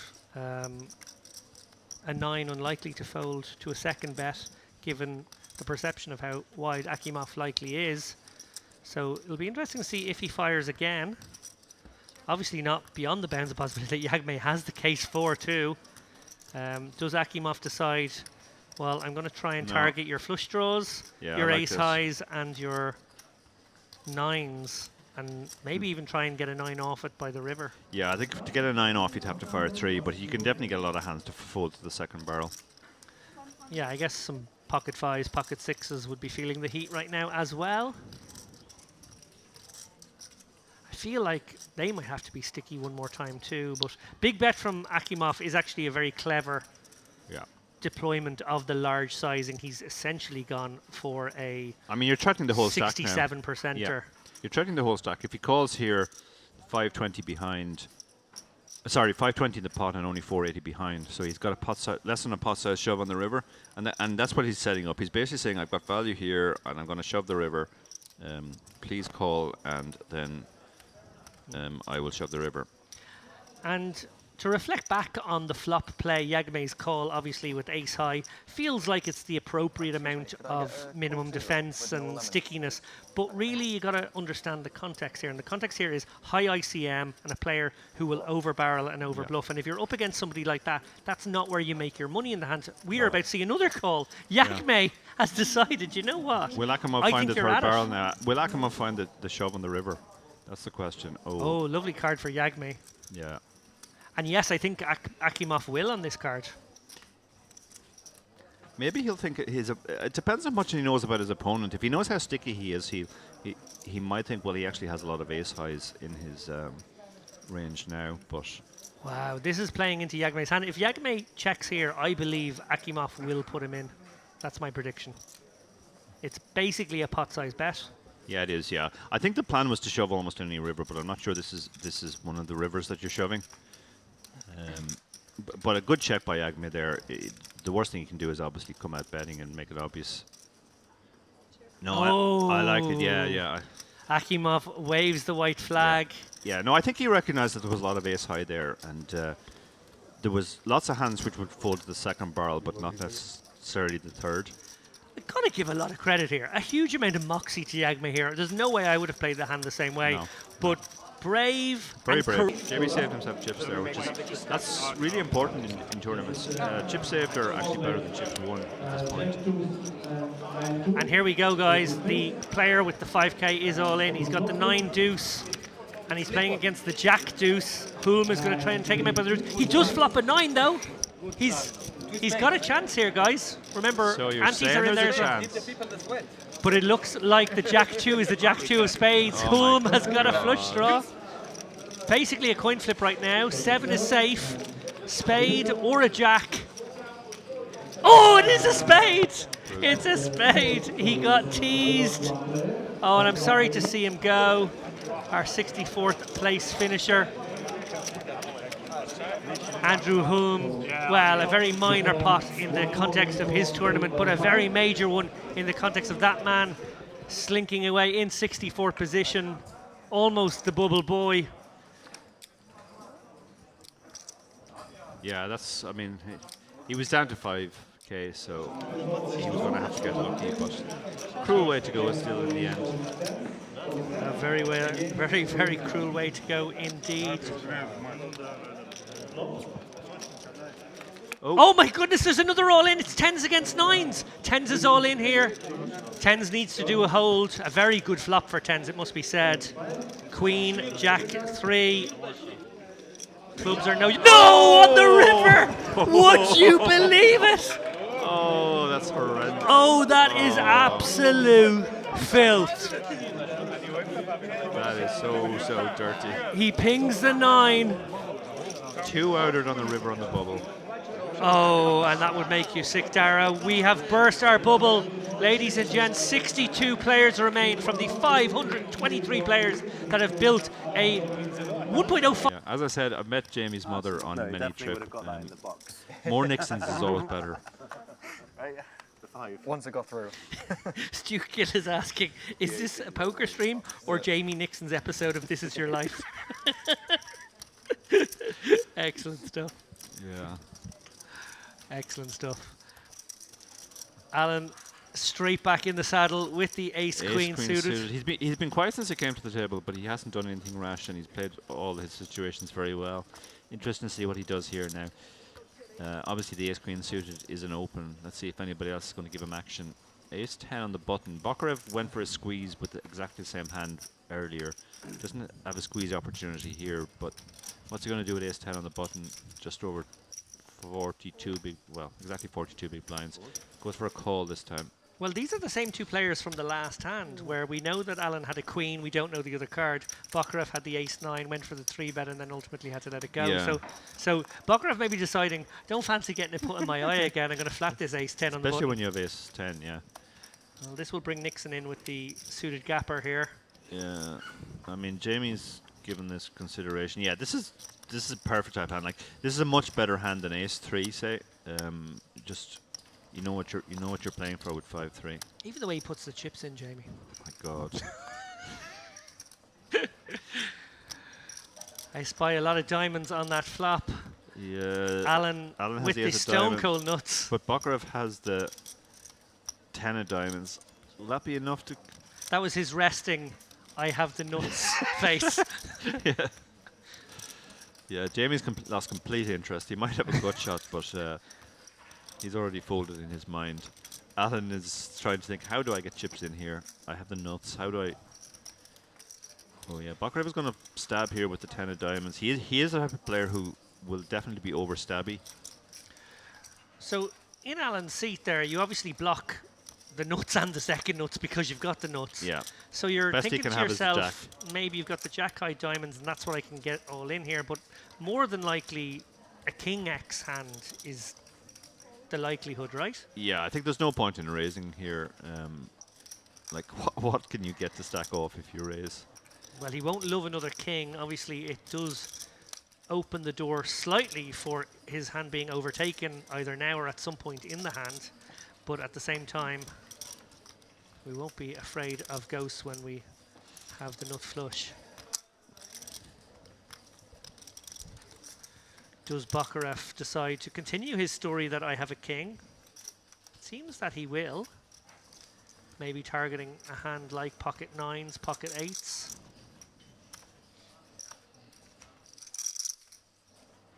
For a fold? Yeah. Yeah, he generally doesn't turn down the opportunities to take stabs at pots. It's been very effective where nobody has anything, but you do tend to run into it eventually, which is what's happened here. Yeah, I think again Alan going to come with just a call. Why not? Yeah, you just want to keep the bluffs going.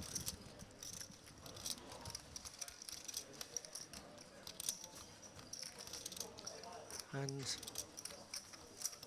yeah, I really like this play from Bakarev, or from Alan, I should say, versus and I have the to wily say, Bakarev. in terms of his body language, he is giving off a decent amount of reluctance here, which might also persuade his opponent to keep bluffing.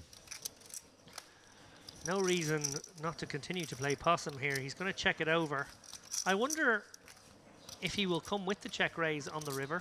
Bakarev has a pot-sized bet. If he bets any amount less than pot, I wonder if Alan would just flick in the call here, or he would go for it. Now Bakarev does knuckle back. He realizes something is afoot, and indeed it is. Alan with the flush. Don't think you were calling, he said. No. And a very late in Ireland. Yeah. But it's fair to say that over these parts here now, when you take it, I don't know, what is it, maybe 1,500 kilometers east? Probably a bit more than that, in fact. You've obviously got a hotbed of excellent tournament staff as well. Aboudi.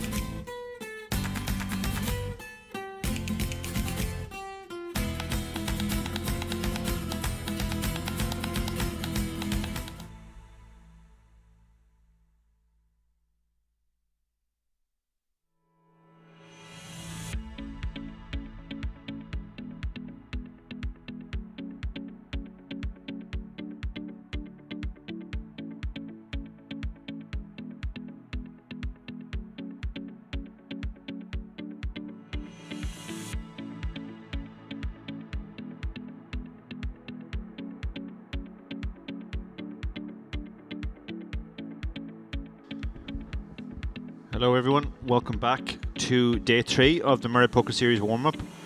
My name is Darrow Carney. We have a new feature table. David Lappin will be joining me momentarily, but he's not back from his dinner break yet. The chip leader on the new table is Maxime Chilot, Frenchman who won the high roller here back in November for over 180,000. Couple of familiar faces. We saw Nikolai Fall on an earlier feature table as well. The really short stack is Jesse Wigan from the UK. He's on 5 big blinds, 3 other stacks in the 13 to 20 big blind zone, and then everybody else is more than that.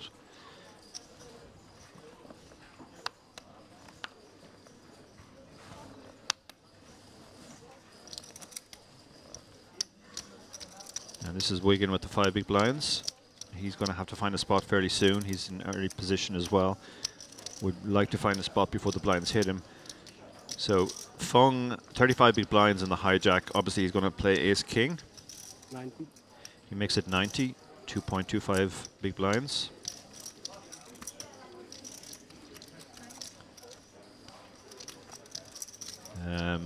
We have some very big stacks on this table, and also 4 sub 20 big blind stacks, as I said. Chilot, this is the Frenchman who won the Merit Vintage Series High Roller back in November. So he's going to play Jack 10 suited. You can see he's got 4.3 million. He might be the chip leader in the whole tournament. 90. 90. So he gets to play a lot of hands. And Jack 10 suited is a hand you can definitely play against a late position open from the small blind. It flops very well. And he's flopped a gut shot. Fung has top pair here. Quick check. He has just a gut shot. He doesn't have a backdoor flush draw or anything else to go with it. Depending on the size Fung goes with here, that will determine whether he's going to continue or not. And Fung, let's see his size here. Pot's 260.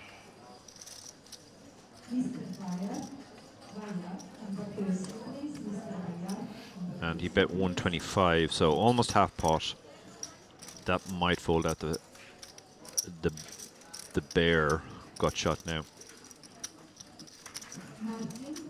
Smaller bet, a gut shot would continue. All the gut shots would continue. Yeah, good fold there. Not really getting the price to continue. My friend, do you have a brother that is look like you? No. I changed the t-shirts. No, I don't have brother. Oh, there is one. I go to dinner break and... There is one here. Look like you, seriously. It's me. Some joke about apparently I need to Nikolai see changed both. his No, I don't have brother. t-shirt Only at the sister. dinner break, so the players are asking him if it's his brother he subbed in. But he's confirming it's not.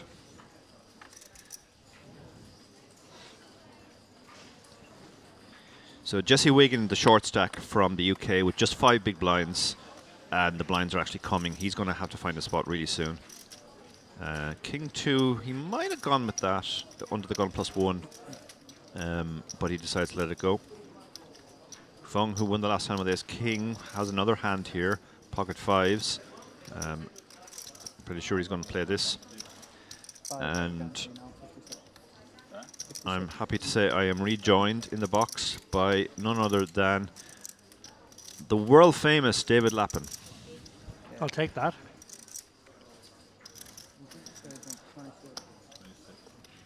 So as this gentleman here, who's now on the button, he's got over 4 million in chips. He's the massive chip leader. He's also the guy who won the high roller back in November, so it's going to be very interesting to see how he plays. Wow. Last hand he defended Jack 10 suited. He flopped a gut shot, but his opponent sized up and he just check folded. Very disciplined. Bye. And Fung facing the small blind again. This time it's bay bars with the ace-7. He has outflopped the 5s, but Fung has a gut shot to go with his pair. He'll also figure his hand could be best a lot of the time against stuff like Jack 10, Jack 9. It is his board with the ace, and he does have the gut shot as a backup even if he doesn't have the best hand, so he's going to bet. What's his size this time? He used half pot last time. And it looks like it's... He's gone smaller this time, which is interesting. Last time he had top pair and he bet half pot on a pretty dry board. This time he's gone smaller. Yeah, clearly a bet designed to just clear out the Broadway combos. Yeah, or the Jack 10s. It's a small blind range which will be cluttered around pairs and suited connectors.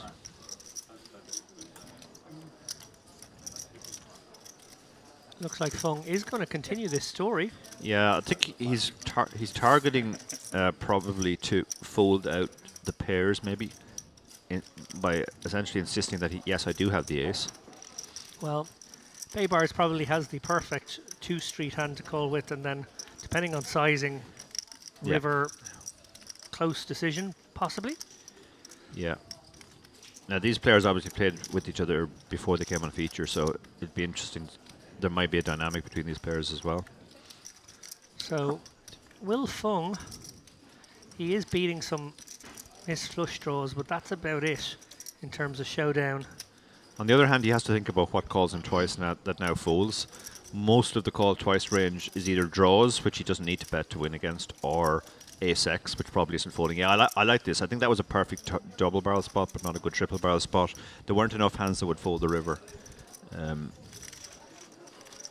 Now it happens that Bay Bars had one of the few hands that might have folded to the third barrel, but also might not, given all the missed draws. It's a little bit quiet. Yeah, like you now? said, a big factor in all of that Very is certainly quiet now. dynamical, and what we've I seen said these that guys last show down time, over the last while. We're not familiar with Do that. something, so I quit. Squeaky bum time. That's what it is. I pass. After dinner is harder. I see there we are on a ladder jump. So now, It's, coffee. it's Now yeah, after dinner. not insignificant, probably something in the region of 1k. Yeah, Half a buy-in. that maybe explains why we can fold up the last two reason for hands everything. rather than take the shot. But he's under the gun now. He really is incentivized to get it in before the blinds hit him. With just 5 big blinds. And yeah, this is going in. Well, given that he, I believe, is on an exact pay jump, he does just stick it in. I was going to say, will he hold chips behind just in case? Yeah. By himself, maybe a crucial 30 seconds.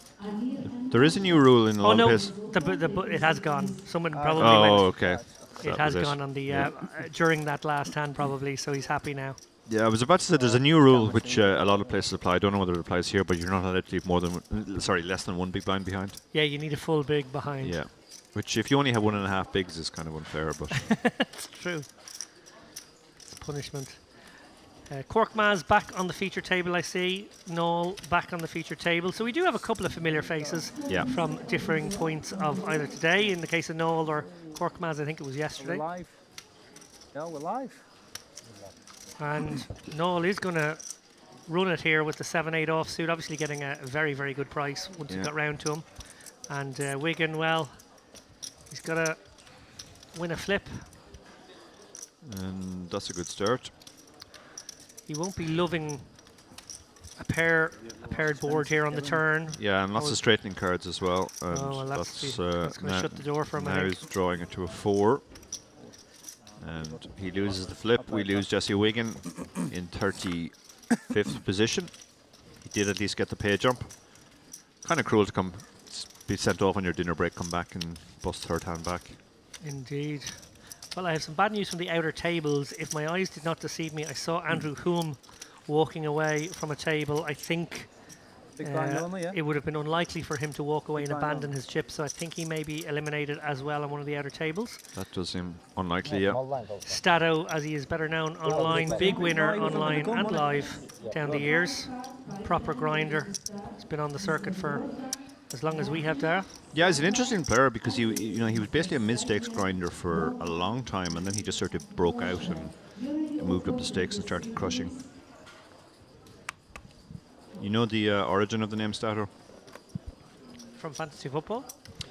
No, I believe he was on some game show, which tested your statistical knowledge.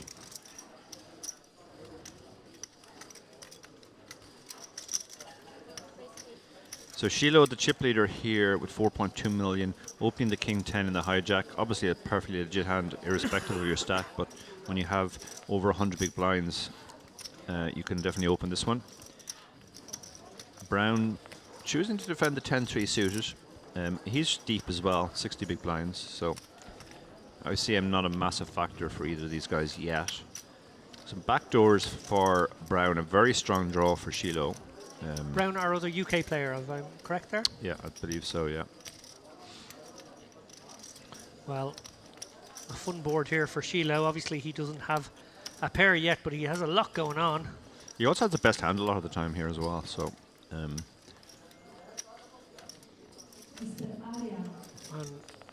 considering what sizing to go for here, it looks like he's opted for chunky enough 150. Yeah, I think that's because he's deep against his opponent. If it was shallow, he'd probably just bet 1 big blind. But because he was 60 big blinds effective against his opponent, they play relatively normally. It's a board where if you're going to bet, you're going to go fairly big.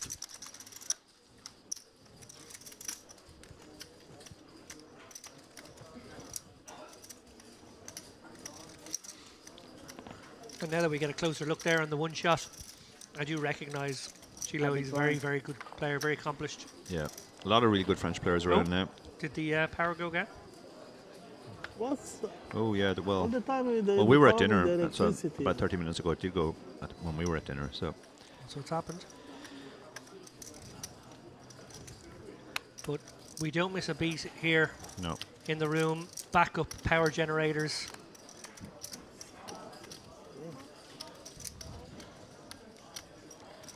So, a lot of rubbish hands being folded. Cormaz, yeah, if he was on the button, he might open king 8. It would be very Well, he's got a loose. shove or fold, I suppose, in his position there with 10 bigs. Yeah. It's yeah, it feels like a king 8 suited. Sure, we can go with that. Maybe we need a few more pips with Yeah. the offsuits. King 10 maybe. I think king 9 you could shove for 10 big blinds from the cutoff, but yeah, king 8 just feels a bit too bad. Brown's limping in here, or is he raising? He is going to raise it up here to 2.5x. Yeah, I like this. We had this discussion earlier about the types of hands you should raise from the small blind, and I like this really junky hand because if you get 3-bet, you're losing absolutely nothing having to fold it. He's chosen a very small sizing there. Yes, 2.4x. Yeah, he has. You're right. Yeah, yeah. I would prefer a bigger sizing if we're going to open. This really shouldn't fold out anything, and I mean, at the end of the day, he has 9 high, so. Yeah, 140 feels like. Oh, he got a full. Number, but he did get the fold. And from Jack 6, like that's a pretty decent hand blind on blind. Yeah, so again, like he's been playing with him, so maybe that's an exploit. He's noticed that Fung tends to have a fairly inelastic range where it doesn't matter what size you raise. If you raise, he's going to fold mostly the same hands.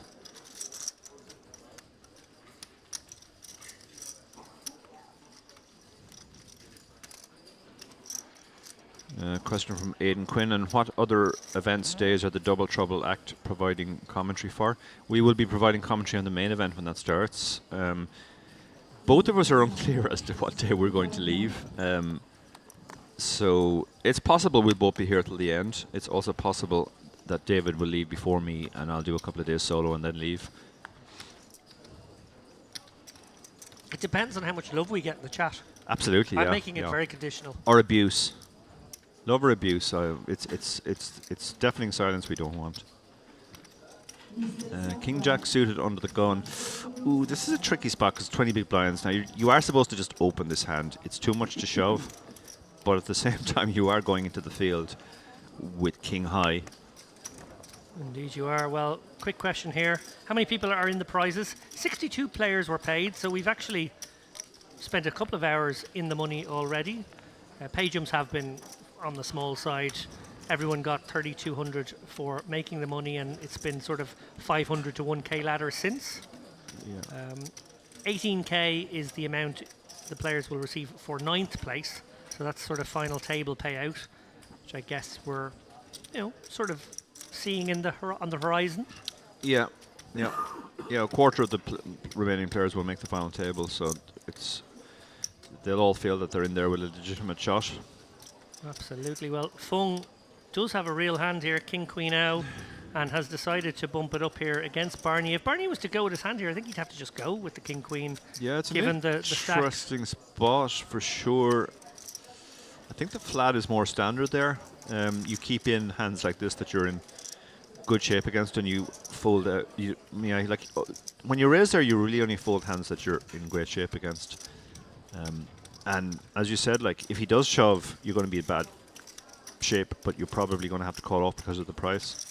Yeah, I'm not sure how stack aware Fung was there in that situation against his opponent. Obviously, with his own stack, a few big blinds more, maybe he was considering a raise fold. Yeah. But his opponent was shallower, He and does. he had priced himself in. Yeah. On the little I've seen of him so far, he does seem like an old school aggressive player where if he has the choice between two options, he prefers the more aggressive option. Shiloh, even though he's playing loose, I don't think he'll be opening the Queen 7 under the gun.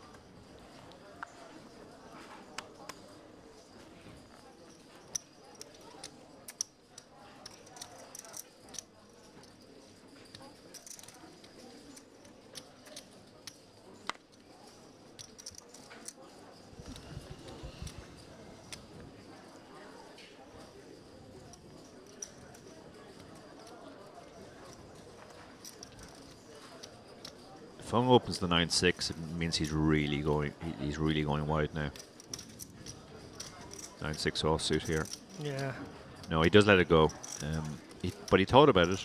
He sure did. Well, Fal right behind with the suited ace-10 here. Searching around here for a few other bits of chat here. Dark Angel says, we're selling this place very well as a holiday destination. She wants to bring her kids a first holiday abroad together. Well, I do strongly recommend it, Donna. I think it would be a great spot. John Cheffo says,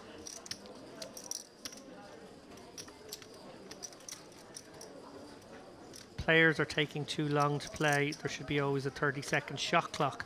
Oh, that brings us to an interesting subject matter. Well, actually, we're going to check it out here as Barnia all in against Fal. He went for the reshove spot. Fal happy to call it off blind v blind, and 10 plays. the Nice 10 answer. does play now.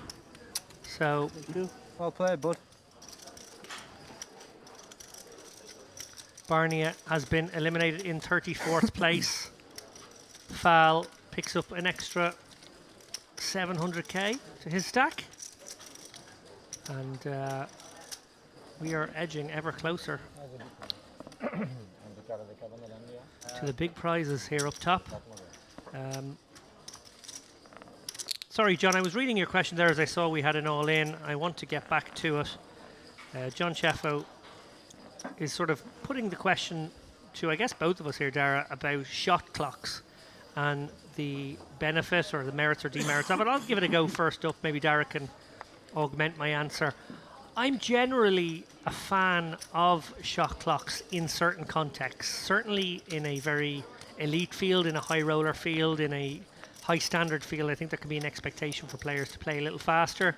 People should know the ranges. They should probably be nailed down. Obviously, in addition to a shot clock, you usually have those time cards where you can use them to have a little bit of extra time for those occasional tough decisions you might face on turns and rivers and whatnot. I think in recreational heavy fields, they're a really bad idea because actually they just give an advantage to the pro who probably does know what he's doing with most of his range and most of his 3-betting range, etc., etc. And if you're trying to put off a new player to the game, forcing them to act faster than they would like or pressurizing them to the point that they actually are told that their hand is dead when they didn't act quickly enough is a real way to turn someone off the game. You see some tournaments kind of go for a halfway house on stuff like this where they decide what they'll do is have no shot clock until the money comes in, and then at that point sort of sportify the game a little bit more with the shot clock. That seems to be a reasonable compromise. But I have to say, it's a non-issue here right now. Merit Poker here in Karinia, here in North Cyprus, the action has been incredibly fast-paced.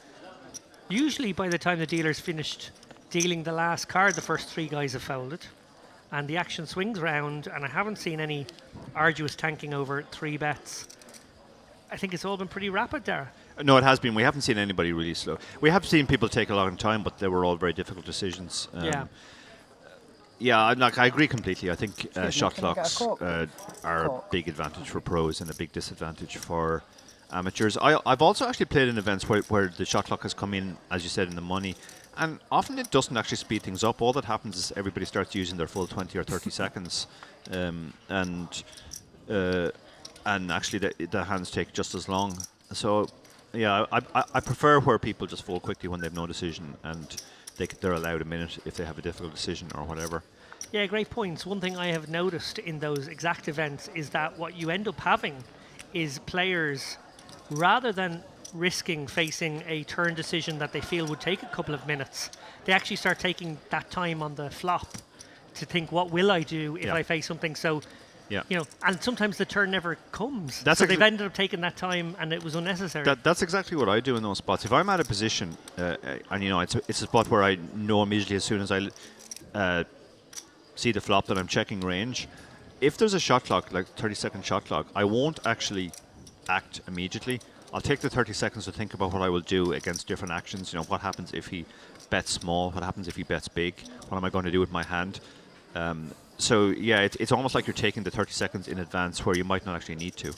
Yeah, and to extrapolate from that, then the guy does make a bet, which you've now maybe decided what your response will be. Well, now you're going to use the 30 seconds to think, what will I do on different turn cards? Yeah, exactly. Now you start thinking about the turn, even if you know what the immediate decision is. So, yeah, it's whereas if that was like, if there was no shot clock, I would just very quickly check the flop. If he bets, then yeah, okay, now I'm taking time to decide what to do, but then I'm calling as soon as I've made my decision. So actually, it can end up being slower. Or maybe that action is actually fold to the larger size and he chooses the larger size and everything was moot. Yeah. And the time has been wasted. So yeah, as Dara rightly points out with a couple of scenarios there, not always actually helping move the game along. Occasionally, having the opposite effect. You also see online, like when you're coming up to bubbles and pay jumps, you see guys taking the full time bank every single decision, and that's because they have that amount of time. And people can start doing that live as well. If you tell them they have 30 seconds, they just take 30 seconds every time. There's no real social stigma against doing that, where there is a social stigma against taking 1 or 2 minutes. And I tell you, you've never been more tilted in a poker tournament when you're faced with 6 guys in a row all taking the 30 seconds before the action gets round to you. Yeah. Yeah, it's pretty frustrating when that happens. So Shiloh has flop best here. He's got top pair, decent kicker on the 10 deuce deuce. 10's up with the king against the ace jack here. That probably feels compelled to continue. Yeah, this is one of those hard to hit boards. So it is a board which Shiloh could conceivably range bet, even though he's out of position. This pot is already fairly juicy, but these guys are reasonably deep stacked. I guess Fal, after He'd like to have a diamond in his hand. Yeah, like he just has very little going on with that hand. If he's behind, he doesn't have... He has king-queen specifically for a straight, but he doesn't have a backdoor flush draw with either of his suits, so well executed 3-bet pre with the Broadway suited hand, and then obviously helped somewhat by the fact that he flopped top pair. Yeah. Able to get the job done. But Shiloh gets richer. But I think he was going to win on a 9-2-2 flop as well. He sure was.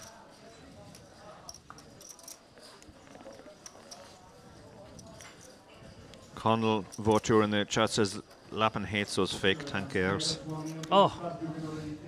Okay. They're the absolute worst. The worst. The worst type of people. Noel with Big Slick under the gun here. Happy to receive action, no doubt. Yeah, this is a hand you're going all the way with if necessary. Sad, wanting to get a full look at the chip stack before glancing down at the 7 deuce. Yeah, this is a little unnecessary. Fung folding the 7-3. Looks like nobody behind willing to give. Shiloh. Yeah, it's just ace-2 against an under-the-gun open. It's pretty mucky. 5-3 suited could be defended, but he's super short. But you can defend when you're short too and just go with your hand if you flop a pair or equity. Yeah, versus a much wider middle position raise, this feels like a must call and go with equity scenario. Versus the under the gun open, I wonder if it's just looming in his mind there might be a greater ratio of super premium over pair hands in his hand, and actually he could be dicing with danger there.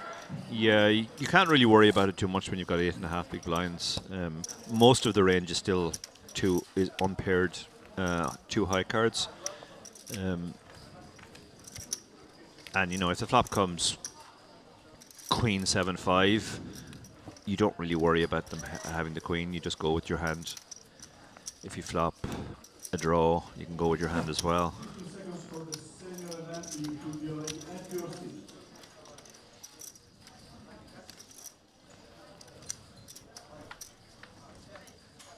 Well, I notice our numbers have increased considerably after the dinner break. Obviously, lots of people settling in for their evening grind. Lots of people home from work wanting to watch a bit of poker action here with Dara O'Carney and I. Welcome to the stream. If you are joining us late, we are here in Karinia, North Cyprus for the Merit Poker Western Series warm-up $2,200 event. They obliterated their guarantee on this one. Over $1 million in the prize pool, playing for 181k first prize. And we are down to 31 players already. The attrition rate has been steady. Dare I say, even relatively fast. Yeah, it certainly has been. Immediately after the bubble, it seemed like we weren't losing too many people, but since then it's gone along on a fair old clip. It sure has. We lost 5 people in the last 15 minutes. Yeah, you predicted 20 earlier. It might actually go lower than that now. I think you are absolutely right there. I think we are going lower than that. Fung 3-bets the pocket 10s here. Shiloh with the pocket jacks behind. Oh, this spells danger for Fung's chances here in the tournament. Yeah, this is an amazing spot for Shiloh because he's been so aggro. The other players will just assume he's super wide here. Fung only has 30 big blinds, so he'll have a lot of reasons to think tens is strong enough to get in if Shiloh 4 bets. Yeah, I think it's interesting here. I think Shiloh can actually go for a very, very small 4-bet here and commit himself against Fung and actually then get away if Brown was to continue. Brown with 2.5 million, if he was to keep going, would have a hand range that Jacks would not likely be in good shape against. So I think Shiloh can basically click this to 380, 400k. Yeah, well spotted. It's not a spot where you want to flat because Jacks doesn't play particularly well 3-way. Yeah, so he's gone for a fairly small 4-bet here, which will clear out the ace-10 and then put the 10s in a difficult spot. No decision here for Brown. In reality, he is going to mull over it momentarily. But Fung, he's right at the bottom of his range, and he's faced a cold 4-bet. So even though it's the chip leader who will be wider than most, ace-10 is just very mucky here. Well, we say that, but Fung certainly in a real bind now. I wonder if he can get away, Dara. Is there any world you see him getting away here? I mean, I don't think he even should, because his style is very much 3-bet everything. Like, so he doesn't have a flatting range. Yeah. If he had a flatting range, 10s would be towards the bottom of his 3-betting range. But because he 3-bets so much, he's going to be 3-betting a lot worse hands than 10s.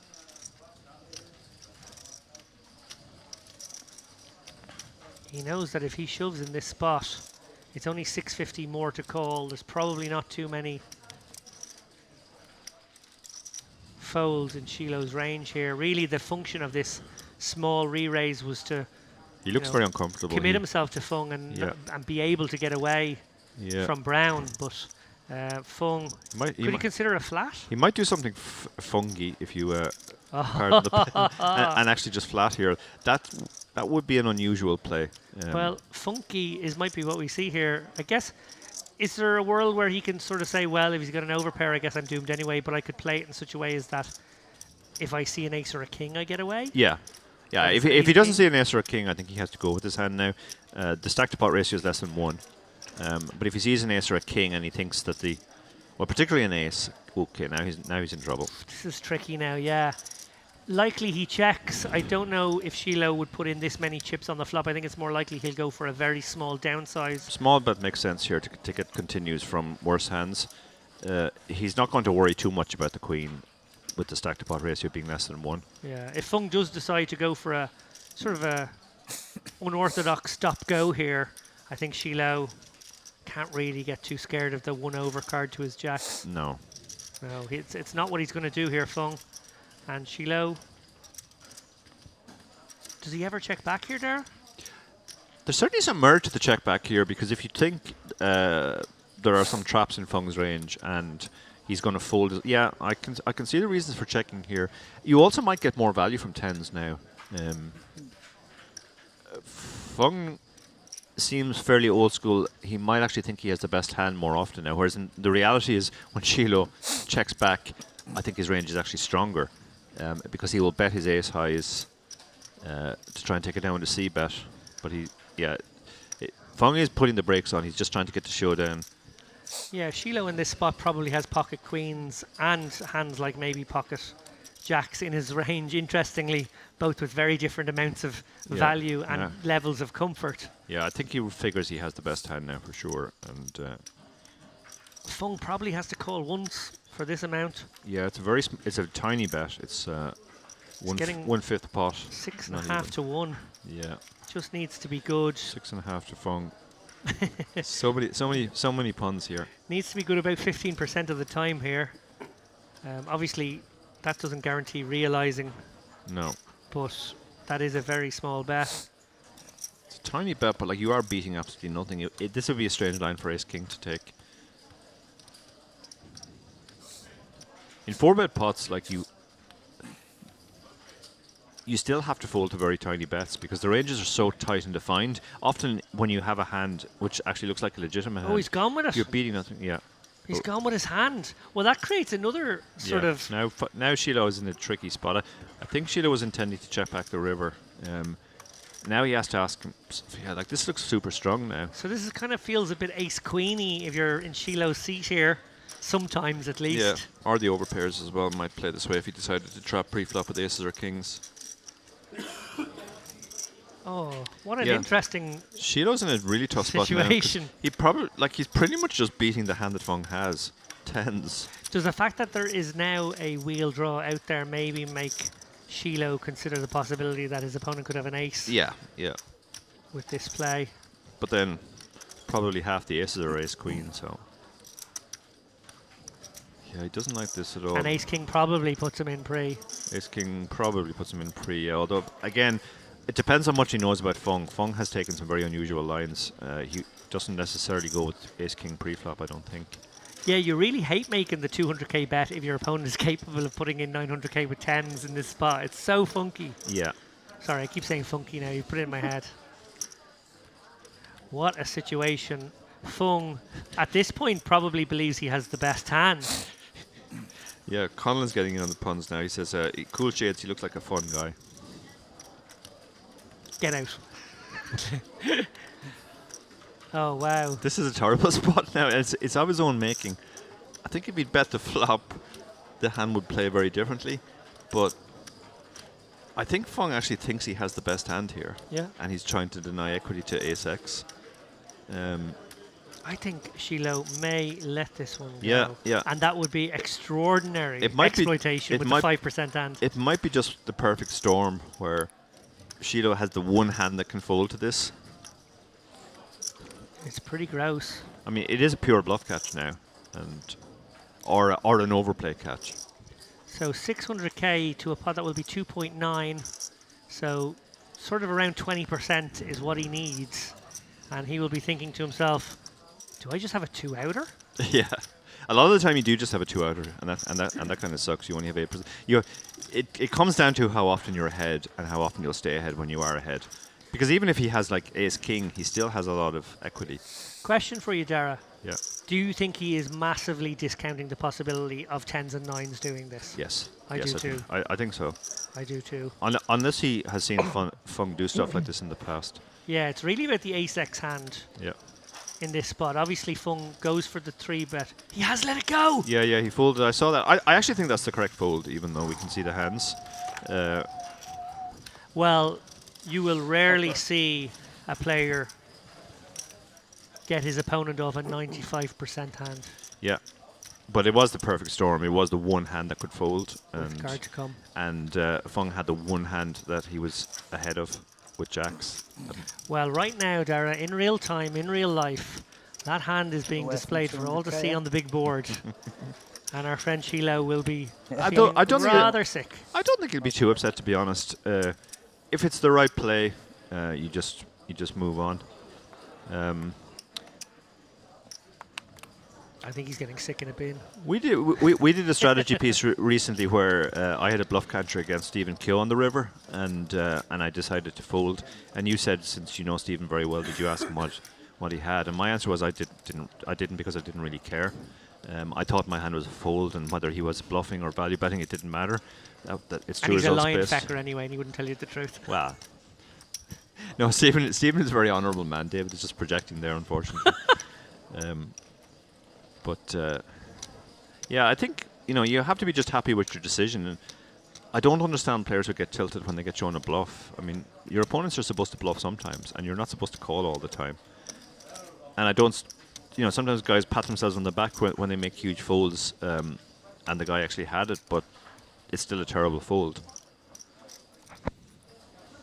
So Brown raising the king queen here. He's getting a bit of love in the chat as well, as our UK audience presumably comes in from their work day. Coming in from the workday to a sobering lesson about results-based thinking from Dara O'Carney there. Yeah. And zero romance. And horrible allegations and impugning of Stephen Keogh's character from David Lappin. Lots of love for Stephen, only joking. Close one. Close.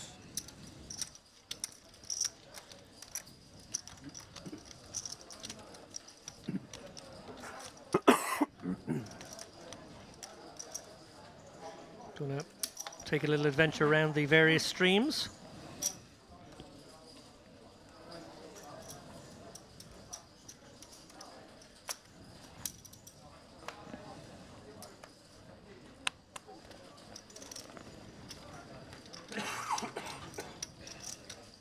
Sheila with the ace-4 here.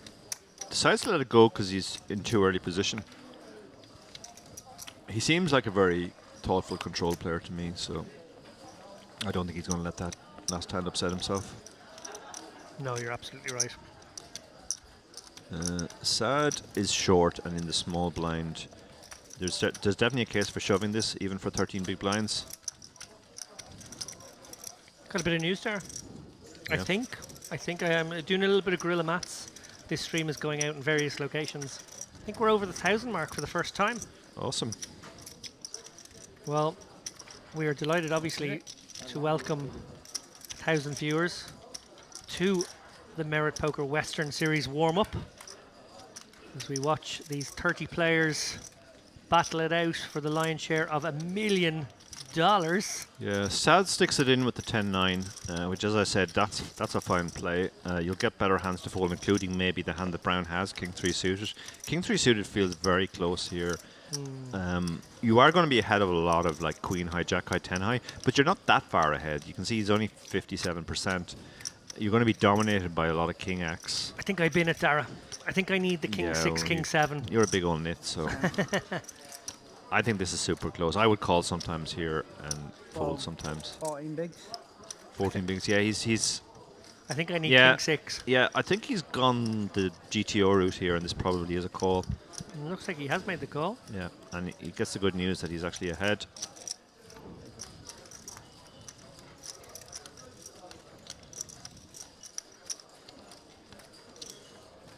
And oh, well, that's the end of that. That's the, well, yeah, he's drawing to a chop now. Well, actually, yeah, no, he's drawing to a chop. I think you can start counting out the chips. He needs 10-9 specifically, and his opponent is blocking that. Yeah, he. Well, 10-9 is your favorite card, right? A 7 card Your straight favorite there for card, Sad. And 9. You always win with this card. He has raised from 10-9 off. Saeed up to 1.2 million now, very much back in the mix. 30 big blinds, plenty of weapons returned to his arsenal. Yeah, I think his name is probably Sad rather than Saeed. There's no I in his name. Lucky cards. Anyone in the chat want to weigh in here?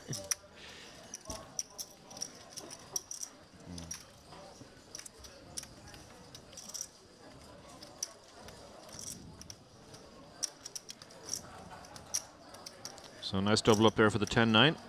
Stays alive. Sad is happy.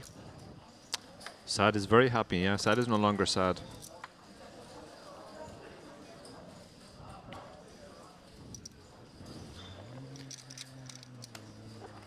Fal with the very pretty but often overplayed suited connector here. Yeah, he doesn't seem like the type of man who would fold a suited connector, but and he has raised, right? No, he hasn't. He's let it go. He's tossed it away. Yeah, now. he's shown good awareness there. He's got the chip leader behind him who's looking to be very aggro. He's got some reshove stacks behind. No blocker. Babers with a big stack as well. No, flicks it away. Sad. Probably won't play his button here with such a raggedy offering. No, lets it go. And Brown is going to toss away the. We saw him play the 9-2 earlier. He's going to toss away the 7-3. He was ahead. Yeah. Yeah, that's interesting actually because they're very similar types of hands. So I guess it's just an occasional raise with a bad hand rather than doing it every time. Some flop, eh? Some flop. Get me joined, Edge. Ashley Honeyman in this chat says unlucky Brownie, awful flop. Yeah, it was indeed. His opponent just flopped the nuts, flopped him dead. Yeah, Jane flop. Good call, right? Good call. Yeah.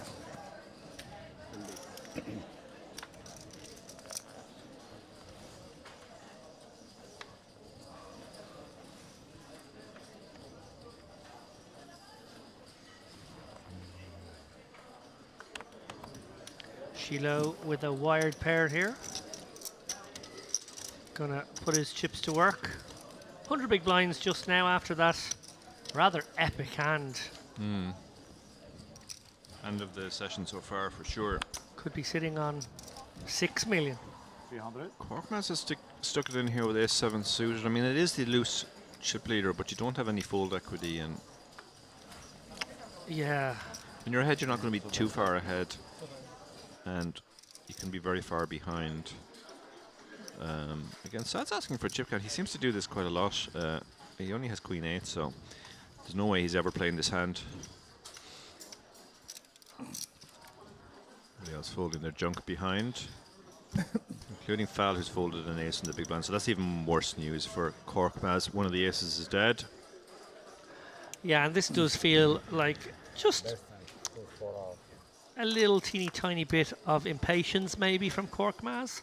Not going to give him too hard a time. He is short and he is looking for a spot, and he is getting it in over the top of the loosest player at the table arguably, but still don't love this ace-7 suited. Yeah, he's got some backdoors, backdoor diamonds, backdoor straight draw, which he would chop. He'll take a chop, he says. Yeah, the 4 chops now. So an ace for a win or a 4 for a chop, but we get a 3, so we lose Corkmaz. Yeah, I think it's one of those spots where when you've 9 big blinds, a lot of players just adopt the attitude of the first decent hand I see, I'm going to stick it in. But the action kind of matters ahead of you. Like if the chip leader has opened under the gun and you know he's not folding to your shove, you can probably wait for a better spot than ace-7 suited. Very well said. I could not agree more. The rich get richer. Shiloh now up to 4.5 million. Well, he is in a great spot to make a deep run towards this final table. We won't get there tonight, but we might get closer than I originally thought. Yeah. Yeah, we are losing players at a much faster rate than I thought as well. I think we might be down to 28 now. Yeah. 29 the screen says. So we're actually not too far off a 3-table redraw.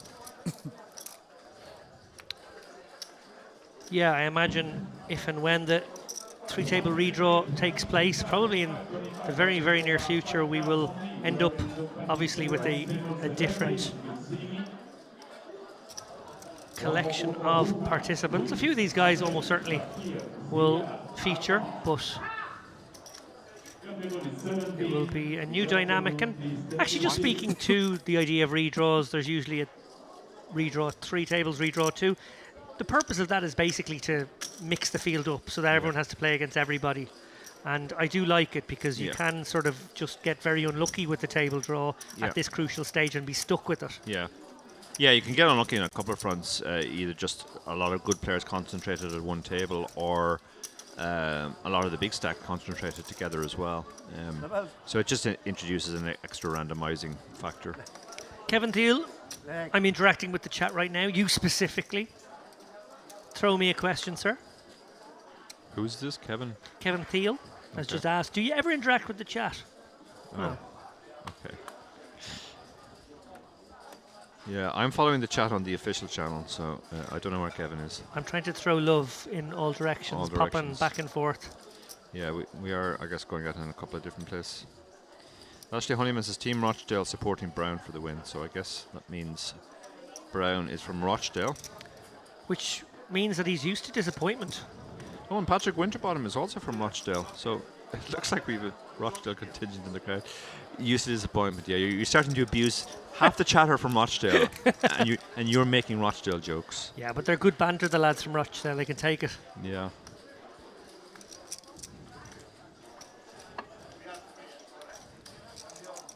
Rochdale is up near Manchester, is it? My English geography is very hazy. Chat can correct me if Rochdale ends up being nowhere near Manchester.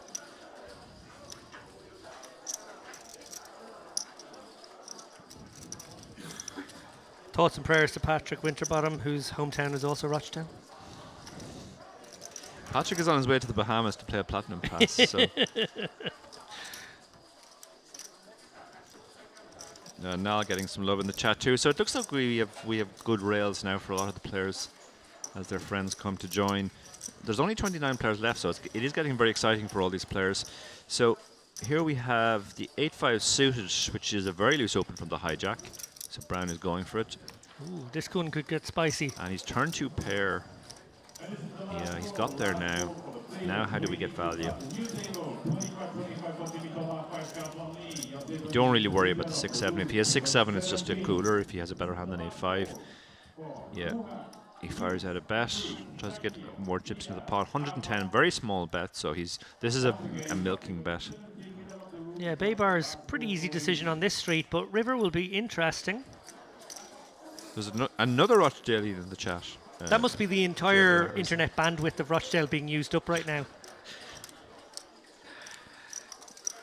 And a somewhat inconsequential 3 of clubs means Brown has been waved the go flag to extract a little bit of extra value here, targeting probably something like a queen 9, a queen 10.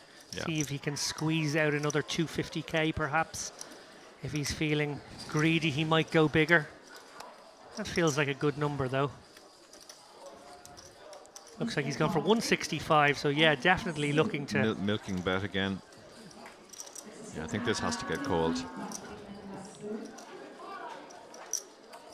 You do feel like you're being milked, but you can't really be folding top pair to There's small bets. the face of a man who feels like he's being milked right now. Yeah, have it, just have it. I'm losing, but I only need to be good 20% of the time There here. it is. And there is my 2 pair. Ship it. Yeah. Can I get a ship it from the chat? As the Rochdale man drags in a almost million chip pot. Ashley Honeyman confirming that the internet in Rochdale is maxed out for the brownie. Well, look, we're going to take a little moment to have a look at the updated chip counts. There has been a lot of chips flying into various different pots, and that means that we have Maxime Shilo. Well, he could have 6 million in an alternate universe. Instead, he has a very healthy 4.3 million. He's probably finding out about that unfortunate hand around about now. Hallie Baybars, 2.6 million. Michael Allen, 2.6 million as well. Paul Brown, 2.5 million. A lot of chips on this table. Helmut Fung, 2.27 million. We don't really have a short stack. Ahmed Ali, 920k. He'd probably be middle of the pack on a lot of other tables. Yeah, it's interesting how this table has changed. When they came back from dinner, Maxine had about the same stack and he was massive chip leader, but there were 4 guys under 20 big blinds. And one of them only had 5 big blinds. So half the table were short. On this table now, nobody is under 20 big blinds. Yeah, average in the tournament right now is 1.3 million. There you can see 6 of the players at this table above the average and way, way above in a number of cases. In fact, I would go as far as to say that perhaps half the chips in the tournament are on this table right now. Trying to do some quick maths to see if that's true. I didn't do the maths. I just did it by feel. I'm a feel mathematician. 14, 16, 17. About 19 million. 40% of the chips in the tournament are on this table. 30% maybe. There was 520 or something, wasn't there? That sounds right. So 520, 52 million in play. Well, while Dara and I argue over the finer points of maths, just trying to make it exciting. Half the chips on the table. That's just you could just let that go. I could have let it go, but He's a stickler, guys. I'm an absolute stickler for numbers. I'm not having that. It looks like the entire town of Rochdale is now in the chat. More and more Rochdalians are turning up every minute.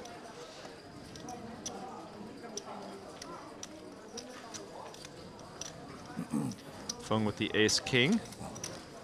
He's been quiet since his coup with the tens. What are the chants on the stands of Rochdale? What do they chant in the football matches? Can we get a bit of that going in the chat, please? Yeah, maybe. I guess we'll have to ask the Rochdalians what they chant at their football matches. Very good. How much you play? 2.2.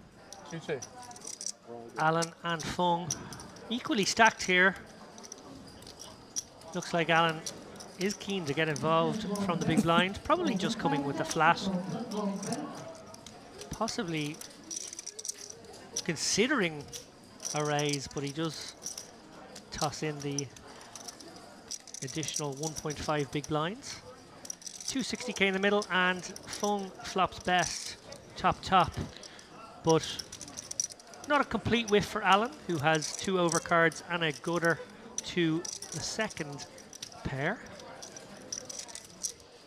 Yeah, and he can hit the straight from the other end as well. So Fung, no reason not to look for immediate value here. Probably going to fire out something in the region of a third. So he's gone for 125. 125. He's tended to go a bit bigger with his top pairs, and that does flush out the gut shot.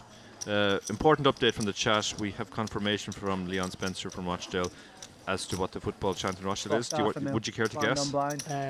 I'm going to go with the, no disrespect, guys, but I don't think it's going to be hugely imagined. I'm going to say up the Dale. 6, 7, 8. You got it exactly right. There we go. Dead.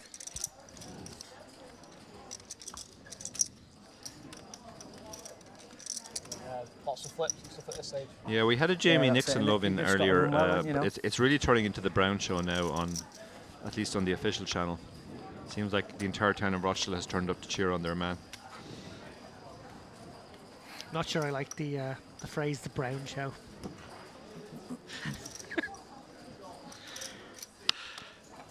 We go with Brownie, the Brownie Show. The Brownie show. We get another food reference in. Bit of the brown. Up the brown? Oh no. We've gone to a terrible place. This is terrible. The wheels are coming off. Fung opens the pocket sevens, and Fal likely to follow him in here with King Queen suited. And you know what happens when you mention Jamie Nixon's name? Well, I know what happens to my body. He immediately pops up in the chat to say, "All right, lads, I've been advised to take out a restraining order versus David." Also cheering for Brownie. I hope that means you're not out, Jamie, if you're in the chat.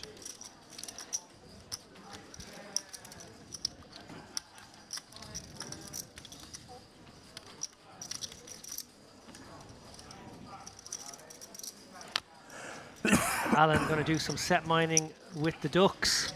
Yeah. Noel getting out of the way with the raggedy ace 8-4. And, well, King Queen outflaps both pairs. Does Fung fire out a little cheeky c-bet here? I think he might. No, he's going to check it here. He's going to check it and see what Fal does. Fal is going to have to bet his top pair three-way, I think. You don't have to go very big.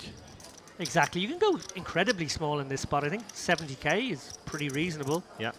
It'll get the job done against most of the hands that you don't want to continue. He fires 100 and Fung Two quickly fools. gets away. Even with the backdoors flush draw, Fung didn't think about that there. He just...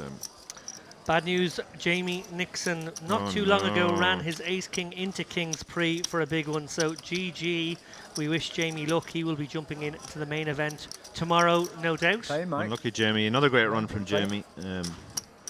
One of the class acts of UK poker. So dreamy. 1-8. Yes, David. 1875.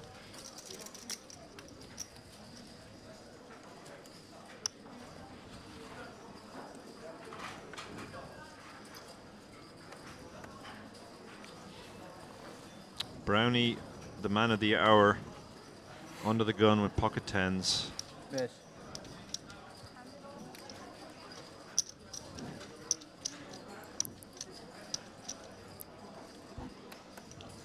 Jamie says he's also cheering for Mike and Ryan, so clearly a few UK of the UK contingent still left. Yeah, we had high hopes for Jamie earlier on. Sadly, not to be for that man. But here we see, well, Cooley Bird is King Queen in particularly good shape given the blocker effects of both of these guys having pocket tens. Yeah, this is just an amazing spot for your King Queen. He may come with a squeeze, he may come with a flat, I could see either. He could fold it too, I suppose. It is action from under the gun and +2. Yeah, I think all the options are in play here. He does, it's an awkward stack size as well, just under 30 big blinds. Yeah, he does just toss it. Yeah, I mean, he was in great shape against the two hands, but not necessarily against the ranges. Often players, what they're looking for in situations is clarity, and that is the definition of an unclear spot. Yeah. And sometimes when you feel that way, it's nice to just let it go. Ooh, ace-king for Alan. Well, things might be about to get very, very interesting here because two players with pocket tens may not feel like releasing their hands to a squeeze here. And the shortest stack in this hand is 40 big blinds, so this pot could get very big. And Dara, do you envisage a world where Alan's reputation may precede him here, the squeeze coming from the dealer button may be perceived as potentially light, and if Brown was to flat call here, Fowl might actually back raise? that's possible, yep, that's certainly possible. Trying to do a little bit of Nostradamus here, guys, but I could given the imagine stacks. something like that happening. Yeah, given the stack size, it would be getting an amazing. It would be a good spot to shove. They wouldn't have to fold very much for it to be a huge pickup. Deep sigh into his microphone from Brown there. Clearly feeling anguished about this rather awkward spot here. The 3-bet is to 425. Is he whispering to? Is he telling us what he's going to do? Yeah, tens is awkward here because it's a pretty strong hand. It's fairly high up his range, but facing this action, it's just very awkward. 725 in the middle. The fact that he opened for 100k is sort of bloated this pot as well. He went for the 2.5x, which means the squeeze is to the rather large 11x. Yeah, he can also think about shoving here. If he thinks Fowl never has a hand and he thinks Alan is at it a lot, he pitches it. But he does release, yeah. Now Fowl is in it. His 10s are stronger here because 10s are higher up his range than they were the opener, but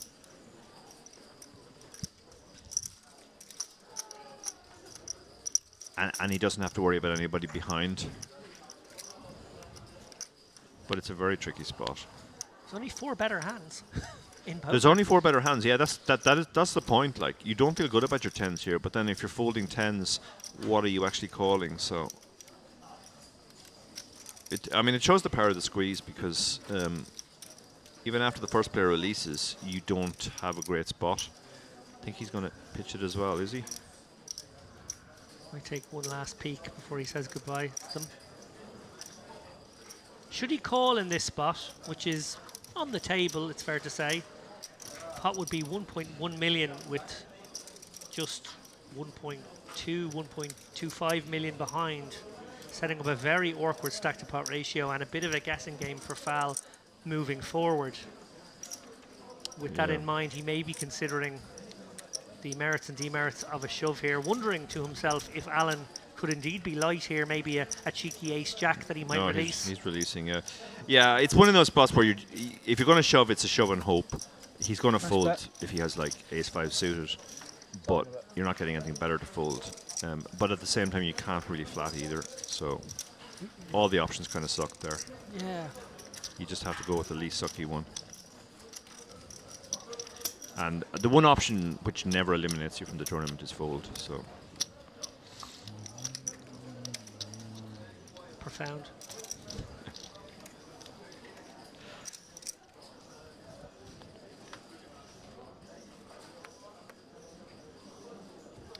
Well, live to fight another day. Brownie and his cheering rail. Brownie and up the dale.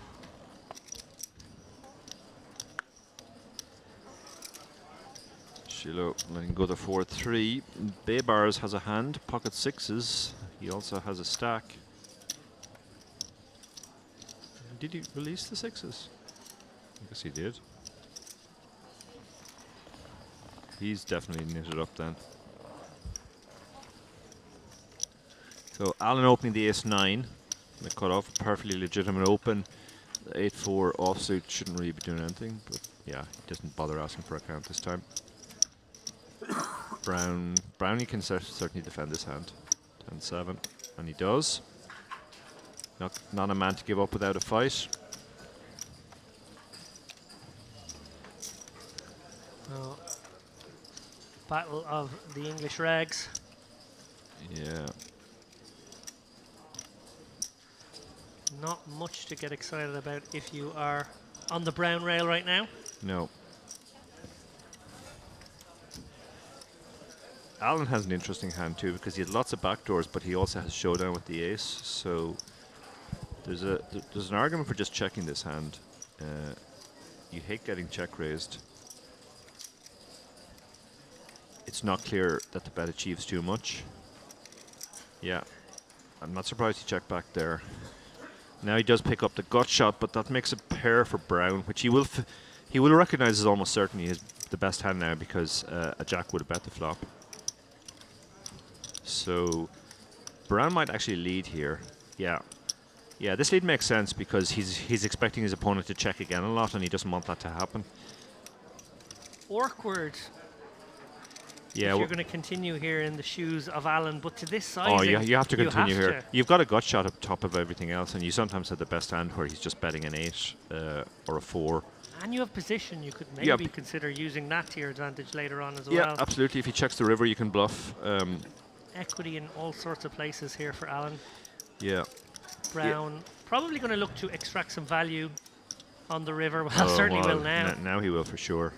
And actually, it's a great card because it makes That's a great combinatorically card, the 7 much less likely. Yeah, the most likely hands Alan bets on the turn are the 7 because he's improved, an 8 or a 4 because it's open-ended, and the 7 reduces the combinations of 7s and makes the others actually more likely now. So yeah, he'll also have a jack sometimes. He'll have a jack 8, 9 sometimes. He'll have a jack sometimes for sure. Yeah. 90. He's gone for 90 so into a milky sort of bet here. Yeah. And it's an interesting one because if we are to try to construct a range for Brown where we include a few bluffs, it will be hands like 10-8. Yeah. Maybe it's a very small bet, but I don't think you're an beating. Ace-4. I don't. Like that. Yeah, you're certainly beating no value with this, and it would be a weird size to bluff.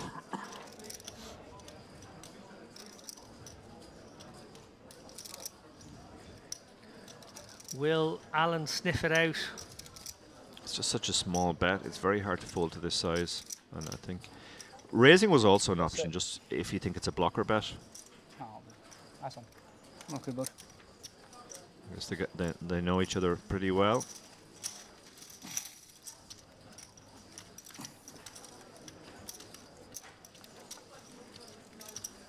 Yeah. I mean, Alan was just unlucky there. There was a lot of very good reasons for checking the flop. The only really good reason to bet the flop was to try and fold out a hand like 10-7, and he just got unlucky that the 10-7 got there. Is there a break after this next level? Just straight through 3 hours. Oof. Well, not what the doctor orders. If the lads know more than us, Dara. Yeah. We may be in for a marathon session right now, but an earlier finish to the night than anticipated previously. But the suggestion being that we're playing 9 levels rather than 10. Okay, and there's going to be no break. Yeah, so that'll actually save us an hour and a break. Yeah, it would be an earlier finish for sure. Yeah, it would make no sense to. I will look to get confirmation of that, guys, because I want to obviously give you good information at home. I know, particularly on the Brown rail, you guys are looking to maybe work out your plans for the evening, and if indeed, it only being 7 o'clock in the UK right now, if we're going to finish up around 9 o'clock, well, you can stay with us before you go out on the town this evening. Easy, right?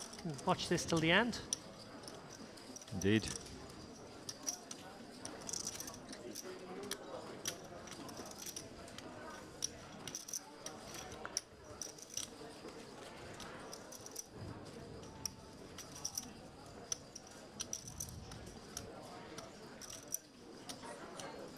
And 2 big stacks squaring off here, Fung and Shilo.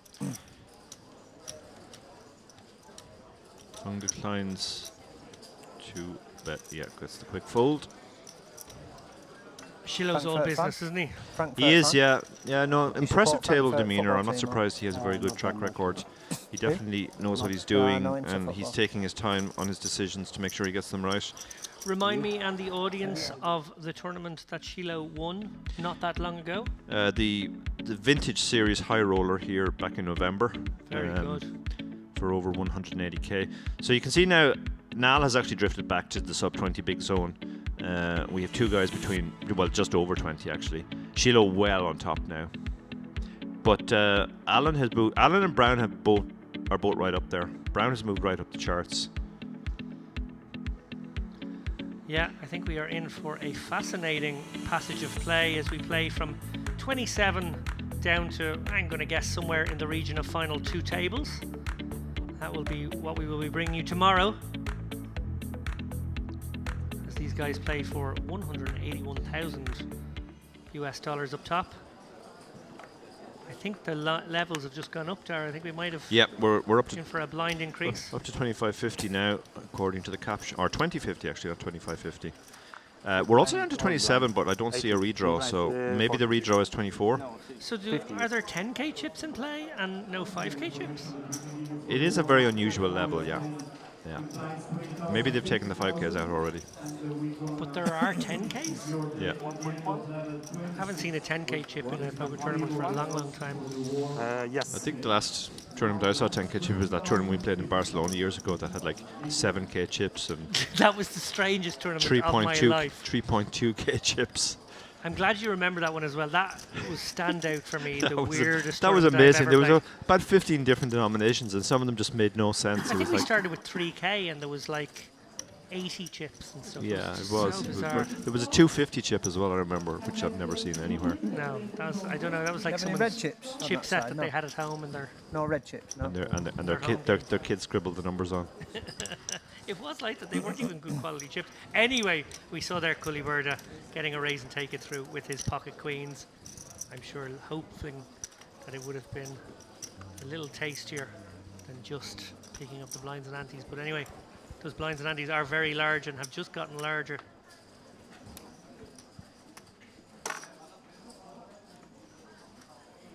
So, no, I am getting confirmation that we are playing 10 levels today, so I think some bad info maybe has gotten back to Mr. Brown.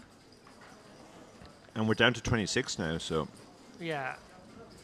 we're definitely getting down below 20. Yeah, it does look that way, doesn't it? 3 more hours to play, so we're probably getting down to 15. Even if things do knit up a little.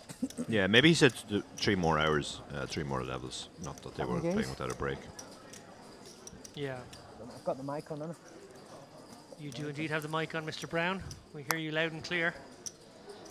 As Fung opens things up here with Teddy Savalas.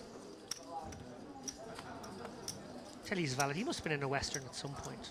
He was, yeah. There we go. Yeah, he was. He was for sure. Another great Western. Yeah. He was in the Magnificent Seven. Ah, there we go. Yeah. There we go. Telly Savalas. Okay, well, that's going to be Kojak for the rest of the weekend. Yeah, it has to be King Jack off as well because Kojak was a plainclothes detective. He wasn't suited detective. Oh, Are you? Did you just invent that right now, or has someone said that before? I actually said it about 10 years ago on a blog I wrote because I got knocked out by that hand and I dubbed it the Telly Savalas. And it didn't get. Well, actually, I called it the Kojak, not the Telly Savalas, but. I liked it that it has to be offsuit. But it did have to be offsuit. Yeah, that's brilliant because I've heard King Jack being called Kojak many Yeah. times, but Yeah. that's specific. Yeah. How is that not part of poker folklore, O'Carney? That is absolutely brilliant. I love it. We have ostracised almost all of the chat who are completely oblivious to who this Telly Savalas Who's guy is. Kojak? Is that some type of camera? Okay, I know you know the answer to this, but what was Kojak's sort of motif? What was obviously the bald guy? Lollipop. Lollipop. There Lollipop, it is. Yeah. He also had a catchphrase which I don't quite remember. Book him, Dano. Oh, that was something else. Wasn't That was Hawaii 5-0. I was only a nipper for all these shows. It's amazing you remember watching them. reruns with me nan. I'm confident though that at least some of the Rochdale lads also remember Kojak. I feel that Kojak was probably big in Rochdale. Well, battle of the pairs with the king kickers here. Culiberta way behind here, but he is going to make the call, understandably, as the 8 of spades. Who loves you, baby? That was Who loves you, baby? That was Kojak's catchphrase. Well, Culiberta's king of clubs was sort of working for him on the turn to go with that middle pin, but it's not so anymore. And interesting to see if either player would go for value. I feel like they both have enough showdown just to check it. all the way down, Cullyberda. I knew we could rely on the Rothschild lads. One of them had already identified that the catchphrase was "Who loves you, baby?" Nice. Alan. Shout out to Alan Graham. Fung happy to take his showdown here, feeling like it would be a little dicey to extract value with top pair in this very, very wet board. The 4-liner with the 3 clubs as well. I don't see the boys loving the Who loves you? Oh, I see it now. Yeah. Alan Graham. Yeah. Top marks. Give yourself 10 points, Alan Graham.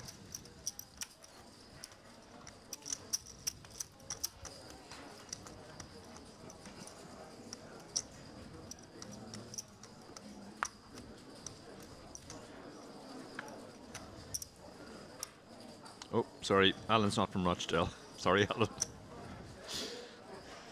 Where are you from, Alan?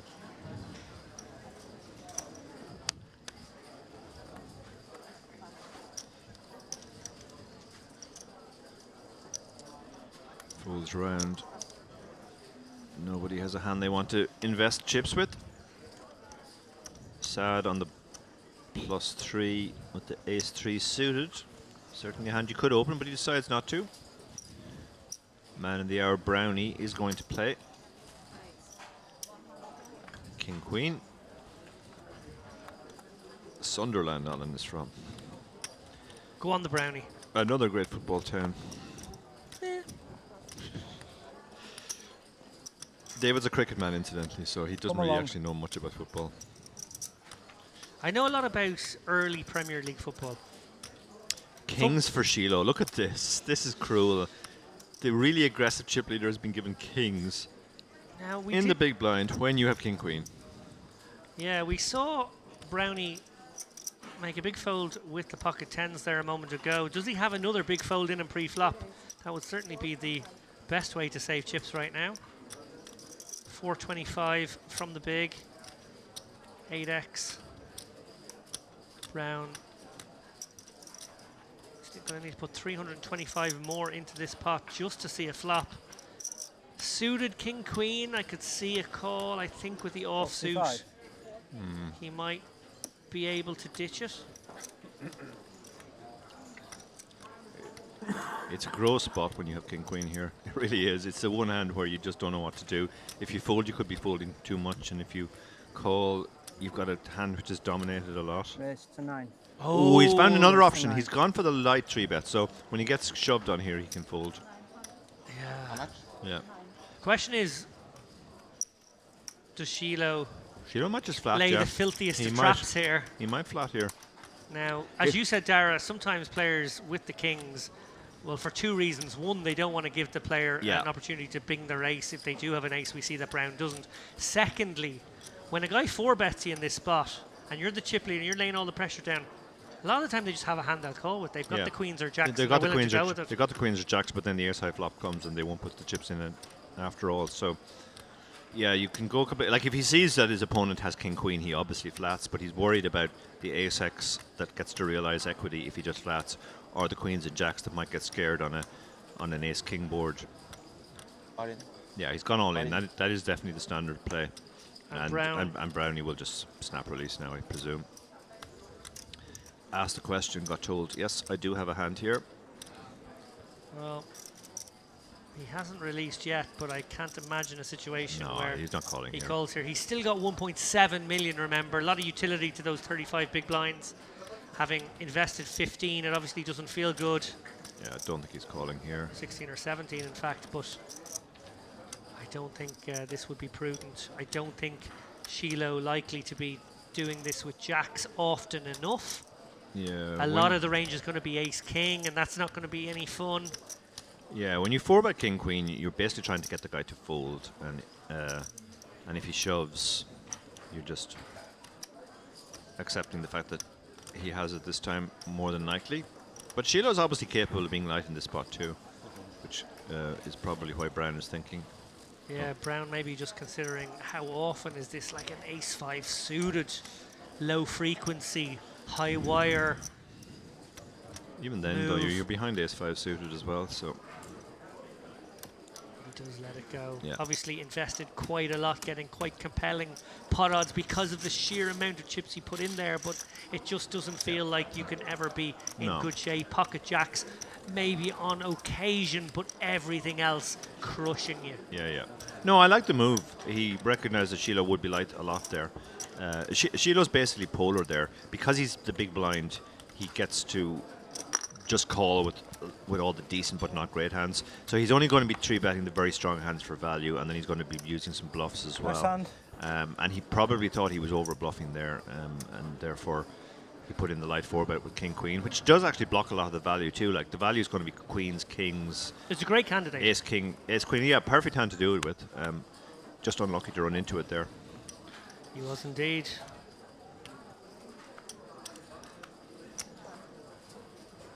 Doesn't seem to be have let it upset him, which is a good sign. Sometimes players, when they 4-bet and have to fold, they kind of stew for a while. Culiberta.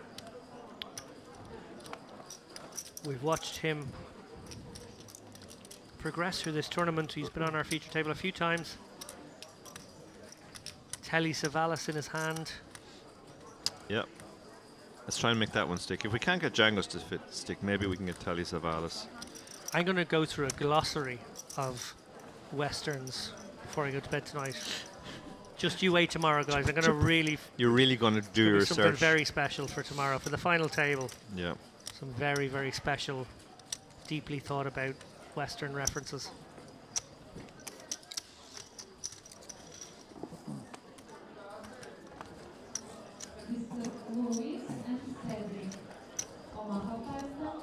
Which one of these players will walk away with a fistful of dollars? Yeah. That works. That works, yeah. When they get heads up, they'll be playing for a few dollars more. Might call that. Oh, okay. Tell you what, my blog, my next VSO article is going to be called "A Fistful of Dollars," and yours can follow up an hour later. Yeah, could be published. A few dollars more. Great stuff. Even if no one else is getting these references, we're getting them ourselves. Yeah. We've reached that stage where we're mostly about it just amusing ourselves now, even though there's 1,000 people watching us. So the 2-4-2 flop is just like really, it might as well be 3 baseball cards. Neither player has hit this very often. So the big blind has check raised here, right? What's happened? I think some of the audience quite young. Pokemon cards. Pokemon cards, just in case Yeah. the audience is young and they don't understand that. What's happened here? Oh, he wins the hand. No, sorry, is the pot continuing? Sorry, completely confused here.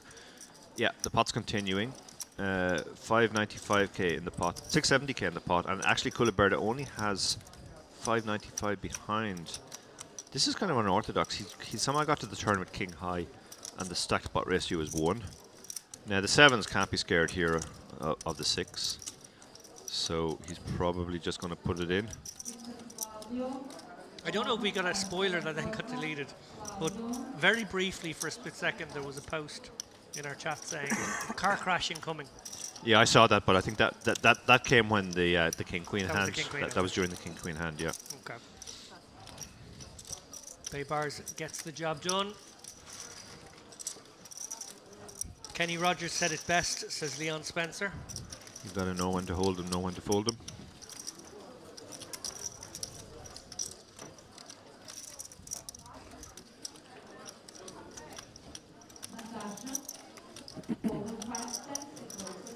It's good advice to know when to hold them, know when to fold them bit, but if you read more deeply into that song, there's another bit about not counting your chips when you're at the table, and that's just not responsible in a tournament. That's just terrible advice. You need to be stack aware. That's just really terrible advice, yeah. Yeah, Kenny Rogers, you know, Who didn't write the song, by the way, so Yeah. we can't blame him for the lyrics, but... good at dispensing advice about the relative value of your hand. Very Yeah. poor stack awareness. very poor stack awareness. I played a tournament recently with a guy who asked me why people keep track of the amount of chips they have. He said, well, like, why does it matter? What did you tell Ian Simpson? I told him, get back to Newcastle, you daft Geordie.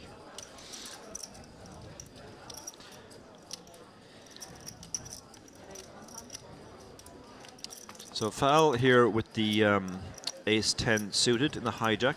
Definitely a legitimate opening hand. Shiloh releasing the 8-7 on the button. Not going crazy, even though he's got a big chip lead. Alan can defend the 9-6. You can go either way with his hand. It's kind of like on the cusp, I think. You would fold 9-5. You definitely call 9-7. So you could probably go either way with 9-6 offsuit.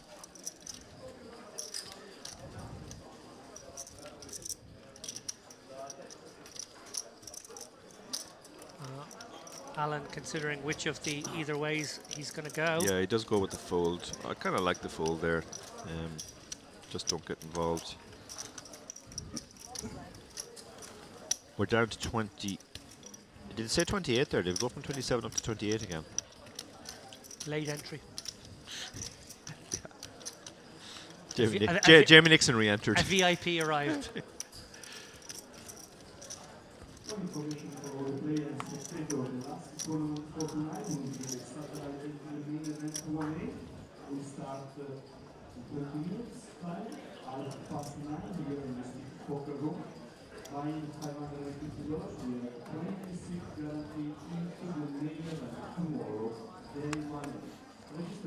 Well over the 1,000 mark now, guys. Really appreciate you guys tuning in on this. I'm going to say Thursday night. Is that right? Who knows what day it is? Actually, we're down to 26. Sorry, I saw the 6s and 8s. So we're getting near to the 24, which is the point there's probably going to be a 3-table redraw. Everybody in the chat, if you could mash the like button, as I've mentioned on a couple of occasions. Absolutely no idea about how YouTube algorithm works, but I have heard on the grapevine that it helps. So can you please mash the like button? We would appreciate that.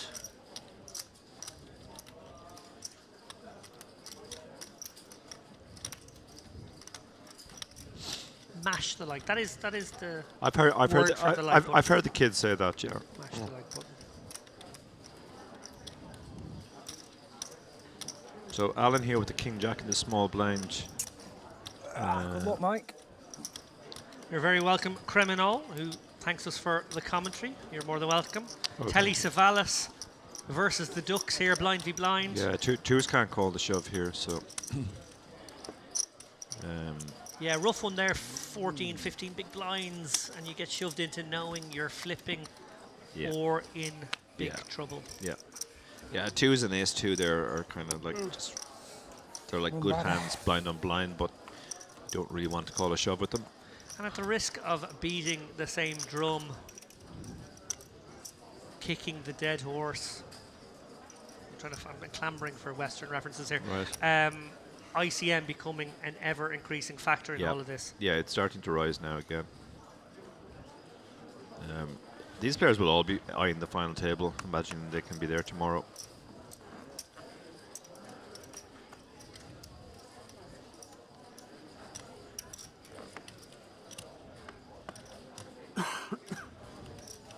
Oh, I have a good one for tomorrow. Yeah. Yeah, already. Oh, you're Googling Westerns now. I have, yeah. That's what it's come down to.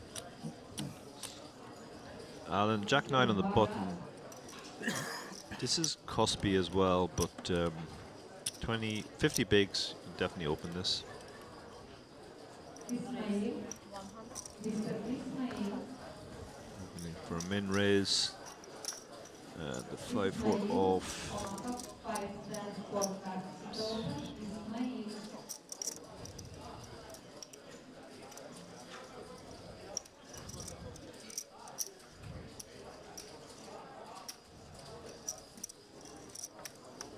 So it does make the call with the 5-4.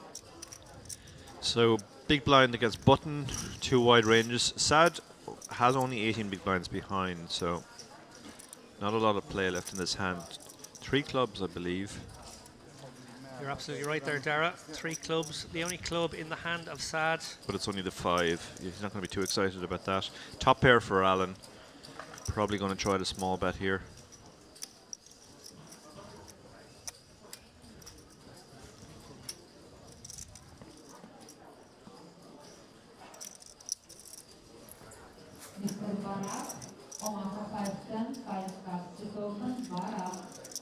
And indeed, Alan is going to fire out a small wager here, 65k. Should get the job done. Side, yeah. Don't really want to draw Drawing to a bad flush draw is never a fun prospect. Yeah.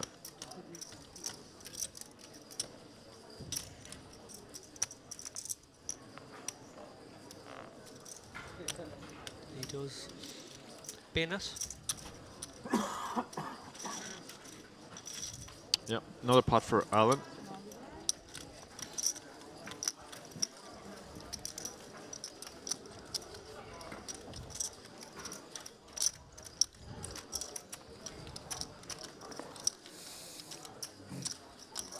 So roughly half an hour left of this penultimate session of play here in Korinia, North Cyprus.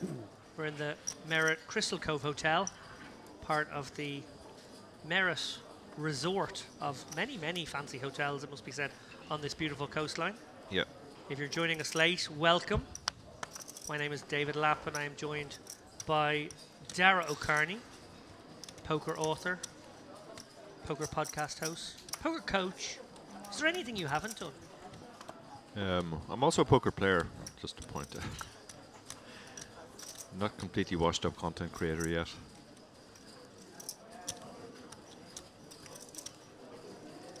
Fung under the gun with the ace queen. His sizings are a little bit bigger than the other players at the table. He doesn't really do the min raise thing. And he does use different sizes as well, so I wonder if there's some sizing tells going on there. Brownie's going to release the Jack 6. Yeah, against the Fung bigger gets it done. against the bigger size. That's definitely a fold. Fung has been very quiet of late since that probably hand of the session so far, 10th against Jacks, where he found a way to win. Yeah, definitely the big one for the highlight reel today, I feel.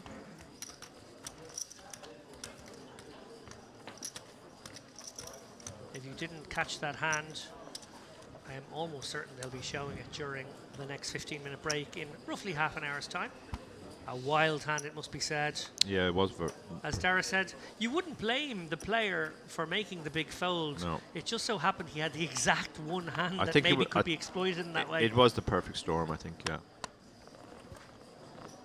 Shiloh bins his 9-8, makes way for Baybars with Aquaman.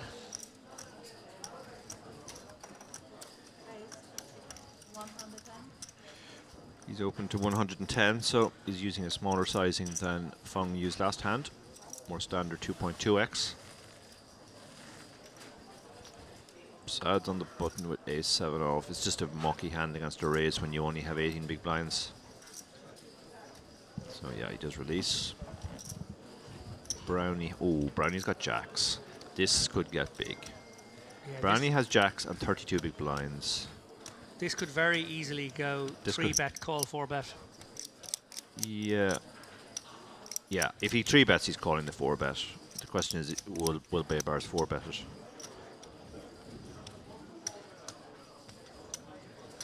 Yeah, I think he's definitely 3-betting here, and then we have to see what Baybars does. Let's see his sizing here. Ladder unlocked for all these guys since 26. Ladder's come pretty thick now. Another one at 24 players. Everybody guaranteed at least 6.5 grand right now. Yeah, he's gone for just over 4x the raise, which is pretty standard out of position in the small blind, the worst position on the table. And Baybars will have seen and will be very much remembering the 4-bet fold from a moment ago and know that there are these raise folds in his range. It's not just all the value that he will do this with. Yeah, it feels like all the options are on the table here. Ace-Queen folding would be nitty, but not completely out of line. Calling has a lot of merit too. Just keep the worst hands in, keep the king queens in. Calling does set up a 1-to-1 stack to pot ratio. Yeah, that's the issue. That's the issue with it.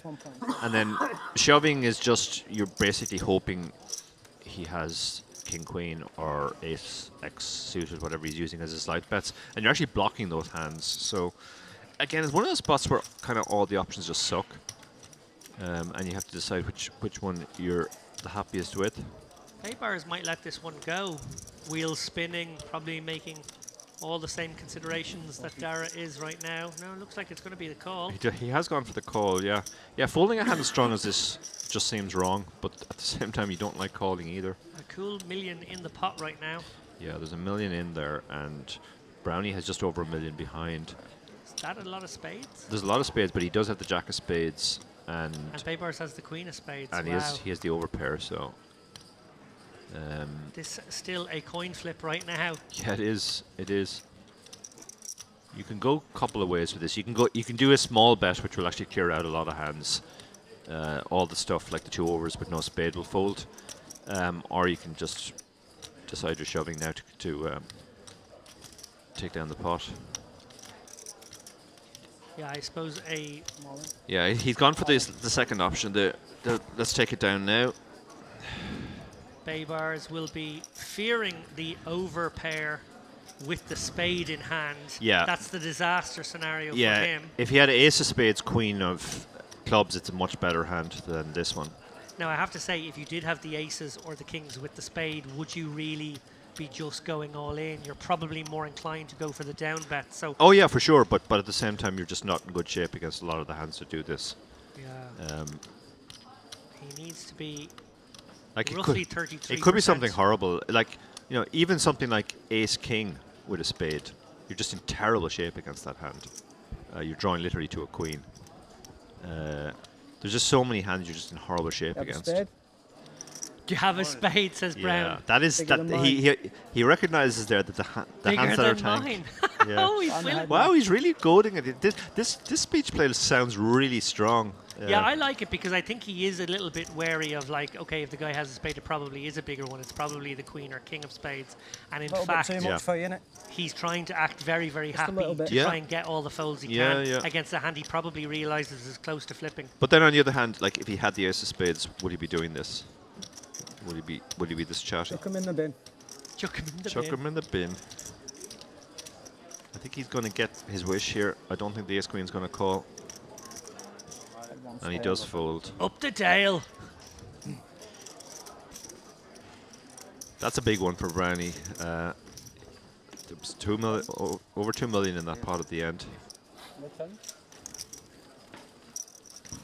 Yeah, it's one of those spots where you are actually relieved that your opponent folds even though you're ahead, because he has so much equity there. It's, as you said, pretty much just still a flip. Absolutely. Well, can we get an up the Dale from the chat now? No spade then. Oh, just a direct lie there. He said no spade then in his... Well, actually, no, sorry. His opponent shook his head, so maybe he was saying he had a spade. Yeah. Okay, we have an up to the in the chat, David. You got your wish. Crazy man. Crazy man. I love the rub down, the post fold rub down.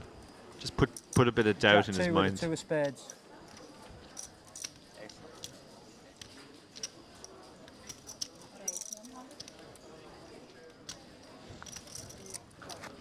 Cullyberda with a blockerless 10-9 suited here, coming for an open off just 12 bigs under the gun. This is not recommended. Don't do this at home. If you're going to play this hand, just stick it in, I think. Baybar's in no mood to be trifled with after that last hand. Is going to make it 350. It looks like, this looks tilty now. And Noel with the ace queen. Will he be able to let this one go? Given how tilty... No, he's all in. Yeah, given how tilty Baybar's looks after the last hand. Well, we're about to see a coin flip the for 1.5 million. 10-9 will fold now, which is... he saved himself, basically. But, yeah, we're going to see a flip. Big flip. Cold 4-bet from Noel with no fold equity there for 14 bigs. Interesting, got to be said. Yeah, you could have given that one a bit more thought. I think he thought Baybar's was maybe tilting with a worse ace or maybe king queen. And the guy opening off 12 bigs under the gun was light enough, I suppose. Yeah. Well, you're okay. If the guy with the 12 bigs goes with it, you're okay. You with the dead money that's in there, assuming there's a fold. Indeed. Well, we see there Baybars flopping a set, but it's not over. 10 ball corner pocket will do the job for Noel. Yeah. No spade. So he needs. In fact, he loses the 10 of spades now. So he's lost an out. He's down to just 3 outs. Oh, wow. Nice hand. And we lose now. That brings us down to 25.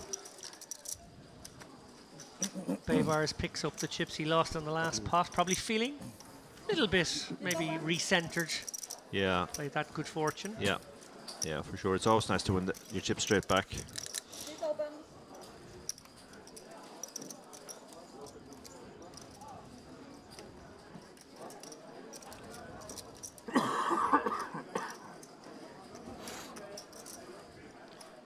Shout out to the lads in the chat here: Jack Doolan, Leon Spencer, Shamey Conway, Patrick Winterbottom. All the Rochdale lads. How big is Rochdale? I don't think it's that big, so we have quite a high percentage of Rochdale in the chat right now.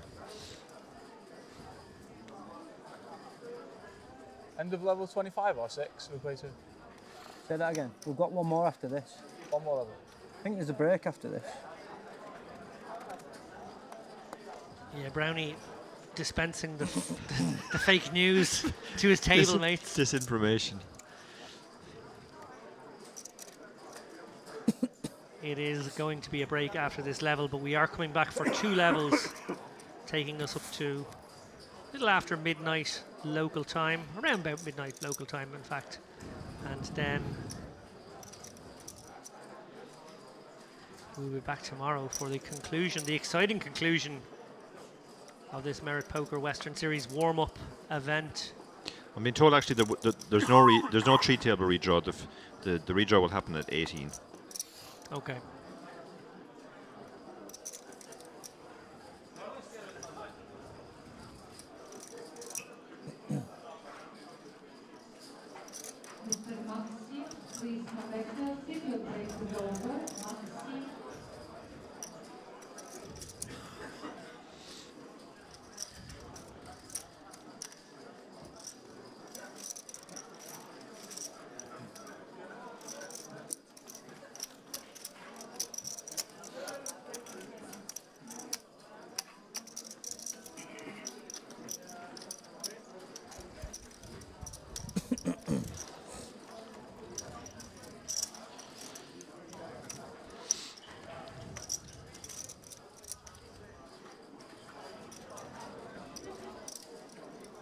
Really do appreciate all the chat. Players love a rail, even if it's a virtual rail. Yeah. So do commentators. Oh yeah. No, it's much more interesting when you've got people interacting with you. We unfortunately didn't have access to the chat for a lot of today, and you can feel like you're talking into the void when that happens.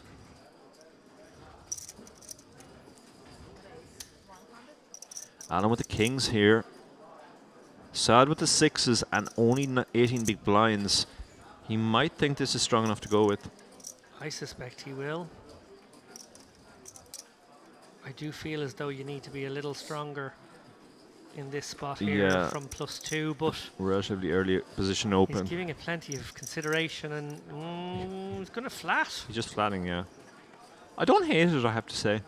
You're in position. Shout out also to Thomas O'Rourke on the chat there. I see he's in one of the other chat boxes. Shiloh's going to call with the 10-9 now because of the flat. Well, he was probably calling anyway, to be fair, but... And, ooh, top set, but it's hard to get paid now. Yeah, so much of this that he might well check it, let the players catch up a little. Yeah. Nobody can immediately catch up. Yeah. They can only catch up to some small amount of equity. Yeah, I love this check.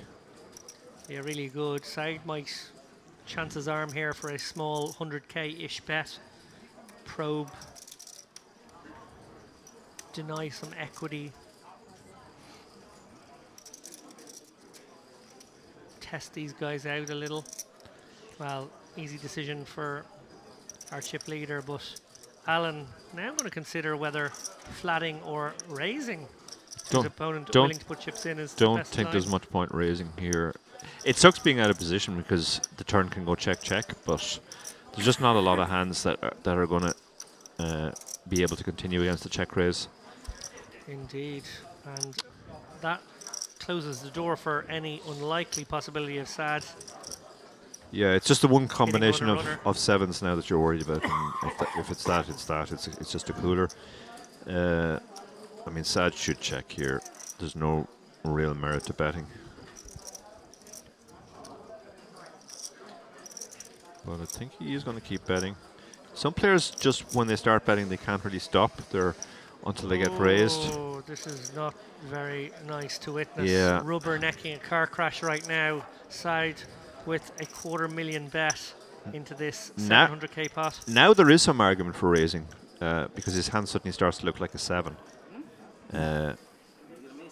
You have to ask yourself. Well, Sad's only got 380 behind Dara, Yeah. so I think actually you could just put call, and the 7's going to do its own bidding. Well, the 7, the 7 will do its own betting, but then, yeah, you have to ask, like, what's the difference between the bet the river if I call and check to, versus the call the turn. 5-6 is the only real draw that's there, and extremely unlikely he'd flat a hand like 5-6 off 18 big blinds. So, yeah, I mean, he pretty much either has a 7 or a hand like he has. And with a false wince, Alan commits the 250k, leaving a stacked pot ratio of about 0.2 to 1. Yeah, the ace, the ace 0.3. makes it even harder to get paid now because that shuts down. He's not. Is he going to turn 6s into a bluff here? Oh, I feel like we're We might witnessing be. something Yeah. very ugly. Sad.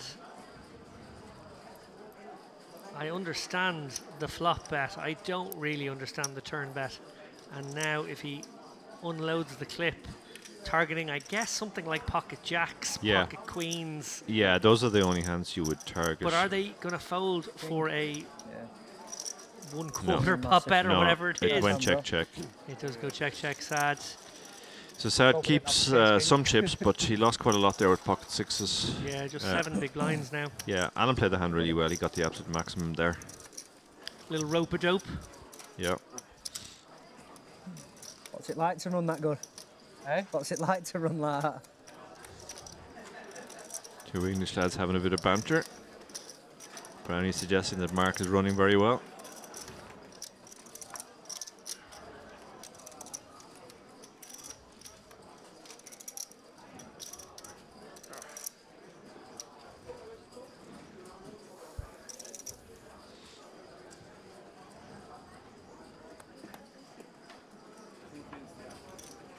Love this aerial view. Thank you. Yeah, because you've run badly all tournament. You do love your cinematography. Oh.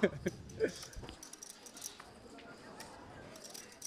like a Paul Thomas Anderson film as we swoop in. Good luck with it. Yeah. And all we need is a pop zoom at the end. I'm sure our entire audience knows Half what a of them pop are zoom mine. is. I fear a lot of our audience might have seen a few pop zooms over the years. Sad ace deuce of clubs. He's going to commit this from under the gun 1. Obviously, very well aware that there is a big blind and big blind ante looming in his near future. Culiberda This is fine. is happy to get his chips in. He's got the exact same stack here on the button. So a fair fight between these two guys. The question is, does Baybars get involved with a hand that's got a decent amount of equity as well? Yeah, and they are both playing less than 8 big blinds. So you're putting in 7 big blinds. And he can kind of afford it.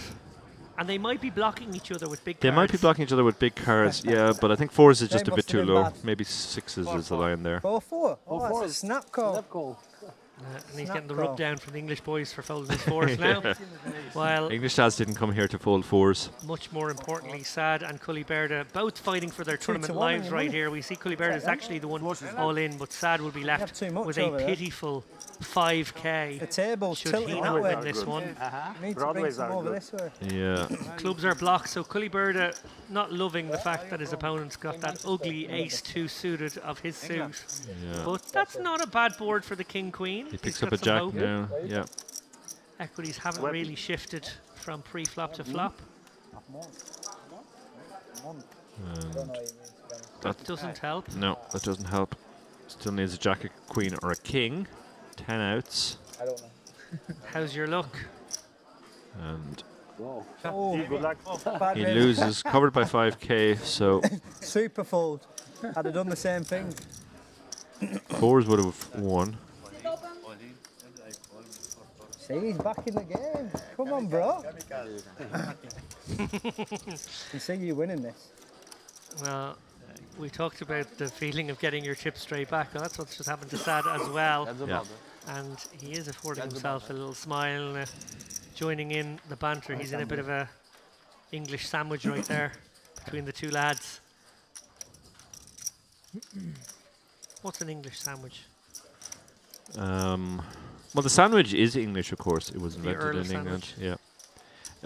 At a gaming table, apparently. Oh. Don't think it was a poker table, but yeah, It is the kind of lazy thing someone said. Just put meat and bread. That's together. exactly it. He was playing some game, and he just asked them to put some meat between bread. That's how the sandwich was invented. Legend.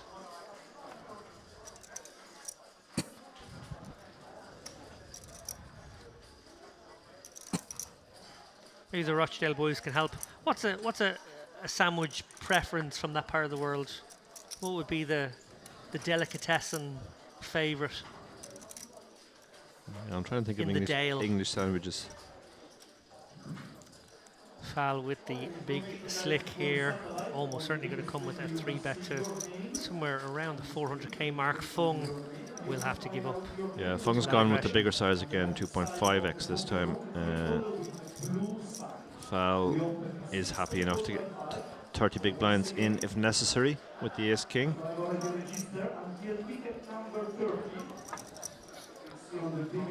Just trying to decide his sizing.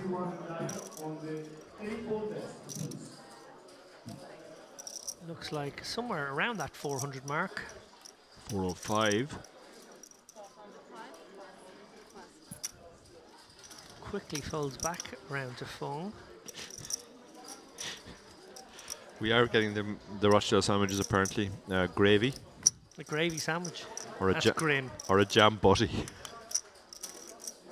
Just there was a shocking lack of meat in the Dale. Gravy. So just like a dripping sandwich. Chicken, bacon and mayo. That does sound the best of That the options sounds so good. far. I'd have that. That'd be much better. Yeah. Bacon and egg with raw sauce. In the morning time, that sounds Seems like pretty there's a fairly wide array of acceptable sandwiches in Rochdale. What would the Irish one be? I suppose we love the breakfast roll in the mornings. That's the classic. That's a full Irish breakfast inside a baguette. I feel that's just. Loads of ketchup. I feel we just copied that from the English, though. Do you think we robbed that off the Yeah, English? I'm pretty sure we did. I don't know. I'm having it. Full I Irish, think full English. What's the difference? I think the English probably invented the breakfast sandwich or breakfast roll. The bacon butty. I guess you got to give them the bacon butty. Yeah. Yeah.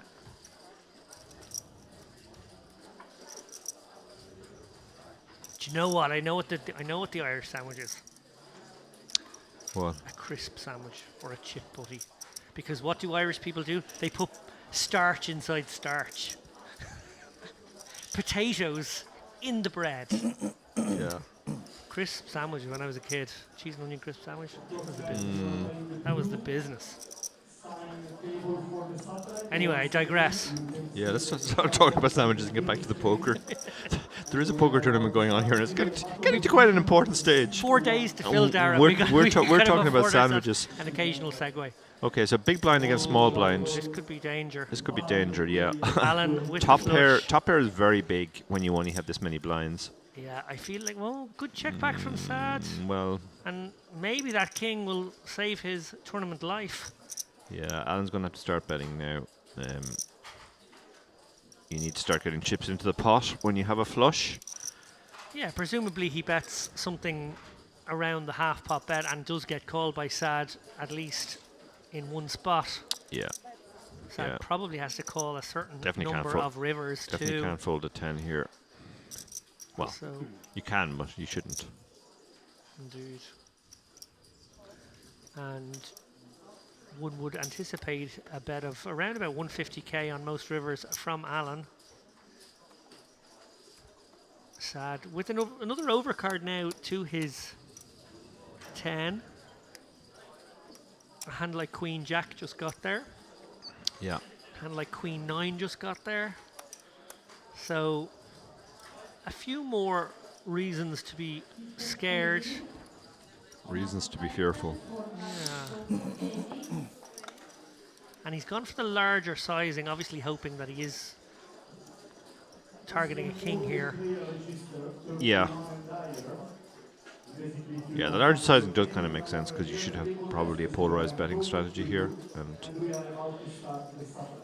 the fact that you're in the value part of your range hoping to get called shouldn't, unless you're up against a really easy to exploit player who just calls too much to the small size and folds a lot to the big size. Yeah, and I think interestingly the larger size has sent Sad into the tank, as he does have a sort of more interesting decision versus a large bet at some level. Yeah. It can look more bluffy as well. Exactly. It can look like he's just turning a does big make heart the into call. a flush. Yeah. Alan delighted Gets to throw over the flush. maximum value there for Alan. Definitely getting another rub down from his English compatriot now for how well he runs. Wait for it. Yeah. It's coming.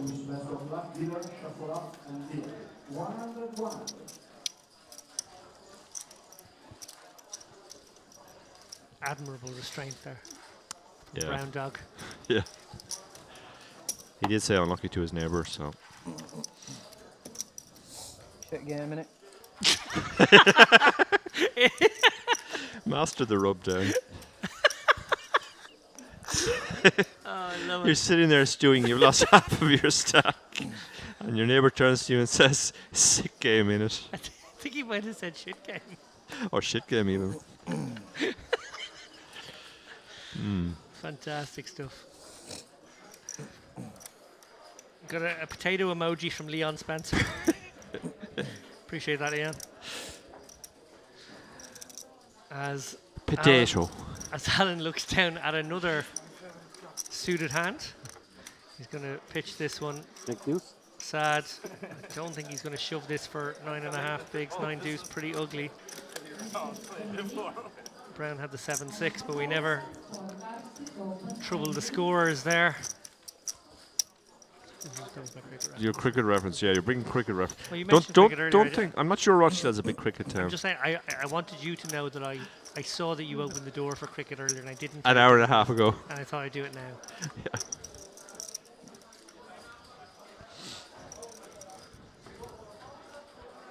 My cousin scored a ton yesterday.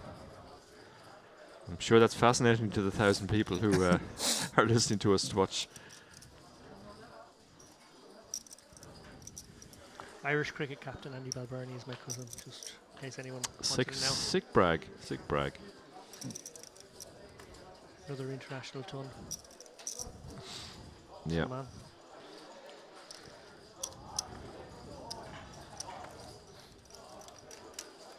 Can't imagine Saz doing anything with the 10-3. No, he just tosses it to the dealer.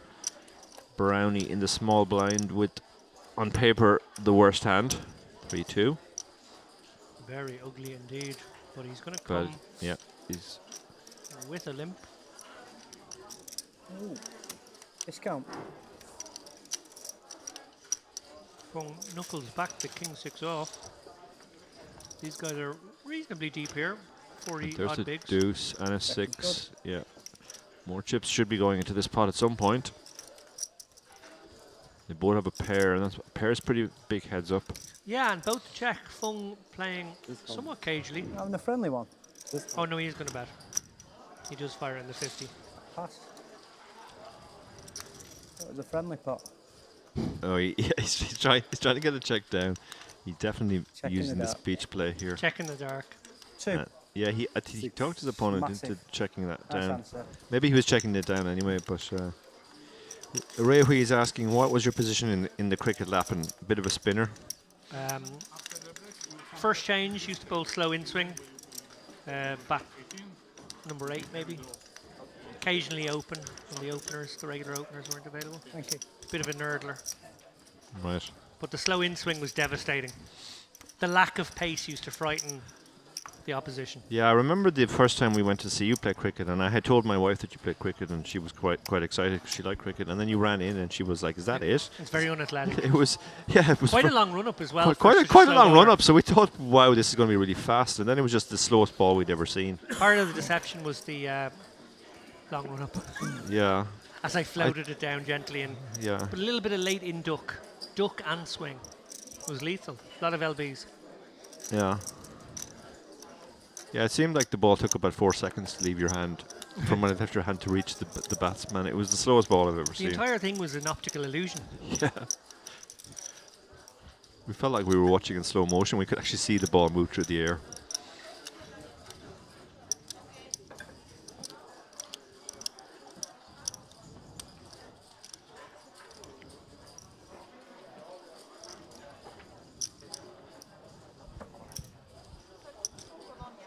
I like my ball shiny. Okay, enough about that. I'd always stand at mid-off as the captain and make sure I got the ball before I passed it on to my fast bowling teammates who opened, so I could really get in there, get a nice shine on one side, even if achieve a few scrapes on the bad side, so I could get a bit more swing. Little minor ball tampering. It doesn't sound minor.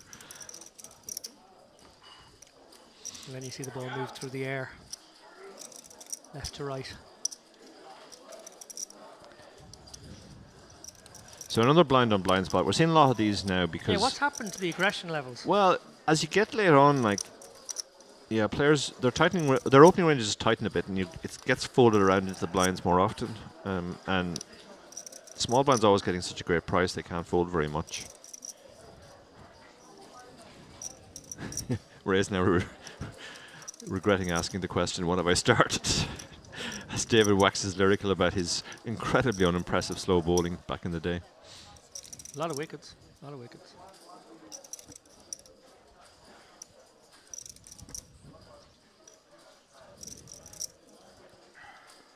And the bet gets the job done. Down to 23. All right, you have some players in the warm-up. Finish your own. Now you have your 15 minutes break. Thank you. Looks like we are playing the last hand before the break. Oh yeah, 15-minute break. So we will be going on a break too after this hand, but stick around. We'll be back shortly for the last passage of play today. Yeah, I think we're sticking with this table after the break because we're going to do the redraw at 18, and that's a more natural opportunity for us to switch tables. Makes sense. These guys will probably play together for the guts of one more hour, maybe less depending on the attrition. Yeah. But we are very much looking forward to coming back to you for another 2-hour block. Yeah. I think there's a very good chance as well when you do the table redraw at 18. You probably won't bother changing the tables overnight, doing another switcheroo. Maybe they will. Could go either way on that. I've seen it done both ways. Yeah. As we see Shiloh contemplating. Again, another small blind on blind. I know, right? Like that's the last few hands. Yesterday, I swear I saw 2 blind on blind confrontations, and we've seen 5 in a row. Yeah. Shiloh's going to raise the 9-5 suited here. Just put pressure on with the stack. Even if your opponent calls, like, you're usually going to win these chips post-flop. Yeah. Well, Fal does have to call with the pocket 3s. He has a made hand right now, and obviously some potential to win a very big pot on the right sort of texture. And while he considers his decision, Ray Hui reckons that you were the fastest bowler into the lunch buffet. Those were my salad days, Ray. You should have seen me then. I'm going to post a photo. Not a pick on me then. 5:25. It's before sedentary poker took over my life. Oh, look at this. Fala's gone for the limp re-raise. This is enterprising. It is very enterprising and a very wonky kind of hand to do with no blockers. No blockers. But Shiloh looks suspicious. Can't really do anything about it, can he? Well, he can shove. He could shove. He could flat.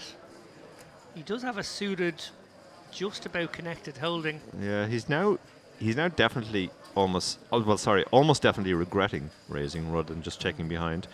But But it looks so strong. To give He Fal still has credit, it options. looks incredibly strong. It looks incredibly strong. Yeah, yeah, Like it looks sort of like big pair strong. yeah. Is Shiloh about to snuff this out? I don't think he possibly No, could. He no. does let it go. Credit to Fal for a creative play there. I would say I wouldn't have done it. I wouldn't have done it, but you definitely have to admire the courage there, and also just sort of the recognition that he probably was doing it right. Indeed. Well, we saw the hand of the tournament arguably between Shiloh and Fung just a hour or so ago. I would recommend checking that one out right now on the highlights package we have planned for you during this 15-minute break. Shiloh, 5 million in chips. We're going to return to watch these guys again. We're not changing the feature table. We're keeping these guys in the mix until we get down to 18 players, at which point we will have maybe a short recess while they do a table redraw for 18 players. Mix them all up, throw them out again, and we will be back to you then. Guys, stick the kettle on. 10-15 minutes. Want to see you all back here. That's an order. 2 more hours play tonight, and it's going to be very exciting.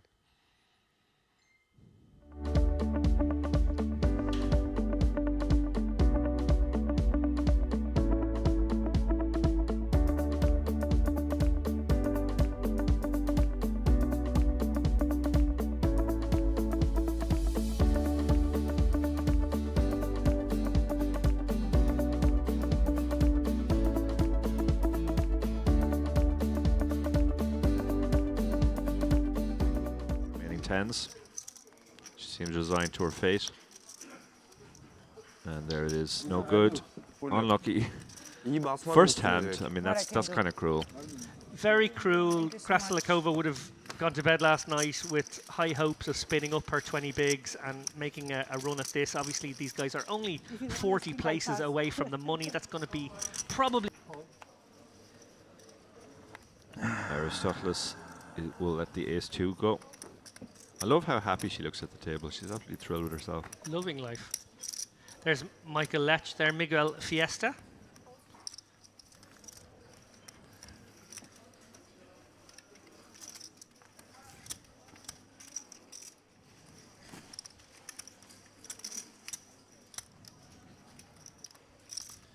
Dadalov with the ace-2 suited. You can certainly open this. You can open any suited ace at this point. And he is going to.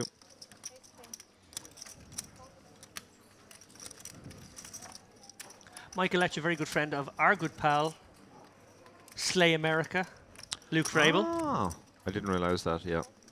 Shout out to Slay. I was actually chatting to him yesterday on my way over.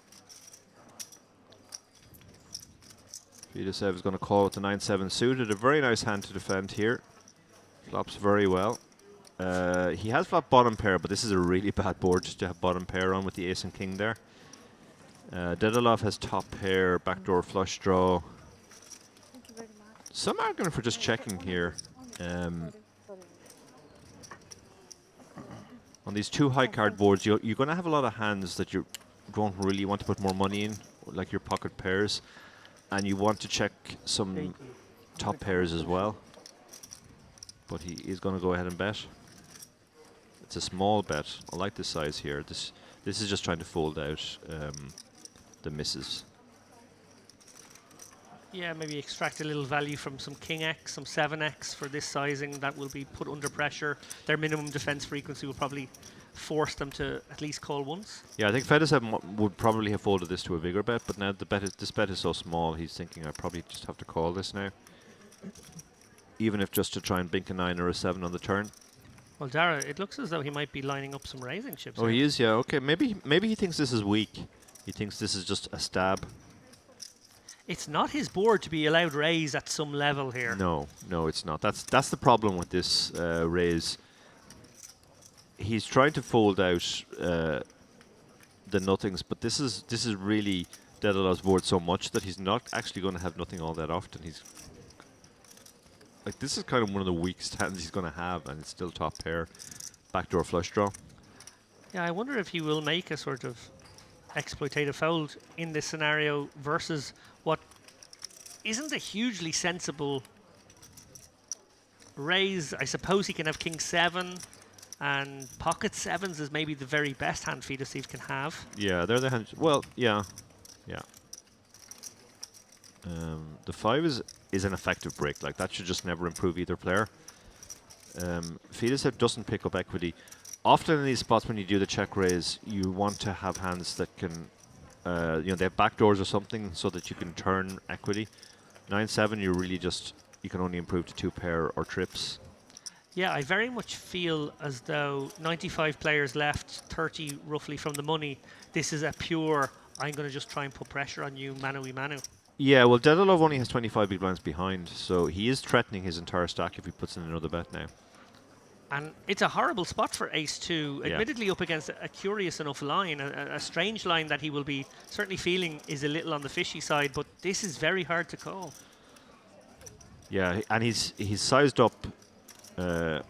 He's gone for just over half pot here, and he's basically saying, if you call here, there's going to be 300k in the pot. You're only going to have 185k behind, 178k. I'm going to shove in a lot of worlds. This is what myself and Barry Carter refer to as a threat bet in our book on ICM.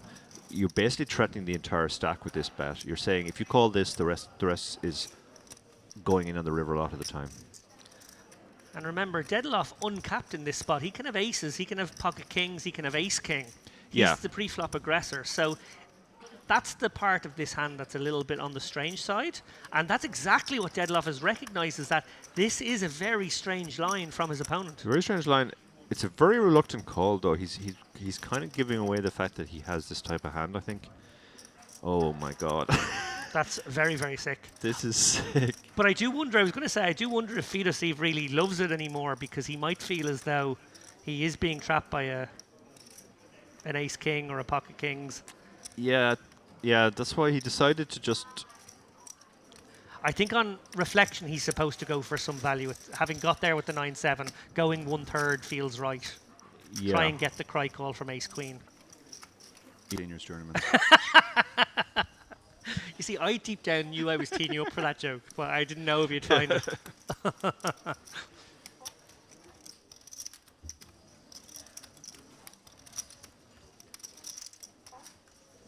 Someone needs to clip that. I think that might be our funniest ever double act moment.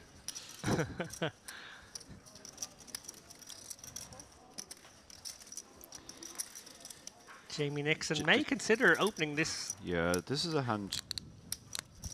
You could definitely go either way with this one. It depends on how Jamie's viewing the bubble. If he wants to just navigate through it safely and preserve his stack, or if he wants to try and chip up. Knowing Jamie, he's definitely in the latter category of keep the aggression down. Yeah, and he is opening into players he covers for the most part, so sort of adds to the reasons. Well, here's the one player he doesn't, though, in the big blind. Akimov. I think that's the reason we saw the pause. It was like, oh shit, it's the chip beaters big blind. Well, Akimov. Yeah, he's going to defend. He's going to just defend here with the 6-5. I like that. You can go a little bit too far with the aggression in this situation where you've got the 1.5 million stack and you're... Look at that flop. Wow. Okay, well... Look at that flop. We have top and bottom against middle and bottom. Jamie's missed it completely but has backdoors, but the backdoors are less helpful three-way. I was going to say, Jamie may still c-bet this one with the wrapped around the jack and the 3 spades. He might fire out a little c-bet and juice up the pot for these other guys to start fireworks. Yeah. No, this is fine. Like you have to have some bluffs three-way, and this is the type of hand you should be using. Also, it's a board which the other two players will just have missed a lot of the time. If a guy's sitting there with ace-9 and the other guy has king 2. If Genk raises it up here, what does Akimov do? Does he go again, or does he just flat the bottom 2? Well, here is the raise. Yeah, this is a horrible spot now with the 6-5. And it's a big raise. He also has to worry about Jamie behind. It's a really big raise, Dara. Yeah. 195k over Jamie's 35k c-bet. So it is the full 195k to Akimov. Jamie, we know, will be out of there. He won't be paying 160 to see a turn. But Akimov in a really wonky situation now with bottom 2. Yeah, you got to ask yourself, would he do this with Ace Jack? Would he do this with any of the possible draws? It's almost certainly he wouldn't do it with a draw, but he might be playing something like Ace Jack very fast. So put 6-5 in a really tough spot now. I think Genk's getting the full double up here because there's Yeah. only really one more bet in the hand because of the large sizing chosen by Genk.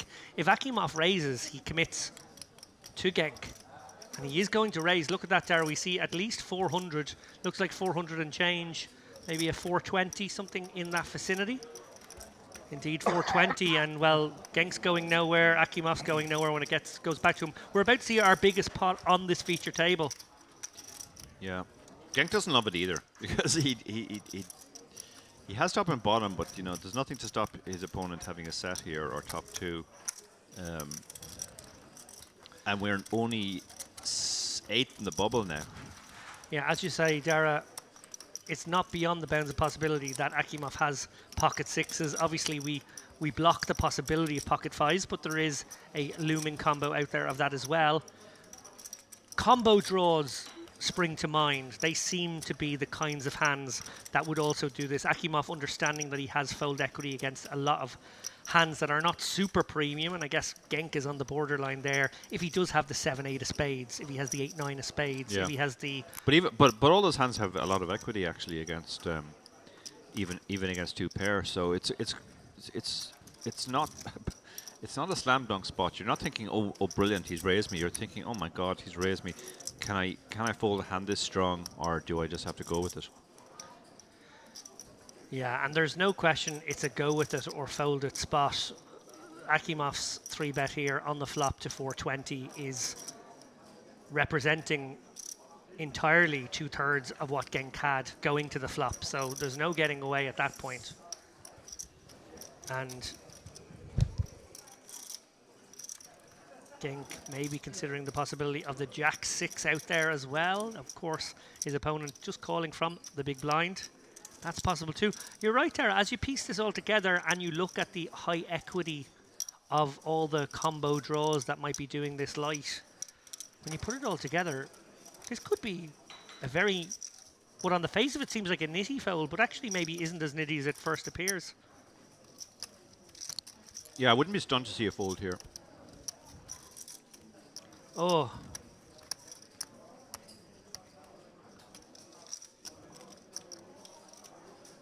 What a situation we have found ourselves in here. What a flop for these two players. Wide ranges, both guys calling out of the blinds. 755 in the middle. Right now, Genk just 435 back. He needs to call another 230-ish just to call this bet. He'd be left with just 200. So it's all in or fold. Yeah, this is entirely the bubble causing this. Any other stage of the tournament, the money's already gone in. But he's literally thinking, we're 8 players in the money. It's actually fun.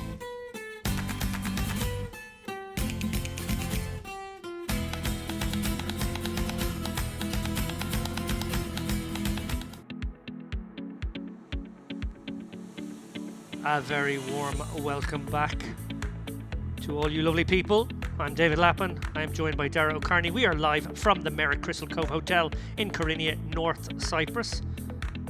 If you're just tuning in now for the first time, you are about to watch some very entertaining last 23 players as they fight it out for the lion's share of this $1 million prize pool.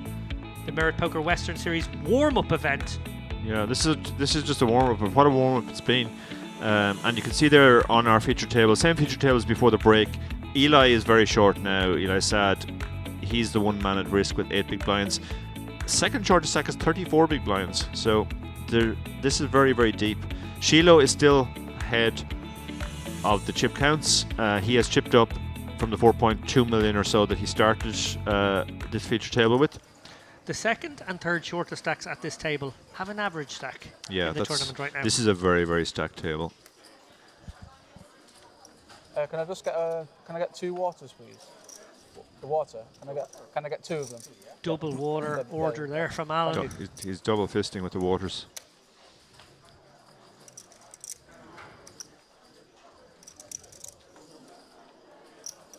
Well, if this $2,200 tournament doesn't whet the appetite for the $3,300 tournament that is coming up tomorrow, 4-day ones, 1.5 million guaranteed in the prize pool. It's going to be a huge payday for the eventual winner of that one.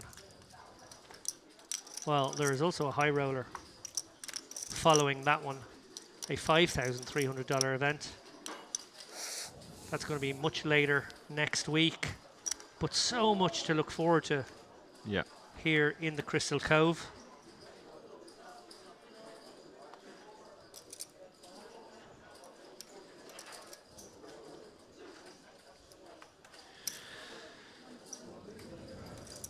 Brown Dog straight back on the horse here after the break. Ace-9 offsuit. He's going to try and steal this one from early position. Yeah, he's running into a dominating hand here, unfortunately. And let's see how Fung plays this. Yeah, an interesting spot for Fung. Obviously, with quite a few people to act behind him. May feel like it's the kind of hand that prefers to flat, but maybe he doesn't want to bring in squeezers. He's going to go for a 3-bet. Looks like a small 3-bet to 375. Fal will clear out with the pocket sixes. Had Fung opted to just flat, that would have brought in a hand like sixes and maybe other hands behind as well. But in this situation, Fung taking the initiative, going for the aggressive line, and actually Brown now has exactly the kind of hand he has to fold. He has to raise up the ace-9 and fold it to a 3-bet. Not without trying to gauge the strength of his opponent, Fung. Not really any room here for a 4-bet. No. So I don't think we're going to see him stick it all in here. Would seem a little bit high wire. We do know from Fung, and the guys will know because they'll be getting some information relayed back. They'll be watching the big screen. Fung does like to 3-bet all of his continues. Yeah. And some of his continues are not that strong. He doesn't do all that flatting, all that much. He doesn't do any flatting as far as I can see. So his entire range is 3-bets. But even against that range, ace-9 off is doing very badly. Well, Brown does let it go. It would be a lot to risk for not a huge amount of reward. He does get shown just the ace of spades, a pretty card. And I'd say... or offsuit, sorry. He does reveal his real holding. You had me crush them, right? Ace-9 offsuit. You? Yeah, Coming into his own, Brown. Yeah. Very, very lippy, so. very, very chatty. Yeah.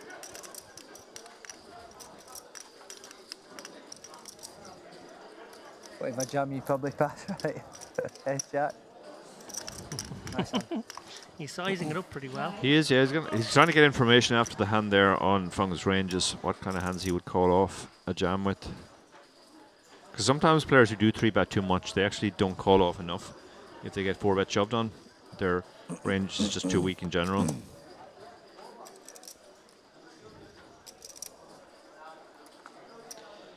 So Shilly has gone quietly about his business, but he has chipped up, it has to be said.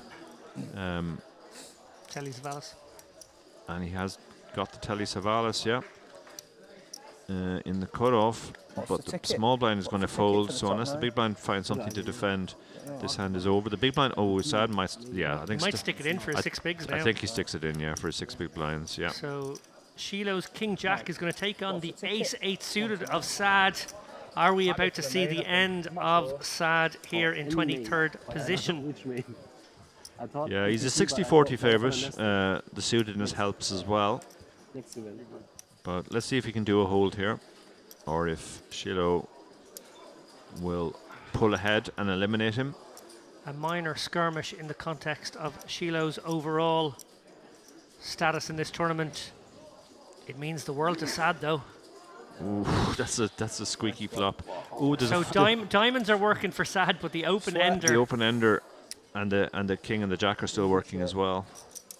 So it's, and there's the diamond. Well, that will end things. Ends that. Back in business. Sad back in business, as Brown just said. 920k now. He's got 15 big blinds and some reshove fold equity.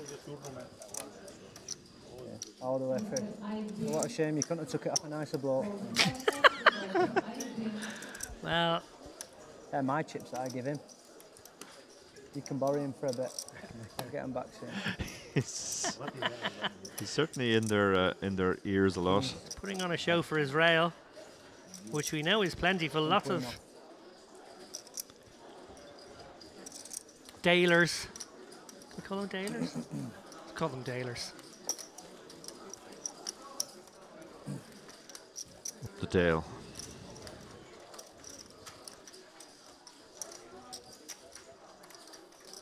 Also the chant of the team that I support, Arsenal, but it sounds a lot worse.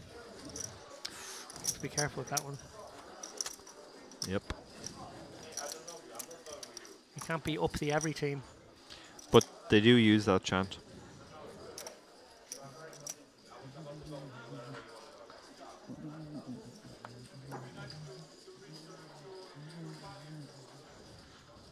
Stacks plentiful at this feature table.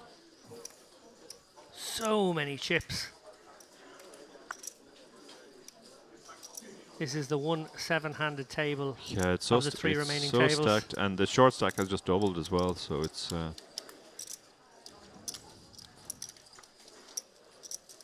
Sad with the Queen 6. Looks like he's going to just fold it. that's big. It's yeah, Brown's got a bit of fear factor going to him now. The other players don't want to get involved with him. Yeah, he knows. I've got a lot of respect for this man. Well, in poker, and there's a bit of a lesson here. It always pays to be very nice and I bet jovial you and don't play friendly any with the man comp, to your so right. we always play cash. He's the guy who might be But I'm good with that. after your big blind. Quite a lot of scenarios. It's 4 days the main. When Rather you're than play cash. Yeah, he'll crush it on cash. playing effective 15 big blinds.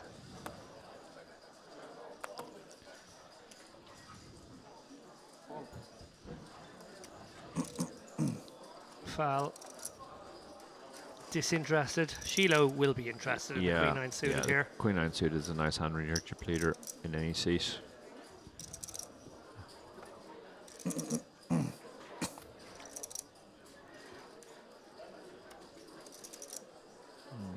Sad has a tempter now, but he lets this one go. He has a lot more chips now. What are you playing now? What was you all in for? How much was you all in for before? How many chips was you all in for before? Am I all in? No. When you won the pot against him, how much was you all in? 400. Four something. That's fine. Shiloh takes that one uncontested. Yeah. Long-winded way of just asking the guy, how much have you got?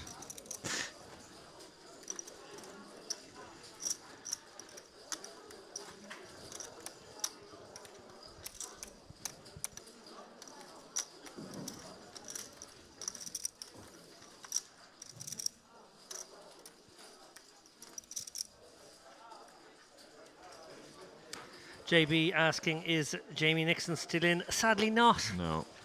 He hit the rail a couple of hours ago, ace-king into kings by his own account. Same JB says, he played with Brown in a Manchester 50 euro comp only last Tuesday. Seems like this one is a bigger game than as usual. Okay. Well, he's certainly holding his own. He's not playing in any way, shape or form scared.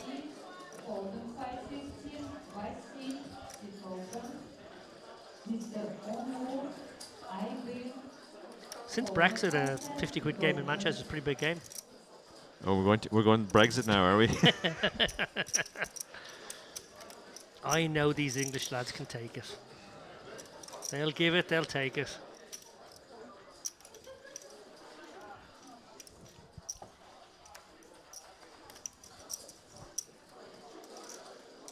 It's turning into the brownie show.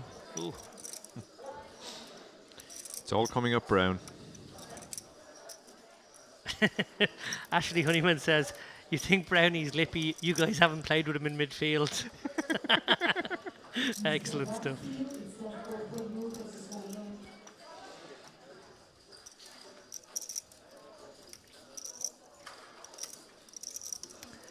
Shiloh, easy. Continue here with top pair. Excellent kicker. Yeah, foul. That's it. Go even with the backdoor flush draw and backdoor straight draw. And this is one of the huge benefits of being the chip leader here. People will just give up much more against you.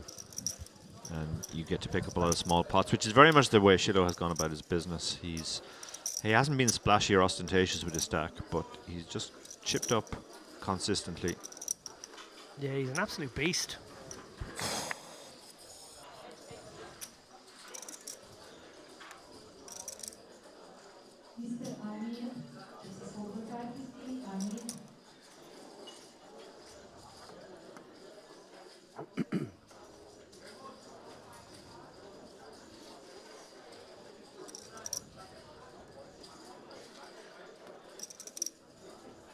Alan untempted by the 7-4 of clubs.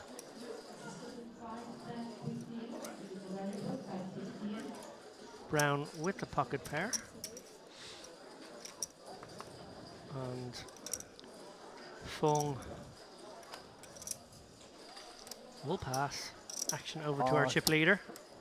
Who has another 3-bet candidate here over the top of a cut-off open. He may flat and he may friendly one this time. Decide to call. He does decide to call in this instance. Definitely a 3-bet candidate, but mixing up his play here with the ace-jack. Flopped absolutely nothing here, so Brandy will probably take this down with a c-bet. Yeah, he may well do. I don't know if Shiloh, given the fact that he flatted the top of his range, will be sticky for one street with a very good ace-high. I think it depends on the sizing here. Shiloh, as you say, Dara, not got a lot of backdoor stuff going on, but he does have a raw ace-high, and he is facing an absolute tiddler of a bet. One big blind. Oh yeah, this is a really small Brown. bet, yep.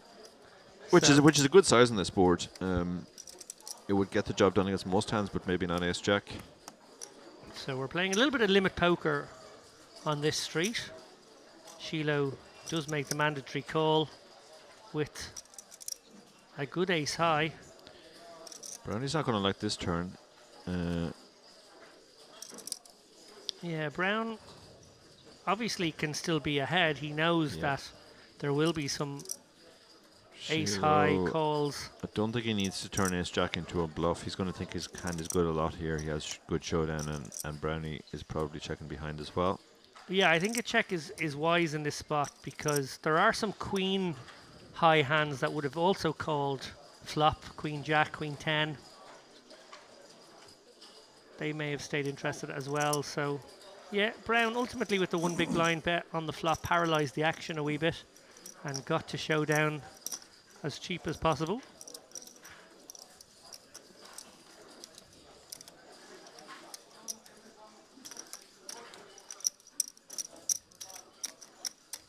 Dear players in the satellite featuring the wrong race, the blind 100 to 1 with the 2 the blind start satellite.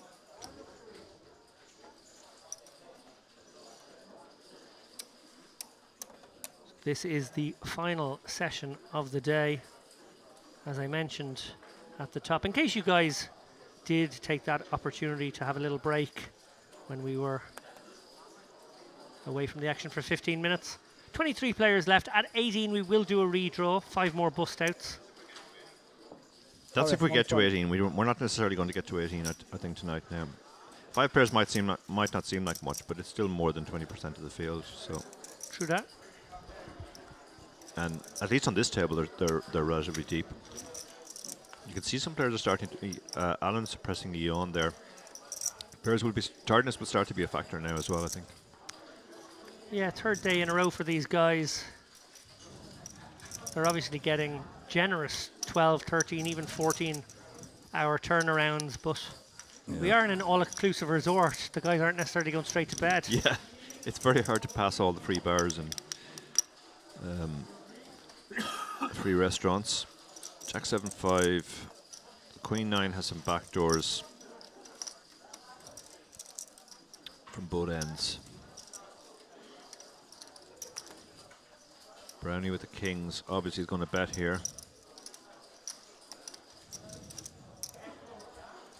Jack 7-5 is an interesting board. I spent quite a long time studying this specific board with one of my students, and it's definitely a board where you don't want to range bet. There's so many gut shots on this board. Yeah, you can't really miss Jack 7-5. It's very hard to miss it completely, yeah. So when you do bet, you want to go a bigger size, because if you bet the small size, all the gut shots can just continue, and there are so many of them. Also on this board with the 2 spades, lots of flush draws as well. Some next level strategy there from solver whiz Darrow Carney. I am going to segue to your book, Dara, because I think it's only right. Your new book, already a bestseller, GTO Poker Simplified, Game Theory Optimal Poker Simplified, Yep. where you attempt to bring game theory concepts to the masses at some level. Yeah. There are obviously some excellent GTO books on the market, but maybe if we are to level any criticism of those books, and it's not really a criticism. It's not a criticism. They're just aimed at They're aimed at a high level. At fairly high level players. There was a perception that the only players interested in GTO were sort of high level players, and that recreational players weren't interested. But we kind of felt that that was not necessarily the case. So we aimed the book very much at recreational players, or let's say older school players who had learned to play poker in a certain way, and now there was this new way of playing GTO. So that's the aim of the book.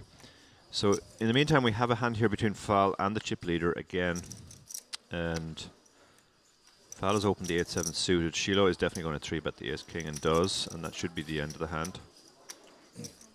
Now, a question from Ashley Honeyman in the chat.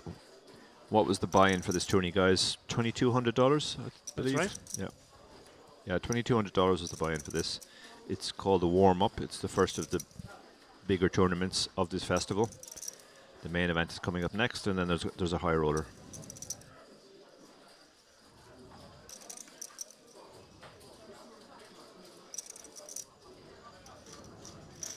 The 8-7 does release. The other players might be starting to wonder now. Shiloh is upping the aggression. He played very snug with his stack in the last passage of play. Didn't really step out of line too much. And sometimes chip leaders do up the aggression late in the day. But as we can see, he's had legitimate hands. Yeah, no, there is no sense whatsoever that Shiloh is getting out of line. He's very much taking each hand as it comes. He's choosing his spots for aggressive play wisely. Yeah. And I think that creates the perception for the guys that when he is involved, they can't just go, oh, well, he could be in there with any, like it's... Yeah, he's not that type of chip leader danger. where you think he's doing it with any two. And, I mean, we saw in the jacks against 10's hand where he folded, his overall strategy is very much sort of small ball stack accumulation and preservation rather than going for big moves. So Fal has opened an 8 here. We don't know what his other card is, but presumably it's either another 8 or maybe the ace of hearts specifically. Like, it's a small point there, but he's passed the ace-5 offsuit there. You know, Yeah. a wilder player would decide, actually, this is great, I'm going to use this. I'm going to 3-bet this. Yeah. Baybars does flat the Telly Savalas on the button. Alan now in the small blind, maybe contemplating all options. He can flick in 80k here and see a flop. He can squeeze and attempt to squeeze these guys out of the pot. Yeah, it's one of those spots again where all the options kind of feel a bit off. It doesn't feel strong enough to 3-bet. You don't have blockers, but it looks like that's what he's going for, I think. Honestly, he's going to flat. And flatting, you're just going to be dominated. No, he's digging deep into these reds there. It looks like a 500k bet. Yeah, I think this is probably the better option than just flatting. 575. I like the sizing if you're going to do it. Hard to imagine Fal having any card with that 8 of hearts that can where continue he can continue. Now. Yeah. So I think this will get the job done. Yeah. And a nice pickup for Baybars. He's betting 575 to pick up 400.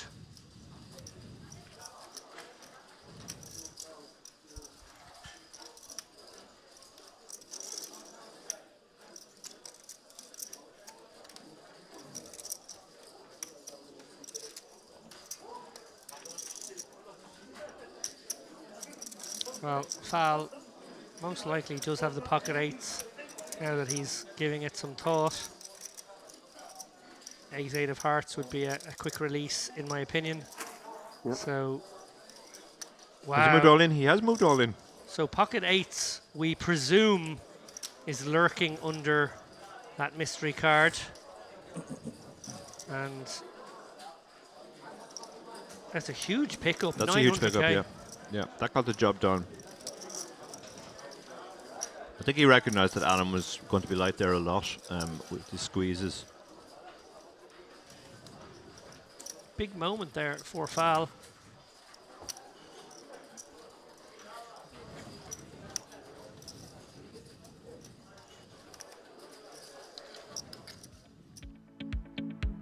As we take a renewed look at the chip counts. A few skirmishes there have mixed things up a little. Ellie Sad still hanging in there, 13 big blinds. He's obviously been as low as 300k in the not too distant past. He's hanging in there, 13 bigs. Certainly still has a few weapons. Michael Allen, second shortest with 37 big blinds, above average. Yeah, I mean, between second and sixth, there's only 12 big blinds. They're really very bunched together. You lose one pot, you can move. Even a relatively small pot like the last one, you can move down from third to sixth. Yeah, and it does make me wonder if these guys are sort of hoping for a maybe nicer table draw if we get to 18. Yeah, it's pretty sick when you're the second shortest stack on the table, but you're above average. And you could be nearly the chip leader on another table.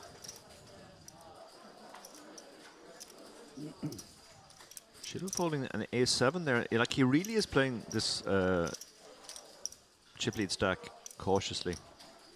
To expound on that, Dar, actually, I had a spot about a year and a half ago in the World Series of Poker main event on day 3, where I was the chip leader at my table, and it was lovely because I knew we were about 5 hours from the bubble.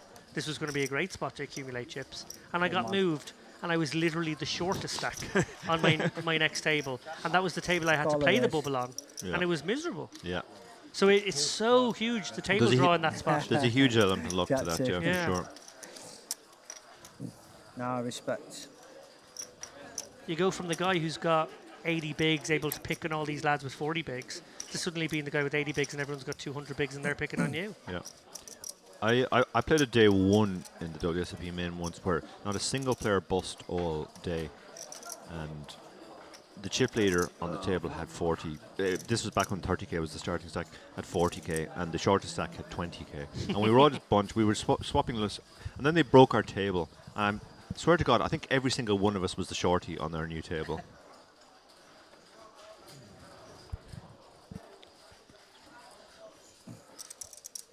Yeah, Actually, no, I don't think he's going to open the S3 if he folded A7 last hand, yeah. So he's just chilling with his stack for now. Is he missing an opportunity there?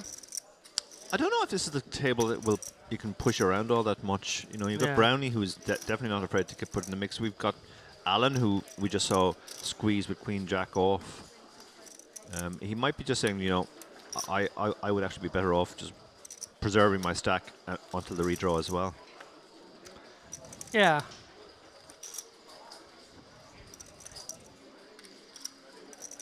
Action round to Brown. Going to be battle of the two Englishmen, perhaps. Brown with the Queen Jack.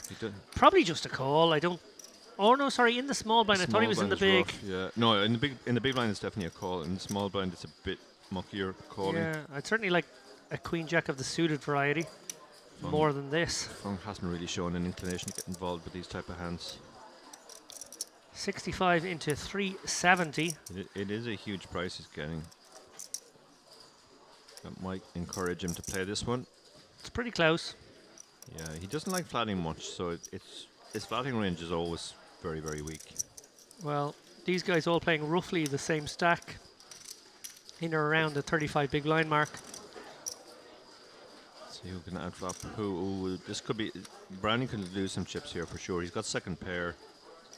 The ace is a scary card. Fung presumably just loses interest now. Alan is loving this flop. Top pair, top kicker. Yeah, and I think unlikely to choose a greedy sizing. Maybe a 120, a 150, something in that vicinity. Brown certainly can't presume. You can even go an smaller, ace. I think, here. You could go as small as 100. That would make a lot of sense. He has gone for 135 though, which is third pot roughly. And as you said there, Dara, Brown likely to lose some chips in this hand if he does not improve. Yeah. It's a mandatory call. It's a mandatory call for sure, yeah. He can't just assume Alan has an ace-x hand from the cutoff here. He would be opening a lot wider than just those sorts of hands.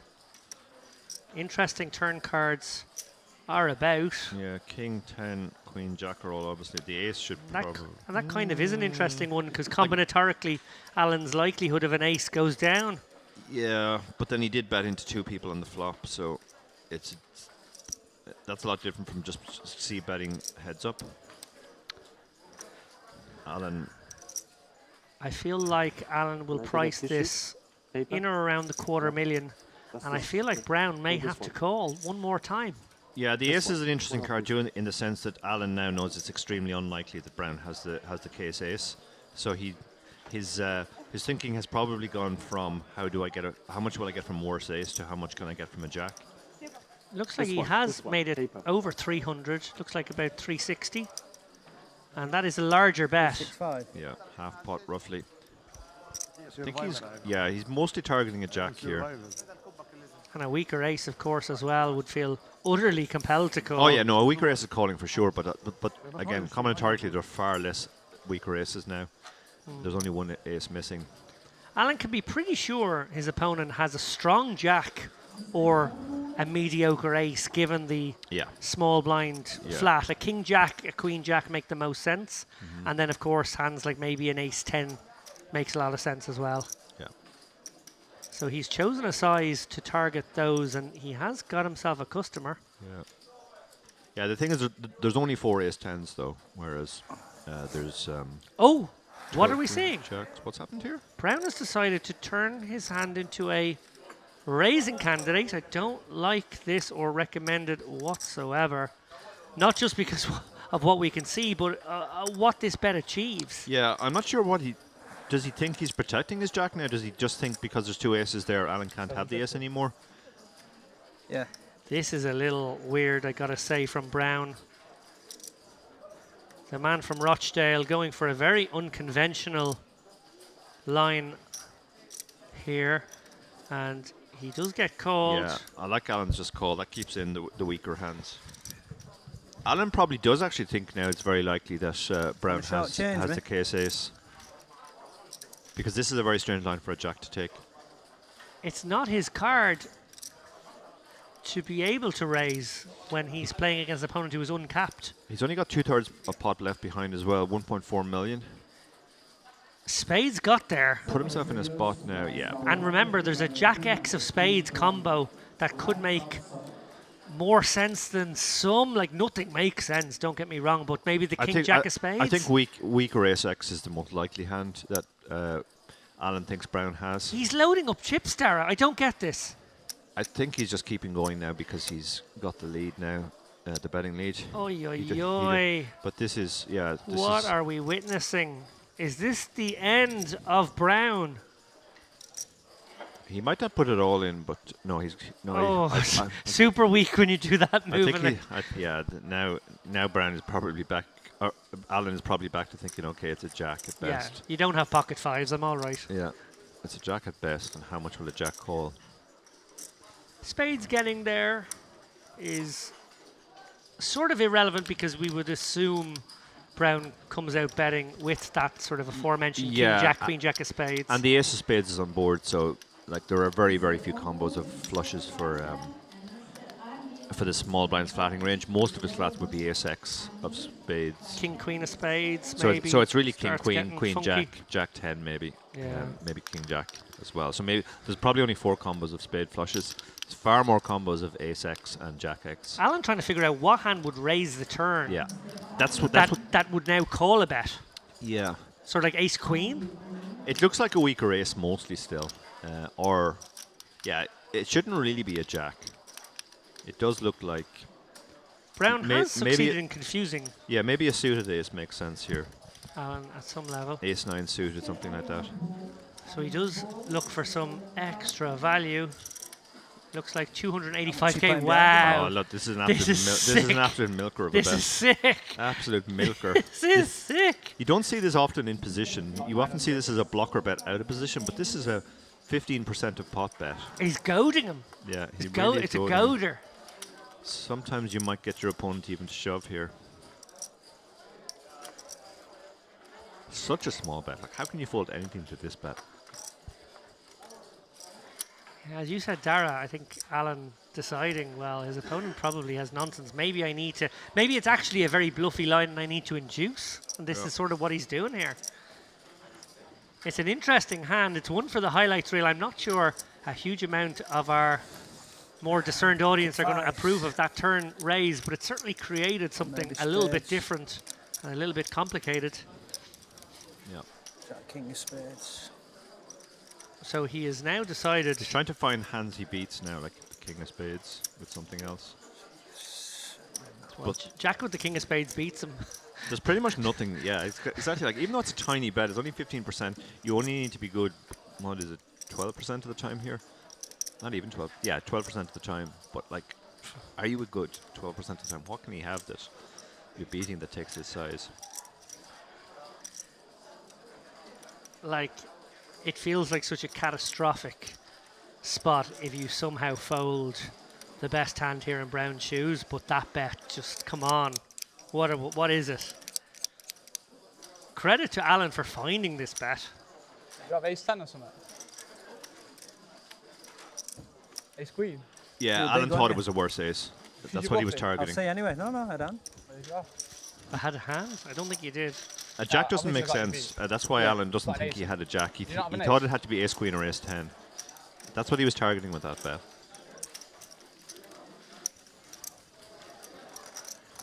Yeah, the first misstep from Brown there really. I had a The big turn, jack. the turn check raise didn't really make a lot of sense, and it got him into a tricky Nice spot. hand. He did find the fold on the river, so he didn't compound his bluff, or his mistake. But even to the small bet, he Spades folded. completed, didn't they, as well at the end?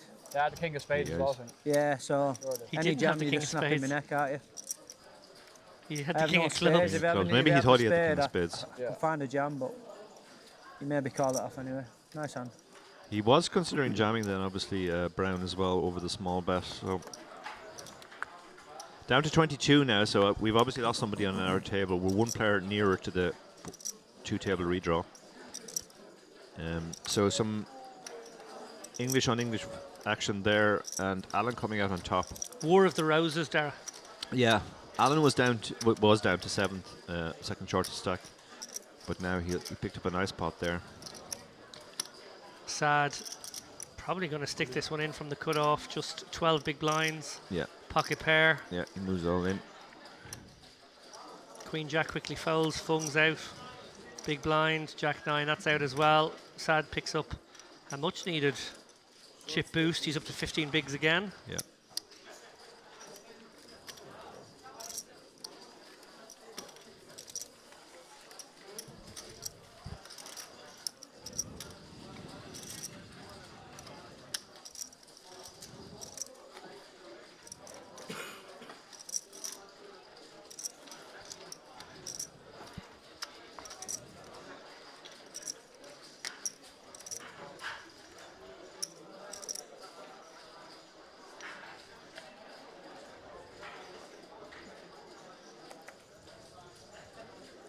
Highlights of the day thus far, Dara? The tens versus jacks hand was very memorable. It certainly was. That was a real.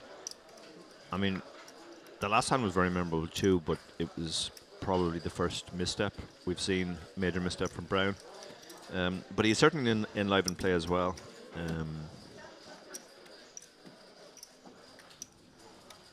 He's opened it up here from the cutoff with the Queen 6 suited, playing just 23 big blinds. Yeah, he's obviously not the type of man who's going to just go back into his cave now. He's going to still play. Foul has.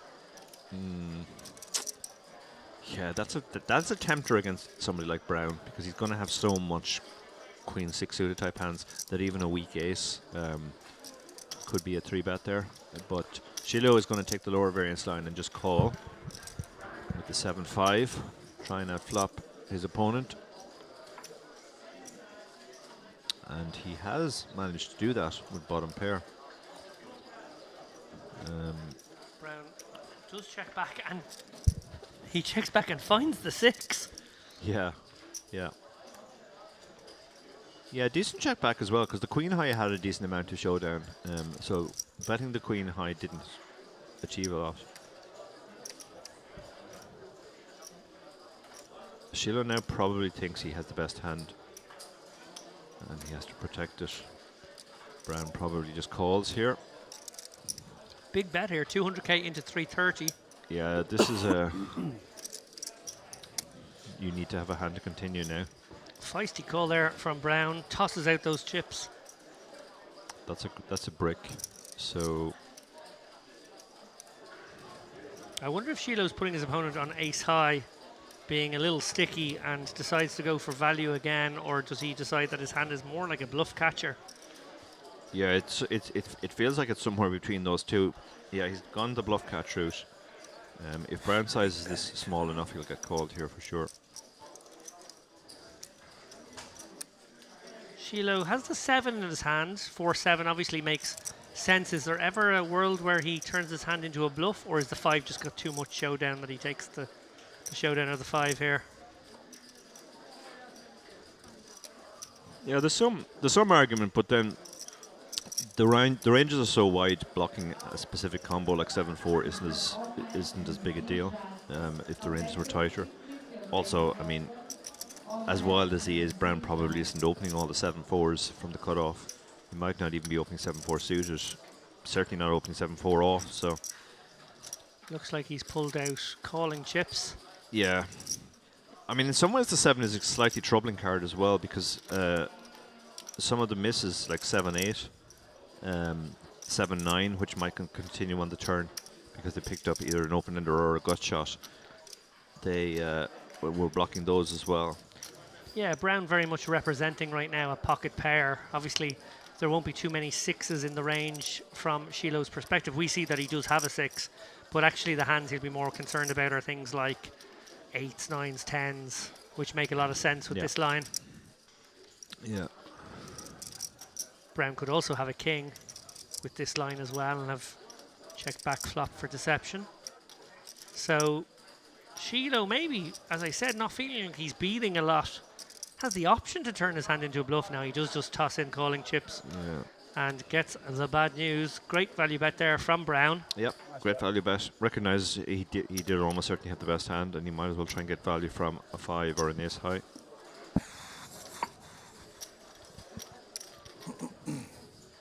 Or indeed a slightly weaker 6 perhaps too. Yeah, something like 7-6. So nice little mini recovery there from Brown after the misstep of the last hand. Not going to be too harsh on him there. It's a long tournament. I'm sure he's played an awful lot of hands very, very well, but I think he will look back on that one and go, that was a bit of a mistake. Yeah, well, we've seen him play a lot of hands very well. So when you play a lot of hands, it's obviously more likely that you are going to make a mistake as well. You know, if you play 4 hands all tournament and you get them all right, you know, well done, but it's only 4 hands. When you play as many hands as Brown does, it is more likely that once in a while you're going to make a misstep.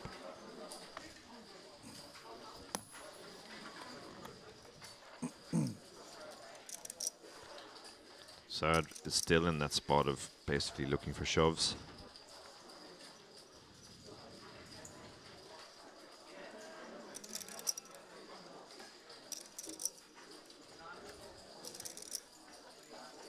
And Dara, it's fair to say that you called it. We came back with 23 players. There was a sort of momentum of bust outs, which made us feel like we were clearing the way to maybe just 18 or so people, 16 or so people left. But my initial prediction start of the day was we might get down to 20. And actually, it does feel like we're sort of in a position where the stacks are deep and actually there's not a lot of bust outs. Yeah, 18 to 20 still feels like the most likely range that we will finish tonight with. And of course, if they get down to 18 just before the end of play, they'll probably call it for the night and just do the redraw overnight. That certainly makes sense. There's no real advantage to clambering for that extra 15 minutes of play tonight when you can send the players home without the kerfuffle of a redraw. Yeah. They can just bag up and be placed at their new positions tomorrow. Shiloh bumping it up to 180 here. Blind v blind, he's gone for the 3x. Wow, Baybar's just releases the ace-2 there, just feeling like he's up against an opponent who could make life very difficult, and he had a hand that's pretty awkward to play. His hand would have made a reasonable 3-bet fold. Certainly would have been fine to call as well. So pretty nitty there, it's got to be said, from Baybars. Maybe just not liking the villain. He knows he would be up against arguably the best player on the table.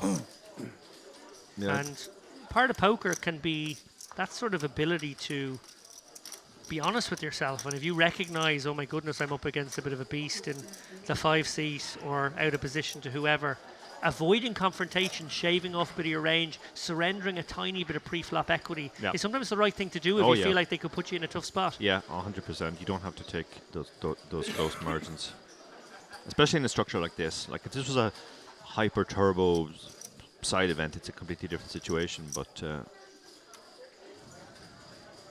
well said. So Fung obviously going to open up the big slick here. He has been usually erring on the side of 2.5xing. Looks like he is going to make this just a min raise. yeah, his sizing seems to correlate to his hand strength. He sizes up a little when he's at the weaker part of his range. The logic there being maybe from his point of view, he sort of wants more folds pre-flop. He wants more folds, yeah. And with these ace-king type hands, he's happy to keep the action. Oh, hello. We might be in for a very, very big confrontation here. Alan certainly could just flat. He's the big blind, so he might just flat here, yeah. But 3-betting would make a lot of sense as well. Yeah. It's 40 big blinds, so... If he makes it 450, 500k, I can see Fung just shoving the ace-king suited here. I don't think he'll mess about with a 4-bet call range. Don't think you want to call off at 10. So I think because of the ICM, that probably pushes 10s into the flat column. If this was earlier in the tournament, like on day 1, and the stacks were 40 bigs or 45 bigs roughly, then you could definitely see it just being a 3-bet get in. Now, Alan has 3-bet from the blinds before. Looks like he's going for quite a small sizing here. Yeah. Is that 3? Oh no, it's a 4. There's a 4th red one in there, 475. No, that's a pretty normal sizing. Fung's going to stick it in his eye here, and Alan's going to have a horrible spot. Yeah, yeah.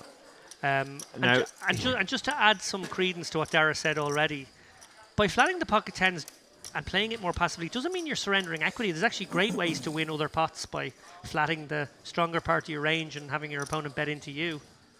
Sometimes does the job very, very nicely. Yeah, so Fung now has to consider his options.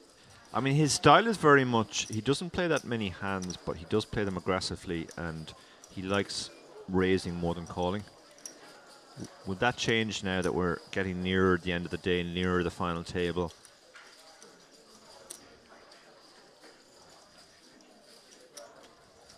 I think the perception on this table is that Alan is perhaps the most loose aggressive player here. And we've seen him make these bets and fold them, so you definitely know that he's capable of folding here. 690 in there. He's that's going to exactly go what for all he's done. of He's it. got now Alan's in a horrible spot. Grim spot for Alan. It's grim because like if he's going to 3-bet fold a hand as strong as 10s, when you add in all the weaker hands like Queen Jack that he's doing this with, he just has far too many 3-bet folds. So he's definitely exploitable if he folds here. But at the same time, do you want to call off with 10s for almost all of your stack? It's horrible. It's just a horrible spot, yeah. This is why I think he would have been better off just flatting in this spot. 100% agree. I think ICM, looming, I think just being able to play 10s out of position passively and still pick up quite a nice pop by the end is very plausible. 100%, yeah. So this is a horrible spot of his own making now, it has to be said. He's either going to have to do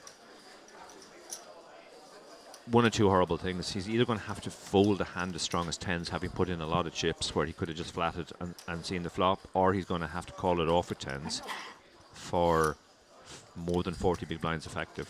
Let's do some gorilla maths on this one, Dara. How many under pairs to the 10s do you think you have to include in the perceived range of fung to make this play in order for tens to be profitable, given the risk premium involved as we approach final two tables? That's a very complicated Gorilla Matt's question. It really is. Yeah. And I think we have to go as low as hands like sevens. Okay, so what does he have to call off? He 3-bet to 400 and what? 475. 475. So it's 2 million into 5 million. So he needs, if there was no risk premium, he'd need 40%. With the risk premium, it's probably 44% maybe. 44, 45, somewhere like that. I wouldn't even be loving jacks if I'm Alan right now. Yeah, well, if we assume that all the overpairs are there, he does has call. made a call. This is very much going for it. This is a going massive for it. flip, yeah. Yeah. 5 million Yeah. in the middle, guys. I don't think he could fold there, to be honest, because his 3-betting range is so wide. Tens is just too far up the range. He's going to be folding far too much of it. That maybe his opponent has a king-queen in there as well, something like that. Yeah. Well, this is the biggest pot we have seen in the tournament so far. Maybe, just maybe, there have been bigger ones on outer tables, but And this there's the is ace. huge. There's the ace. Alan, yeah.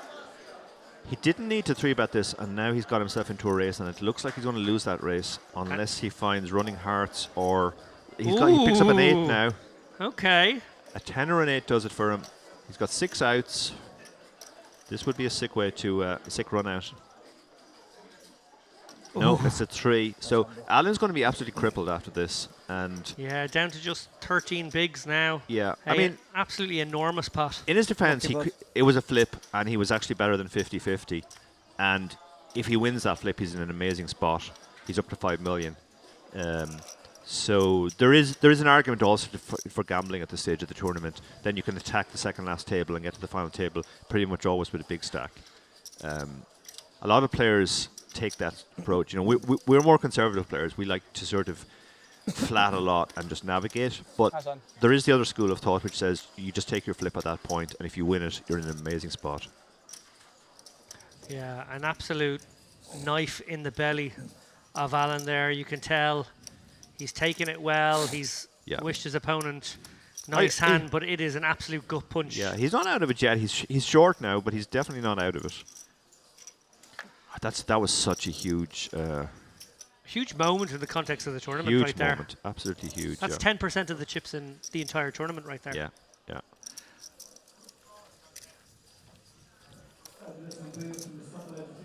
Thank you for everybody who's hung around with us in chat. You've been great all day since we found out how to interact with you.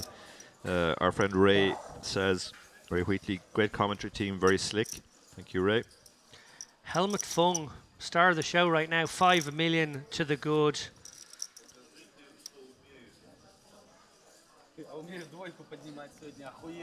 And I do wonder, again, reflecting back on that hand, we haven't really seen Helmut Fung get out of line. We haven't, but we have seen him overplay certain hands. Like the tens was an overplay, which worked out for him.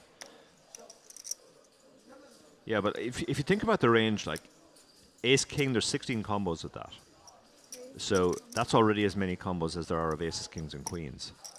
If you put Ace Queen in there as well, now you've basically got 32 hands that you're flipping against, and only 24 overpairs. So it's mostly a flip.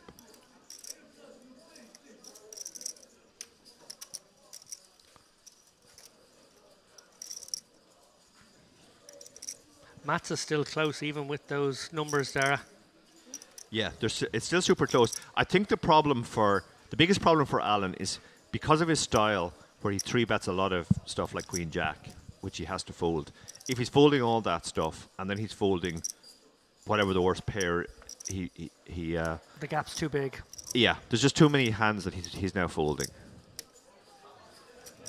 Bit of love for Helmut Fung here in the chat. Florent has Jeraz. Has wished him luck. Happy to see that ace come out. Brown versus Fal here as we go to a flop. Another 3-bet pot. Very nice flop for Fal. He will be sitting pretty here with top 2. Brown, on the other hand, not loving life, having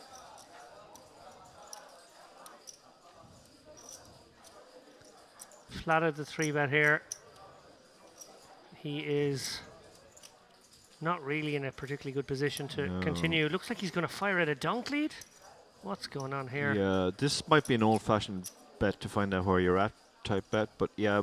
Sort of try to exploit a hand like queens?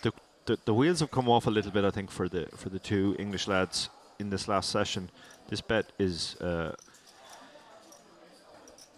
doesn't really achieve a lot. Fal probably wondering what sort of hands make the most sense for a minuscule lead of this nature. Quarter pot out of position. Feels like maybe king queen of diamonds. Something that's happy to get it in if you're raising him. I don't know. It's very back to front poker right now. Yeah. Yeah, I think Brown seems to think that he has to sort of c-bet in these spots, or has to donk lead in these spots. Just take the aggressive line, but the aggressive line doesn't always make sense. Now, Fal has a very easy decision because he has top 2, obviously, so he's never folding. But there aren't actually too many hands that this puts in a tough spot. If he has queens, he's just going to shrug call and see what he does on the turn. If he has an ace, he's never folding. Fal with the Hollywood. Yeah, he's doing a very good good job of selling the fact that he doesn't like having to call here. Yeah, he's sort of like summoning. Has he raised though? I've got kings. I think he might have raised here. He does raise. Yeah, the problem when you do that Hollywood and then you raise, that's never a bluff. And Brown should just get out of the way now. Brown has had many opportunities to get out of the way. One worries if he's going to. No, he's letting this go. He's taking a stab with the 7s, hoping his opponent. Dara, he hasn't released. I'm scared of what I'm about to see here. Okay. No, he has. Yeah. Yeah. No, I mean, yeah, that would have been a major blunder. I don't think he was ever going to do anything other than fold there.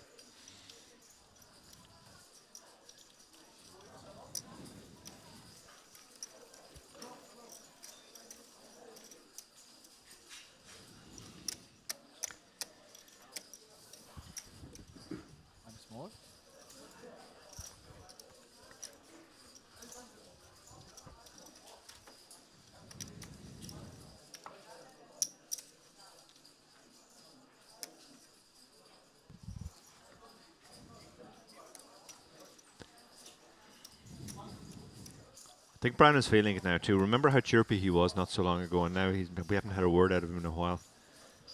He doesn't have those chirpy chips anymore. You would worry for him now at this stage. If he's feeling boxed around, that's sometimes when you see the players spaz out.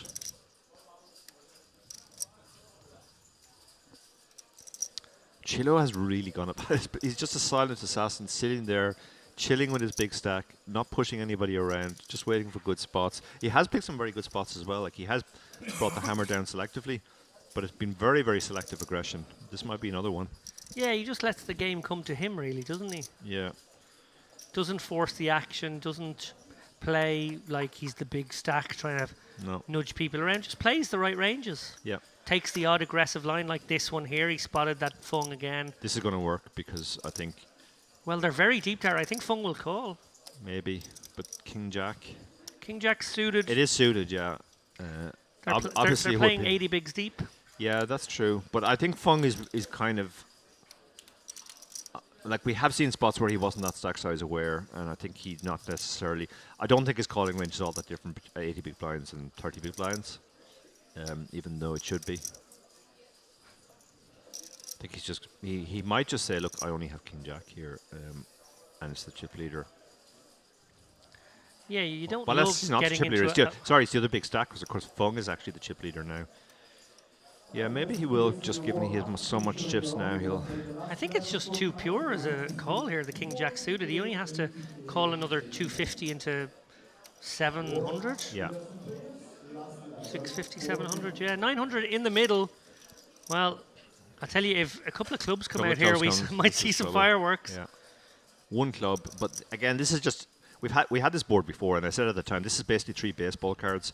Nobody has connected with this flop. So whoever had the stronger range pre-flop, which is Shiloh as the 3-better, still has the stronger range. Pokemon cards. Pokemon cards, sorry. Just trying to be audience aware here. You think all the Rochdale lads play Pokemon? More so than they play baseball. I think people know what baseball cards are, though. Sure, there's no Yeah. cards in Pokemon anyway. It's all on the internet. It's all That's true. There's no Pokemon cards anymore. Yeah, a small bet here should get the job done a lot. Yeah, one wonders if Fung will continue against a very small bet, given that he does have those backdoor clubs working for him. 275k into 9, so almost a third. I think he will release. I think you're right, Dara. I think he'll probably just recognise that it's better to live and fight another day here rather than get embroiled in some humongous, potentially humongous pot against the chippy, or the other big chip stack, leader, yeah. who has played quite snug as well.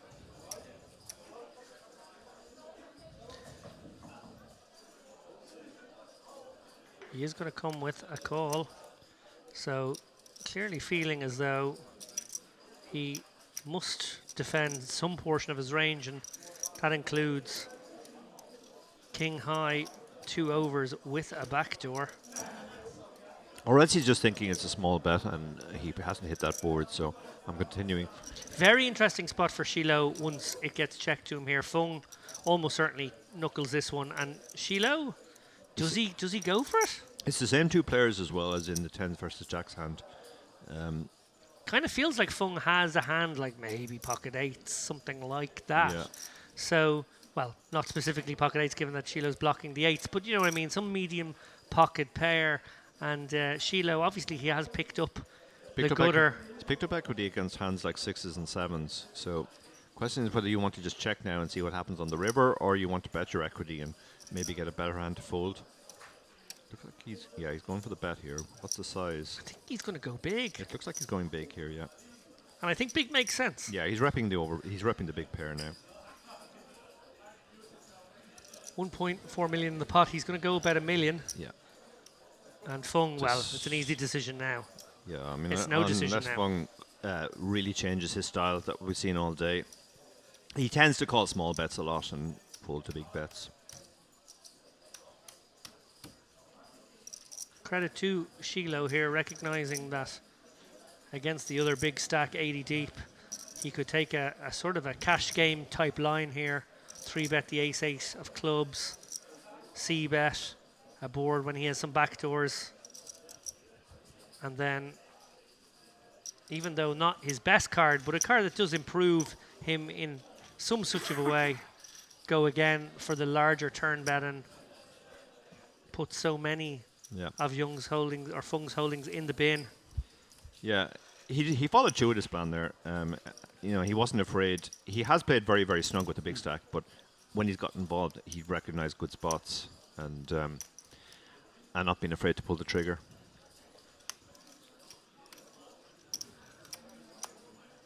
He's not to know that he just folded out a worse hand. He probably thinks he got a pair to fold there.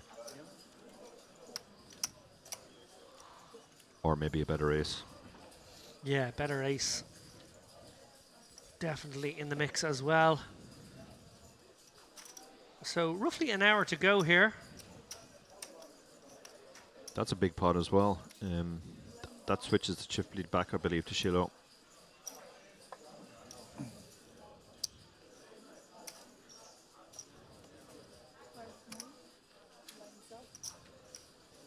Blinds are up, so that is the level jump here.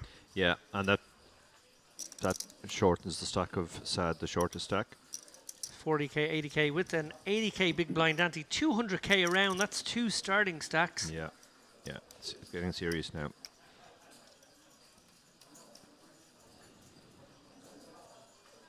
So into the last level of the day. And given just how many chips are on this feature table, one would assume there are quite a few shorter stacks on the other 2 tables. Yeah.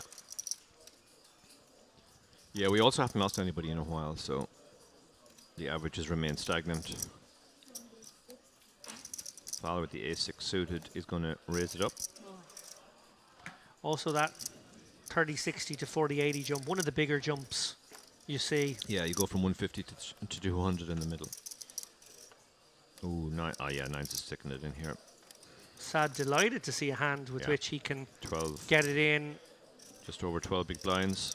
Sorry, not even 12. 9 big blinds. In we go. And Fal probably finds a Can't fold, play. even with the. Oh Yeah. no! Wait, hang on a minute. Oh, Brown. Oh, wow. No, I don't think he's going to call off. Brown. Here. Yeah. Looking for the count here. Realizes Fal has opened. I hope he realizes Fal has opened. Looks like he has let it go now. Fung. Fold to King 3. I think we And flash briefly. Bit of maths here for Fal, who probably realizes he's 30%-ish against almost all the holdings that Sad would do this with.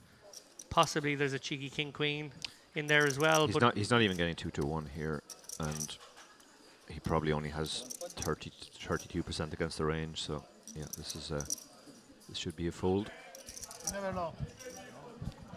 Yeah, he needs to be about 36, 37%. We see he's 33, and actually that 33 represents what he's going to be against the vast, vast majority of the hands. Yeah. He's going to be up against a better ace, and he's going to be up against a pocket pair above sixes almost all the time. He's going to make the call. Looks like he might. You put some king queens into the mix. Certainly if you put a king jack into the mix, it becomes a call. Yeah. Yeah, but you have to put a lot of those hands in, I think. Yeah, with it's what? It's 580 into what will be 16. He has made the call. This is an interesting call. This is a gambling call. No. Yeah, he's going, oh yeah, you do dominate me. I mean, you're nearly always dominated here. You are hoping to see King Queen, as you said, but Pocket fives, maybe. Yeah, you're going to mostly see a pair higher than a 6 or an ace with a better kicker. But you can get there. But for the moment, yeah, that's a particularly bad flop for him. He flopped a backdoor flush draw and backdoor straight draw. But Queen of clubs? No. No, Queen of diamonds, the though. queen, yeah, there's counterfeit outs now. Queen of clubs was the big outs giver. And the king. Sigh of relief for Sad. Gets the double up.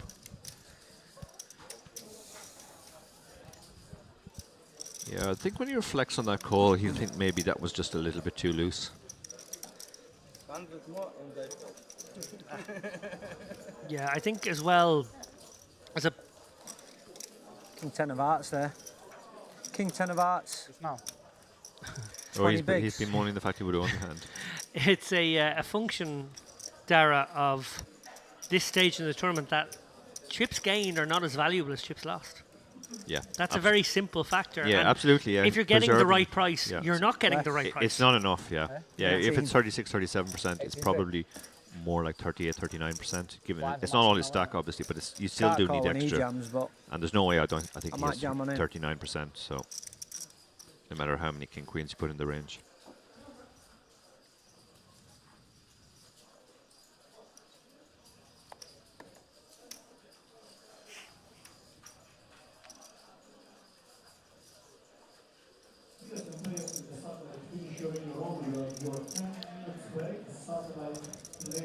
Down to 21 now, so we did lose somebody on the outer table. Yeah, short-handed now. 18 to across 20 the still board. seems like the line that we will finish tonight with.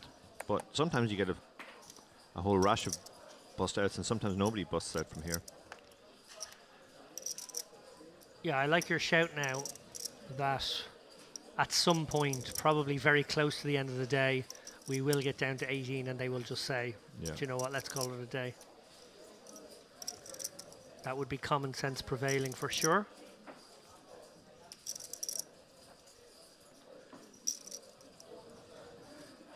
Arnold Schwarzenegger.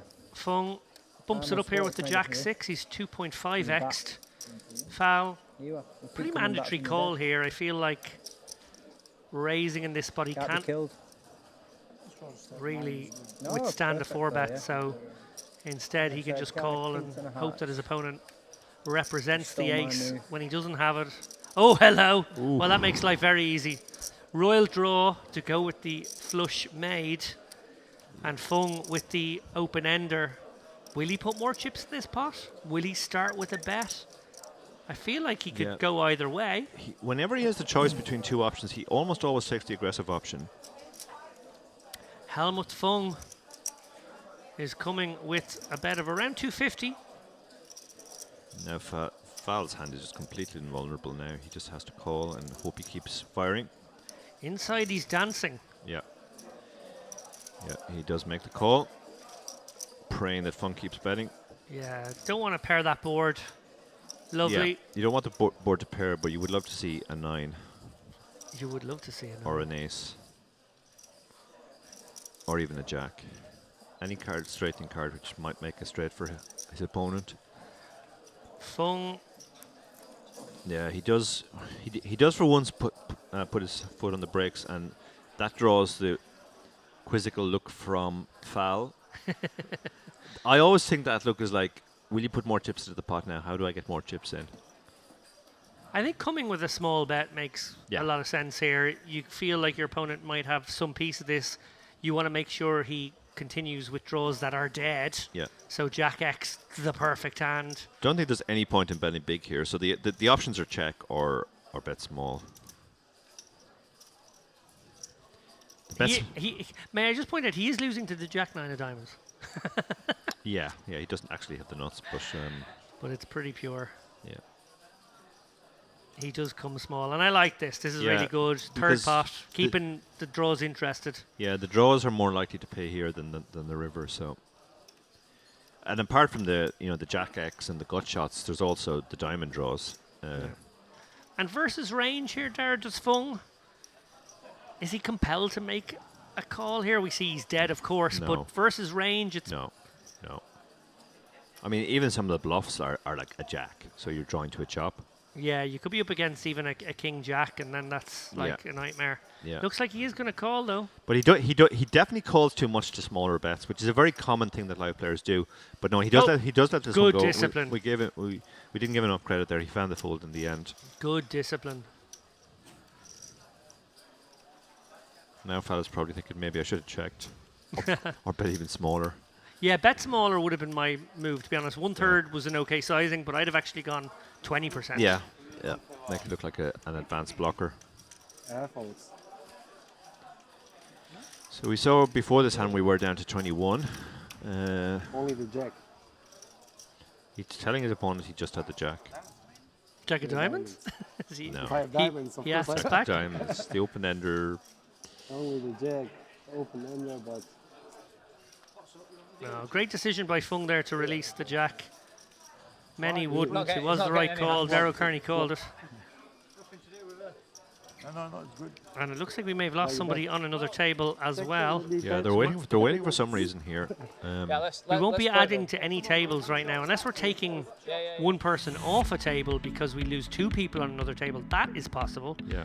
Anyway, in the meantime, let's have a look at the updated chip counts. 5.2 million for Maxime Chilot, who has picked his spots prudiciously and very, very well, it must be said. Helmut Fung, he won that enormous. Did you just invent a new word? Prudiciously. Did I? You said prudiciously, which I guess is a cross between prudently and judiciously. Yes. I quite I like like it. it. I like it. Look at me being James Joyce here in the booth. Yeah. Is it because you're not getting any cards? What do you mean?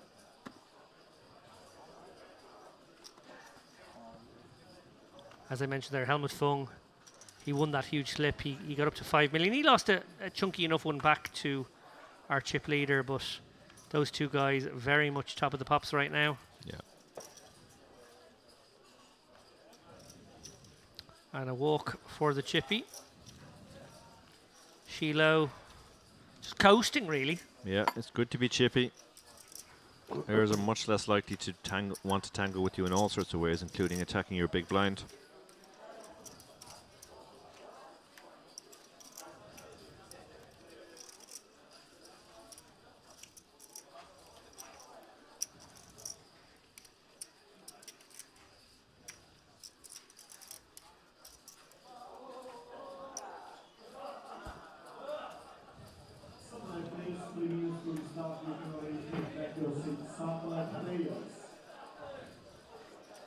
Alan forced to wait patiently for a real spot now off what is probably just about 10 big blinds. Yeah, yeah, completely different game from him now. For him now, he just has to wait for a spot, as you said, a good get-in spot with 10 big blinds.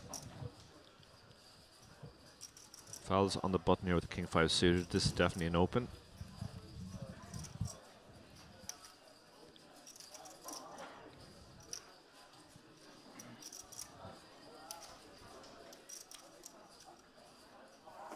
Sorry.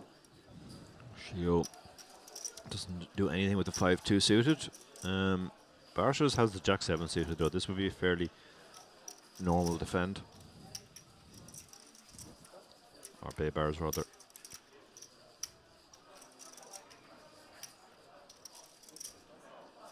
He's been the tightest player at the table. He's passed a number of spots that felt utterly standard to call, but he is going to call this one suited and somewhat connected. Yeah. Foul also suited. And, well, nut flush draw. Yeah, very good prop for foul here. The ace is his card more than bay bars. Lots of backdoors for bay bars, but I don't feel like he is the type to use them. Yeah, no consideration in an even there. aggressive He just folded. He definitely doesn't place too much stock in the backdoors. Thank you. Yeah, thank you. Some people just prefer the front door, Dara. Well, the front door is always preferable, I think. But, The tradesman's entrance, they used to call the back door. yeah, well, that tells you how posh you were when you were growing up. I'd never heard that phrase when I was growing up. There was only one door in your house growing up. That's right. There was only one door in mine too. There was a window you could climb out. Right. You know what they say in poker? If you can't come in through the door, you have to climb in through the window. I think Doyle Brunson said that. Yeah.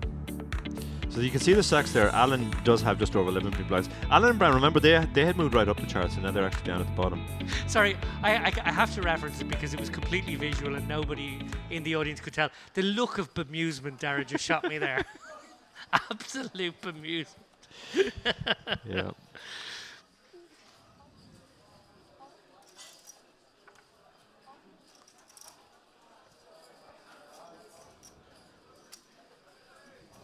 Fung is a beast, says Marvin Greenleaf. He has been rather beastly. He's been on a run recently, apparently.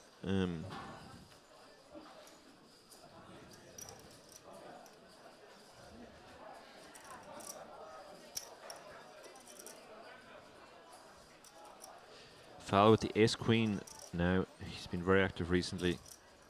Opening again, but nobody finding a hand they want to get involved. Alan, oh, this could be trouble for Alan. Big blind, 11 bigs, the cutoff opens, ace-10. Yeah, he's goosed. I think he's going in here. And he should get it in here, to be honest. Yeah. Fal has been pretty active. We've Yeah. seen him open King 5 suited and plenty of other sort of junky stuff. So This is just standard with 11 big blinds. It's just he's very unlucky to be dominated here. Yep, standard all in. And Fal will almost beat him in the pot here. he's going to have to get lucky now. 1.7 million and an opportunity to get back into this if Alan can find a 10-ball corner pocket.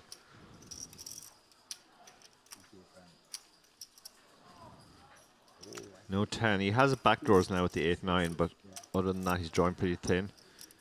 Drawing to the 10.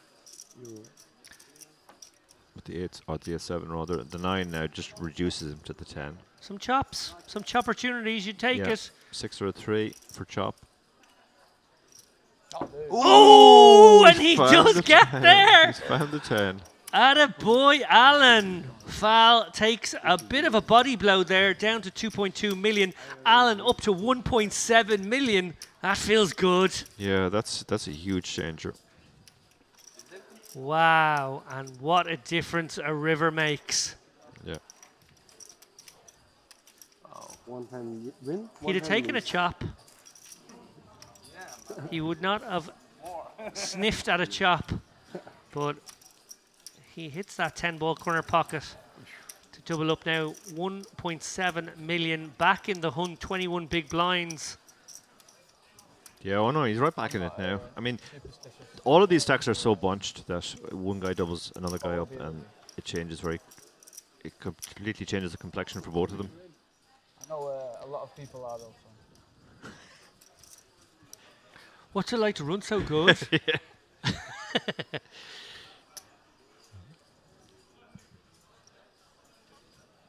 Brown folds here. He's playing 17 bigs right now. Looking for... Has ace queen again. Wow. Has to play it. It's not been his friend. It has not been his friend. He got it in a great spot there to get up to 4 million. Said he finds himself back down in the 2 million zone. But he will be playing the ace queen. Try to win some of his chips back. And 7-2 isn't going to cut it. Mustard. Cut the mustard. That's exactly the phrase. Oh, look, he's running to ace king here. Oh my God. This is brutal. Oh, this is so brutal. Fal is going to be hitting the rail. This is absolutely Well, he brutal. won't be actually. He won't be. Sad has slightly but less. nevertheless, yeah. This is filth. This is filth. He's moved all in. Fal's for like, 20 is bigs. this real? Sad is not light. He knows that. Is this life? He's like, I know you're not light, but I've got ace queen suited. So what am I going to do? Yeah.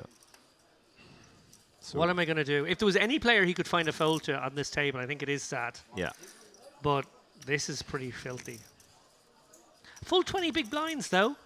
Maybe, just maybe, you can find a fold with ace queen suited. Yeah. I mean, the positions make it a fairly standard get in, but it's Sad, and he does call. He does call, yeah. And he's going to get the very bad news. Ugh. And you got a feel for Fal. He was one card away from 4 million, and now he is one run out away from being left with a miserable 7 or 8 big blinds. Yeah. But you can always get there. Okay, well, he's got some backdoors with the spades and a straight draw as well. But yeah, 10 of spades would certainly help his cause. 10 of hearts. Yeah, so he picks up more outs now. An 8 or a king. He loses the queen, obviously, but by way of compensation, he picks up the king, and that is another huge setback for Fal. Oh, and what a difference. And a huge 5 minutes ago. And for Sad, I mean, Sad was the shortest stack. He was the only guy sub 20 big blinds when we came into this level.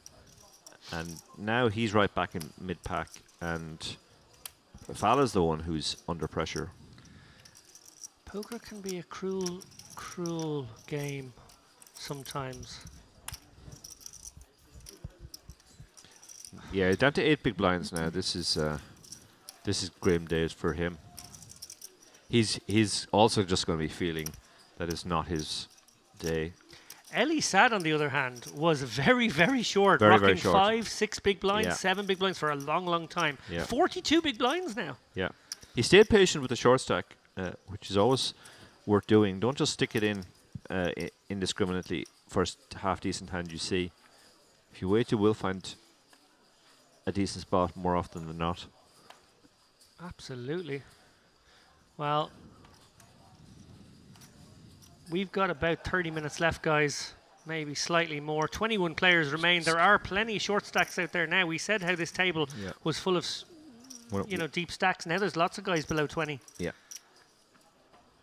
Shiloh decide this is a good time to open up with the queen jack off. Baybars very quickly folds the same hand. Alan, yeah, he's not going to get involved. Just over 20 big blinds. Ooh, Sad has another hand. Another decision. Well, from everything we've seen of Sad, this is going to be a flat call all day. I don't see any aggressive action. The flat call is fairly standard here, so can't really hate on it. Certainly not. Just the small discount from the small blind, but 120k into 360. Obviously getting a very, very nice price. Yeah.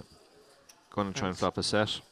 And a quick fold from Brown. So a fair fight. Queen Jack O against pocket eights. Shiloh obviously with position. Yeah, the queen jack is obviously going to mostly win because of he's the pre-flop aggressor.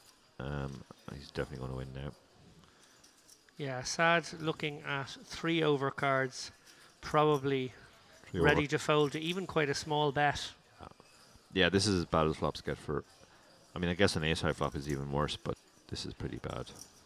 And Shiloh actually has a candidate to check back, Yeah. weirdly. He Yeah. could fire a tiny bet there, but I quite like the check back. I think you need to have some strong-ish check backs. I don't think Sad is going to lead out here. When you get the check back in this situation, you feel like your opponent has some amount of value. He's going to throw out a tiddler, though. Oh, he's not a tiddler. 300k. Yeah, he's induced to this sort of weird bet now where Sad probably thinks he has the best hand, that he's up against ace high. Sad's a bit of a one-and-done merchant. I feel like this might be his one and only stab at this. Yeah. Shiloh's going to call, Shiloh- and then I don't see Sad firing Yeah. again. I mean, apart from having a second pair, he's also got the gut shot, so.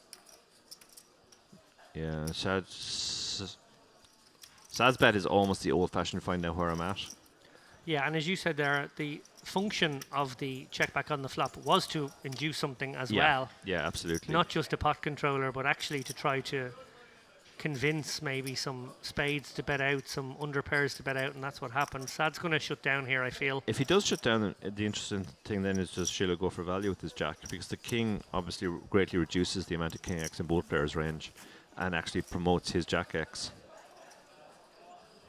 I think he's probably got to. It's close, though, because he may feel Sad is the type player who might, well, knuckle a king over to him there. He did go for a larger sizing on the turn. Yeah, he has decided there's just not enough Not enough hands to that target. call. Yeah. Yeah.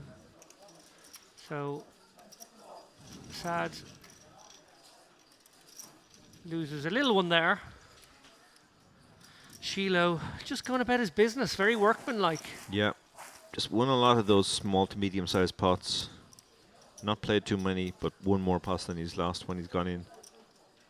Got a lot of respect for the fact that he's playing tighter than most chip leaders would. People are giving him more pots uncontested.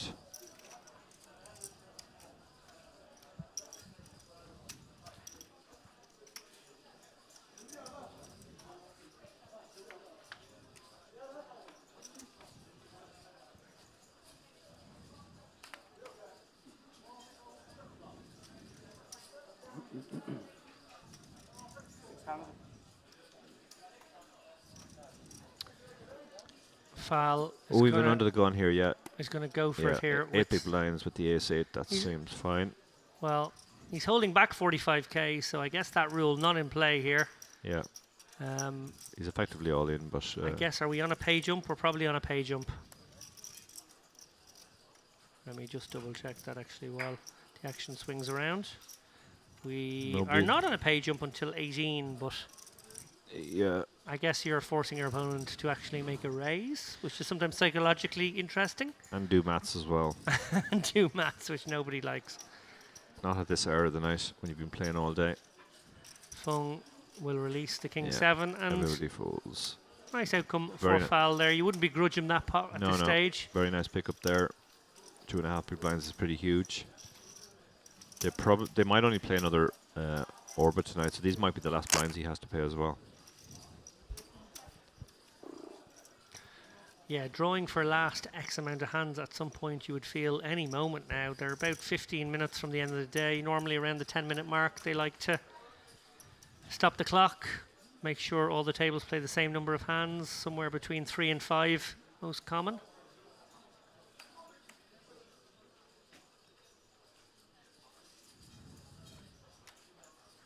Hands are coming thick and fast though, it must be said. Obviously short-handed everywhere.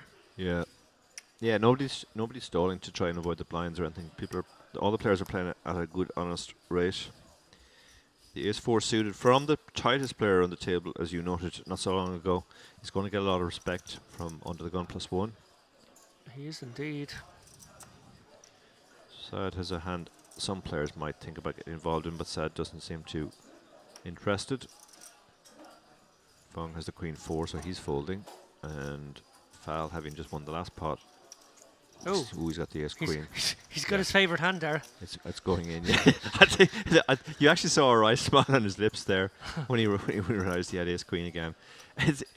He's not loving it because it is Bay Bars, the tightest player on the table. Yeah, Bay But- Bars but doesn't snap calls, so At the end of the day, he has less than 10 big blinds, so he's sort of hoping for the ace-10 call think now Bay and Bars hoping can- for the yeah. pocket fives fold. Bay Bars can find the fold here, I think, now because he's pretty much always dominated.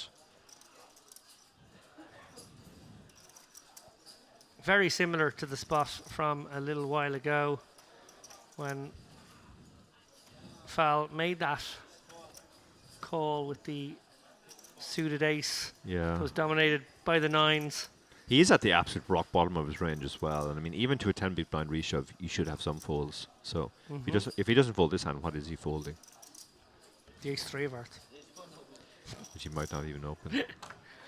He shows the ace-queen again, ruefully. Ace queen. Ace king. Oh, that's not good for you. Yeah, man. You know a four's coming in the wind. Never one to miss a needle. Brown straight in there. You know the 4 was coming.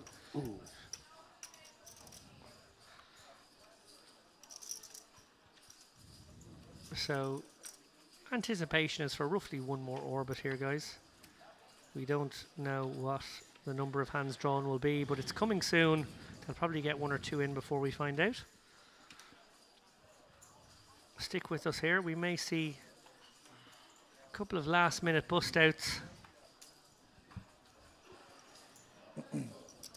21 left still, so 3 tables of 7.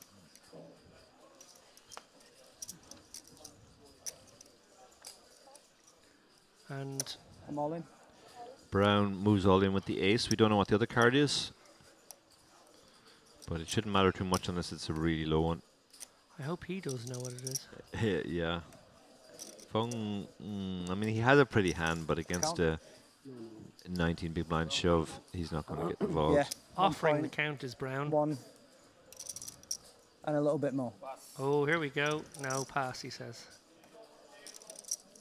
Showing While some. flashing.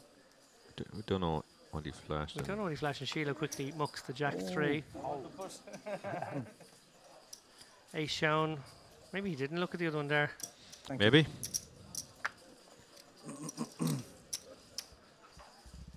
There's definitely a few aces I would not shove in that spot. So Oh, for sure. I would like For to look 19 at the. I would like to look for at the other- 19 big blinds. I don't think he's quite 19, but I would we don't also know like 19. to look at the other card in case it's Yeah. another ace. That's true. And And then then maybe I then- construct then you don't want a to cheeky shove. little open range. Yeah.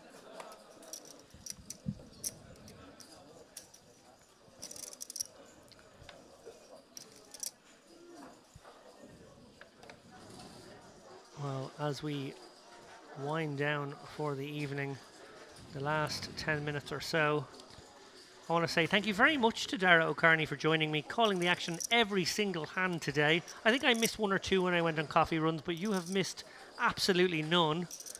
Thank you, David. It's been a pleasure as always. Definitely feeling tired All just of now. them. Looking forward to my bed All in. tonight, but we'll be back tomorrow. And and straight away a snap shove here for 15, guess he- 16 big blinds with the ace Guess 5. he is just showing any ace now. Yeah, this seems like exactly the kind of hand you could maybe open fold. Yeah. Yeah. It'll work unless he runs into it, and he hasn't. So another pickup, but that is shove and hope. It is really.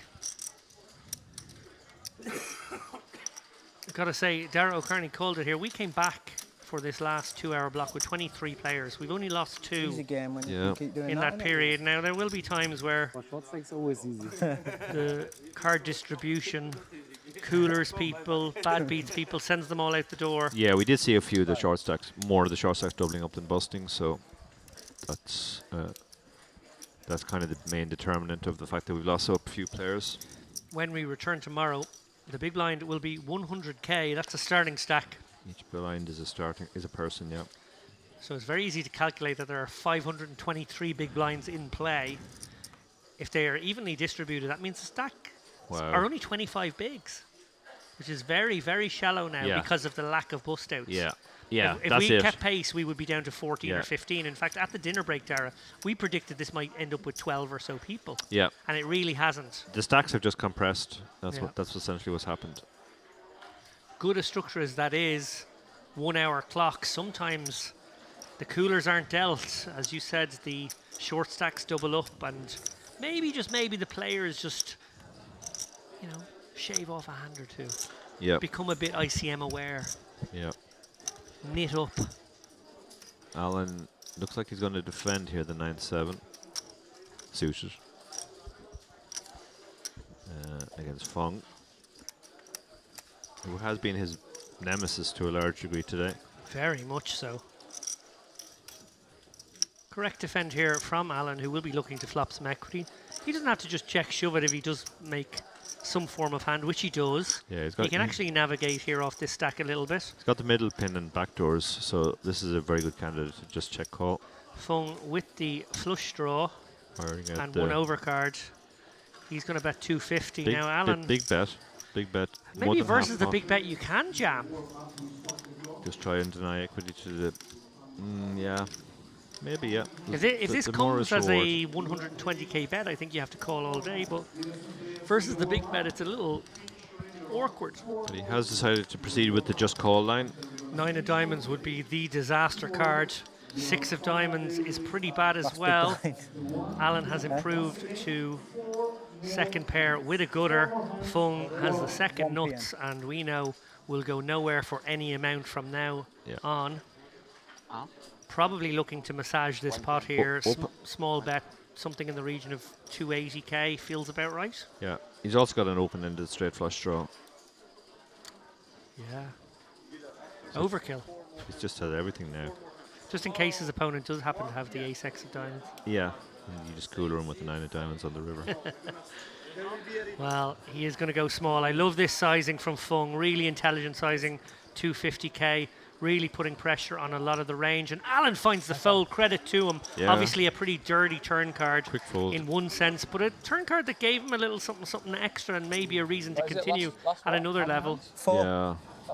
I think it was more of a drawback though with the board becoming so flushy.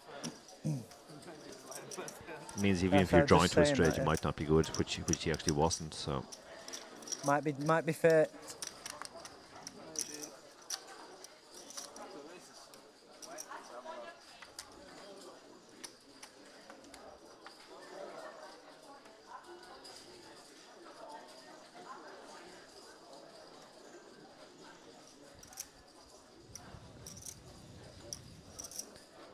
Fung will be getting involved with the ace-jack.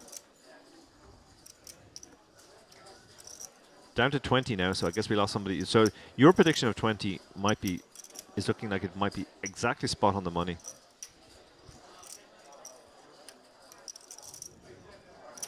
He's got the king-jack. He's got 12 bigs. Oof. It's a tempter, but I think you have to let this go. 100% agree there. While it may be the case that Fung King does open a wide suited. range, and it may be the case that these players are taking liberties late on in the day. Yeah, King 10 just not good enough with players behind. Alan's got a tempter as well, but I think this one's very tempting, actually. Yeah. This one's close, Dara. This one is close for sure. Oi, oi, oi. But Fung is coming a little bit. Great discipline from Alan. He's coming from early position, so ace 9. Yeah, if that's the cut-off open, you're getting it in. But when it's +1, it's a different situation. And Sad is going to fold a 6-3. So he shows. Well, he shows an ace. Yeah.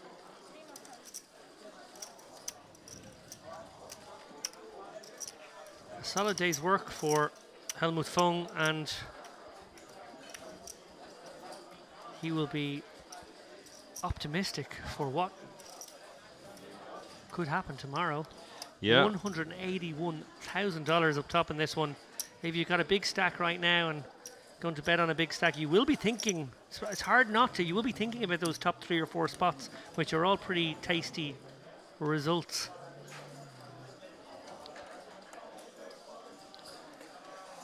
Here we go. Brown cycling himself up here in the big blind. Here we go, he says. Yeah. He's feeling it. Yeah, I didn't know that was him or you. Why is Dave trying to psych himself up with the last few hands of the night? 19 now, Dara. We've lost someone on another. Ooh, it might be going down to 18 still. We could still lose somebody, and then I think they would definitely call it. There's no way they're going to make them play a couple of extra hands if somebody else goes at this point. You're right, Dara.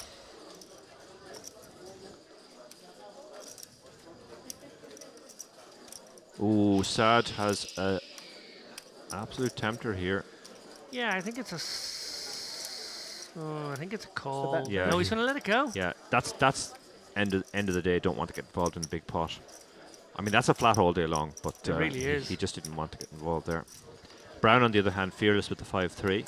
And he did say, come on, beforehand, so he he's- feels like the juju's working. Yeah. Now he's got absolutely nothing here, so unless he Kamikaze loses stuff. his mind with the 2 unders and backdoors. Well, Shiloh, as you said, Dara, it's not the exact board you talked about earlier, but it's one of those boards that's hard to miss. Yeah, it's not that dissimilar actually from Jack 7-5. There's lots of gut shots there. And he's picked up a flush draw now, Brown. Yeah, Brown. Shiloh has a blocker to that flush draw, but Yeah, Shiloh definitely going for showdown, I think, at this and a point. gut shot. Yeah, he's picked up a bad gut shot. Yeah. No, maybe, okay. I guess he's just trying to fold that equity here. Brown gonna have to continue with the This, flush. this is kind of an advanced Oh, blocker. it's a big bet too, Dara. 310 into Oh, it's not a blocker then, yeah. 440. This is 3/4 pot, and Brown now in a spot where he has to extract value on the river if he hits to justify this call, because he's not getting the direct pot odds. He needs some implied odds here. maybe he shoves straightening cards as well. Like that one. That one. It would work. Well, no, it wouldn't work because he's got the bad end of the He's straight. got the bad end of the straight. Yeah, he's not going to give Brown too many kings, I don't think. But you did say it, Dara. Will he represent more than just the raw equity of his flush draw if a scare card was to come? Obviously, Shiloh can have so many kings in his range here. Yeah. He's Oh, definitely. and we got a kind of a pump fake there as he moved forward, cut out some chips, and looked straight up his opponent. I'd love to see that little bit of live poker. And he is going to bet it. Yeah. Now, Shiloh... He's not putting himself at risk here because he does just have 5 high. 275, it's not enough. It's not enough. Shiloh just has a snap call all day here. Yeah. Nice call. Yeah, that was just... he tried to do the cheap... He tried to do the cheap bluff. He was trying to get just ace high to fold, I think. Jam the turn. Ace high to fold, or... And now he's I don't know what, berating. like a hand like 9-10 to I don't know what he was trying there. Ace high, I think. He almost made it like compelling for a queen to call. I think it was ace high. Yeah. And now he's saying he should have jammed the turn because obviously, he's doing that thing of he's replaying the hand and finding the one line that would have actually won the hand for him. Turn. But My own fault. My own fault, he says. Well, I'm inclined to agree. I do feel like there's been a few hands with Brown in the last hour or so that have been played a little bit back to front. yeah, it's been a long day, and he took some hits. It can be hard to reorient yourself. Yeah, hopefully he can survive these last few hands of the night and gather himself for a spinny run tomorrow. I think they might have said this is the last hand. No. I'm Last not hand sure. or one more? Last hand or one more? Two more. Two more. This and one. This and one more hand the dealer has confirmed. Shiloh. Shiloh opening the fours. He's basically hoping everybody just wants to bag now and they'll all fold. I mean, we saw Sad fold ace jack in a bizarre spot there. He was rather he's already bizarre. mentally bagged up. And Fung, I don't think will defend the 6-4, even though he's super. Oh, he will though. Yeah. He might have one very deep pot left. The small bets he just doesn't like folding to. And he has a gut shot now. Well, I can see some more chips getting into this particular pot. It feels like Shiloh should c-bet here. Yeah, he definitely should see bet here because he's Oh. decided to just check behind as well. That's interesting. Diamond. Now he's picked up a flush draw, but Fung actually has a better flush draw. Fung could lead out here. Yeah, very much his board now. When it goes check check, you expect Shiloh to have just Well, two pain cards a lot. Shiloh looking to get the showdown Yeah, here with they're his both just pocket pair. Does Fung have a bluff in him here right at the death? I mean, he should bluff here because this is absolutely one of the worst hands he can have, and he has a. Sorry, I thought he had a diamond. He doesn't. He doesn't have a diamond. Yeah, but he has one of the worst hands he can have, so he's actually supposed to bluff here, but he hasn't shown willingness to really 9-2. bluff in those Just spots where he's fucking rip nothing. it. Shiloh will be Suited as relieved well. to see that he has the best hand. Brown had 9-2. He's good at Dara. Got it. He 8 would've bigs. 2 pair. Yes. And we are going to play our last One hand more of hand. the evening. What a day of poker we have witnessed. A lot of excitement, I have to say, in the middle part of the day. A lot of bust outs, a lot of big hands. This last session, a little bit different, a little bit cagier. Definitely more defined by the players' reluctance to put huge amounts of chips in. That said, we did see a couple of very, very big pots. The 10s, ace, king, very memorable. We remember not that long ago the jacks against the 10s on the queen high board. Probably our hand of the day. That was in the last session. The queen jack also against the ace king. Yeah. Between the two Brits. It has been a long day of poker. 201 hands is going to be the final tally over these 10 hours of play. That's a long day, 201 hands. It sure is. And quickly round to the button now. Sad going to release All the of the queen chips. deuce. And he's all in. Brown right here at the Going for it. death.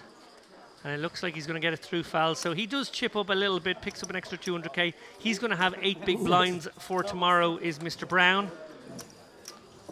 Up the Rochdale. The boys from Rochdale will be Up able the Dale. they'll be able to tune in tomorrow. Yeah, he and gets through the enjoy. day. The two Brits are short. They have both sub 10 big blinds, but they are true. Anything can happen on the last day. It sure can. Well, look, the story of the day for me, Maxime Chilot, 6.75 million, Quality, yeah. barely put a chip in anger. Yeah. He just went about his job workmanlike. He's probably our favourite to win the tournament from here. Yeah. Helmut Fung has played superbly as well. Obviously, he was the winner of that huge flip earlier on, and fortunate he was to win a flip, but deservedly too with the ace-king. Ellie Sad, what a comeback, Dara. What Indeed. a comeback. Indeed, yeah. And our ugly faces are on the screen now. But yeah, real comeback. And the two English lads, they hung in there. They both got through, but they won't be happy with how the day ended and how they finished with less than 10 big blinds. No, a tough final session there, and maybe ultimately a good day at the office, but a very bad final hour or two means they are going to need to spin up quick tomorrow. They're going to come back with 8 bigs, 10 bigs, something in that vicinity.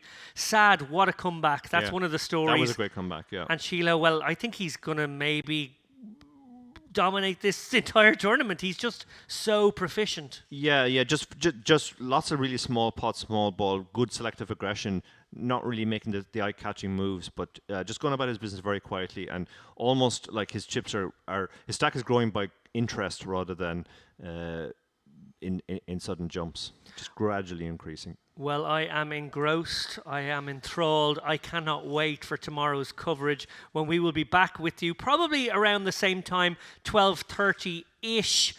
Sometimes it's a few minutes over, but please do tune in when we will be bringing you final day coverage. Day 4 coverage, we will bring you all the way down to a winner. Whatever time in the evening that is, do join Dara O'Carney and myself, David Lappin. Thank you so much for tuning in, guys. Peace out.